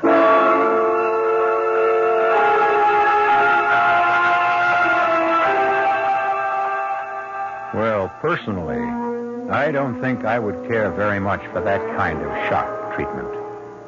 In fact, I think I'd rather have my neurosis and gorillas, bats, and so forth in my house. But to each his own, huh? Our cast included Kim Hunter, Mason Adams, Alan Hewitt, Ian Martin, and Phoebe Doran.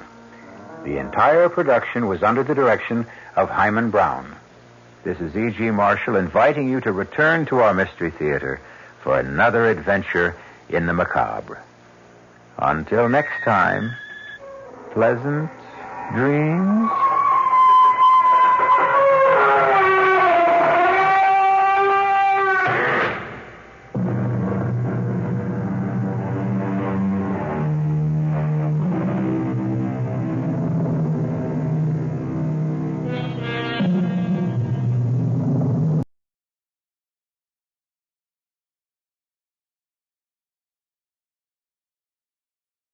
And now, Mystery Theater, brought to you in part by True Value Hardware, your store of first choice.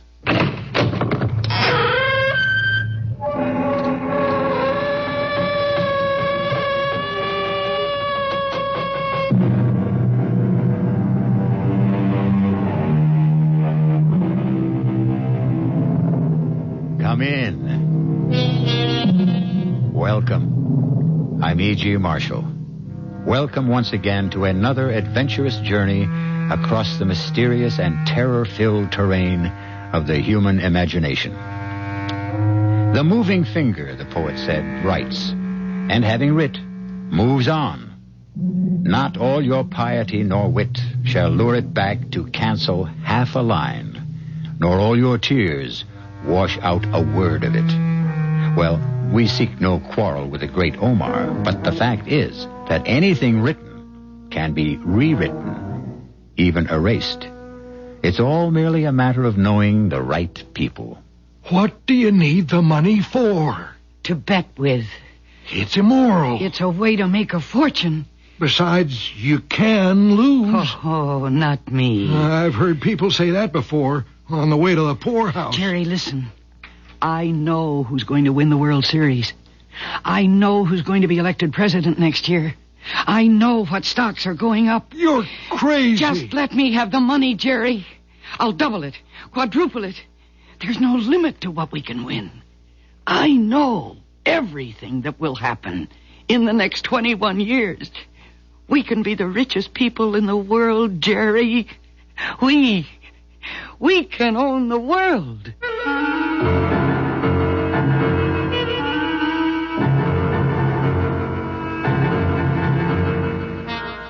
Our mystery drama, Yesterday's Murder, was written especially for the Mystery Theater by Sam Dan and stars Mercedes McCambridge. 1160 KSL, Salt Lake City.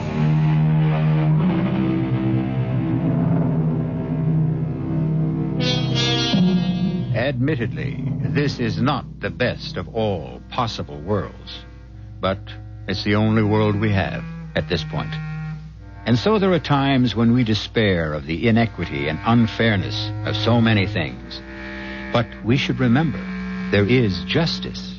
Even though it may not always look that way, there is justice. And justice moves at its own pace, manifests itself in its own way. A way that is sometimes as obvious and dramatic as a bolt of lightning. Sometimes as silent, as unobtrusive as the fall of a leaf. But either way, justice will have been done, finally, irrevocably, and for all eternity. But let us begin our story, or rather continue, for who knows when any story really begins. At Ramiletti's, which is, as you know, a very chic, very exclusive watering place for the very wealthy. May I get you something, madam? Well, I'm expecting someone, so I'll just order a small... Why, it's Dottie. Dottie Malloy. Hello, Jane. Dottie, it can't be... It can't be you. Why not? Because you look so... so old. Oh, I didn't mean that. I suppose I do look old. But you're just a year older than I am. You can't even be 40 yet. I'm 2 years younger than you are, Jane. And I was just 43 last week. I didn't recognize you at first. Have I changed that much? In 20 years? No, I was just so busy looking at the necklace and the earrings and the rings. The diamonds are all genuine. But if you got them, wear them. Now, to answer your question, you haven't changed. You look exactly the same. Same as you did when we were both working at Waterfield and Prentice. Actually, you look better. I don't suppose... That is, I guess you're not allowed to sit down and talk to me. No, I'm very happy for you, Jane. Well, that's another thing. I can't say that I'm happy for you. How's Harold? Oh, yes, Harold. He's fine. Still as handsome as ever? Handsomer. What's he doing now? Oh, you know what he's doing. Yeah, I suppose I do. Still selling men's suits at Westing's. No, not at Westing's, but at a place just like it. That's all he ever wanted to do. Is to wear smart clothes. I want to apologize to you, Dottie. What for? Oh, for the way I hated you. For taking Harold away from me. I couldn't take what you didn't have. I know. Actually, you did me a favor. Yes, I can see that I did.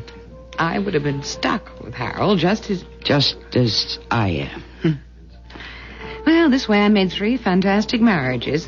Each one wealthier than the last. I'm glad for you. Oh, Dottie, I want to cry. Why?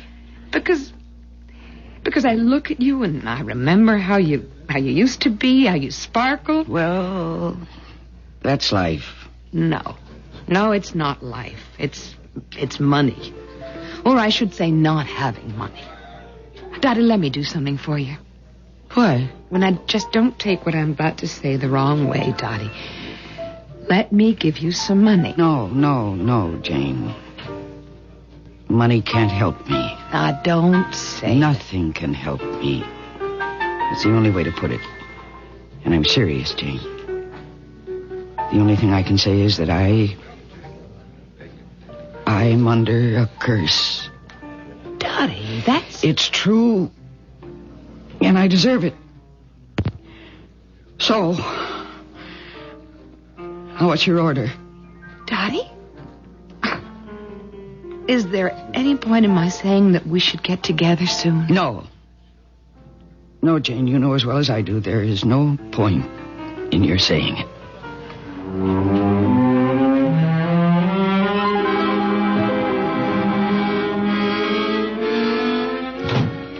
Hey, you're late. Yeah, I had to work dinner. Oh, it's okay. I made myself a sandwich. You eat? I'm not hungry. Well, should you be... No, maybe later. Did anybody interesting come into the place today? No, nobody. Oh, I kind of wish I worked in a place where you could meet celebrities. You don't meet them, Harold. You just wait on them. Well, it would sure give you something to talk about, wouldn't it? Hey, I'm glad I had a chance to see you before I left. So where are you going? Where am I? You haven't changed a single little bit in 20 years. You're still the greatest little kidder in the whole wide world. I forgot. It's Tuesday night. Yes, indeedy, Dottie. It's Tuesday night, and old handsome Harold goes bowling for 17 years, man and boy, through rain and sleet and snow and hail. Yeah, well, I think I'll go lie down. Oh, sure, honey. Why don't you do that? You look tired. And good night, honey. Don't be too late. You always say that. Good night. I'll see you.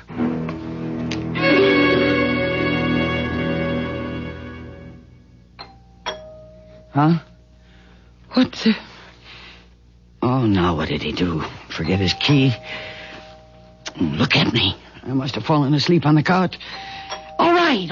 I'm coming. Honestly, Harold, the least you could do is take... Oh. Good evening. Did I waken you? Who are you? I'm Mr. Carpenter. And you are Mrs. Malloy. Yes. What do you want, Mr. Carpenter? I should say, what do you want, Mrs. Malloy? Well, you're the one who rang my bell. Yes, because you sent for me. I sent for you? I'm from Opportunity Incorporated. Opportunity Incorporated? Why don't I come in? Thank you. I have a copy of your letter here. My letter? You don't recognize it? Oh. You're the people who had that ad in the paper. Precisely, Mrs. Malloy. Well, what are you selling? Nothing. Well, let me put it this way. What will whatever you have to give away cost me? Nothing. Well, how do you stay in business? Whatever your business is. We're a non-profit organization. Well, then I don't understand. A copy of our ad. See? Would you like an opportunity to change the course of your life? If so, write Opportunity Unlimited. You wrote, I'm here. You know what it's about? What's it about? A job?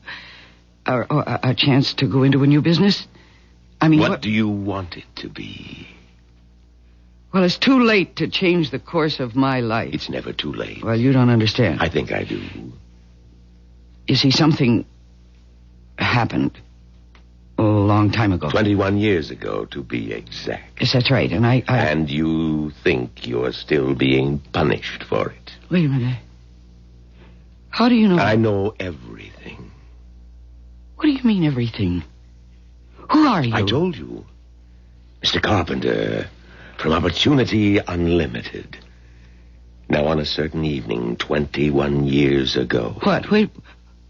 Which evening? You know the evening. How can you ever forget it?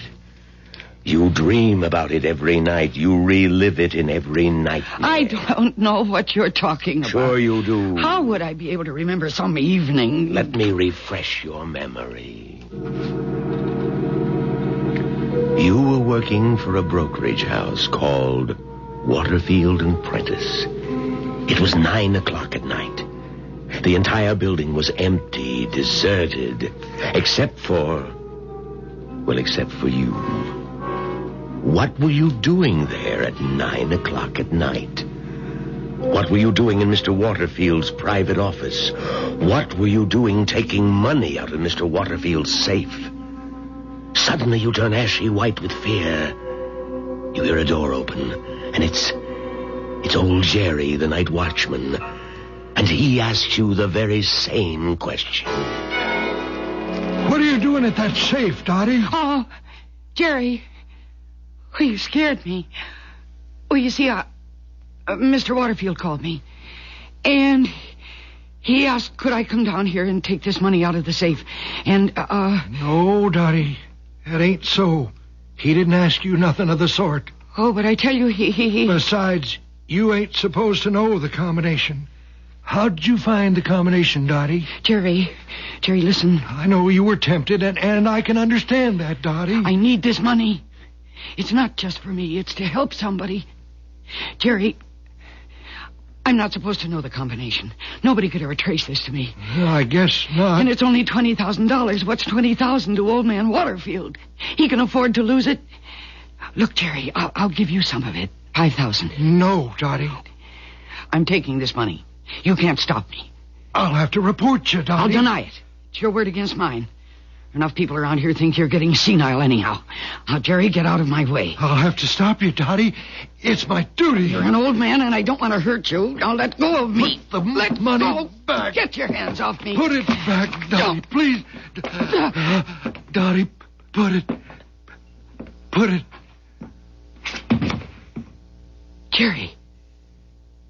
Jerry, I didn't touch you. It's my heart. I have pills in my shirt pocket. Give me a... Jerry, don't. Jerry, please don't die. I'll put the money back, but please, Jerry. Oh.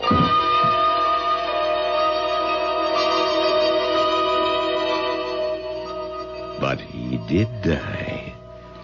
And you didn't put the money back. What do you want? Did you come here to blackmail me? Tell me, were you sincere? Would you really put the money back if you had another chance? Yes. It would have saved Jerry's life if I'd done it when he asked me. That's why I am here. To give you that opportunity to put the money back. Put the money back? That money's been gone for years, $20,000. And I never had so much as a penny's worth of enjoyment out of it. How would you like the chance to put the money back? How can I put it back? I don't have it. Would you like to have the chance to put it back while he was still asking you to do it? What are you saying? What are you saying?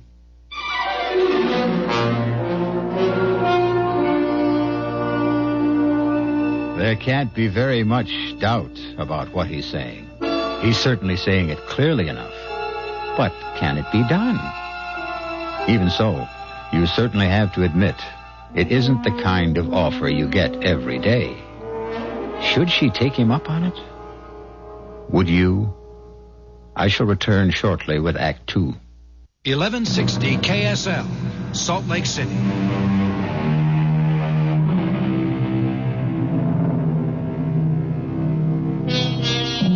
They say you can't go back again. Once you leave a certain time and a certain place, it's gone forever. On the face of it, it sounds like an extremely sound rule. However, as everyone knows, every rule has its exceptions. And this is what a Mr. Carpenter seems to be discussing with Dottie Malloy. What I'm saying, Mrs. Malloy, and I thought I was saying it clearly, is would you like to have the chance to put the money back when old Jerry asked you to? But that's impossible. I didn't ask you if it was possible. I asked you if you would like to have the chance to do it. I know I'm not asleep. I'm not dreaming all this. No, you're wide awake. Well, your answer. $20,000. That was a fortune. A fortune. I thought it would change my whole life. And it did. It made me an old woman long before my time. I know. I had to hide that money. I had to lie about every nickel of it. When Harold needed $5,000 to go into business, I made up a story of an aunt who died and left me them. What's the difference? He went bankrupt anyhow. I bought stocks that dropped out of sight. I bet on horses. Some of them never even finished. That's right. It was as if there was a curse on that money. Well, you seem to know everything. Was there? Well, let's say you should never have taken it. Would my life have been different? Yes. Tell me how. I don't know. What do you mean you don't know? Without that murder on your conscience. Don't call it murder. It was... What was it? You would have looked at things differently, had a different attitude. Unless, of course... Unless what? Unless you happen to be a thief in your heart, in which case, one way or another, you'd wind up just about the way you are now. A failure filled with remorse. I'm not a thief. I wasn't... I never stole anything in my life until it... Well, you probably never had the opportunity. Don't say that. I have to say that because there's no point in giving you a chance to make amends if in the end you do the same thing all over again. Do you think I'd... Oh, Lord. To get one night's sleep. To lose the sight of that old man's face. I would give my soul. You don't have to give anything. Money. Once I thought it was everything. Oh, look what it did to me. I hate it. I don't want it. Please, give me that chance. Give me that chance. Oh, listen to me. Listen to what I'm saying. I must be crazy. Somehow, a stranger comes into my house, and somehow he found out a secret about me. And for some reason which I can't understand, he chooses to amuse himself. I admit this is shocking to you. But there's one way to prove that I'm serious and you're not crazy. Go back. Go back? 21 years? Yes. I'm afraid. Afraid? Afraid to be young again? Afraid to have another chance, another lifetime? How would a thing like this work? It's very simple. You agree to go back for the express purpose of rectifying an unfortunate action that you committed under stress. You are given an opportunity to do it. And then, do I come back here to the present? That's difficult to say. You're going back there. Here won't happen for another 21 years. So, where here is going to be will depend on the new life you'd make for yourself. Oh. Well, what have I got to lose? My wonderful job, this beautiful apartment, my intelligent husband. I'm ready. A word of caution. If you don't put that money back... Oh, how can you even bring that up? That's what I'm going back there for, isn't it? Well, I would just like to warn... You don't have to warn me about anything. You just sold me. Now, how do we do it? Oh, listen to me. I must be crazy. I really believe what you're saying. Now that you understand, come with me. Where? For a walk. At this hour? When we get downstairs, it won't be this hour. But I'm not dressed to go walking. You're not dressed for 21 years ago either. But don't worry. It will all adjust itself. Come. But Well? Harold, he'll come back. He'll worry. No, he won't. Once you walk out of here, this place no longer exists. I'm scared. That's perfectly natural. Don't be afraid. Come. Here, hold my hand. Now come with me. Come. We'll walk downstairs and into the street. Come. It's day.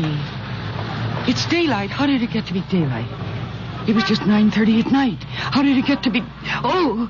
Now, don't be alarmed. Please. But look at the cars. Look at them. Those cars are 20 years old. All those cars. They're brand new. And they're Snyder's. That's Snyder's coffee shop across the street. We used to go there for lunch. All of us from the office. But they tore it down 10 years ago. They built a new... You've gone back, Dottie. Don't you understand? You're not Dottie Malloy. You're still Dottie Sandy. And look at my dress. And these shoes. I threw these out long ago. No, I didn't. I remember... You wanted to go back, Dottie.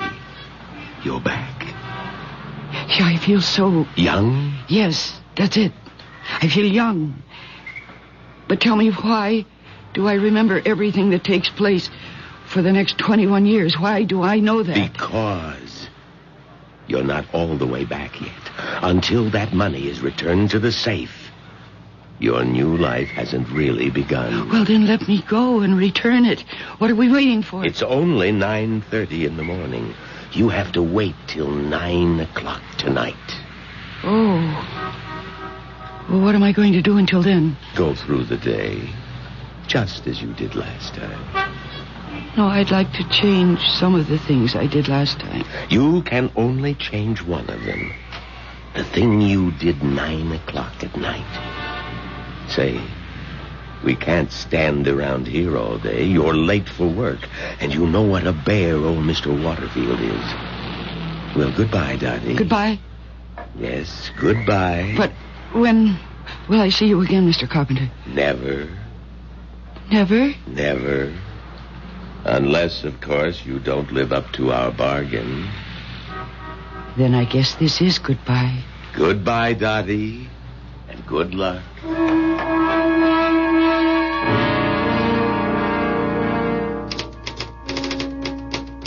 Dottie. Hi, Jane. You're 40 minutes late. I know. Old Waterfield is having a 14-carat fit. Honestly, he's given me such a headache. Oh, there he goes again. I'll get it. Yes, Mr. Waterfield. Well, where have you been? Oh, I just got back, Mr. Waterfield. From where? Oh, never mind. Come in here. I'm so glad you're here, Dottie. He makes me ill. Well, why don't you go lie down? All right. And if you don't feel any better, go on home. Oh, but Harold's taking me to dinner tonight. No, he isn't. What do you mean?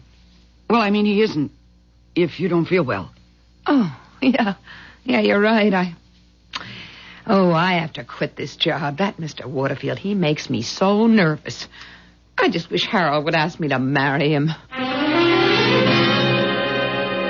Just a minute. Now repeat that combination slowly. 12 left, 12 right, and a round to 0 twice. Yeah, I got it. Why do they always have to change the damn things? You know, sooner remember one combination at Miss Sanders, Dottie. I'm right here, sir. Oh. I was just coming in the door. Now make a note.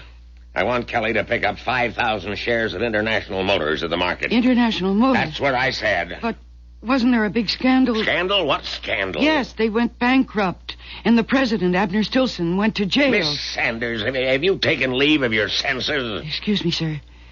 What year is this? Well, now I know there's something wrong. Oh, that's right. It hasn't happened yet. And it won't for about a... I'm sorry, sir. Dottie, I have enough problems with that flighty one outside, that Jane. Now, don't you go haywire on me, too. I'm sorry, sir. Now, I want Peters to buy 2,000 shares of Midwest Steel. That is, if you approve. Midwest Steel? Sir, that's a... That's a what? That's a sleeper. That'll go to... Yes. Excuse me, sir. I'm just feeling, I don't know, kind of wild this morning. Well, maybe you better see a doctor. No, sir, I'm all right. I'm just very happy. About what? Oh, about everything.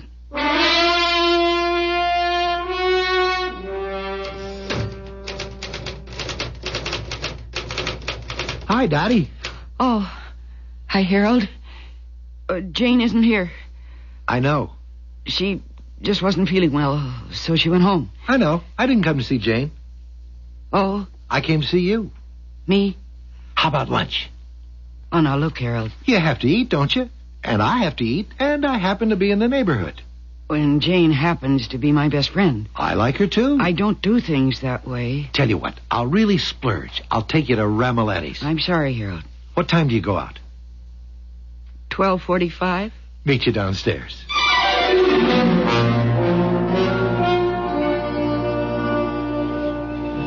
Yeah, I think I'll have the... Now, don't go looking for the cheapest thing on the menu. Boy, even the cheapest thing is practically out of sight. Dottie, you know what bothers me? What? That you're impressed by a place like this. Well, it's very expensive. It's only money, and it's all you need to eat here. Actually, it's all you need to go anywhere. Do anything. Money. Yeah, well, I never had any money. I never did either, but I'm going to. I'm not going to be a salesman all my life. I intend to own a place. Well, sure. Well, there are plenty of good locations, and I know how to sell. Yeah, you do have a wonderful personality, Harold. No reason why I shouldn't be on my own. Well, there is a reason. What's that? Well, you can even sing it. Do, re, mi. Yes, indeed, Dottie. The good old cabbage leaves. Yeah, and that's a shame. Yeah, all it takes is a few thousand, 5, 6 maybe, to get set up. Well, let's enjoy the here and now. Why don't you try the rack of lamb? Where is it? Oh, Harold, that cost $12. It's delicious. I'm going to have it. Yeah, but 12 for you and 12 for me, that's... Just for lunch, it adds up to... It adds up to 0, Dottie. 12 and 12 are 0. What? What did you say? Nothing. No, what did you say? About 12 and 12. I said 12 and 12 add up to 0. 12 left, 12 right, and around to 0 twice. What are you saying, Dottie? What am I saying? Oh, nothing. Nothing at all. But I think I will have the rack of lamb after all. Great. Did you ever have it before? Sure, once. Where? Here. Here? I thought you said you never ate here. Well, I did. And I didn't. You say the craziest things. I know. I think that's why I've fallen in love with you. How was the rack of lamb? It was not so hot. Well, in that case, let's not have it. No. We must. What are you saying? I'm saying we can't change anything. Just yet.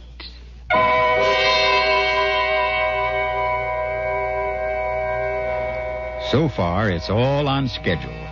The day runs its course, just as it did 21 years ago. Dottie was late to work. She overheard the boss muttering the combination of the office safe. She stole her best friend's boyfriend. Stole may be a harsh word, but here we deal in realities. Realities so real that they can be considered fantastic. We'll find out how she handles the rest of the day when I return shortly with Act 3.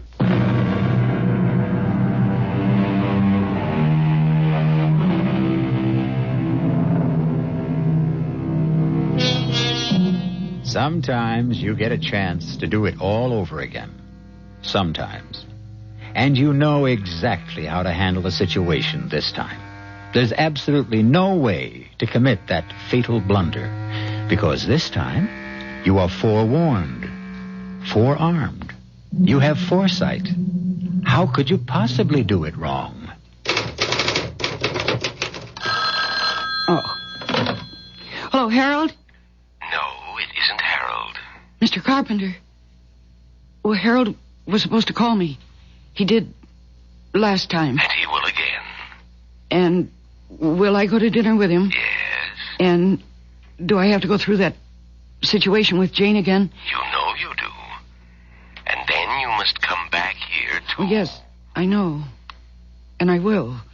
The only reason I called was to wish you luck. Oh, I don't need any luck. Remind you of what it is you have to do. And I have every intention of doing it. I'd better hang up. Because even now Harold is dialing your number to ask you to dinner. Goodbye, Dottie.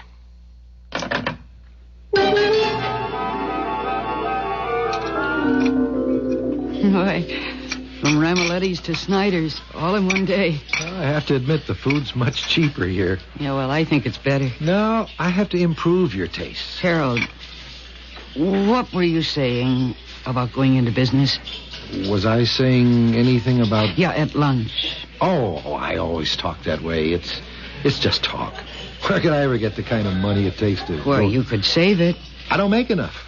Well, still, you could put it aside. Oh, sure, but you have to be the saving kind, and that's just not me. Yeah, but if you did have the money, well, just suppose... You mean, like, just suppose the moon is made out of green cheese? No, suppose. If I had it? Oh, that'd be a brand new ball game.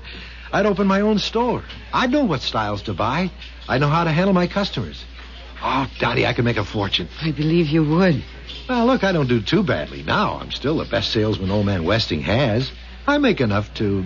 To what? Well, listen to me. I have no trouble selling a suit of clothes, but I have all kinds of trouble selling myself. Well, don't oversell, Harold. Huh? I mean, you've just about closed the deal. Dottie. No, don't. Don't kiss me, Harold, please. But don't you realize what you just said? Yeah, I know. But first, I have to talk to Jane. Jane? Why? Well, because she... Dottie, I just dated Jane now and then. I never gave her any reason to think that there Well, was... I'm sure you didn't, but she seems to think so, and that's the same thing. But, look... No. I really feel I owe her an explanation.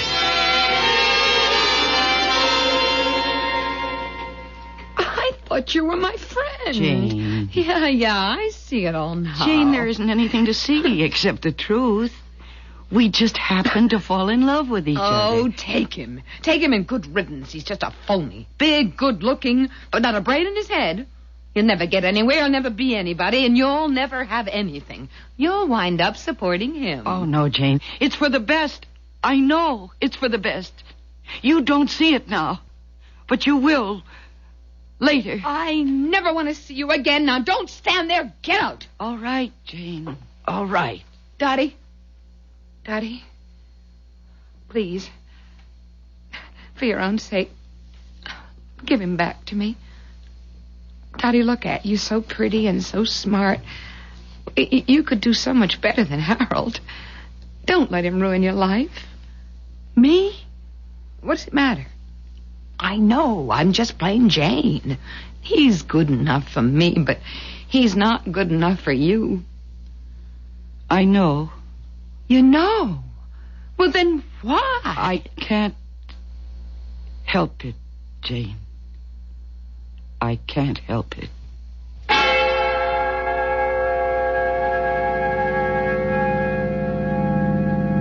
Did you tell her? Yes, I told her. Was it bad? Yeah, it was pretty bad. I'm sorry. Well, it's nobody's fault. Well, look, it's still early enough. How about a movie? Harold, could you really make a go of it? Make a go of what? Your own business? Well, sure, but that's just a wild dream. The wildest dreams can come true. We're so serious tonight. Let's see a funny movie. Harold, could you make a go of your own business? I have to know. Well, the answer is sure. I could make $1 million. All I need is the chance. Now, how about that movie? No. I want to go home. I have a headache.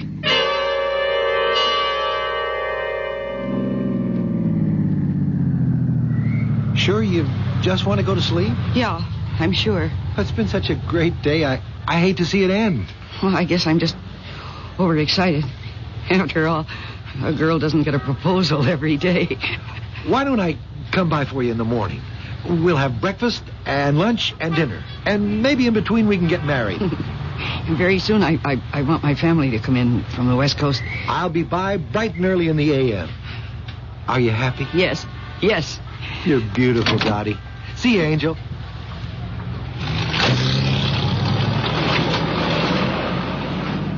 Taxi! Taxi!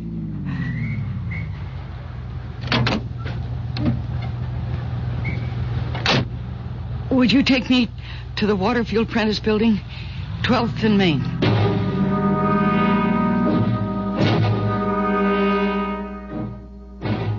Right, 12 left, and around to 0, twice, and I'm right. It opens. What are you doing at the safe, Dottie? Jerry? Oh, Jerry, you scared me.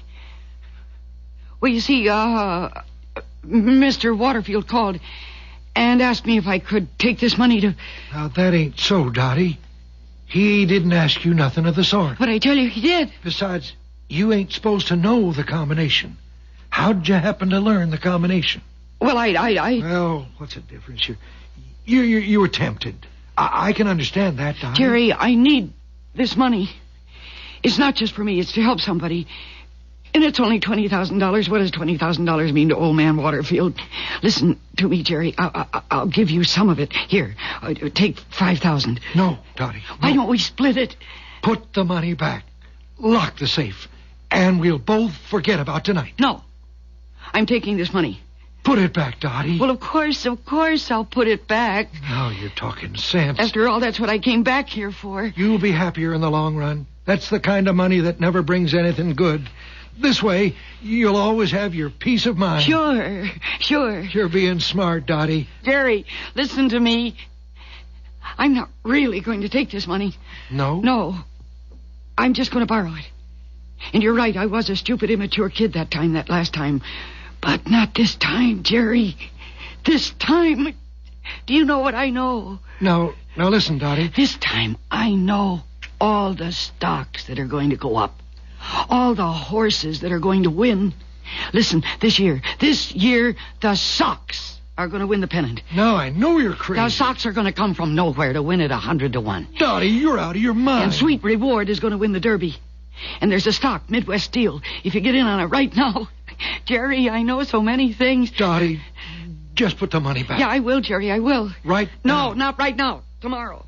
I just want to borrow it for one day. Please, Dottie, I don't want you to get into trouble. I need the cash just for a few hours. Jerry, you and I will be millionaires. Please trust me, believe me. Put it back, Get Dottie. out of my way.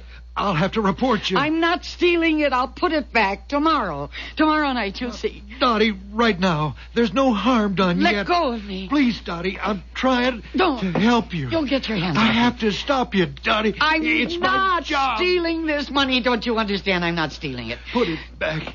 Put it back. I don't want to hurt you, Jerry. You're an old man. Money back, please. Jerry, I have this gift. I can see into the future. You'd be able to retire. Put it back. I will. My heart. Jerry. In my pocket. My shirt pocket. What? I've got pills. Oh, please, don't die on me. Please don't die. Jerry. I'm afraid he's dead. Mr. Carpenter. Yes, Mr. Carpenter. Well, I didn't kill him. He died of a heart attack. You saw it. Yes, I saw and I heard everything. Well, now we take a dim view of this sort of thing at Opportunities Unlimited. We do indeed. Well, don't you see what I was trying to do for him? I had to give him an opportunity to better himself. But that was not our agreement. You had agreed to put the money back. What? What are you going to do to me? I won't do anything to you. I'll put the money back right now. Where will you put it? In the safe on the wall. In which safe? On what wall? It's dark. How did it get so dark? What happened to the lights? No, you can keep the money. I can keep the money. Certainly. For all the good it will do you. Oh, it'll do me plenty of good now. Now I know how to use it. I can do things that... Where are the lights? The lights? Yes, where are the lights? And what's that noise? The lights, as you know, they won't be invented for at least 1,000 years. What? The noise, well... Where am I? Where am I? I would say you're on the southern coast of England. The year is 874.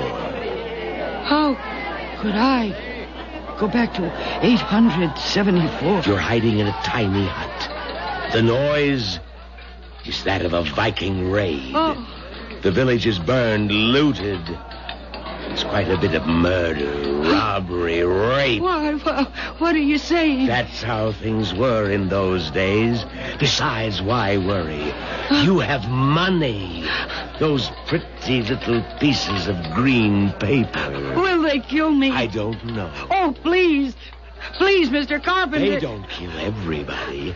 And you've got $20,000 in good American money. Oh, please, please, please save me. They're right outside. You've got $20,000, Dottie. Let's see you buy your way out of this one. No!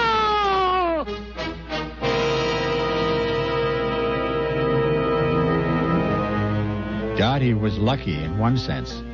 The chief of the Viking raiders was Eric the Red. He had an eye for pretty ladies. So instead of killing her, he kept her for himself.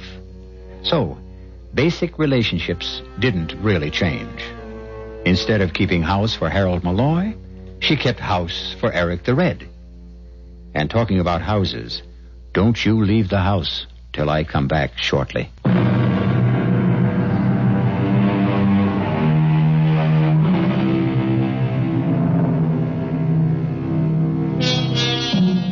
Can you go all the way back and forth in time?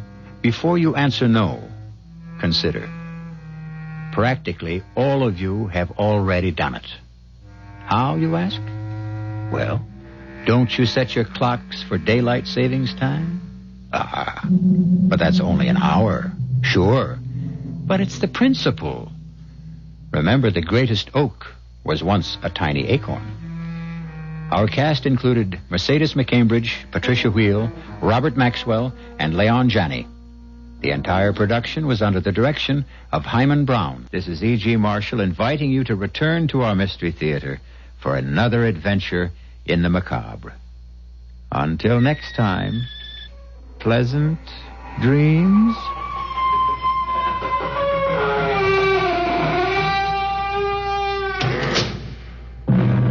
Wasatch Front weather, partly cloudy tonight through Wednesday. And now, Mystery Theater.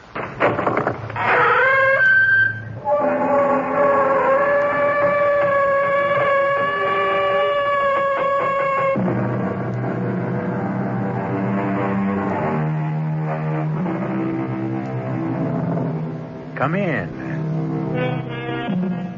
Welcome. I'm E.G. Marshall. Come in, settle down and listen, for we're about to tell you a very important story.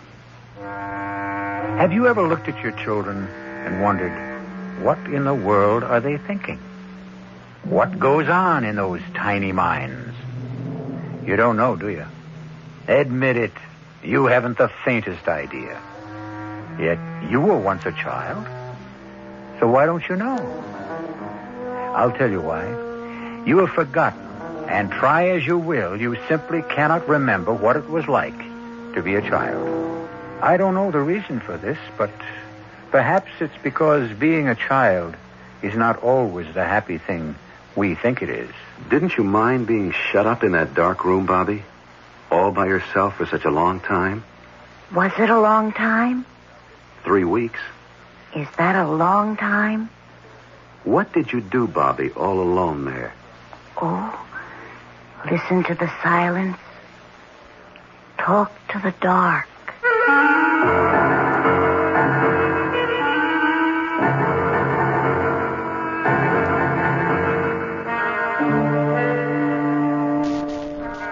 Our mystery drama, The Secret Life of Bobby DeLand, was written especially for the Mystery Theater by Elspeth Eric and stars Michael Tolan.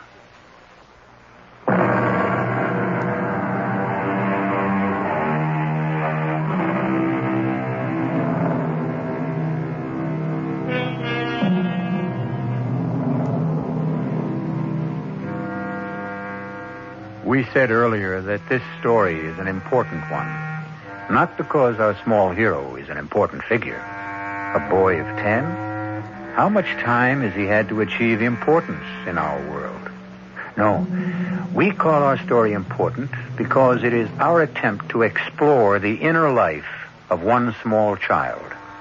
An attempt which we admit may be awkward and incomplete because we have grown up, and in growing up, grown stupid. All right now, children, playtime's over. Everybody inside. Go with Miss Hamill and Mr. Garth. Now we can talk better. Well, Mr. Carlin, have you finally made up your mind about adoption? I don't know that we want to go that far, Mrs. Appleton. Not just yet. You see, I thought if my wife and I could take one of the children home for a month, 2 months, see how it worked out. You see, our son died in an automobile accident a year ago. And Mrs. Carlin hasn't been really right since. Depressed, migraine, headaches, spends a good deal of time in bed. And I thought if there were a boy around the house, it might help her. Help me, too. You've been here several times. You've met all our children. There's one. I believe his name is Bobby. About 10 years old.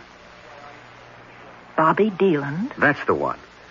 I looked for him today when I was walking around the playground. I didn't see him. He's still here, isn't he? Bobby's still here. Oh, thank goodness. He's such an unusual boy. I'm surprised he wasn't asked for before this. He was. Last year. It didn't work out. Can you tell me why? I can do better than that.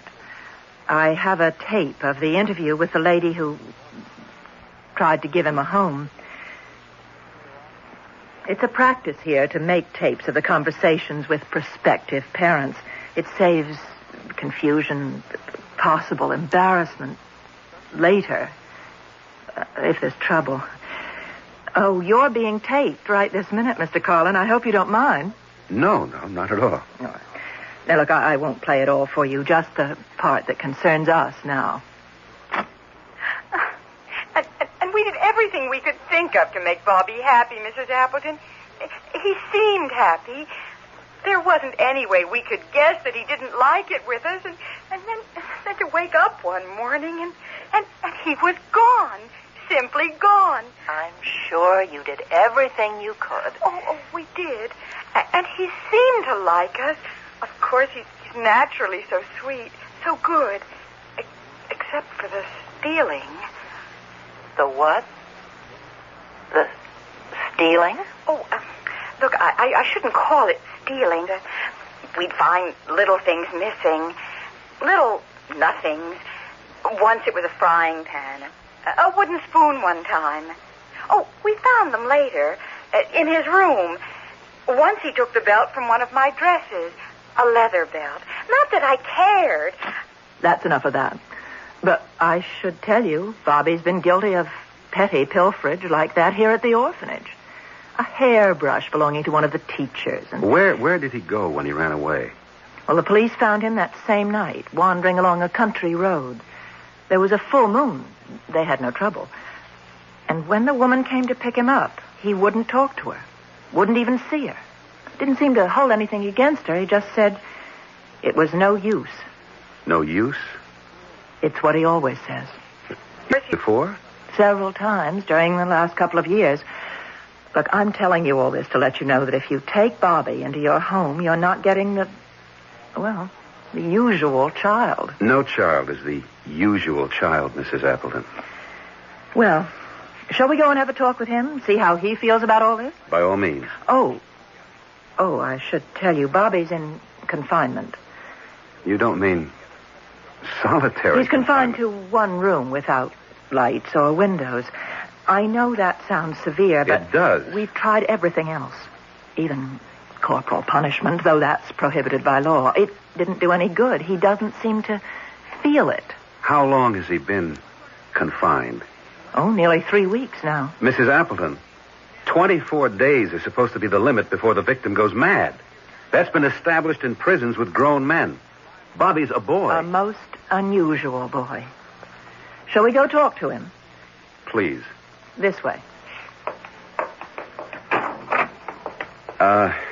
Mrs. Appleton, may I ask you, what is Bobby being punished for? What did he do? Oh, didn't I tell you? He ran away from the orphanage. That's the only thing he ever needs to be punished for. Running away.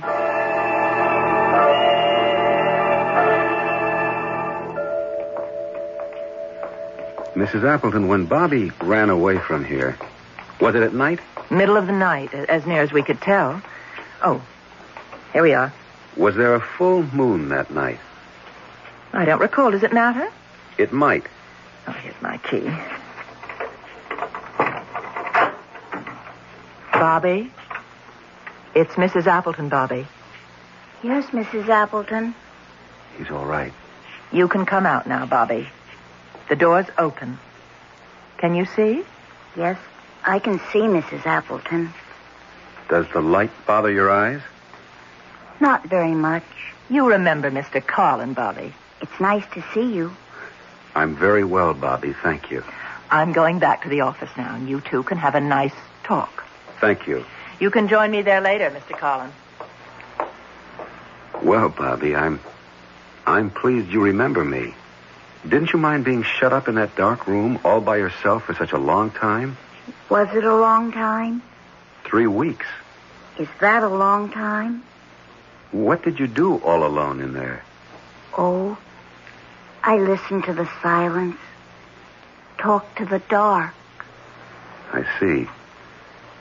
Would you like to come and stay with me and my wife for a while? See if you like it. We have a big house. A very big house? Well, pretty big. With servants? We have servants, yes. And beautiful gardens and a big green lawn? Well, does it matter if it's a big house with a lawn? A big white house. And servants, does that matter? I don't know. I thought it did. I could sort of see it. Well, what do you say? Would you like to visit with us for a while? I think I would. There's a good school nearby if you'd like to go. I'm tired of memorizing things. Well, whatever you say. Now, why don't you go pack some clothes, and I'll go see Mrs. Appleton in her office and make the arrangements.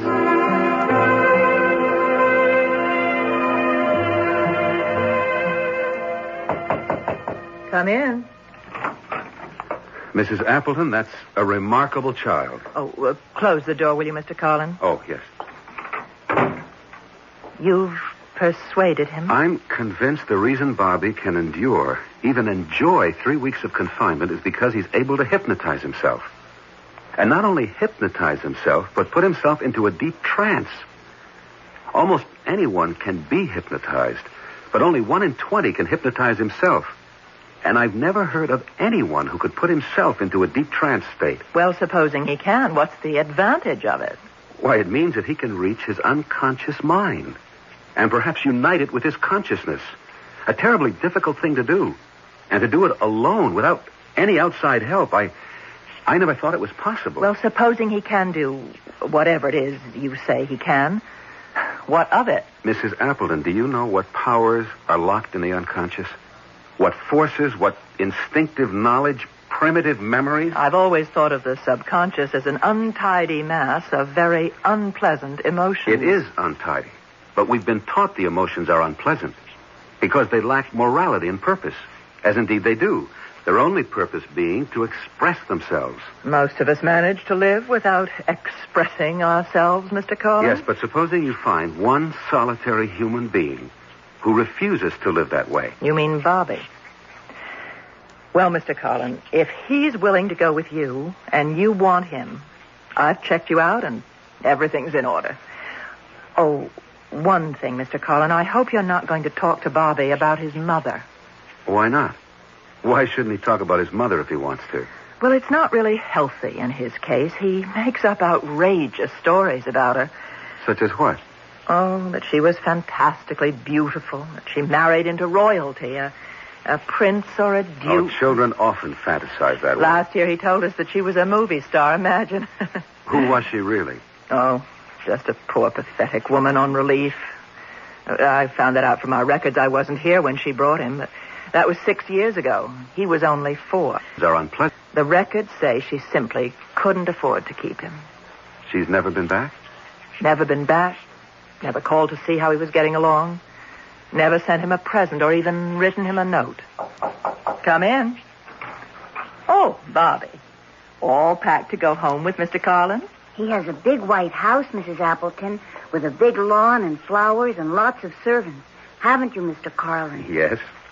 I'm sorry about your wife. What? What about my wife?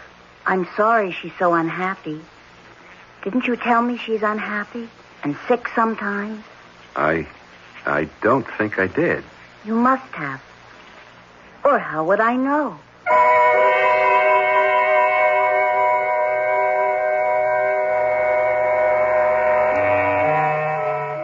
Do we really know only what we've been told? Or what we've read? Or heard? I hate to believe that, because then each of us is only a jumbled mass of information. And very often, we go about spreading this jumbled information for others to pick up and repeat. No wonder the world is in such a turmoil, if all we know is what we've been told by people who only know what they've been told, who only know what... Oh, no, there must be more. We can't go on this way. However, having no solution at hand, I shall return shortly with Act 2.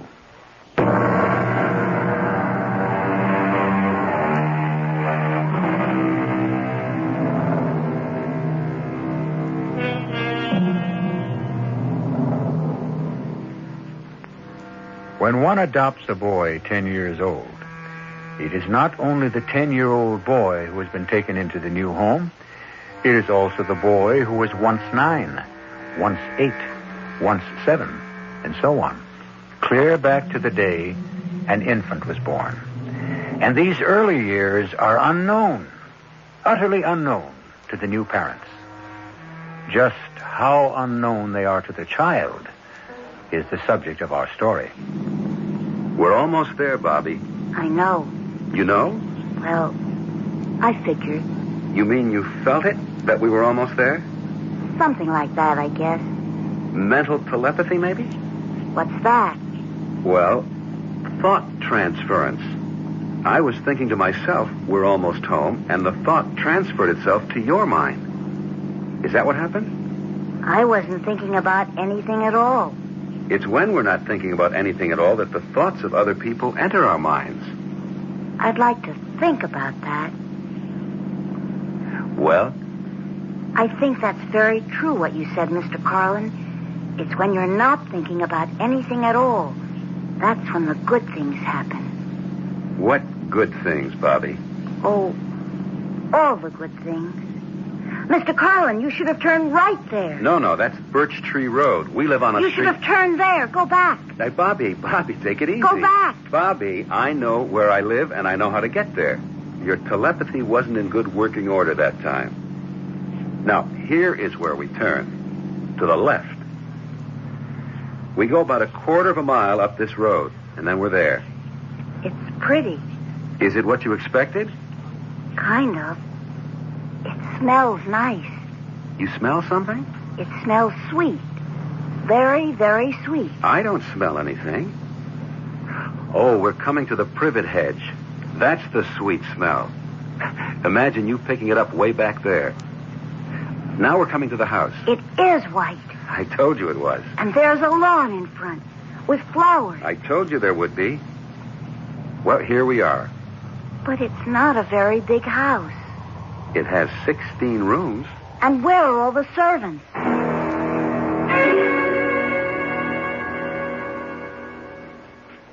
Did you sleep well in your new room, Bobby? Yes, I did. It's a very nice room. Nicer than the orphanage? That was nice. But this is nicer. This morning, Bobby, I want to take you to meet my wife. Her name is Anita, if you want to call her that. I think I should tell you she gets migraine headaches from time to time. I know. I knew she was sick sometimes. I think she's sick now. No, she's not. I saw her this morning. She was fine. Come on, let's go upstairs. Okay. It's not very nice to be sick like that, is it? No, it certainly is not. I used to have asthma. That was terrible. What did you used to do about it? Oh, I made it stop. Made it stop? Just like that? Sort of. It was a long time ago. Here we are. Anita, may we come in, dear? Come on. Anita, this is Bobby. Go away, please. She's sick. My dear, is it another migraine? Please. I can't. Bobby, we'd better come back later. She's sick. You'll meet her tomorrow. Come on. Mrs. Carlin, I'm here. I know how much it hurts, but I want you to know I'm here. And I want it to stop hurting. Please. Try to look at me, Mrs. Carlin. Bobby, don't. When she's like this, it's no use. I want you to give me your headache, Mrs. Carlin. I want you to give it to me. Look, Mrs. Carlin. Anita, look. Give me your headache. I want to take it away from you. I'm going to take it away from you. Do you hear me? I'm going to take it. You're going to give it to me. I'm going to take it. Yes, I'm taking it. You're giving it to me. You're giving me your headache, aren't you? Yes, you are. I know you are. Please give it to me. All of it. Yes. Oh, please. Oh, yes.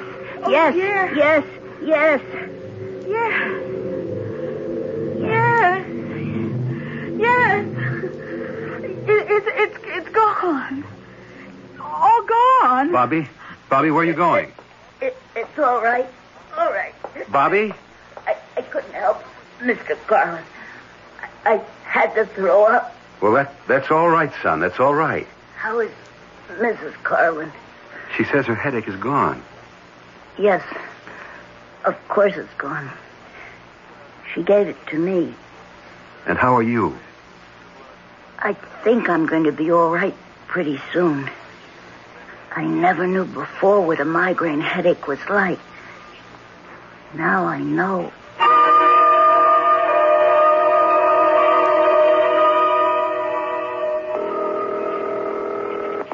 Mrs. Appleton speaking. This is George Carlin, Mrs. Appleton. I've got great news for you. Everything's working out? 3 weeks now, and everything's going wonderfully. He seems very happy here, and heaven knows he's made us happy. My wife hasn't had another headache since that time I wrote you about when Bobby cured her. You think he really did? Well, he did something to Mrs. Carlin. Perhaps he hypnotized her, I don't know.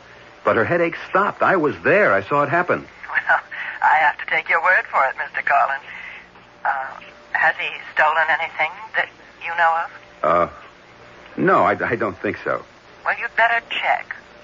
There's a belt of mine missing, but I'm sure I must have mislaid it. Look in his room. No, I wouldn't dream of doing that. The boy is happy here, and we're happy having him here. Has he talked about his mother? No, he hasn't mentioned her. Well, my advice is to keep it that way. I don't think I agree with that, Mrs. Appleton. You know what I told you. All you'll get from him is a lot of wild fantasy. At this point, I feel I'd like to hear anything Bobby cares to tell me. Well, if you don't want to take my advice... No, it's not that, Mrs. Appleton. It's that for the time being, I'd sort of like to follow my own instincts. You understand? I suppose so. I'll keep in touch with you. Please do, and good luck to you. Thank you. Oh, Bobby, I didn't hear you come in. That was Mrs. Appleton I was talking to on the phone. How is she? She's fine. Do you miss her? Not too much. Bobby, you know that black-tooled leather belt of mine? Yes, I know that belt. I can't find it. Have you seen it? It's in my room. Well, did I leave it there, do you think? I don't know. I don't think so. By any chance, Bobby, did you take it out of my room? I guess I did. I'm pretty sure I did. You want me to go get it? Oh, you can have it if you really want it. Only I'd rather you'd ask me instead of just taking it. But I don't want it. No? It's too big for me. Why would I want it? I don't know. I just saw it, and it reminded me of something. Reminded you of what? I was going to give it back to you. I didn't mean to keep it. I didn't even want it. All right now. It's all right. Just put it back in my room when you get a chance, will you? I'll put it right back now. No, in the morning we'll be all right. Bobby, do you ever feel you want to talk to me about your mother? My mother? Do you remember her at all? I know you were only 4 when she left you at the orphanage. She was very, very beautiful. What else? I'm not supposed to talk about my mother. Well, don't you want to? Not now, Mr. Carlin. All right. But if you ever want to, I'm here, you know. I know.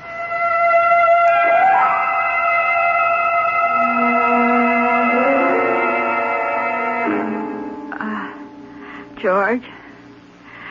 George? Hmm? Oh, what are you doing up? Can't you sleep? Not for hours. Oh, the moon is so bright. I don't wonder. No, it's not just the moon. I was thinking about Bobby. Oh, funny. I was thinking about him, too. I talked to Mrs. Appleton this afternoon. She asked me, did Bobby ever talk about his mother? He never does. That's what I told her. And she said, fine, keep it that way. But I said I didn't agree, that I thought he should talk about whatever he felt like talking about. Oh, you're absolutely right. Bobby came into the room about that time, and I brought up the subject of his mother. And all he'd say was, she was very, very, very beautiful. That's all? I tried to get him to go on, but he just clammed up, said I'm not supposed to talk about her. Mrs. Appleton probably told him not to. She has a point in a way. She says Bobby makes up wild stories about his mother, whom he hasn't seen or even heard from in 6 years. You mean since he was 4? That's right. But he tells people, or used to, that she had dozens of admirers, finally married some title gen, became a movie star. Oh, George. Our children often do that. Another thing, Mrs. Appleton asked me if Bobby had snitched anything. And I told her about my black tooled leather belt. Then when Bobby came in, I asked him had he seen it, and right away he said yes, it was in his room. Really? I asked him if he'd taken it, and he said he guessed he must have. Did I want it back? It was too big for him anyway. Now, isn't that peculiar? You know, I told you the woman who took him last year said he snitched silly things. A frying pan, a wooden spoon, a belt off one of her dresses. Oh. Now, I wonder if that's where our little frying pan disappeared to. They were asking me in the kitchen if I'd seen it. What, there's a frying pan missing? Heavens, George, we have about 12 frying pans of assorted sizes. Is there anything else missing? No, nothing else. Oh, unless you want to say one of my shoes is missing. One of your shoes? Those high-heeled things. I've given up high heels, and I put those out to give away. And next time I looked, there was only one. Must have gotten thrown out. Goodness, it would take one shoe. Who would throw away one shoe? Oh, George. Look, come on back to bed. Maybe you can get to sleep. Yeah, maybe. That damn moon wasn't so bright. Shines right across the bed. Why don't you pull the curtains? You know what? It's a full moon. Well, pull the curtains and come to bed. Can you see, or do you want a light on? Oh, I can see. What was that? What was what? Didn't you hear a door close? What door? It sounded like downstairs. There he goes. Bobby? Yes, and there's a full moon. Oh, George. Like before. Call him back. Go after him, George. No, I don't think I'm going to do that. Well, for heaven's sakes, why not? You can't just let him go wandering around all by himself. No, I don't think he's going to be just wandering around. You think he's going someplace in particular? Yes. Where? I don't know. And I don't think he knows either. But someplace.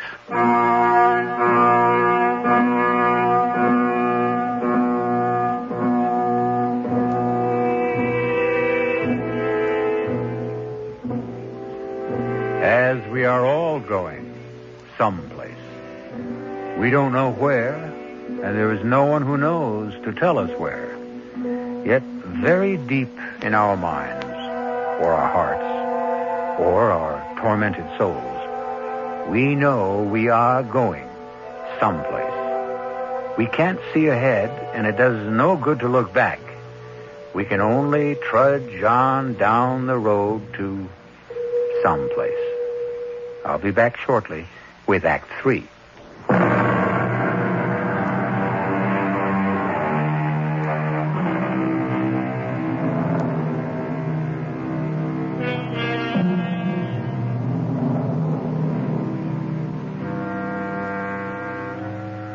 The full moon with which Act 2 ended has been wiped out now by the exploratory colors of the rising sun. And steadily down a winding road trudges a small boy, 10 years of age, steadily, purposefully, toward a destination he could not name were you to ask him. It is Bobby DeLand. The thin little boy's arms start to wave wildly as a truck approaches. Stop! Please! Please stop! What's up, kid? Could you give me a lift? How far are you going? I don't know exactly. Down the road a ways. Come on, get in. Here, let me give you a hand. That's a pretty big step up. I can do it. What you doing out at this hour? It's hardly daylight. I have to go see somebody. You expected? Yes, I'm expected. I didn't say when, though. Going to see your folks? My mother. Oh, your mother. Then I guess you know where she's at. Somewhere along this road. No number? No name? Like on a mailbox? I'll know when we get there. You've been there before, I guess. It's a great big white house with a big green lawn and flowers. I think I know the place you mean. And lots of servants. Yeah. There it is. There it is. See? Right there. Stop. I want to get out. Stop the truck. I'll stop. Don't jump. Hold on. I'm stopping. Now, wait a second, kid. Thanks. Thanks a lot. Hey! You hadn't ought to go in there. Hey, you know what you're doing? You hadn't ought to...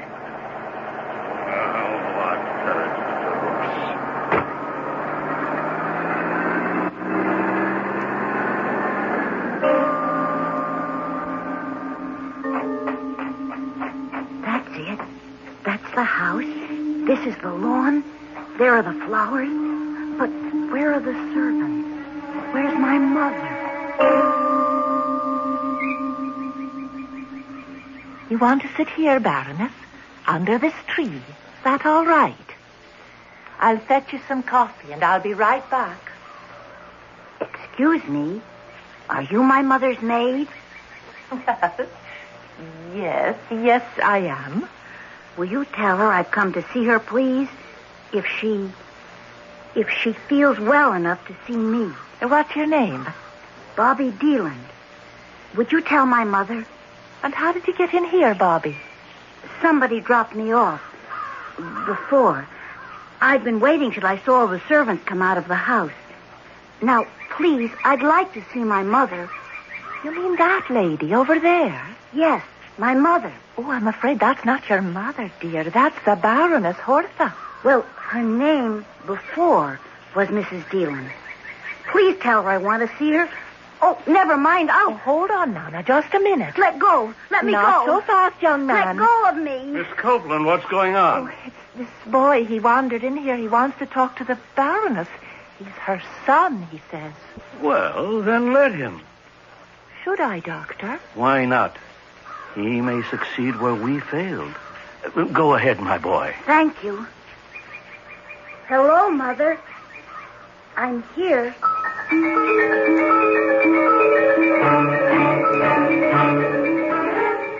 Hello, Mrs. Appleton?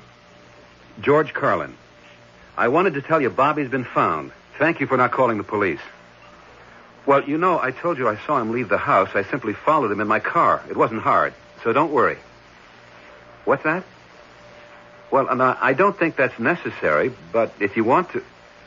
Look, can't you tell me over the phone? Well, all right. No, I'm not at home. I'm at the place where I found Bobby. It's on Birch Tree Road, not too far from where I live. A big white house, very big. Big lawn out in front. It's the Wesley Sanitarium. You know it? Well, I'm with Dr. Wesley right now. All right, we'll expect you. Mrs. Appleton's coming over, if that's all right, Doctor. Perfectly all right. She wants to tell me something, show me something. I don't know what. Tell me, Mr. Carlin, what made you think Bobby might come here? It was just a guess. But when I brought him home from the orphanage, he wanted to turn onto Birch Tree Road. Did he say why? He thought it was the road my house is on. Not that it had ever been at my house. All he knew about my house was that it was big and white, had a lawn with flowers and servants. He knew that because I told him. And I told him because he specifically asked. It seemed important to him, did it? Very. I was puzzled at that because he's not a snobbish sort of boy, quite the contrary. That insistence on a lot of servants. Now I begin to understand. Your sanitarium does have a lot of servants, as well as a lawn and flowers. But the boy's never seen the sanitarium, has he? He hasn't even seen his mother since the age of 4. Then how would he know? I suppose that when you dream about a certain person for such a long time and fantasize about that person the way he did about his mother... What sort of fantasies? Oh, wild ones. That she was much admired, much sought after, that she married into royalty, became a movie star. Hold on there. She did marry into royalty. You don't mean she's really a baroness? Yes, indeed. The Baroness Hortha. Well, I thought that baroness stuff was, part of her dementia. The Baron brought her here. The Baron pays her bills. He's not very high up in the royal lists, but he's a baron, nevertheless. The boy couldn't have known that. No more than he could have known Birch Tree Road. Now, about her becoming a movie star, the Baron told us that she made a motion picture a few years ago. Actually, that's where he met her. He put up the money. She starred in it. Well, that's impossible, isn't it? Someone would have known, seen the picture, recognized her. I don't know who saw the picture, Mr. Carlin. It was a pornographic film. No. The Baron has made a good bit of money on pornographic films, I'm told. She made the film? Starred in it. She married the Baron? He's devoted to her. Well, then what happened? About a year ago, she became severely depressed. It went further, into melancholia. Finally, she became very nearly catatonic, and he brought her here. She won't talk to him when he comes to see her. She's never spoken to any of us. It was about a year ago, as I understand it, that Bobby began to talk about a big white house with a lawn and gardens, and a lot of servants. Could he have known that she'd been brought here? To a place he'd never seen, didn't even know existed? It's a rare person who has a faculty to sense what is going on. But if there is a great affinity between two people, I suppose a telepathic communication is, it's possible. Was there such an affinity between Bobby and his mother?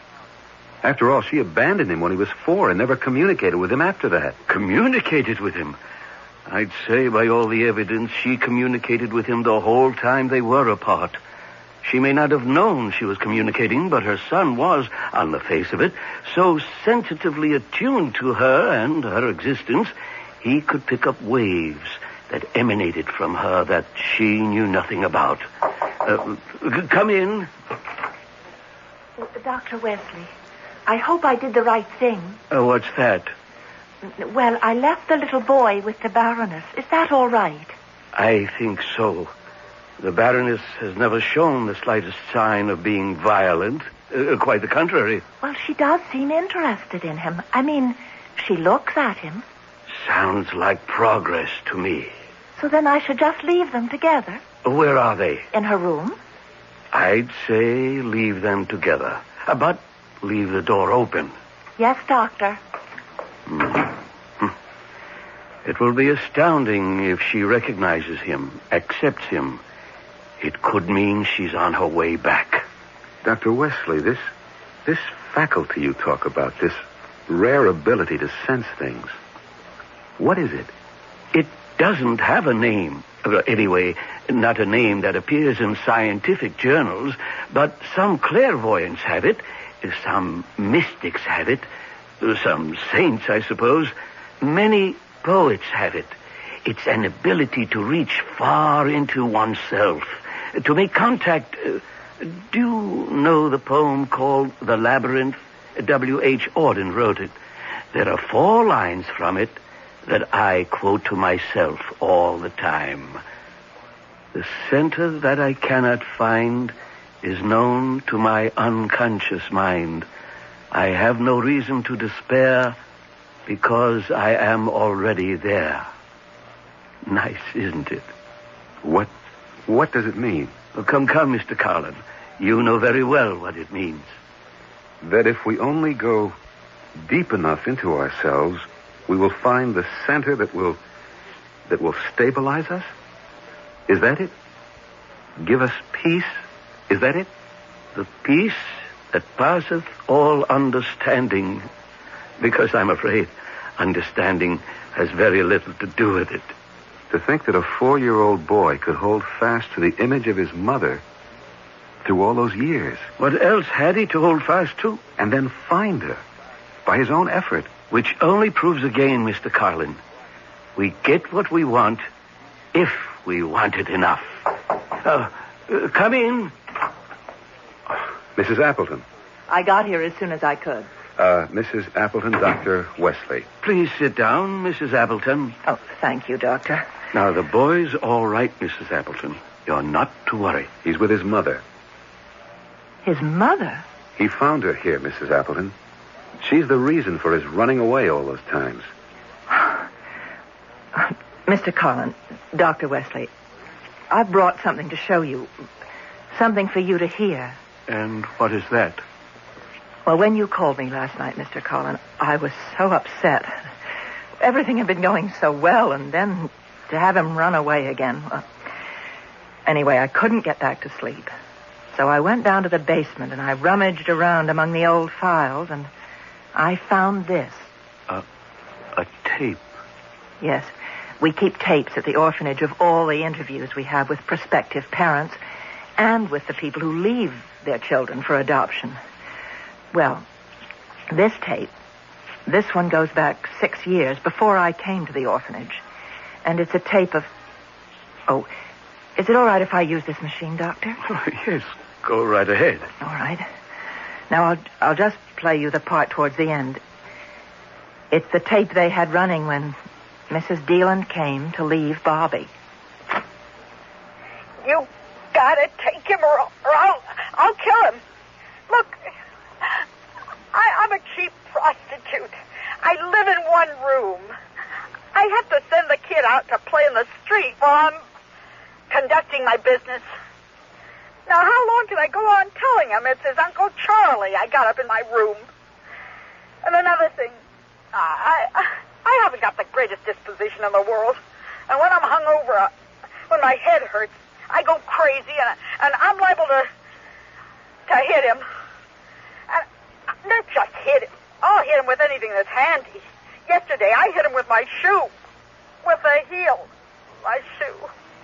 A spiked heel this high. I mean, it doesn't have to be a shoe. I'll pick up anything and hit him with it. A frying pan, the belt off my dress, anything that's handy. Well, I wanted you to hear that, Mr. Carlin, because you said that Bobby had taken a belt at your house, and the woman last year said he took a frying pan. He took a shoe of my wife's. I think we'd better go see if everything's all right. Come with me. He's right down the hall. How in the world did his mother come to be here? It's a long story, Mrs. Appleton. How did he know she was here? That's an even longer story. Here we are. Is he in there with her? Yes. Be quiet. brought you some presents, Mother. Look. Here's a belt. And here's a frying pan. And here's a shoe. See, Mother? They're for you. With my love.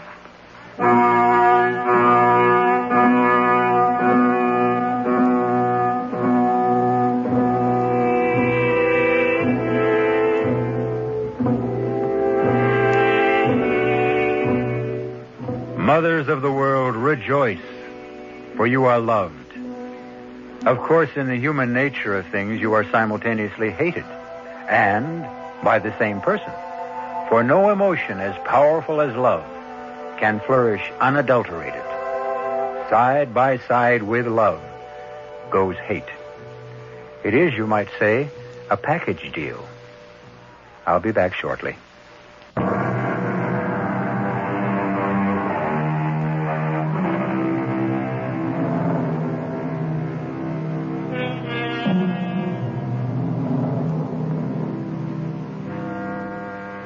Isn't our real life lived within ourselves? The posturing we do in full view of others, what is that but the antic behavior of a poor clown who needs to be applauded? The exterior life is really only incidental, yet we expend all our energy on it, while the interior life is left to its own devices, as though deeply ashamed of it. We wish to disown it. Our cast included Michael Tolan, Marion Seldes, Martha Greenhouse, Hetty Galen, and Gilbert Mack. The entire production was under the direction of Hyman Brown. This is E.G. Marshall inviting you to return to our Mystery Theater for another adventure in the macabre. Until next time, pleasant dreams.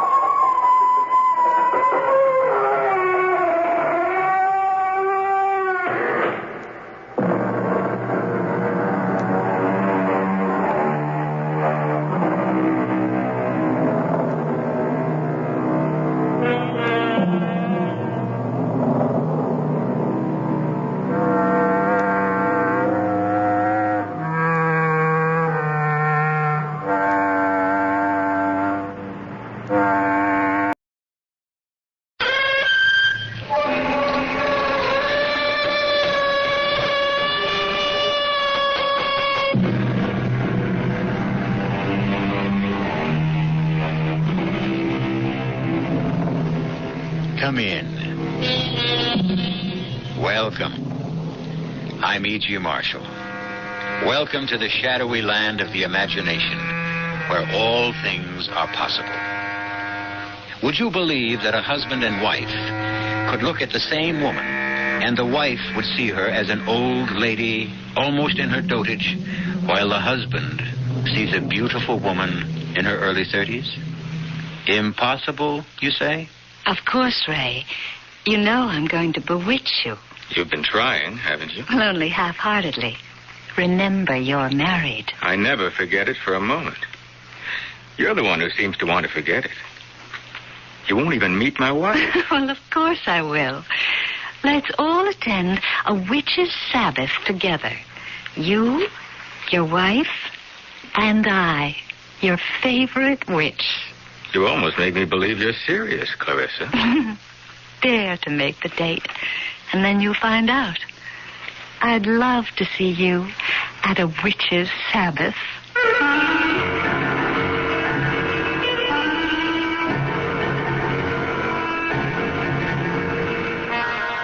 Our mystery drama, The Young Die Good, was written especially for the Mystery Theater by Murray Burnett and stars Patricia Elliott and Carol Teitel. I'll be back shortly with Act One. Weekdays on CBS television. Don't miss your favorite daytime dramas at new time. Follow the continuing stories of families in conflict, their lives changing every day, full of turmoil, triumph, and treachery. On The Young and the Restless. Then, it's the stirring stories of romantic intrigue and hidden desire on As the World Turns. Be sure to watch The Young and the Restless and As the World Turns. Weekdays on CBS television. Check local listings for new time. Because Dad does a lot for you, True Value Hardware Stores suggests you give him a Father's Day gift that will do a lot for him, like a quality skilled power tool. Hi, Pat Summerall to tell you they offer the Precision 7 1/4-inch skilled circular saw to help Dad with a variety of home projects. For only $34.95, Dad will get a rugged, dependable power tool that features a powerful 1 3/4 horsepower motor. This popular saw will give Dad the quality and confidence of skill and is available at participating True Value Hardware Stores and home centers. A railroad car clatters through Pennsylvania's coal fields almost a century ago. Its only passenger, a doctor named Matthew Shields, beginning a 16-year special assignment for the American Red Cross. In railroad yards, on sidings, and in the great terminals, Dr. Shields would convert his home on wheels into a classroom and teach first aid and occupational safety to industrial America. And all along the way, local physicians were enlisted as Red Cross volunteers to continue the teaching effort. When the car rolled to a stop for the last time, 2 million people had learned first aid. The effort was called A Good Beginning, but only a beginning. Today, as the Red Cross begins its second century, we're proud that America still looks to us for first aid training. Now we teach over 3 million people every year, and we still say it's only a beginning. Red Cross, ready for a new century.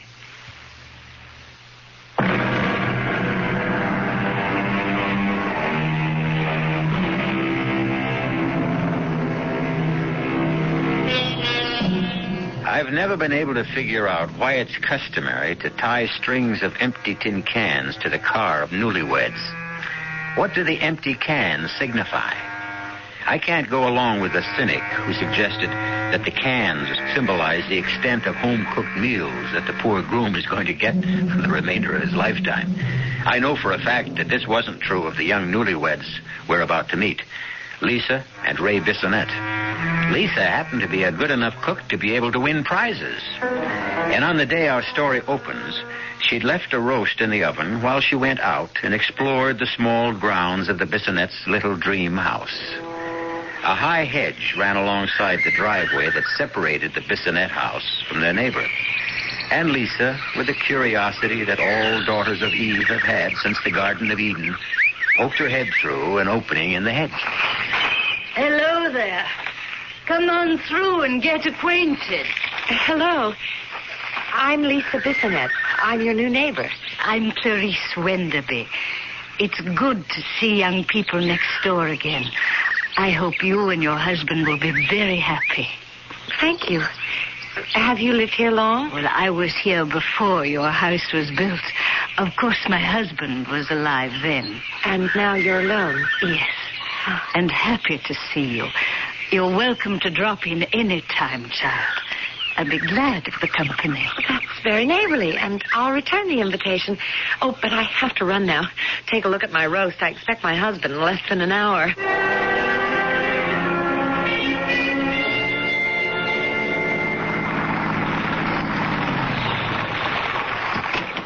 Hi there, neighbor. Oh, hi. I'm Ray Bissonette. Well, I'm Clarissa Jaffe. Can I offer you a cocktail before dinner? Sounds delightful, but my wife's expecting me. She heard me drive up and... Say no more. Just remember you have a rain check any time. I'll remember. Thanks. It's nice to have neighbors again. Be seeing you. Welcome, my lord and master, to your home and castle. Hey there, doll. Don't let women's lib hear that greeting. You know I didn't mean it. You didn't? Just the welcome part. Hey, something smells delicious. And yours was the second welcome I got since I came home. Oh? You can say that again.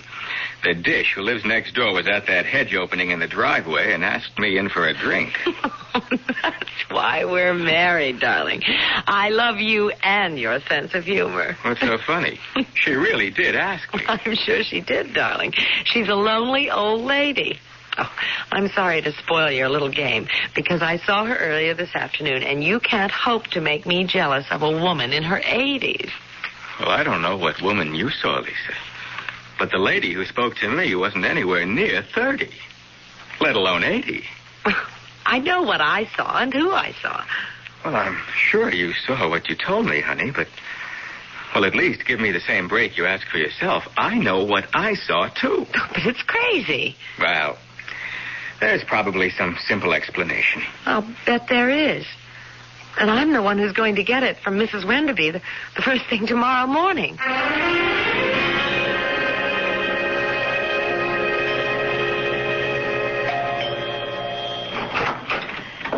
Lisa, how nice of you to come visiting so soon and so early. Would you like a cup of coffee? Coffee would be nice. Well, let's go into the kitchen. I always find it cozier. Do you take cream and sugar? Just black, thank you. Tell me, are you getting used to the neighborhood? Do you find the shopping center exciting? As a matter of fact, yes. But if you don't... I get out so infrequently. There used to be a farmer's market on Duane Street that had the loveliest, freshest vegetables. Duane Street? Yes, just one block past the station. Of course, you don't meet your husband at the train, so... My husband's really the reason I came over. Oh, how interesting. You didn't meet him yesterday, did you? Did he say he did? Well, he said he met a beautiful 30-year-old woman. Here? In my house? Who's the woman my husband saw last night? My dear child, don't tell me you're jealous. Goodbye, Mrs. Wenderby. I'm sorry I bothered you. Please don't go. I'll try to help you. Why should it be so difficult? There's something here I don't understand, and I'm going to get to the bottom of it. It might be best if you move. What? It really might be best. That's ridiculous. Do you know what you're saying? Yes. But Ray and I looked for a house for almost 6 months. We could never find a house like this at the price we paid. I know. Perhaps you'll do well to find out why this house went so cheaply.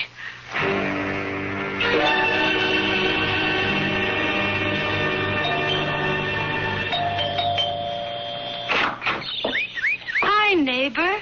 I'm glad you decided to pick up your rain check on that drink so quickly. No drink, thanks. Oh, come in anyway. It's only neighborly to get... I left the office early today, just to straighten something out.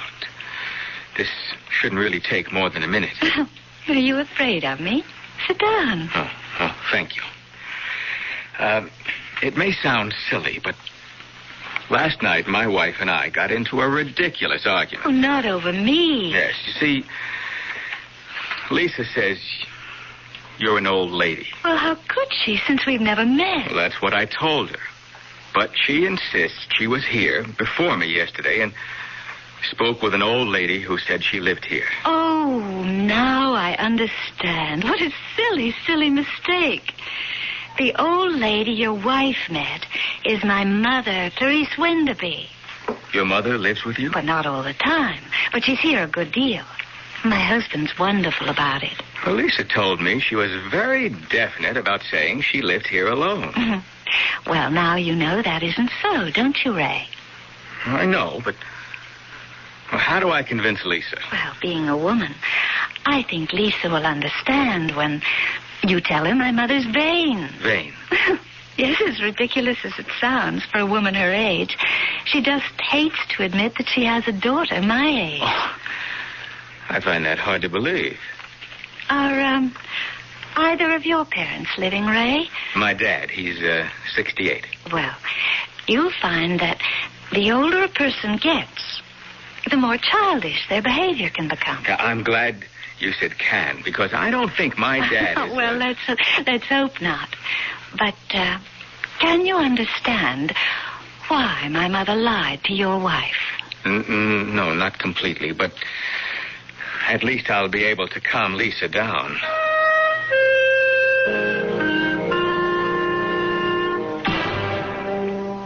No. It's the most ridiculous story I've ever heard. But, darling, I tell you that I know what you tell me. You've been telling me for the past half hour. And I tell you it's nonsense.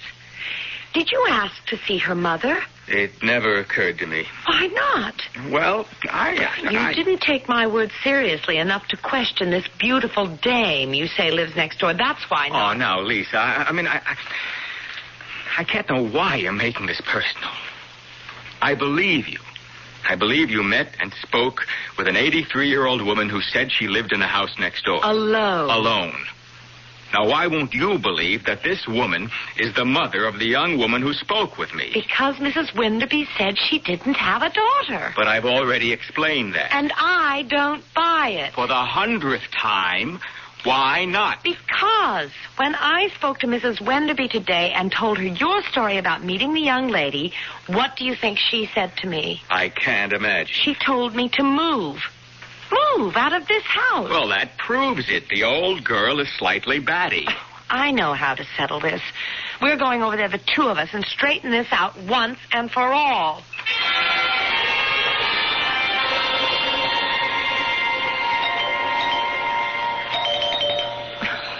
Well, it is possible that they're afraid to answer the door. That's not possible. But it is possible that no one's home. You said you were just talking to her. I think we've been arguing at least 15 minutes. She could have gone out during that time. But there are lights upstairs.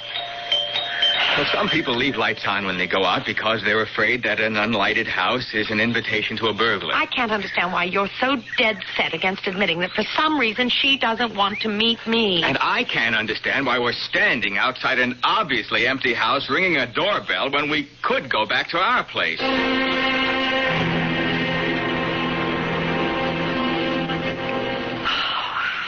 I'm sorry, Ray. It's okay. I don't know what's happening to us. Or I guess I should say what's happening to me. I'm behaving like all the wives I've hated all my life. Oh, forget it, love. Ray, why was this house such a good buy? What? Mrs. Wenderby told me to ask you why we got this house so cheap. Oh, I thought we were going to stay off this subject. I just want a simple answer to a simple question. Is that really all you're asking? Yes. Why won't you answer me?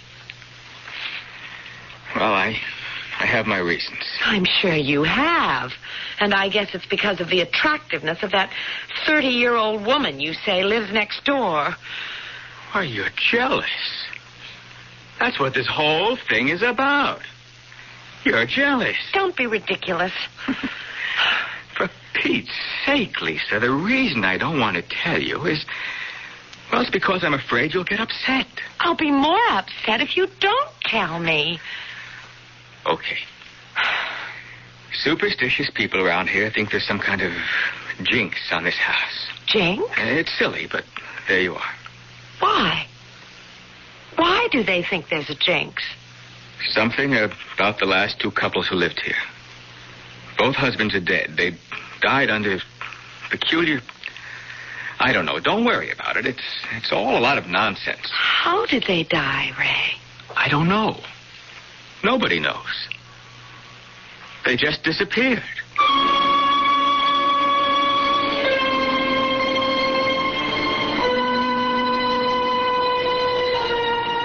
Disappearing husbands have always been a problem to the wives they leave behind.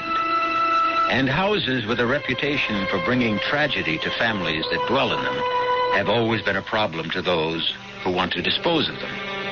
Behind both problems, there's always a reason. And that's what Lisa Bissonette intends to discover when I return shortly with Act 2.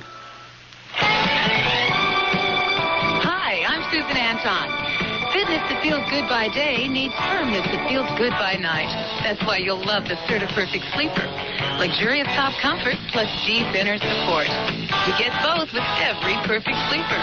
So remember, be a perfect sleeper. Try a perfect sleeper, perfect sleeper. Try Certa. It's a healthy investment in yourself. Pour on the snap. Pour on the Kraft barbecue sauce. Pour on the snap. Pour on the Kraft barbecue sauce. Pour on the snap.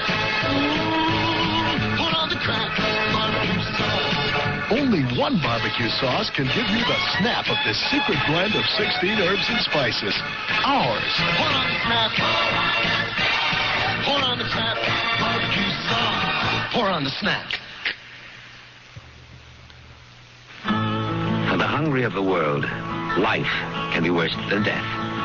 Because living with hunger means living with disease, blindness, mental retardation. They're crying out for help. Please don't turn away from me. You're the caring one I need. With your help, I know I'll grow. You will give me hope. 1/4 of the world's people lives with hunger every day. But there is hope. Right now, Protestant, Catholic, and Jewish relief and development agencies are working with people in 90 countries.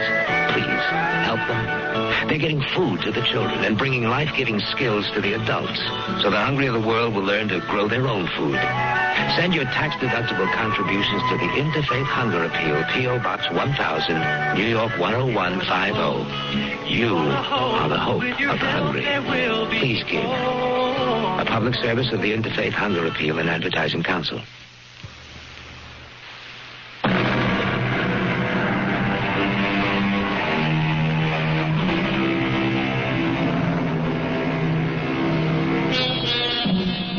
Today's civilization is replete with problem solvers of various kinds. We have our priests, ministers, rabbis, and gurus, and we have the psychoanalysts, the newspaper columnists, the palm readers, soothsayers, and astrologists, all doing their best to clear up the riddles of the living. Some strong-minded people prefer to do their own problem solving. Ray Bissonette was one of these. And he faced his problem by coming home early, leaving his car around the corner, and walking across the lawn of the house next door to his. Hi there, neighbor. You look like a man with a problem. All right, you are. Can I help? You bet. Because you're the problem. Oh, don't tell me it's your wife and my mother again. That's exactly what it is, and I'd be grateful if you just walk across to my house with me right now and let me introduce you to Lisa. Well, of course. You will? Well, you sound surprised. Well, forgive me, but this thing has Lisa so uptight, I guess some of her nonsense has rubbed off on me. Well, what seems to be bothering her? Is she jealous? It's hard to tell. She finds the situation strange. Oh! What happened? Oh! It's my ankle. Oh. I turned it in this hole. I told Harry we've got to do something about the moles. They tunnel everywhere. Can you walk? I'll try. Would you let me lean on you? Oh! No. This is no good. Let me carry you. Well, I'm certainly not going to meet your wife with you carrying No, me. I'll take you back to your place. Just put your hand around my neck.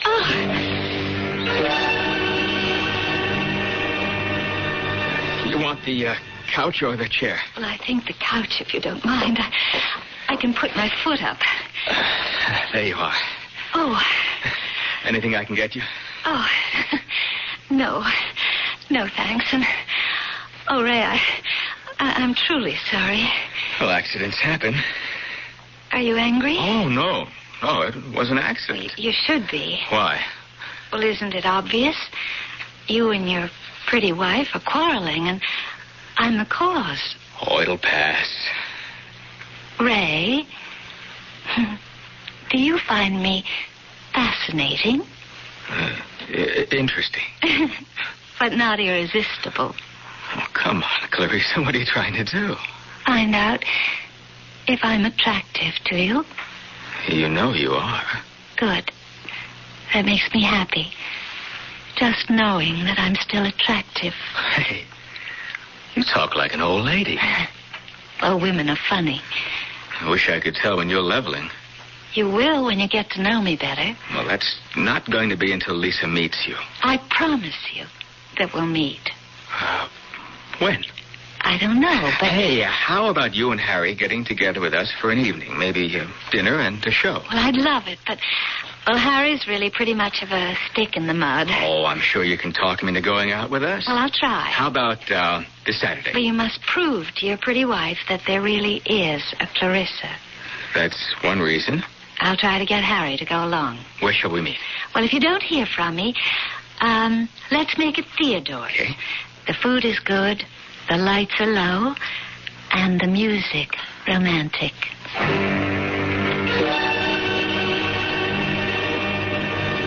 Your Well, Clarissa and Harry are almost 1 hour late. I guess so, but, well, relax. This is a lovely restaurant. We can have another cocktail. No, thank you.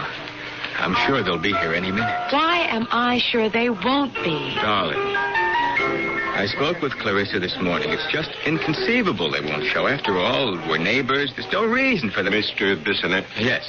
Telephone for you, sir. Shall I bring it to your table? I'll see you at home, Ray. Hey, now, wait a minute. I've Lisa. waited too long as it is. Both of us know what that phone call means, and I've had it. If you want to talk to me, you can reach me at home. And if you're not at home in an hour, don't bother to come at all. Here's your phone, sir. Oh, thank you. Hello? Oh, Ray, darling, I don't know how to tell you this, but... You can't make it. Yes, that's right. Harry came down with this miserable... Well, I don't know, I guess it's a 24-hour virus or something, and it just... Well, look, let's make it another time. Oh, no, that's out of the question now, Clarissa. It's been strange knowing you, but we better forget the whole thing.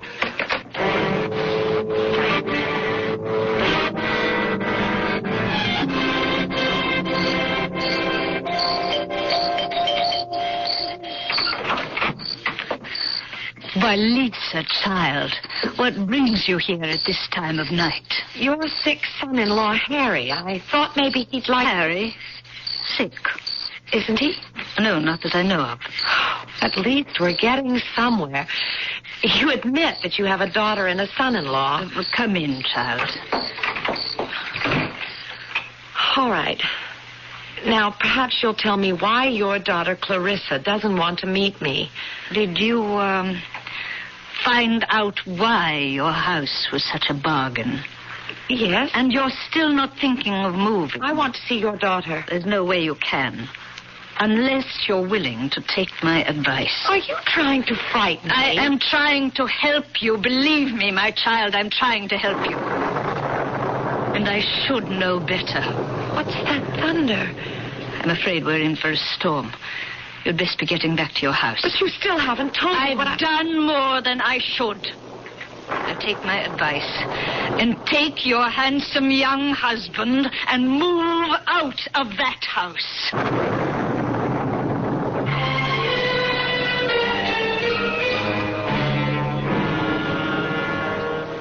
My dear Mrs. Bissonette, I understand a little bit of what you're trying to tell me.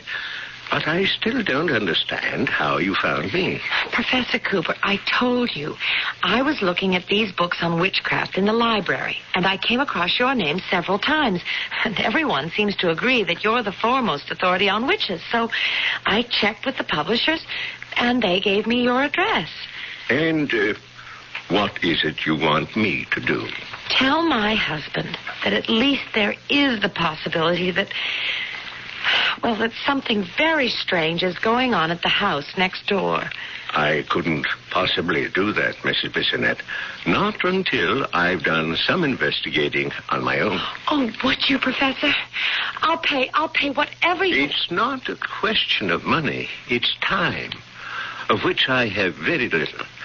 But if what you say is true, this might be very productive for my research for a book I'm doing on witchcraft now.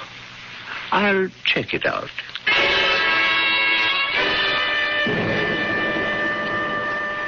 This is my husband, Professor Linus Cooper. Pleased to meet you. Professor, please tell him what's happening next door. I'm not exactly sure what's happening, but I have gathered enough evidence to make me suspicious and worried.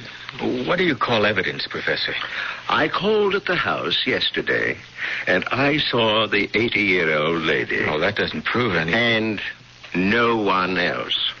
However, I am going to make one further test. Mrs. Bissonette, tell me, do you remember seeing any clocks in the house when you visited? I really can't say. I was only in the kitchen and walked through the living room. What's all this about clocks? Just this. I intend to get back into that house somehow in the next few days and explore it thoroughly. And if I find that there are no clocks in the house... What? I should then advise you to move, Mr. Bissonette, and move fast.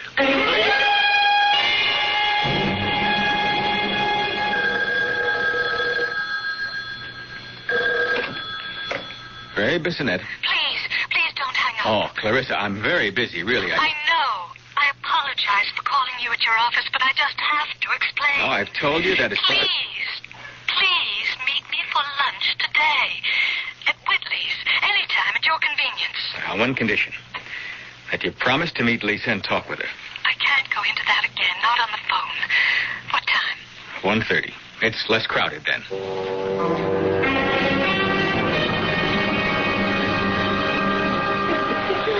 I just hope I'm not making another mistake. Well, I'm the one who made the mistake, thinking I could play this crazy game. I don't understand. But there is no Harry.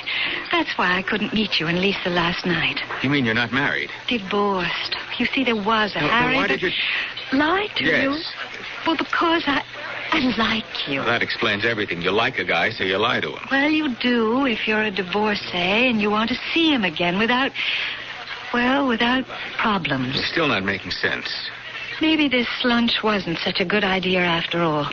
Because when I tell you about my mother, well, it's going to sound like something out of a confession magazine. Try me.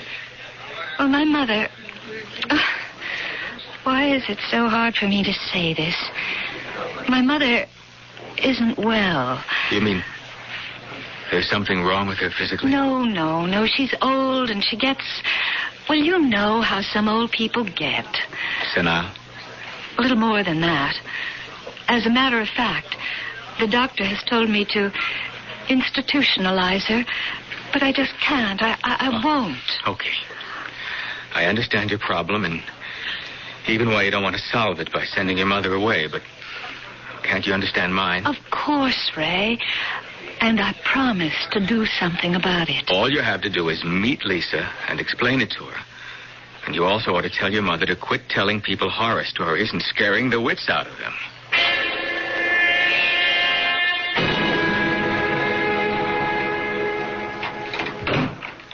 I'm home, Clarice. I'm home. And I'm alone. And I must talk to you. I know. Then you must know what I want to talk to you about. Of course. Please, be kind. How can I be anything else? Aren't we one and the same, just an older and a younger version of the same woman? That's why I know how angry you are, and it's also so useless somehow. Useless. Then why don't you appear, Clarice, before Ray? Let him see the old woman. For the same reason you don't meet Lisa and show her the young woman. Right, Clarice. You remember our bargain with him, our master. I only have so much of the energy, and it must be reserved for the young men whom we need to stay young. And I talk to the young women. But, Clarissa, this one I like. And you frightened her, Clarice. You scared her so much she went and talked to our old friend. Who do you mean? Professor Linus Cooper. And do you know what he's been talking about, Clarice? No, leave me alone. He has been asking about clocks. He wants to know if there are any clocks in our house. Clocks to tell the passage of time. You know what clocks are, you old fool. Please. And he is going to come here, and he's going to look around unless I stop him.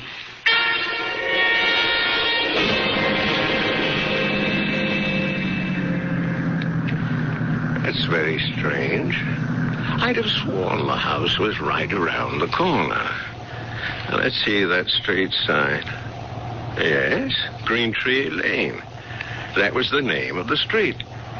I'll just drive over the hill and turn the corner and...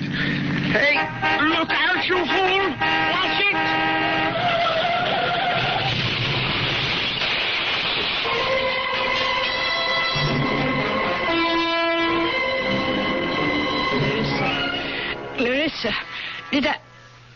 Was that the sound of a car crash? I don't think Professor Cooper will come visiting. I'm too old. Too old, Clarissa. And too tired. I know all about it, Clarice. I know how old you are, and silly, and soft. You told Lisa Bissonette to move, although you knew very well that her nice young husband would move with her. Didn't you, Clarice?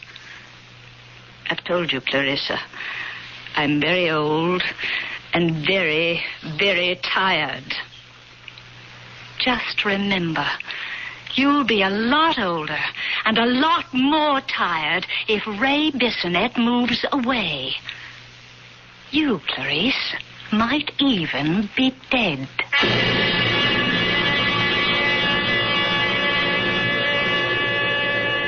From our first arithmetic class, we're taught that 1 and 1 make 2. 2 and 2 make 4, and so on. Until today, we're living in the computer society where giant adding machines solve all our problems for us. However, our minds would boggle, and the computer would break down in a world where 1 and 1 made only 1. I'll explain that strange arithmetic when I return shortly with Act 3. The family's all gathered, summertime is here. Volleyball and barbecuing, it's that time of year. Working up a thirst, just sitting in the shade. Nothing's finer than the taste of good old-fashioned lemonade. Country time, tastes like good old-fashioned lemonade. Made with natural lemon flavor, so it's not too tart, not too sweet. Country Time lemonade flavored drink. Tastes like good old-fashioned lemonade. Kodak brings the instant to life. An instant picture is instant fun. Is that me? Kodak offers you instant fun money. For a limited time only, get a $10 rebate when you buy either the Kodak Colorburst 250 or the new Colorburst 350 instant camera. See your photo dealer for details and get $10 for instant fun. It is me. Kodak brings the instant to life. Help me make it through the night. Still up when the other TV stations are signing off? After midnight, we don't let it all ring down. Now Channel 56 goes 24 hours. Night and day. You are the one. Catch Channel 56's primetime lineup repeated overnight. Working on a night move. Watch quality TV like heartwarming dramas, intriguing science adventures, suspenseful mysteries, entertaining variety shows, interviews with Dick Cavett, and a range of music from jazz to rock to country to classical.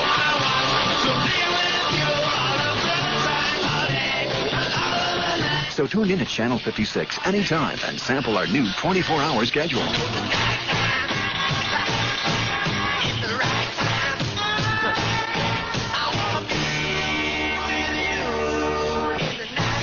Now watch around the clock as Channel 56 goes 24 hours. 56 in Detroit, WTS.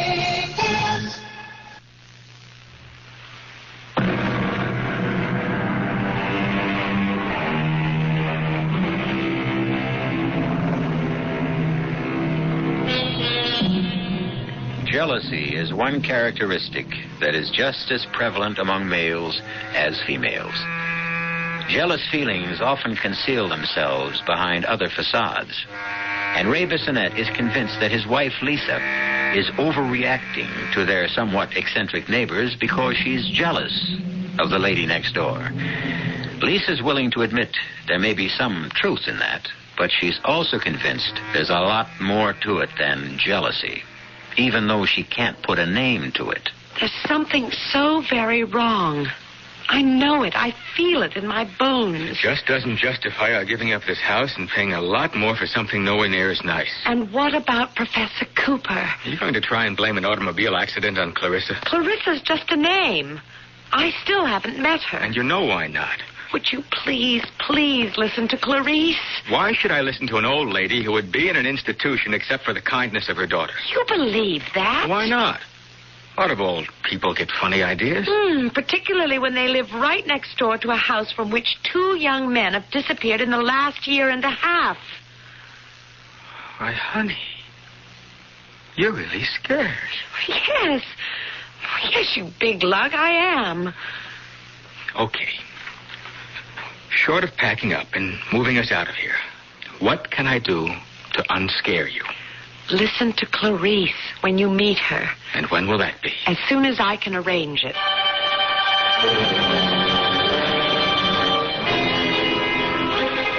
I see your little lady friend from next door is coming to visit, Clarice. And I must say I'm glad to get a chance to rest. It's quite tiring for me. I know, Clarissa. I know. Now remember, we need Ray Bissonette. I know that, too. I'm even more tired than you, Clarissa. Much more. Oh, I'm so glad you're home, Mrs. Wenderby. I have a lot that I want... Well, why don't you just come in and have some tea? I was just making myself a cup. Oh, thank you. You don't mind the kitchen? Oh, not at all. My dear, what is it you want from me? I think you should come with me to my house and tell Ray what you told me. Do you think your husband will move out because I tell him he should? You're very wise. And forgive me, but very strange, too. Just very old. You don't think about growing old, do you? Well, of course not. You're too young and too alive. You're not worried about the lines and the wrinkles. You wouldn't look for some way, for any way, to stay young forever. Now, come on, baby. This is the 20th century, the atomic age, the computer-controlled society. Don't give me this stuff about witches. How else can you explain what's been going on? I wish you'd tell me just what you think has been going on. Ray, why is it that I only see Mrs. Wenderby and you only see Clarissa? I don't know. It's because you're a man and I'm a woman. Why should that make a difference? If they both were the same woman, it would make all the difference in the world, wouldn't it? Do you know what you're saying? Yes. Where in the world did you ever get a nutty idea like that? From these books. Then I suggest you stop reading them. Stick with the comics. They make more sense. You see, the succubi are really frighteningly ugly, but to young men they appear beautiful and desirable. I can't believe you'd take all this witch and succubi stuff seriously. 2 men who lived in this house before us disappeared. The only thing about that bothers me is that it bothers you. If you're really concerned about me, there is something you can do. Well, if you mean move out, the answer... I mean put my theory to the test. How are we going to do that? You make one last date with Clarissa. Whoa. Hear me out. Just for lunch or cocktails or coffee. You tell me when and where. I'll happen along and you'll introduce me. After I meet her, I'll give you my word I'll never mention witches or moving again.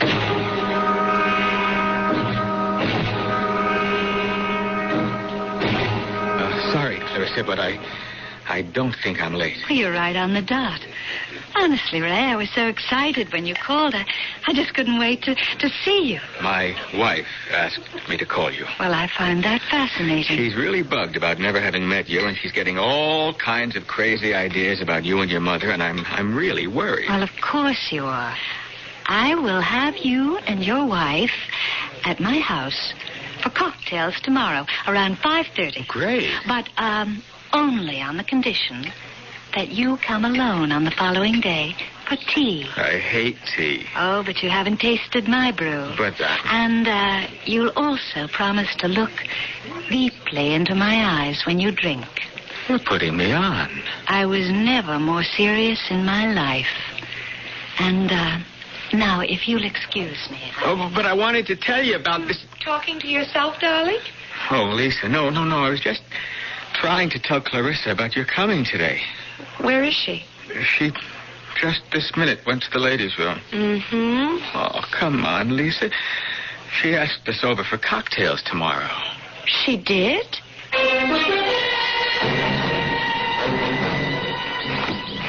I've never seen you so excited. When we ring the bell and Clarissa, or Clarice, opens the door and asks us in, it's going to be like the end of a bad dream for me. For me, too, but only because of you. I've never seen you so uptight before. Oh, after I meet her, I'll make it up to you. Just go back to being your old self. I promise. Oh. What's the matter? I don't know. I suddenly feel dizzy, as if I'm going to faint. Maybe we shouldn't go any further. We can call and make it for some other... No way.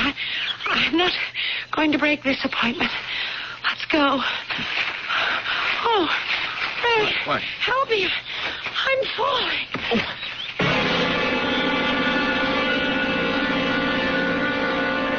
You promised not to hurt her. The doctor's car drove into the highway a few minutes ago. We should be hearing from him any minute. There. Answer it. Answer it. I don't want him to think we've been sitting right on the phone. Now. Hello? Clarissa? Yes, Ray. Where are you? I'm home. The most incredible thing happened. We were on our way to your house, and Lisa suddenly felt faint. As a matter of fact, fainted dead away. Hit her head on a stone. Oh, I hope it wasn't serious. The doctor says she'll be okay in a day or so, but... Well, meanwhile, we have to postpone our date. Oh, what a shame. I was so looking forward to meeting Lisa. Not half as much as she was. Remember, you're having tea with me. Well, that'll depend on how Lisa feels. I'm so glad Lisa's feeling better. And I'm equally glad you came over for tea. Well, would you be very upset if I drank something else? I'm just not much of a tea lover. Well, you haven't tasted the tea I brew. I promise you, an unforgettable experience. Oh. Well, if you put it that way. I do indeed. Oh, here. Needs just a little sugar, but no cream. Looks awfully strong. Taste it. Doesn't smell like any tea I ever drank. Well, I told you it's not like any tea you ever drank. Come on now, Ray. Take a swallow and look at me. I see you. I mean, in my eyes. Look deeply and drink deeply. Oh, Clarissa. You're... Yes, Ray. What am I? Oh, you're truly beautiful. Beautiful. Oh, thank you, Ray. Your eyes have a radiance and a shine that I've never seen before. And your lips. Yes. Yes, my lips. Would you like to kiss my lips? Oh, yes. Yes, I would. Oh, this is what I wanted since we first met, Ray. To hold you in my arms and hold you forever and ever, and hold your youth and your vitality and feel it make me young again. And do you still find me beautiful, Ray? You've changed. But I can still see your beauty. Drink some more tea, Ray. And hold me. Hold me tight and close. That's it. Squeeze me, Ray, and I'll squeeze you. Squeeze the life out of you and into me. And... You're not Clarissa. Of course I am. I'm your Clarissa. And Lisa's Clarice. And your true love. No, you're old. You were the old lady Lisa saw. Hold me. Hold me, Ray. Hold me tight. Oh. The tighter you hold me, the more I'll seem like Clarissa. Hold me, Ray. Hold me. and love me for all eternity, because we're bound together forever.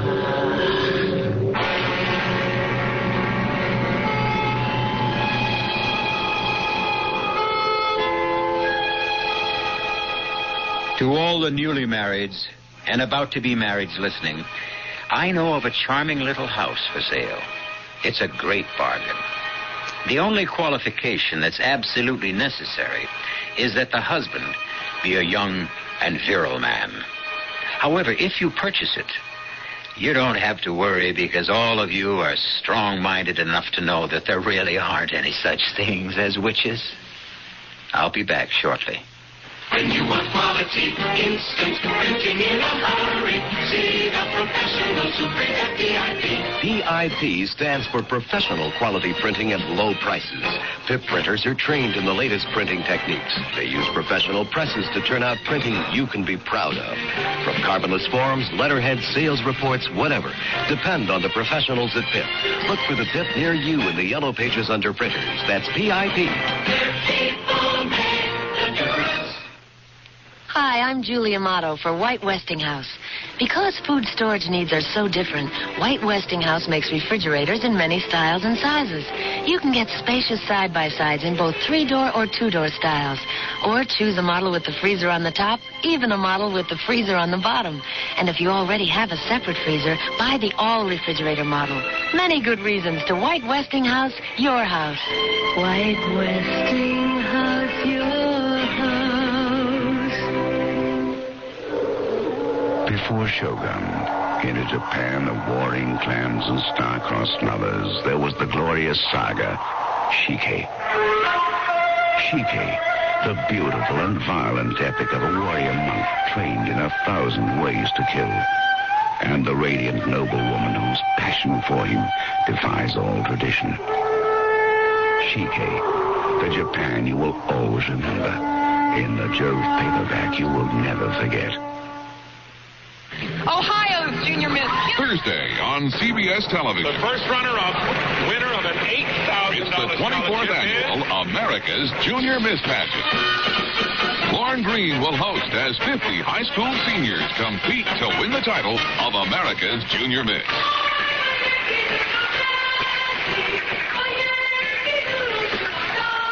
Don't miss the America's Junior Miss Pageant, Thursday at 8, 7 Central and Mountain on CBS television.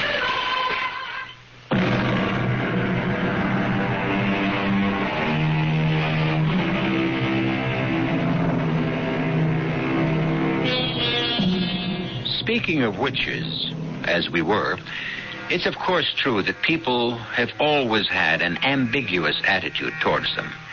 In some literature, they're portrayed as fascinating, lovely women with quicksilver qualities who bewitch the males with their charms. In other stories, they appear ugly old bags, spreading evil and polluting everything they touch. Which is the true picture? Could it be, perhaps, that both are true? Think about it. Our cast included Patricia Elliott, Carol Teitel, Ira Lewis, and Dan Acco. The entire production was under the direction of Hyman Brown. This is E.G. Marshall inviting you to return to our Mystery Theater for another adventure in the macabre. Until next time, pleasant dreams.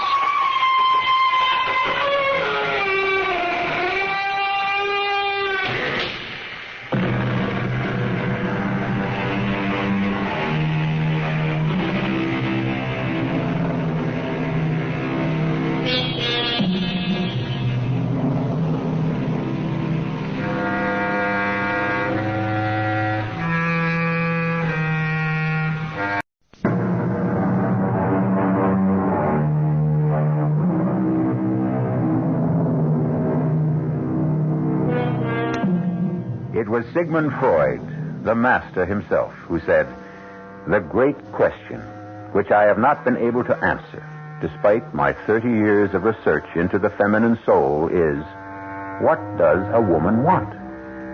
Well, such a question may have disturbed the immortal doctor, but not the man you are about to meet. His name is Silas Cunningham.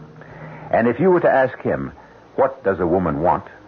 Silas Cunningham would look at you in all sincerity and say, well, every woman I've ever met has always wanted me. And it's evidently true. Because there is one woman who wants Silas forever, even after she's dead. Go in with her now, Silas. Is she better, Doctor? No. But Dr. Pearson... Go see her now, while you can. Silas? Is that you? Yes, darling. Oh, I want to tell you. Please, Julia, please, save your strength. I have nothing to save my strength for. Listen to me. I'll be here. Of course you'll be here. You'll get better. I'll be here after I'm dead. Darling, I don't even... in this room. In this room. Our room. I love it so much. Yes, darling. Oh, no one will see me, but you'll see me. Yes, dear. No one will hear me, but you'll hear me. You believe that, don't you? Don't you? Yes, I believe it. Oh, darling, we love each other so much. We will not. We refuse to be parted, even by death. Oh, hold my hand. Oh, my darling Julia. I'll come back to you, Silas. I'll never leave you. I'll never leave you. Julia. Doctor Pearson.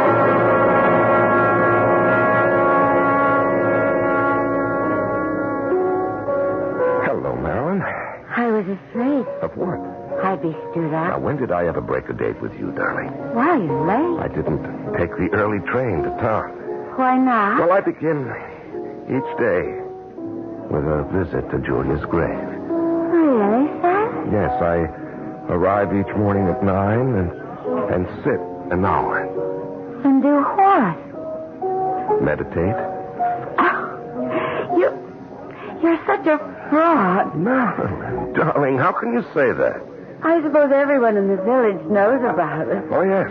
The talk of the town seems to be how grief-stricken I am. You have absolutely no moral. But it's true, dear. I am grief-stricken. After the way she drove you crazy? Or was all that just talk? For my benefit? Oh, Julia was all right, in her way. She made very few demands of me. If it weren't for that occult nonsense she was all wrapped up in, I could have even been happy. Why is it so important for you to create this appearance of the bereaved and ravaged lover? Well, when very rich wives die young, certain nasty-minded, suspicious persons may begin to formulate all sorts of evil thoughts.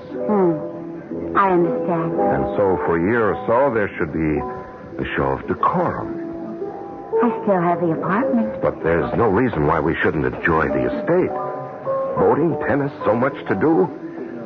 Darling, I want you out there. But doesn't that go against... No, because you see, I decided to write a book. Book? Yes, and I'll need an editorial assistant. You're going to write a book? About what? About the occult, the supernatural, the very strong possibilities of communication with the dead. But you know as well as I do that that's all nonsense. Now, please, dear. This book is to be dedicated to the memory of my beloved wife. Silas. Now, you have had considerable experience in the publishing field. You were Julia's very best friend. And besides, as far as outward appearances go, we shall be impeccably chaperoned. By whom? By the redoubtable Mrs. Watson herself. I shall ask her to stay on as housekeeper. Mrs. Watson? Mm-hmm. Madam Hatchet-Face. But, darling, she radiates respectability from every pore. When do I report for duty? Saturday. Call when you're ready. I'll have Hastings drive into town, pick you up. Well, here's to the book. And, to other things.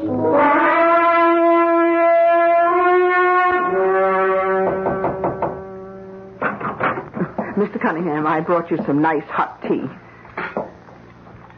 Oh, come now. You must have something. Oh, look, I know how you feel. Everyone knew. It was a real love match, you and that wonderful lady, Mr. Soul. But would Julia Cunningham want you to despair like this? Thank you, Mrs. Watson. What would I do without you? Good evening, Silas. Oh, Dr. Pearson. You want to fetch me a cup of that tea, Miss Watson? Yes, Doctor. Thank you. Mrs. Watson says you don't eat.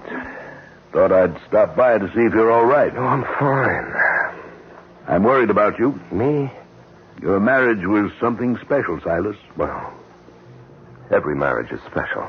You and Julia. No two people ever seem to be more close, more content, more in love. She was everything to me, Doctor. Everything. In a marriage like yours, when one partner goes, well, sometimes the other one loses all interest in life. Now, don't let it happen to you, Silas. No, I don't care much about anything right now, Doctor. Get hold of yourself. Don't let your mind wander. Don't shut yourself away. Life must go on. And it can be quite a life for you. She came into all her money last year. You know, I'd give every penny to bring her back. Yeah, you would. That's what worries me. What are you saying, Doctor? Julia was very much taken with the idea of being able to communicate with the dead. It was a very sincere belief. I'm sure you discussed it. Even decided that in the event one of you died, there'd be an attempt at communication from beyond the grave. Doctor, this is a very personal and private matter between Julia and me. I notice you say is instead of was. I'd rather we don't discuss it. In those final feverish moments, she talked about it. She said... I know what she said. She said her spirit would always be in her room. Doctor, why do you insist on... Because it's hokum. Sane, sensible people know these things simply can't happen, period. Well, don't you worry about it. I worry because in this world there are all sorts of unscrupulous confidence operators who prey upon vulnerable people. People like you. Well, I can take care of myself. Your tray, Dr. Pearson. Oh. Well, one thing's in your favor. Mrs. Watson staying on. And she's the most level-headed person I know. Mrs. Watson, can I depend on you to keep Mr. Cunningham here out of trouble? Yes, Doctor. You can depend on it. And you can depend on me.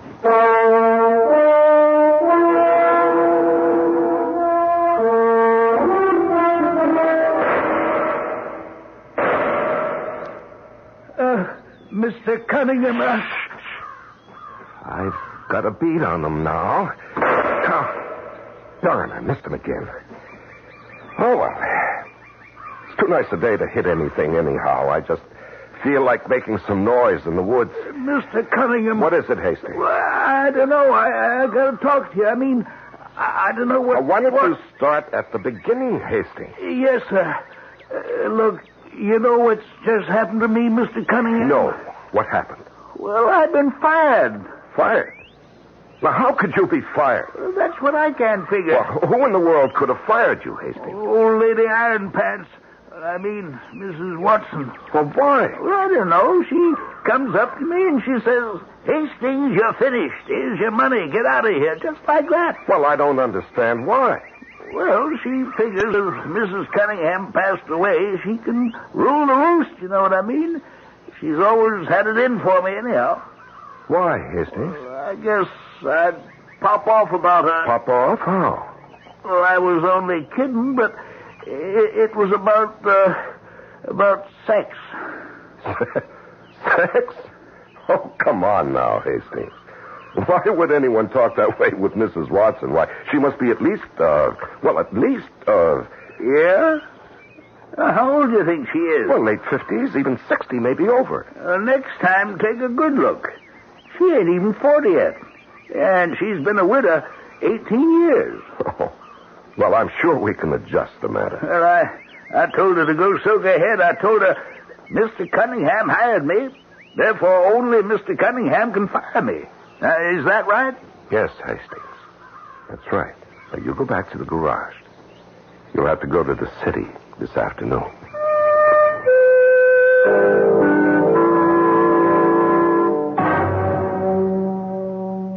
If I'm to perform my duties in a satisfactory manner, I must have the right to hire and fire Mr. Cunningham. Yes, of course, Mrs. Watson. It's just that Hastings has been with us for such a long time. I dismissed him for good cause. He's a thief. A thief? I found out. He's been getting together with some of the service places in town. We've been paying bills for repairs that were never made, for gasoline that we never bought. Oh? Are you sure? I'm positive. The sooner he's off the premises, the better for all concerned. Well, it's just that I would want him to drive into the city this afternoon. Oh, yes. Yes, I'm expecting a call from Mrs. Ralston. Marilyn Ralston, of course. She called while you were out shooting. Oh? Did she say what time she wants to be picked up? If we fire Hastings, I'll drive in myself. Oh, that won't be necessary, Mr. Cunningham. What do you mean? She isn't coming out this afternoon. Oh. Something the matter? Or any afternoon, for that matter. Well, why? Did she suddenly change her mind? No. But I told her that you had changed yours. What are you talking about, Mrs. Watson? I never told you I changed It mine. wasn't necessary for you to tell me, sir. I acted in your best interests. Mrs. Watson, I'm very capable of determining my best interests. And furthermore... Yes, Mr. Cunningham. What are you staring at? That bracelet. Yes, this bracelet. Well, how dare you, Mrs. Watson? That was my wife's bracelet. I know. Well, what right do you have to wear... She told me I could have it. She whispered it to me. Well, that's a lie. The day she died. It isn't true. The day she died of, what did the good Dr. Pearson say? An infection? Nobody questioned dear Dr. Pearson's diagnosis. How fortunate he signed the death certificate without questioning it himself. You couldn't prove anything. Of course not. I couldn't prove anything, but... Now, if they were to exhume the body and perform certain tests... but they'd never do it. Unless someone suggested it strongly. And as of right now... I don't plan to suggest it.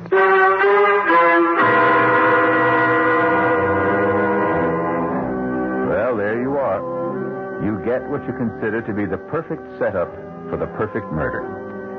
You get rid of a woman who is a thorn in your side, only to discover you've just acquired one who could be a rope around your neck. The rope either gets tightened or loosened.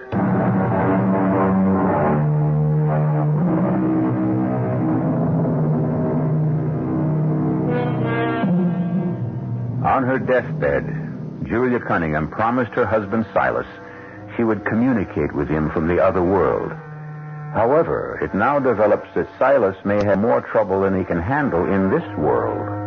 It seems that Mrs. Watson, the faithful housekeeper, has discovered that Silas had actually hastened Julia's exit from what is sometimes described as this veil of tears. Mrs. Watson, what makes you think I would have something to fear from an autopsy? Isn't it obvious? Isn't what obvious? The situation we find ourselves in. Now, if you didn't fear an autopsy, this bracelet would be off my arm, you'd fire me on the spot, and I would be out on my ear. Now, I know. Just what do you know? I know I was right about the bottle of poison. What bottle of poison? Oh, come, sir. It was in your room. I made a few discreet inquiries. I learned from a doctor that small, steady doses could produce symptoms which might appear to indicate an intestinal infection, and it would be treated as such until suddenly the patient would die. Incidentally, that doctor was not Dr. Pearson. And, just how would I be implicated? Well, if I were to voice my suspicions strenuously enough, and if the coroner should find poison... Oh, I see. Isn't it your duty as a reputable citizen to report this? Oh, yes, it is. Why haven't you done so?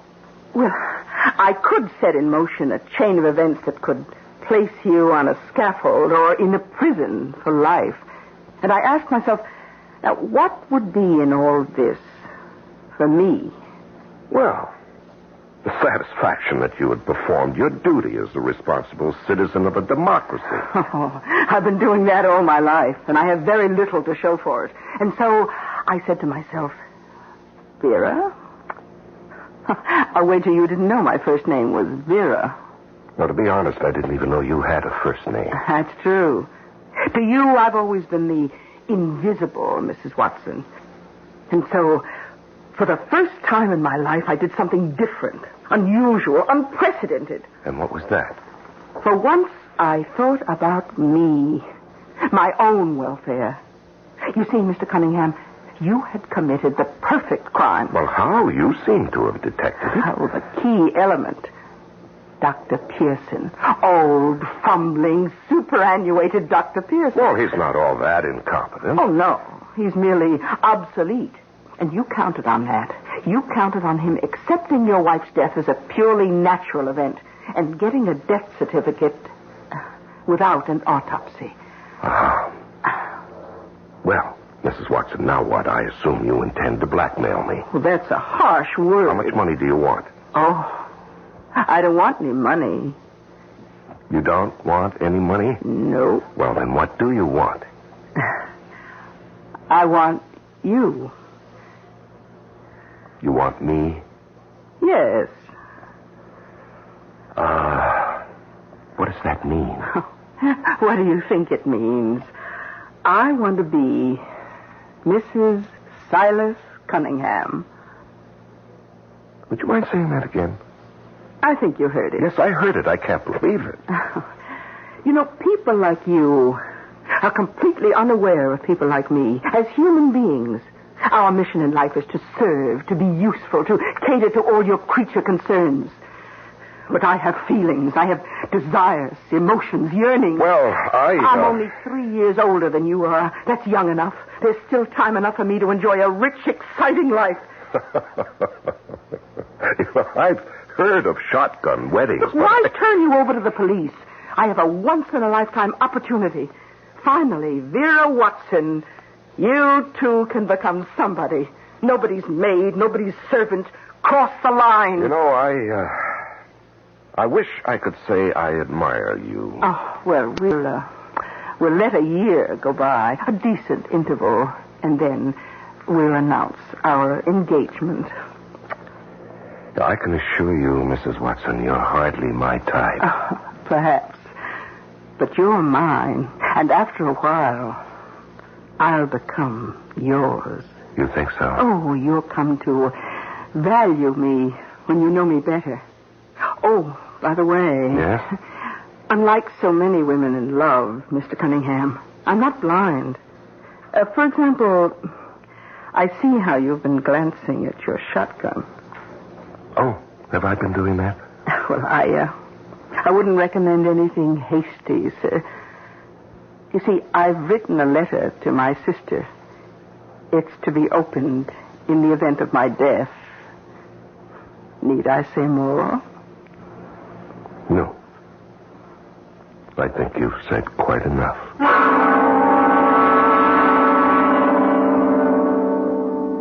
Darling. Silas. Why? Oh, must have been dreaming. Silas. Who is that? Silas. Julia. I said I'd come back to our room. Julia. Silas. Darling.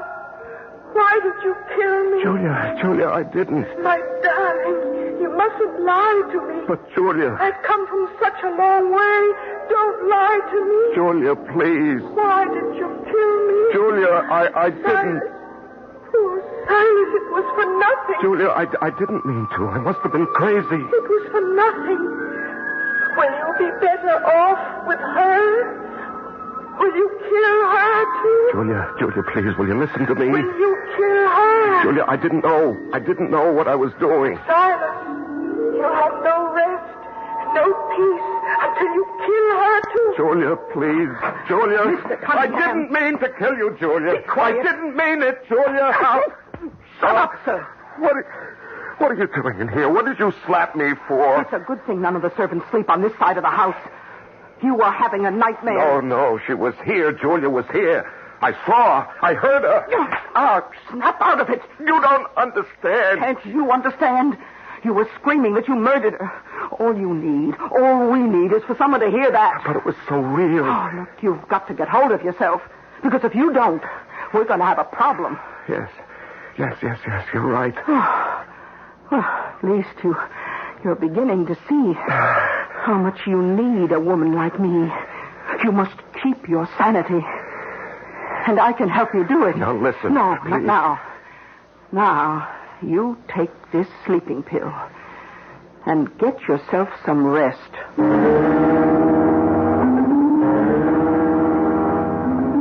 Doctor, I'm fine. I'm just fine. But you don't go anywhere. You don't do anything. Well, I don't care to. Silas, you've lost your color. You look thinner. You've got to develop an interest in life once again. I'll be all right. Silas, you're not getting all twisted up in that occult business, are you? You're not getting visits, I hope. Doctor, I loved my wife very much. And I still haven't recovered from the shock of having lost her. And I wish that everyone would let me alone. All right, Silas. I'll leave you some vitamins. Oh, Mr. Cunningham. Oh, good morning, Dr. Pearson. Good morning, Miss Watson. Our friend here looks a bit peaked. Hasn't been eating much, I bet. No, but I'm on my way to town to buy some things to tempt his appetite. I'll give you a lift. Oh, thank you. I just have to stop by the kitchen to leave some instructions. I'll see you outside in a couple of minutes. You know, Silas, something's different about that woman. Different? No. In what way? Well, for one thing, she looks much younger. For another, she's not too bad looking. I hadn't noticed. Something's come over her. Now, what do you suppose it could be? I haven't the faintest idea.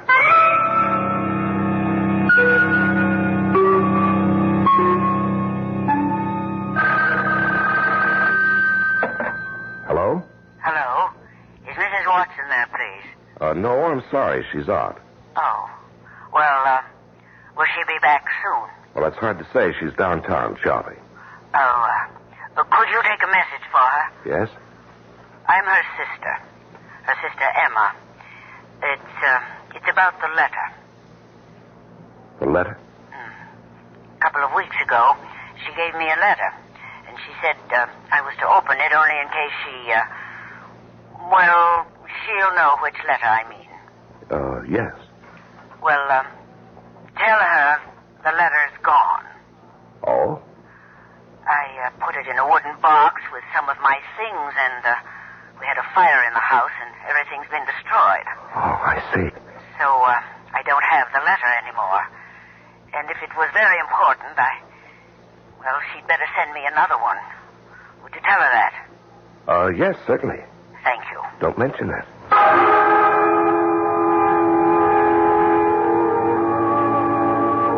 Good evening, Mrs. Watson. Oh, good evening, Mr. Cunningham. Is this how you spend your evenings, Mrs. Watson? Knitting? Knitting, reading, listening to music. Oh, I've often wondered what you did with your time. Oh, that's not true. I don't imagine you ever gave me a second thought. Well, for better or worse. Do you know what I like to do on a lovely night like this? No. Go out in a boat.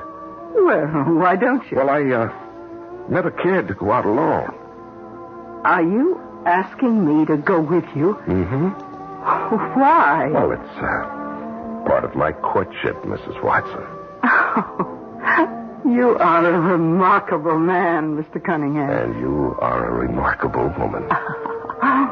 You know, actually, you were right the other night. You're the woman I need. The woman who can hold me in balance.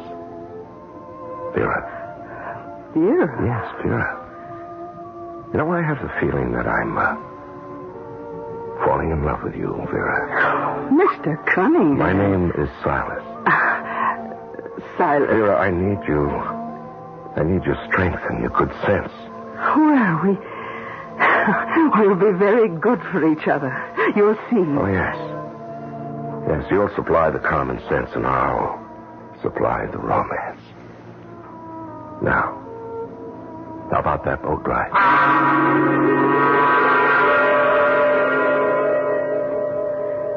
Oh, I'm very happy. Oh, Silas, life is so unpredictable, isn't it? Yes, that's the one thing you can say for sure. A month ago, who would believe that you and I would be drifting along out here, close together? You know, it's getting a bit late. Oh, do we have to go back in now? Well, we better. The breeze is freshening. We may be in for a gale. You wouldn't want to be blown out to sea, would you? Oh, no. Well, we must do this more often. Silas. Yes. So where are we headed? I mean, we're not going toward shore. That's right. But you said... What did I say? Well, that it was time to go home. I'm going home.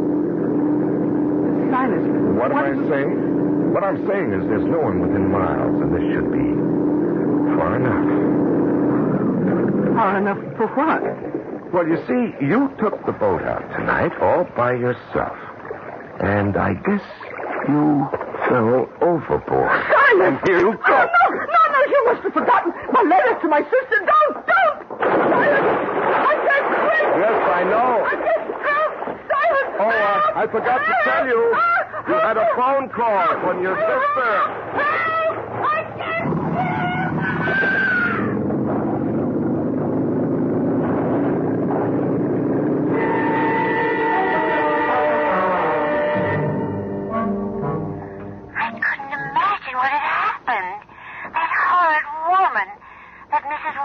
answered the phone and said you told her... Marilyn, please. Speak gently of her. She's gone. You see, she had an accident last week. She went out in the boat. And she drowned. It was a terrible thing. But why did you instruct her to tell me to forget all about you? Darling, I can explain everything. Well, it had better be a fantastic explanation. Still want to see me? Well, I shouldn't. But? How long will it take you to get here? Give me an hour. Hurry, darling. Sure thing. Well. What? Looks as if that poor girl's going to get stood up again. Well, who are you? It's a good idea for the two of you to be seen together. Now, wait just 1 minute. What are you doing here? Who are you? How do you do, sir? I'm your new housekeeper. Now, see here. Let's cut this nonsense. I'm your new housekeeper for a very good reason. My name is Emma. Emma? You remember? Emma? Vera Watson's sister. Oh. Oh. And the reason I'm your new housekeeper is because I found the letter.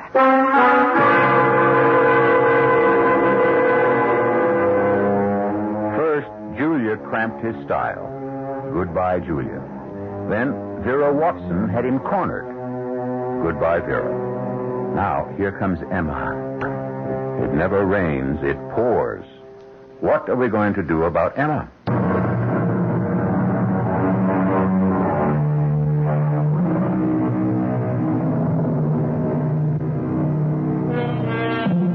How does Silas Cunningham keep track of all his women? They all fall madly in love with him. They all want him. How does he manage them? Well, some of them have accidents. For example, his wife died of a stomachache. His housekeeper drowned. It seems she went out in the boat by herself and fell overboard. Or anyhow, that's what the sheriff thinks. Now, the latest woman who has entered his life is Emma. That's right. Emma. Yes, I spoke to you on the telephone. That's right. And I told you about the letter. Uh-huh. What are you doing here? I didn't think there was anything to that letter. Well, there isn't. Oh, Silas. Silas. When I read that my poor sister, well, actually, she's my stepsister, had drowned. Well, you know, she shouldn't have gone out in that boat alone. Oh, she didn't go out in the boat alone, Silas. You went out in the boat with her. What did you do? Throw her overboard? Now, you can't prove that. I don't have to prove that. I still know about the other thing. All right, let's get this over with, huh? How much do you want? Ooh. You don't catch on at all, Silas. What do you mean? I think you're kind of cute. Oh. Good.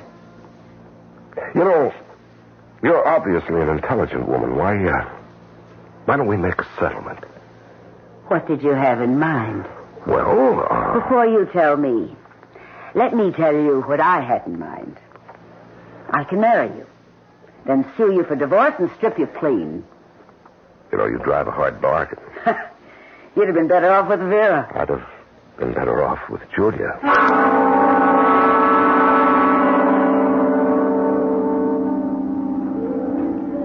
Silas? Yes? Silas, I'm here. Oh, no, go away. It's Julia, darling. It's me, Julia. What? Julia, please, what do you want of me? What do you want? Silas, darling. What do you want? I'm keeping our promise. We will not be parted by death. I killed you. It doesn't matter. Oh, Julia. Poor, foolish Silas. Oh, Julia. Love is immortal, invincible. Nothing can destroy love. Love lives forever. Oh, Julia, I was so stupid. I don't know what happened to me. It just keeps getting worse and worse for me. I know. You had to kill poor Mrs. Watson. Yes, and now I'll have to kill this horrible woman, this Emma. Yes, you must kill her before she destroys you. But how? How can I kill her, Julia? How? Darling, it's so simple. Think. How? Think. Tell me, Julia. Please tell me. The poison. The poison? Hide the bottle in her room and take a little bit yourself every day, just as you did with me. But, Julia, you died. But you stop in time. Call the doctor. Complain. Tell him you think you're being poisoned. They'll discover the bottle in her room. Oh, Julia, please don't think she was trying to poison me. Yes, darling. You see how simple it is? Well, why would she want to poison me? Why did Mrs. Watson want to poison me? Mrs. Watson? Of course. It was Mrs. Watson. Don't you see? Emma was finishing the job her sister started. I'm dead. Now they find poison in your system. The bottle in her room. Oh, Julia, please. My darling, Julia, please. My beloved, Julia. What's going on in here? Julia. Hey, snap out of it. You're having a bad dream. No, that was not a dream. Okay, have it your way. Now, don't you humor me. I saw her. She was right here. Oh, sure. She's keeping her promise. Her promise? Yes, she said she'd come back, and she told me how I could... She told me. It's wonderful. Oh, this is terrific. Keep it up. Keep what up? Oh, what you're doing now? Huh? And after we get married, I can have you put away in the nut house. No. She was right here. You can laugh all you like, but she was here. Oh, sure she was. And she was wearing a white dress with blue shoes and a green hat. And there were little men 7 inches tall with heads like pancakes. Shut up. What? And get out of here.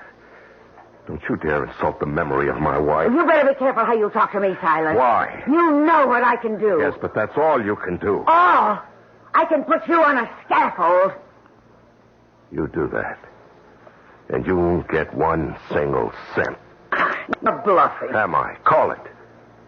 Silas, honey, we're stuck with each other. Why not make the best of it?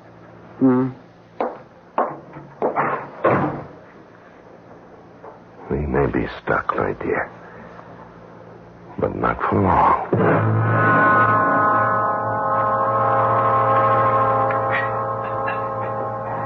Good morning, Silas. Good morning. I hope you feel better today. I don't. Breakfast? No, just coffee.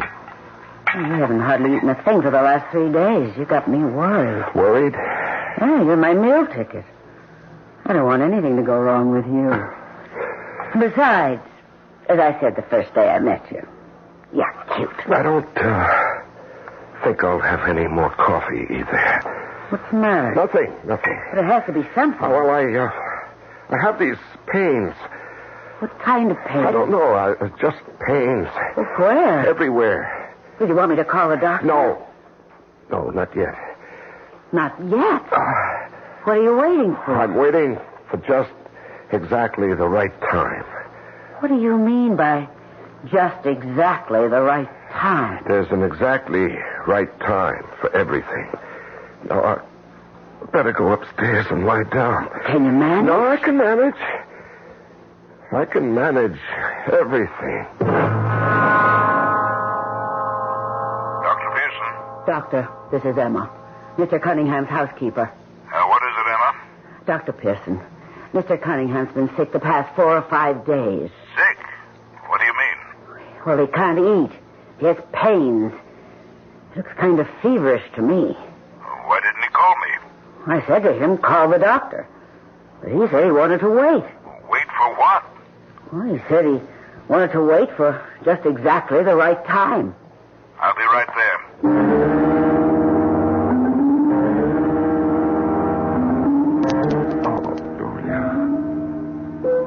Julia, why does it hurt so much now? This is only the 4th day after taking the poison. You needed 10. Oh, is it supposed to be this bad? Julia, please. Please come here and talk to me. I'm going to call Dr. Pearson now. I better not wait any longer. Oh, I better call. Maybe my system is different. I only took a little bit. Julia, please. Where are you? I'm here, Silas. Here. Is this how it was with you? Yes, darling. I can't stand it. Neither could I.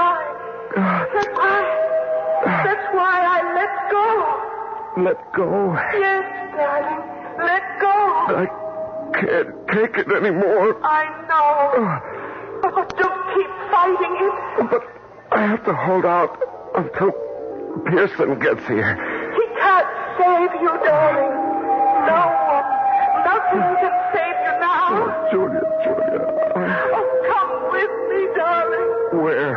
It won't hurt you anymore. Oh. Here. Hold my hand. Yeah. Now, come. Sit up. I don't have the strength. You do. No. See?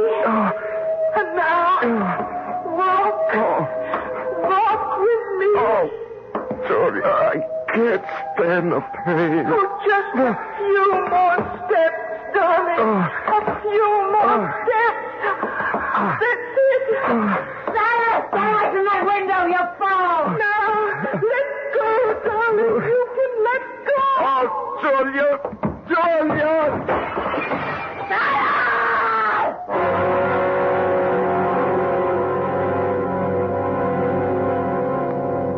Well, Emma, it's obvious.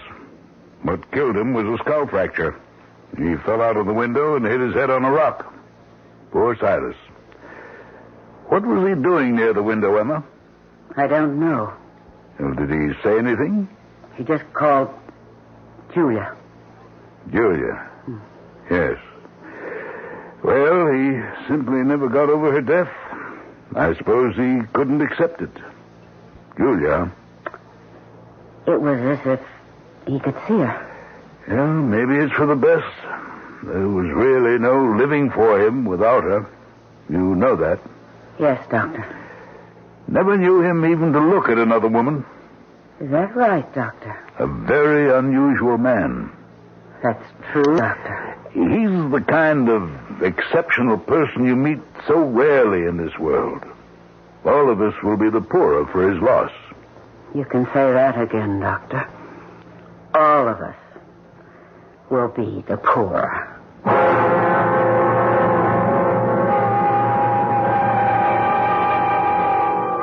Well, you know what they say. De mortuis nil nisi bonum. which means only speak nice things about the dead. And after all, Silas Cunningham paid the price. Ironic, isn't it? So many men envied him his fantastic good looks and his successful way with women. It shows you can have too much of a good thing, but you cannot have too much of Mystery Theater. Our cast included Larry Haynes, Evie Justice, and Guy Sorrell. The entire production was under the direction of Hyman Brown. This is E.G. Marshall inviting you to return to our Mystery Theater for another adventure in the macabre. Until next time, pleasant dreams.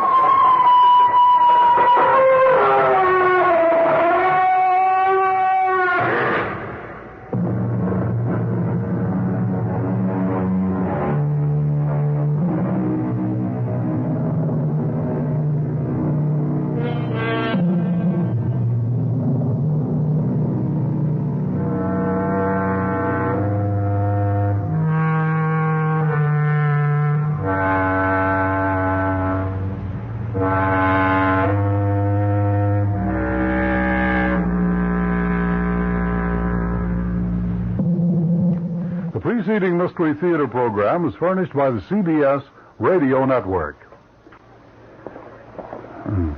This is WOR New York, an RKO General Station. At the WOR time signal, exactly 8 o'clock, here's John Scott with... And now, Mystery Theater.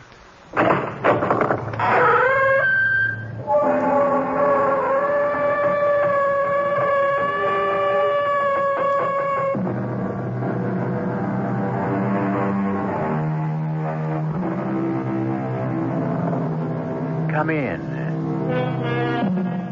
Welcome. I'm E.G. Marshall. Welcome to the world of terrifying imagination. The fear you can hear. No breath of it yet as we begin our tale and meet Stephen and Simon Fairley. The occasion is solemn, as death should be. But all else for these identical twins is a wild sense of freedom and expectation, with no hint of the dark disasters already forming as they listen to the words of their father's last bequests. And that the whole of my estate shall be disposed of as follows. To Stephen Fairley, my firstborn son, I leave all my worldly goods in entirety. Well, thanks a hunk for nothing, dear old Dad. There is a clause that refers to you, Simon. Then let's hear it. To my second-born, Simon, I leave only advice. Mend your ways. It is inconceivable to me, and has been most of my life, that you could be brother to Stephen, much less his identical twin. Now, that's enough, Mr. Holcomb. There are some small bequests. No, we can take them up later. I'm really sorry, son. Yeah, so am I, Stephen. I never expected the old crook to outfox me. I hope he rots in hell. That's a damnable thing to say. Precisely. Since this family long ago decided I'm the devil's own, why shouldn't I be his advocate? Or apostate? To hell with us all, Stephen. And may I be the last to join you.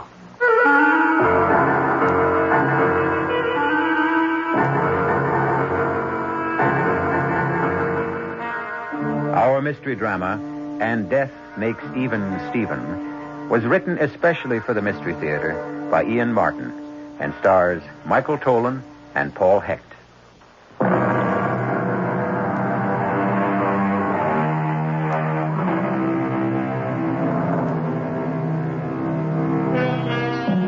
It was true of the Fairley twins. Physically, no one could ever tell them apart.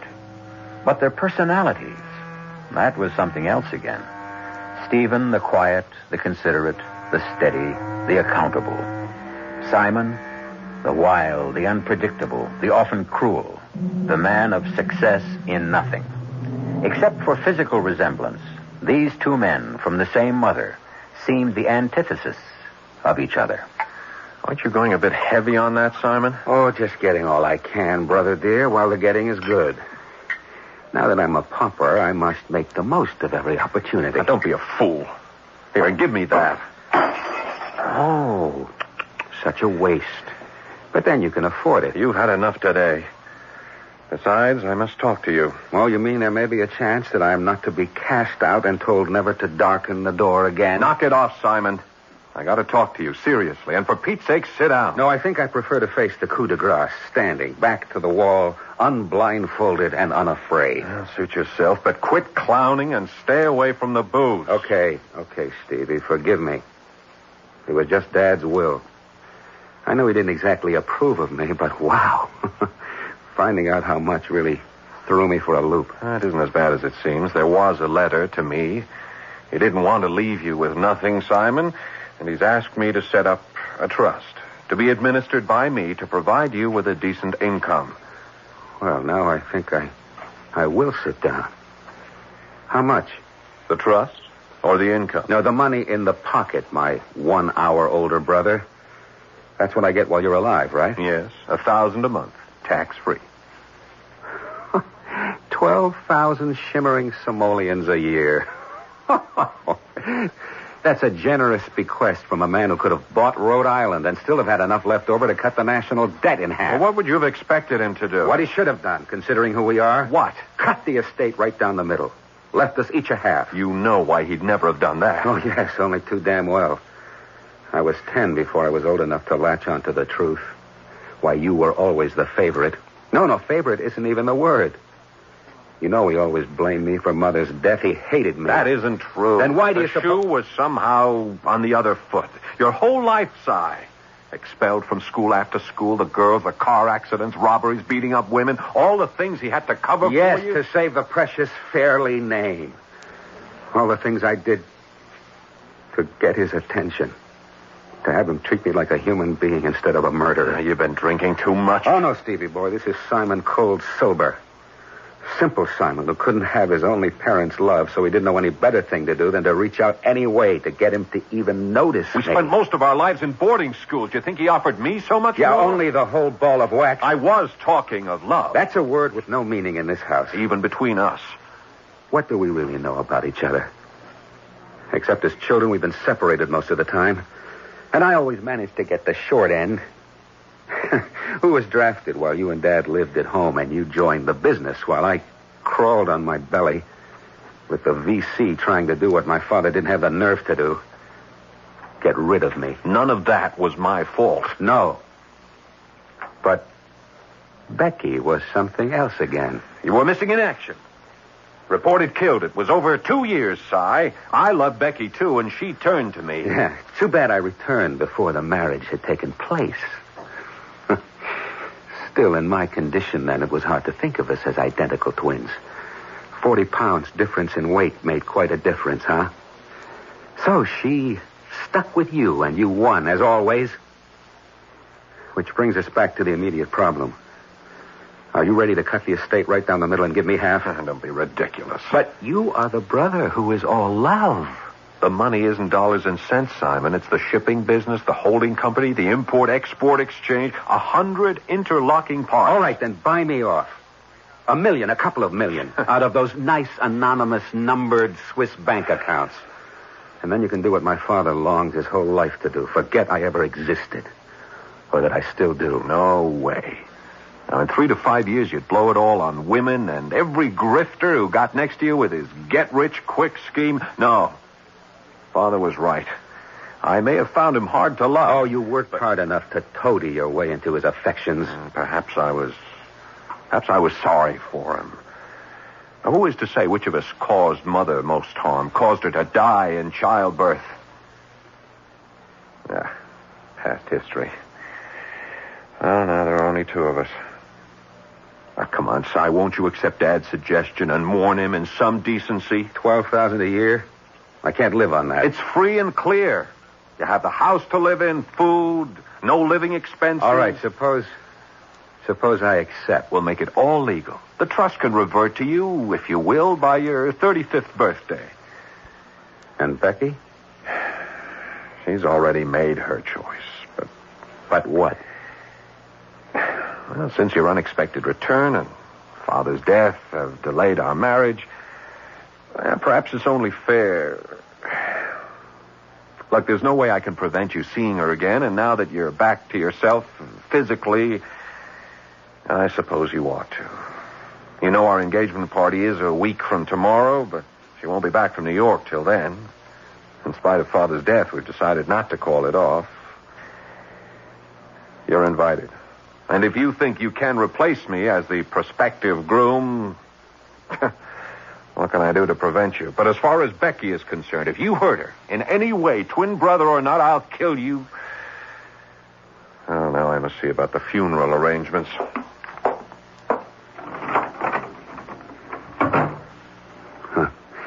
Not you, dear brother. I'm the one with everything to gain. If only I knew the way.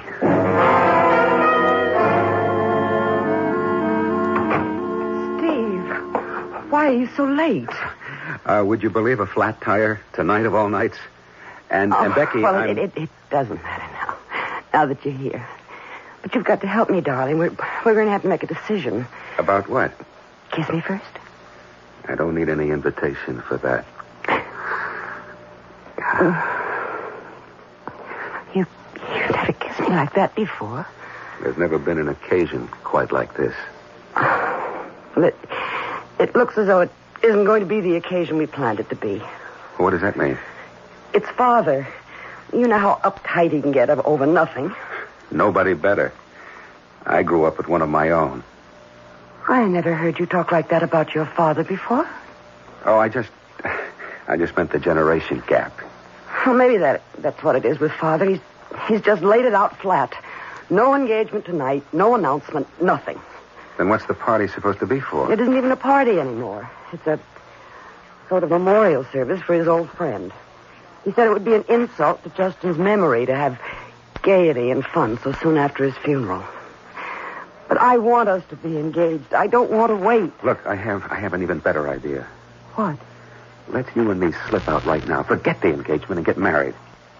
But how? We have no license or... Look, we're less than 20 miles from a state where all we need is the fee and 2 witnesses. Oh, you really bowl me over, Stephen. That's more the kind of thing Simon would do. Well, Simon was a bit of a whack, I guess. Simon was a lot worse than that. There are things I could tell you about your brother. Well, that's past history. How is he now? The very picture of health. It's unbelievable. When he got back from prison camp, I could hardly recognize him. He'd had a rough time. I know. And that's why I was so ashamed of myself for... For what? Don't tell this to anyone, Steve. But I always used to be so scared after Simon and I had broken off and it was you and me. Scared of what? Just hold me. You're so uncannily alike. Even I, who know you both so well, was scared I might not be able to tell the difference. Oh, darling, what a terrible thing to have to say or even think. Don't think it. Put it out of your thoughts. I can't. It's eerie. It's terrifying to even consider I could ever mistake my kind, gentle, loving Stephen for that wild, brutal twin who would have destroyed us. Darling, don't look back. Kiss me, and then let's take off together. Oh, Steve, I can't. Not with the guests then kiss here. me. No, not with... I said kiss me.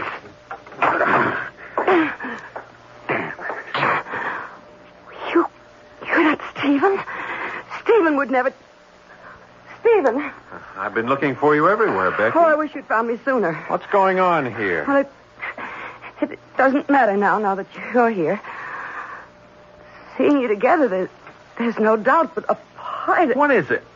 Look, if that lousy brother of Stephen, mine... don't be silly. He was just congratulating me. It's a little enthusiastic for just an engagement, wasn't it? I haven't told you the news yet, Stephen. It isn't our engagement we're announcing tonight. What? It's our wedding, and as soon as possible, unless you object. Oh, of course not, but your father... You leave him to me. I'll arrange everything. You lead, I'll follow. When's the day? Just as fast as we can get the license. Like day after tomorrow, or the one after that at the latest.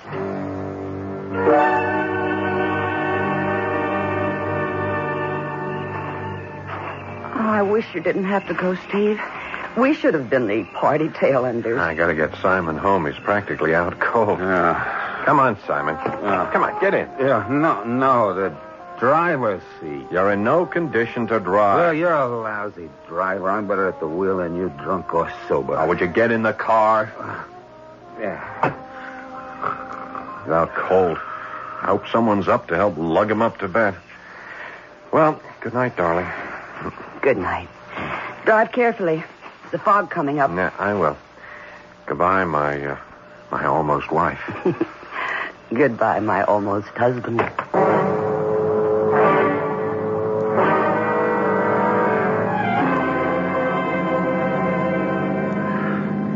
I'll show them all. What? Yeah, I'll have her if I want. I'll take everything if I want. You can't do it to me. Well, you shut up, Simon, will you? Just go back to sleep. Huh? Hey, the VC got a roadblock, Lieutenant. Huh? Yeah, I feel it in my bones right around the next bend. To stop the convoy. I want to stop the... Oh! Steve. Where are we? All right. Take it easy, Simon. We're just on the way home. How come I'm not driving? Because you passed out. Well, the road. Where's the road? We're off the road. Cut it out, you fool. It's just fog. No, off the road. Back to the left. Would you let go of the wheel? Back to the left. Get a slow still. You gotta go left. We're going right into the ditch. Will you let go? The train!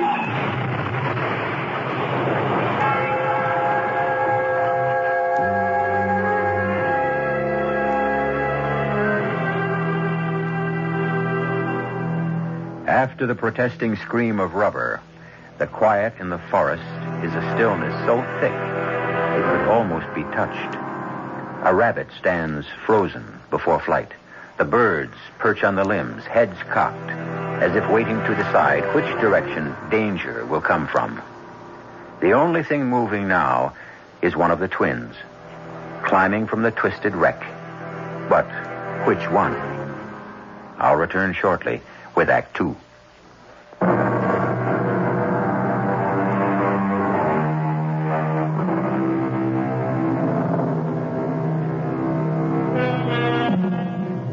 The birds have risen and are off in a whir of wings. The rabbit has long since reached the safety of his warren before Simon Fairley has determined that the blood dripping in his eyes is from a minor gash in the forehead, and the rest of his aches and pains are just contusions and bruises. Only now does he go to look at his brother, pinned between the steering wheel and the seat cushion. Steve, are you all right? You're not dead. You can't be. Dead. It would solve everything. It would all be mine, and no blame for me. He was driving. Steve, can you hear me? Damn, it's so difficult to get at your heart to hear. I can't feel any pulse. Dead. No more second-class citizen. I'd be number one at last. The house, the money, even... No, not Becky. She's beyond me. Unless I could get away with it. I already did before I got careless and Steve turned up. Yes, that's it. That's the way. Make an exchange. Just get Steve out of his seat into mine. The wheel hasn't got him pinned too tight. No. There. He's coming loose. That's it. There. It's going to work. It's all going to be mine. Oh. What happened? Steve, you're alive. Yeah, I guess so. How you? Hey, you're bleeding. Huh? Oh, I just cut my head a little. It's nothing. Oh, I can't get up. I think I sprained my ankle. Maybe broken it. Here, give me a hand, Si. Some sort of jagged rock under my back. Could you move it or help me up? Yeah, let me see. Oh, it's just a rock. Let me get rid of it and then... Get rid of it? Or use it? What are you waiting for? I I'm not waiting any longer. Well, then, for the love of...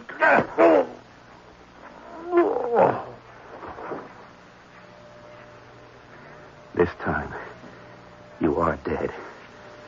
But not Stephen. Simon. No time to wait around. There's plenty to do before someone finds you. Go around and break the windshield.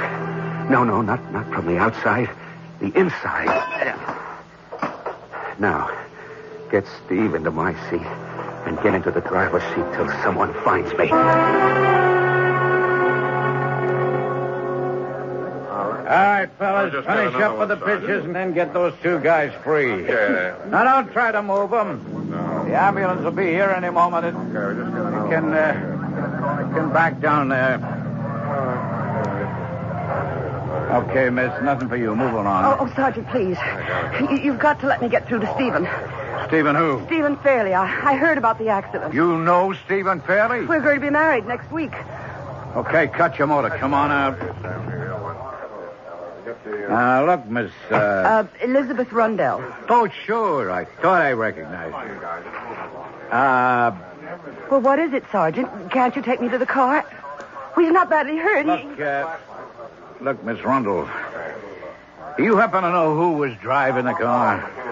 Well, yes, as a matter of fact, I do. It was Stephen. You sure of that? Quite. They'd only just left an engagement party at my house, and Simon had too much to drink, so Stephen took the wheel. They look so like each other, I can't blame you for not being... They don't look nothing like each other now, lady. Well, they're not... Stephen isn't dead. The passenger is dead. The driver is alive. Oh. That's your guy. How bad off he is, we won't know till we get into the hospital.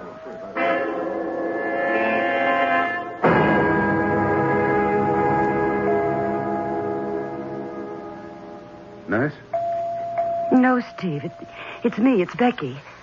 Oh, I'm sorry. Do you want the nurse? No, it's just this bandage. It's half over my eyes. You'll be able to tell me from Simon from now on easily with this scar I've got over my eyes. Haven't they told you about Simon yet? What do you mean, told me? He wasn't... Oh, my God. Now I remember. I was half out when they found me, but his head must have gone right through the windshield. Is he dead? Yes. Oh, that poor, foolish kid. It's all my fault. I should have put the seatbelt on him. Oh, darling, don't blame yourself.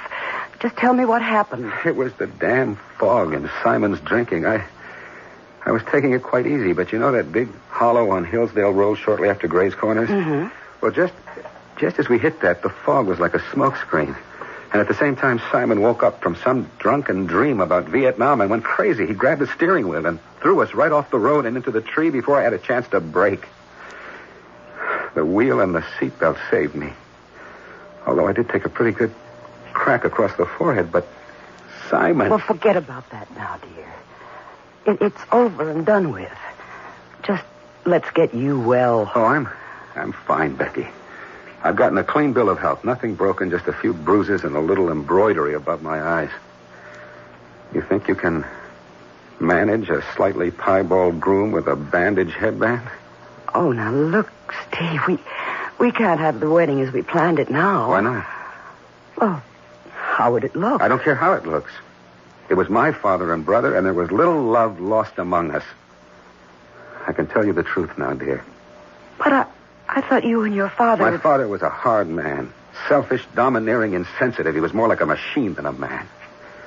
He was proud of me not because I was his son, but because I was his heir. Something to perpetuate the Fairley name. Some sort of pseudo-immortality. Well, I'll make it up. I'll make it up to you. The past, Steve.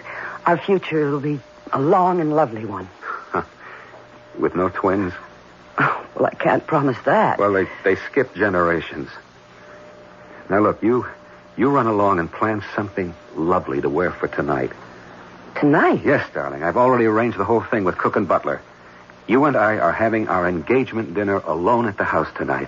I'll send Gray with the car to pick you up at 7:30.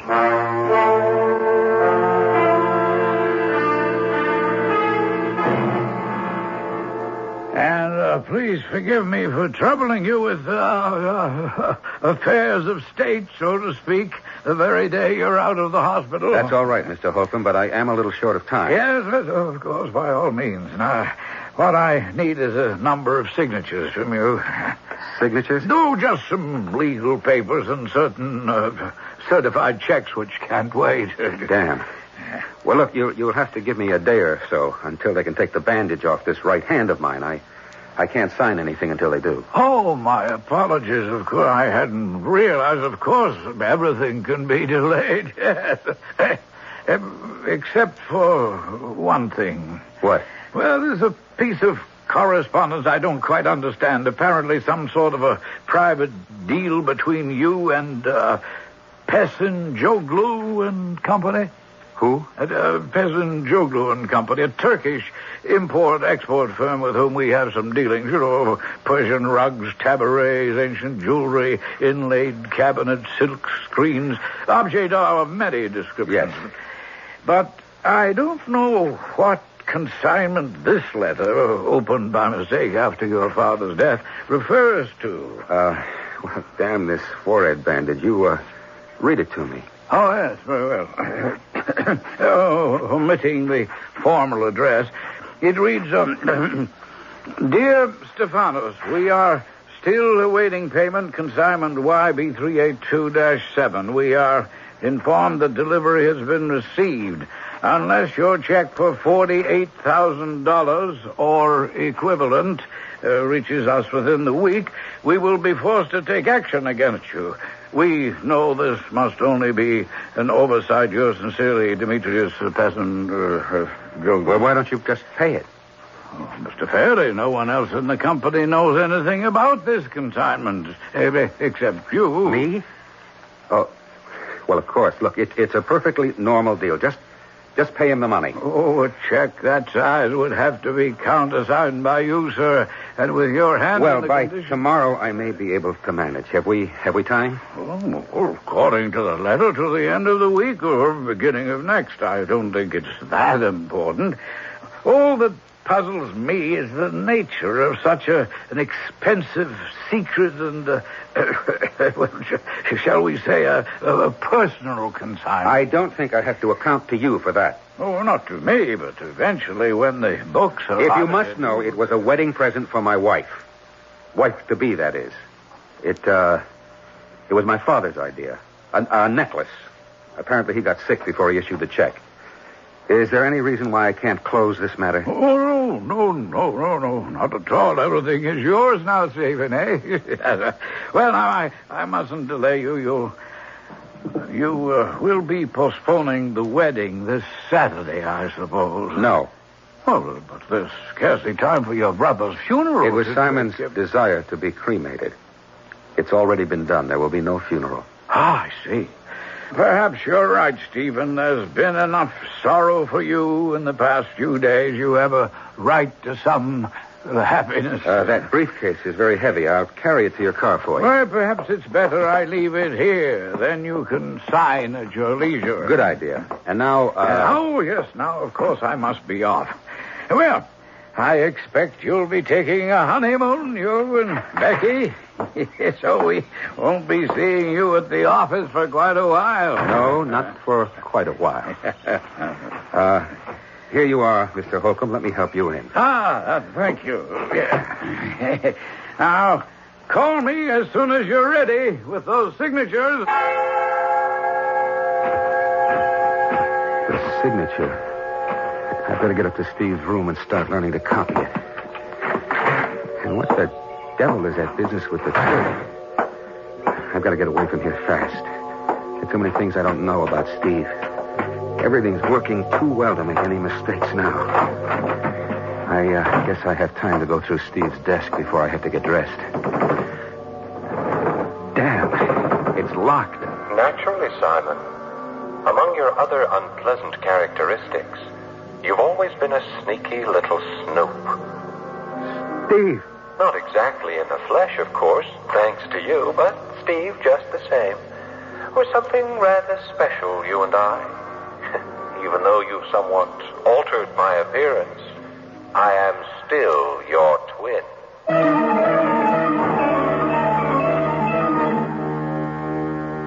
Only the mouth and the chin, and the hair, matted now with dried blood, would serve to identify Steve. The rest of the face is a horror of torn flesh and the white shards of shattered bone, out of which wreckage stares the one uninjured eye, boring with deadly intensity into the terrified face of the man who was once his image. I'll return shortly with Act 3.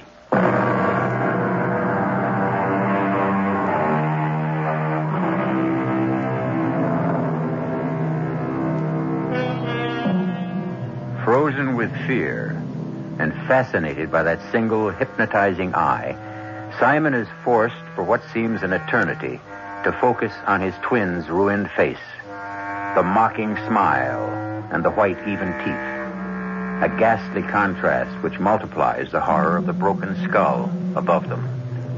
At last, with a supreme effort, he tears his eyes away to find himself staring at the reflection of his own countenance in the mirror above the desk. No. Oh, God, no. Don't cover your face, little brother.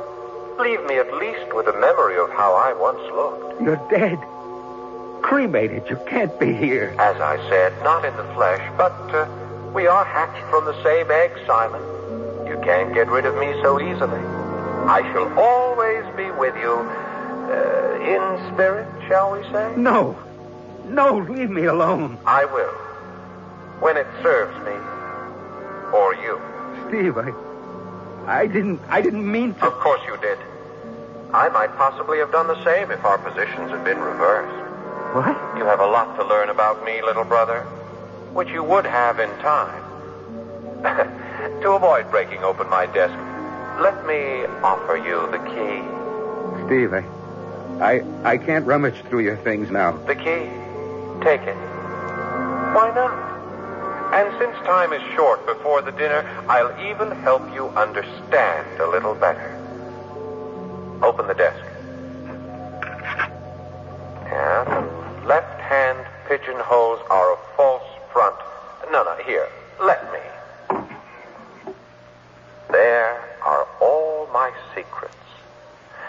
Now, while you read them, I'll tell you about the most important items. But why are you helping me? Because I want you quite as thoroughly damned as I am. I'll make it brief, as you read. Now, Demetrios is in the drug business. For years, I have used Father's impeccably accredited import firm to cover for deliveries. You in drugs? You'll find the evidence in the papers you're leafing through. Wicked Simon, the black sheep. Stupid Simon, really. We were twins in more than the outward look, believe me. The difference was that you didn't have enough sense to bury your faults. I was smart enough to keep them covered up, but not smart enough to realize you had as little scruples as I had when it came to the point. All right, so you lost. Why not let me have my innings now? Why not? I'll even be of help. Until you have studied my signature enough to mask it, I'll even sign your papers for you. Don't worry. The hand that guides the pen may be of the spirit world, but the pen and ink are finite enough. Go on. Get ready for romance. This letter that came from your Demetrios, shall I pay this? Let me see. Oh, that double-dealing crook. Nah, don't pay him a cent. I've already made arrangements so that he will be paid in full. Yeah, forget it. And you? I will not be so easy to forget, dear twin brother. We are bound together by special hoops of steel. As long as I haunt this house, I shall be unavoidably hard to escape. Well, go on. It's time for you to be all that Becky expects of me. Of you? Aren't I what you hope to become?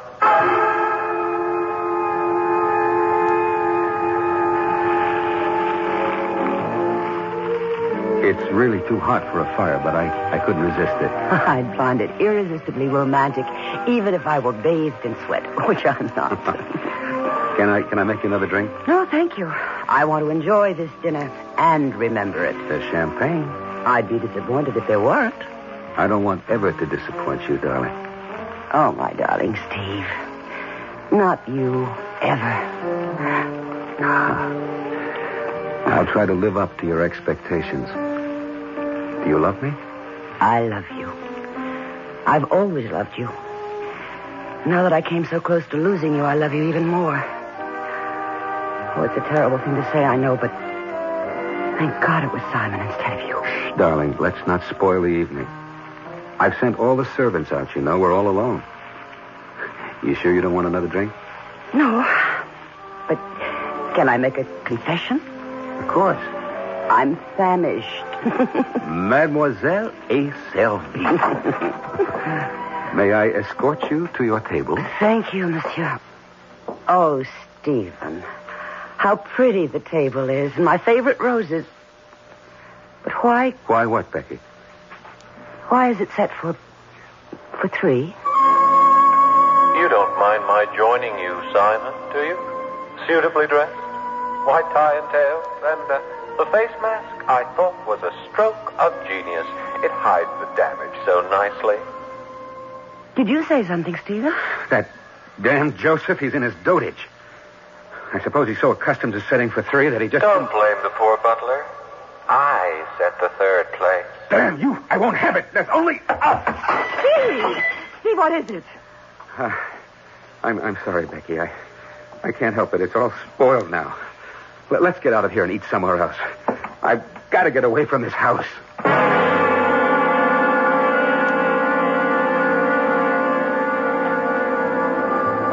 Steve, you're not eating a thing. I'm sorry, Becky. I know it must seem foolish to you, but that extra chair set for our dinner, it threw me. Well, it was unfortunate, I know, when you wanted everything to be just right.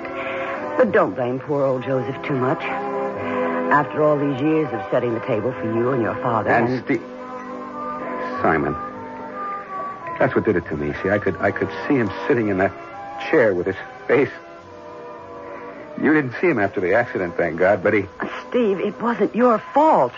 He was the one who grabbed the wheel and pulled you off the road into the tree, wasn't he? Simon. Yes, Simon was the one, all right. That's true enough. So you mustn't take the blame. As long as I live in that house, he'll haunt it. The memory of him, the battered face. Well, we'll solve all that. You won't live in the house. You'll move out to a hotel tonight, and after we're married on Saturday, when we come home from the honeymoon, we'll buy a new house. Hey, wait. I have an even better idea. Maybe we'll never come back. Never? Maybe we'll settle in Rome or Paris or the Costa del Sol. Or just travel. I've always wanted to see Mont Saint-Michel and the Tivoli and Taj Mahal. That's my girl. That's what we'll do. Free souls with never a look behind. Becky, we've got it made, you and me, from here on in.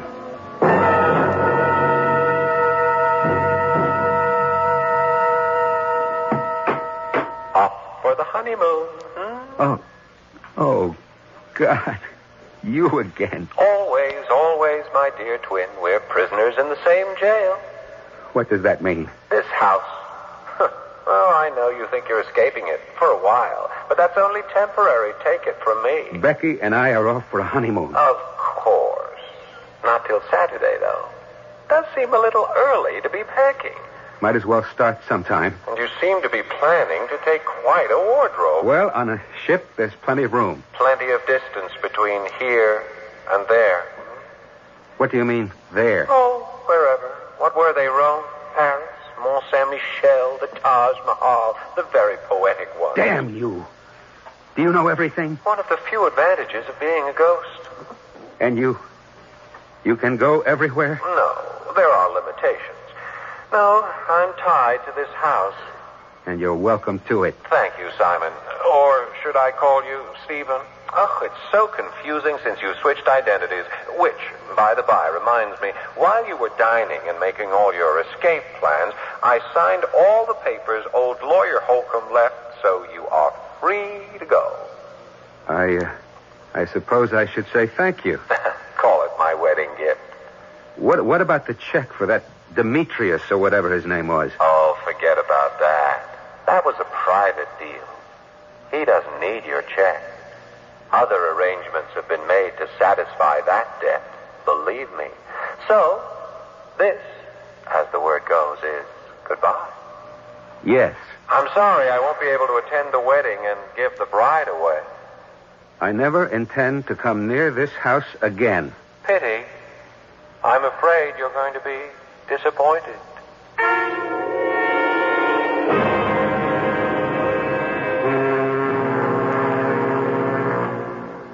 You like the cabin all right, Becky? Oh, it couldn't be more perfect. How about your new husband? Ditto. Well, just keep feeling that way. Darling, you'll have to excuse me for a minute. Why? Oh, I don't know. The assistant purser just told me someone from the office needs an okay or something before we sail. He doesn't have a pass, so they wouldn't let him aboard. I'll be back in 10 minutes. Don't miss getting back on the boat. Don't you worry. It took me long enough to catch it.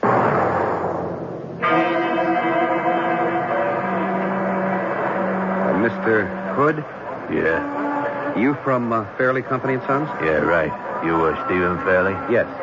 Good. I got a message from you from my boss. Can we step over here to my car? Well, the boat's too near sailing. You just tell me here. At the car. Now, just play it real cool, Mr. Fairley, and don't make any sudden moves. That jab you feel is the muzzle of a short